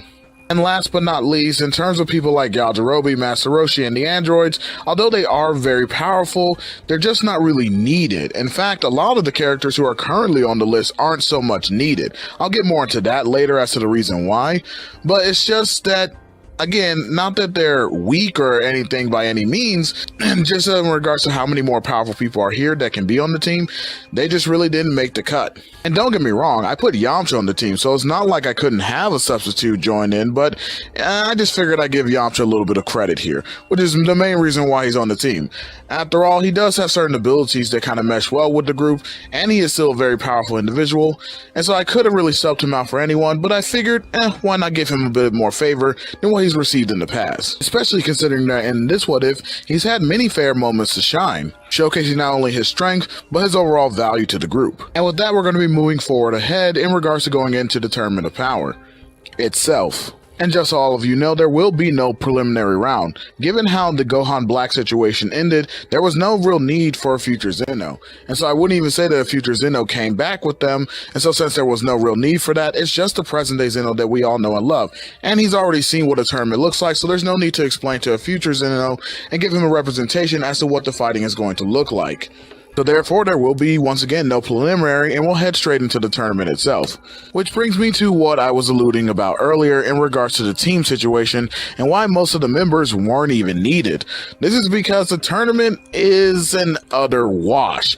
I'm just going to be honest with you guys, given how much power is stacked on Universe 7's team, there is nothing that any of the other fighters are going to really be able to do. Other than Universe 11 and some fighters within Universe 6, there's just nothing really going on here. I mean, universes just really start dropping like flies, and the characters on our team aren't even breaking out with one member by the time we get halfway through tournament itself. Now don't get me wrong, it's not that some people aren't dropped off via by being just overall weaker than the person that they were going up against, or due sheer luck, or hell, even stupidity. There are going to be a few team members on Universe 7 who do end up getting taken off, like the fact that Goten and Trunks were actually taken off by the incredibly small fighters that were virtually unseatable from Universe 4. That was just one of those situations that was just sheer bad luck. But other than things like that, it's officially jump season and the Z fighters are taking no prisoners.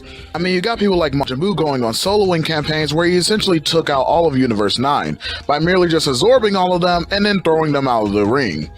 On the other hand, you have the real trio of danger, that being Tien, Yamcha, and Krillin, all kicking ass and taking names. They even end up soloing the entirety of Universe 2, them taking Ribrianne and her gallop of fuck nuggets to the hood streets of Jump City. And this became pretty much par for the course at this point, but like I said, certain mistakes were made, like Yamcha in gloating after he took out another one of the people from a different universe, was ended up tripped up by Frost and ended up being taken out of the ring. Sheer stupidity, if you ask me. But of course, it's just one of those things that happen, but don't worry, the squad does get their get back on Frost and he is promptly eliminated after that. But no worries, it's not jump force all the time. After all, there are some slow moments within the Tournament of Power that will likely be kept the same, and certain interactions and certain fights would also be kept the same. But they're just going to go a bit differently in to say that they will be a wash for some of their opponents. Like for instance, the Universe 6 and still end up having the same interactions kinda with Gohan and Piccolo, except this time around there is no real struggle between the two in order to defeat them. They kinda defeat them readily and in a hurry, teaching them valuable lessons along the way, but it doesn't really change the outcome of that overall situation.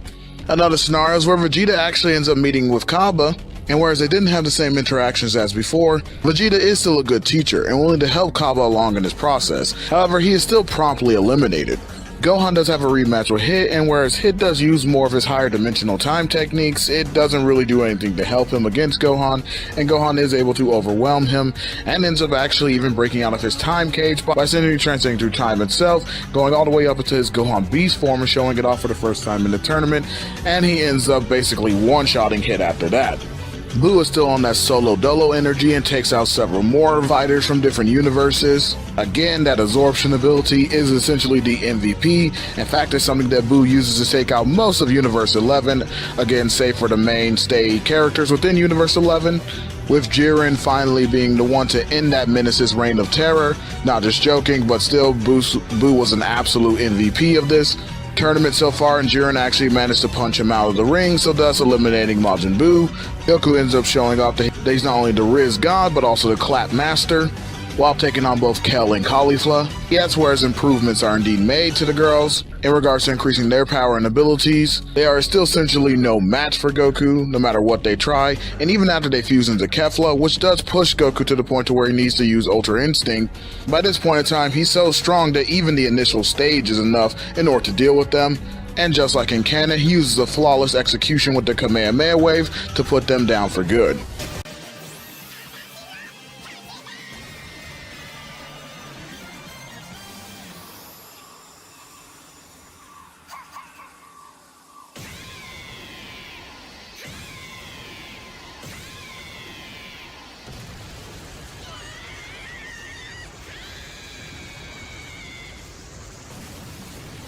Fake hat jack, Annie Laza does become a thing for a while, but Krillin is more than enough to take him out by himself, not even struggling to do so, and basically gets rid of that threat altogether. But by the point at which interactions like that happen, most of the fighters, pretty much all the fighters save for Universe 11 as well as Universe 7, have been essentially eliminated from the ring.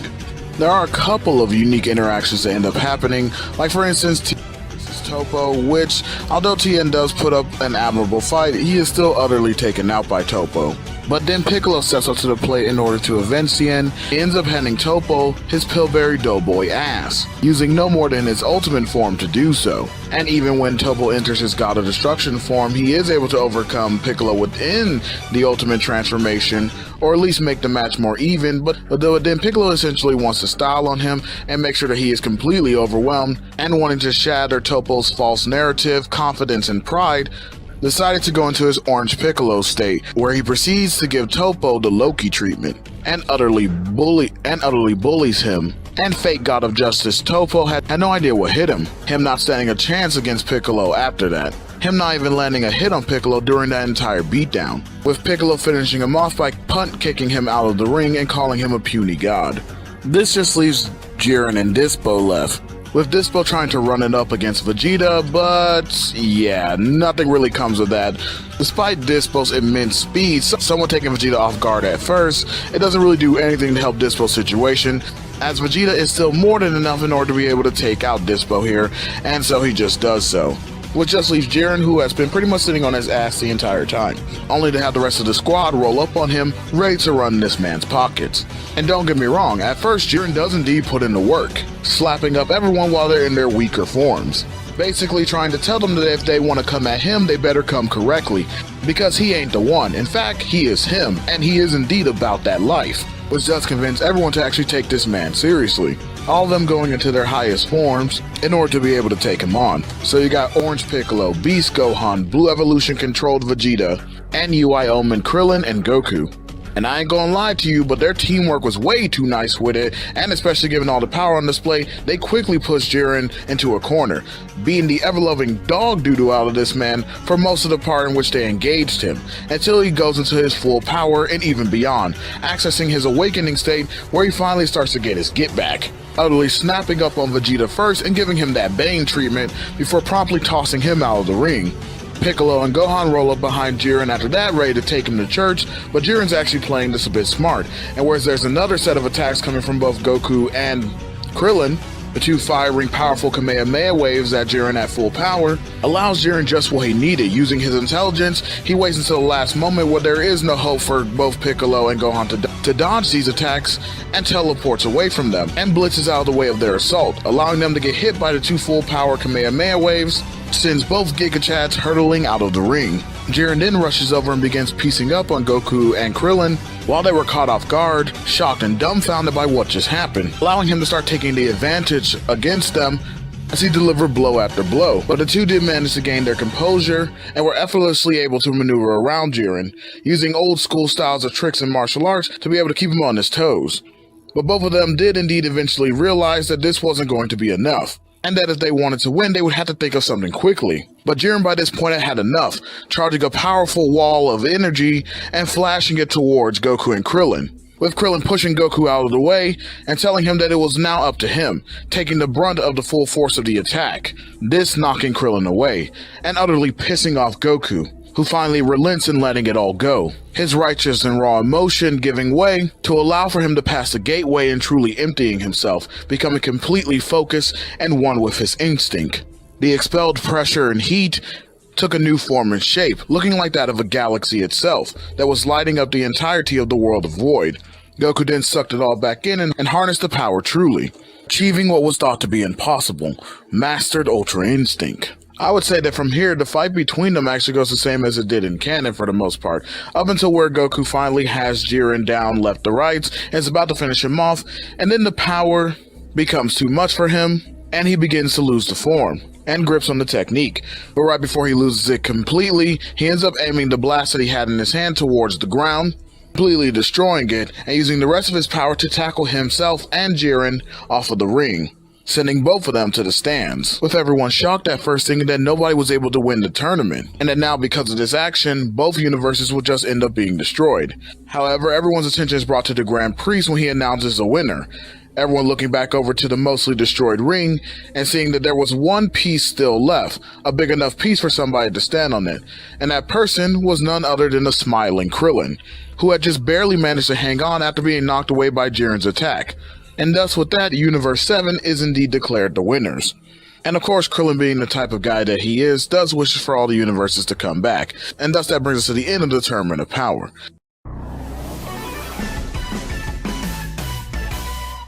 Now, going forward in regards to the Granola and Moro arcs, I basically won't be covering them, and I will say that this is pretty much the last bit of this part. And the only reason why I won't be covering them is because, well, I'm just going to be honest with you guys, it's not going to end well for either of those sagas. Given the level of power that everybody was able to achieve here, and how much further they are along than their canon counterparts, just means that they would inevitably get stronger, and by the time that Moro shows up, most likely both Krillin and Goku would have a mastery of Ultra Instinct, to the same stage, if not more so, than what Goku had during the same point in time during that arc. And thus Moro most likely gets folded before the arc can even truly begin.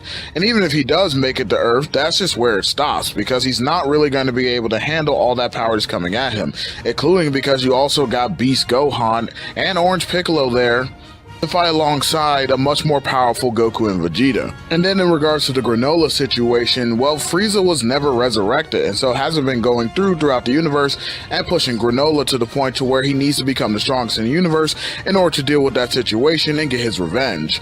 Don't get me wrong, it's not like he doesn't hate the Saiyans or anything like that, but I don't think he would really go out of his way, and most likely just stays under the employ of the Heaters. But even if you want to say that the Heaters push forward to try to take more of the Empire and go forward, then most likely it wouldn't really do anything, because Mirrors is a galactic patroller, and since he wouldn't have been needed through Moro, most likely the Heaters would be stopped in their tracks. Even if Gas did become the strongest in the universe, ultimately, even if Mirrors had to sacrifice himself, he would still be able to quote-unquote take out Gas. And even if the help of the Earthlings was indeed needed to be employed, it just still wouldn't really end well for him. So yeah, both of those situations are resolved before they can truly lead to any disaster. Then that just leads us to a Dragon Ball Super superhero, which again it's just another bad wash. I mean, Gamma 1 and Gamma 2, they're just getting folded. And Gamma 1 and Gamma 2 couldn't even stand up to a rusty Ultimate Gohan and a just newly achieved Orange Piccolo.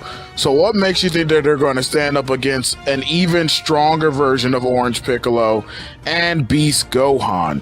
Yeah, they're just not. And even with Cell Max, given the fact that the movie events would most likely go the same, it would just mean that he is indeed incomplete by the time that he is released. And then once again, you have a stronger Orange Piccolo and Beast Gohan. And if you were to incorporate Goten and Trunks, who are also stronger, and given the fact that even as a failed fusion, while Cell Max was quote-unquote caught off guard, if you want to say that, he was still damaged by a failed fusion. So imagine the two having a imagine the two being stronger as individuals and also having a perfected fusion because of their necessity for fighting and training. And given the fact that that is mostly what they do, they most likely would keep up their training. And by that point, they may even have Super Saiyan 3. So then they're going as a stronger Gotenks, and yeah, it's just not happening. I'm just gonna be honest with you. And then you have Ultra Instinct Krillin, who by this point would have also mastered Ultra Instinct. So yeah, Cell Max is just getting folded. It's just not gonna happen. He's gonna instantly die. It's just not happening for them. So there is no reason to really cover any of those events. And it's also why I skipped over Broly, because, well, Frieza. Frieza's the main catalyst for Broly, and so without that, unfortunately, Broly most likely dies with his dipstick of a father on Vampa, always being sad, always being tormented, and just living a very pathetic life. I really do hate to end you guys that way, but I'm just going to be honest with you when I say that the characters being as powerful as they are right now, as we're leaving the Tournament of Power and going forward, just means that any threat that we've seen so far in the series is just really no threat at all. Now, of course, I can't speak to the future, as currently the manga is indeed still ongoing. We have no real knowledge as to what possible threat can come later that could potentially rework this what if, but as it stands right now in regards to this what if, it would definitely end at the Tournament of Power, because going forward there would be really no issue that the Z Fighters couldn't handle, especially with all of them being as strong as they are. So with that being said, once again, I will catch you guys in the next one. Please do all the YouTube things and like, favor, and subscribe. Peace. And to all my Gummy Knights, new and old, just remember, this is a man's world, but it would be nothing without his brain and his bronze. And lying is indeed the most fun that a woman can have, without taking off her clothes. Good night.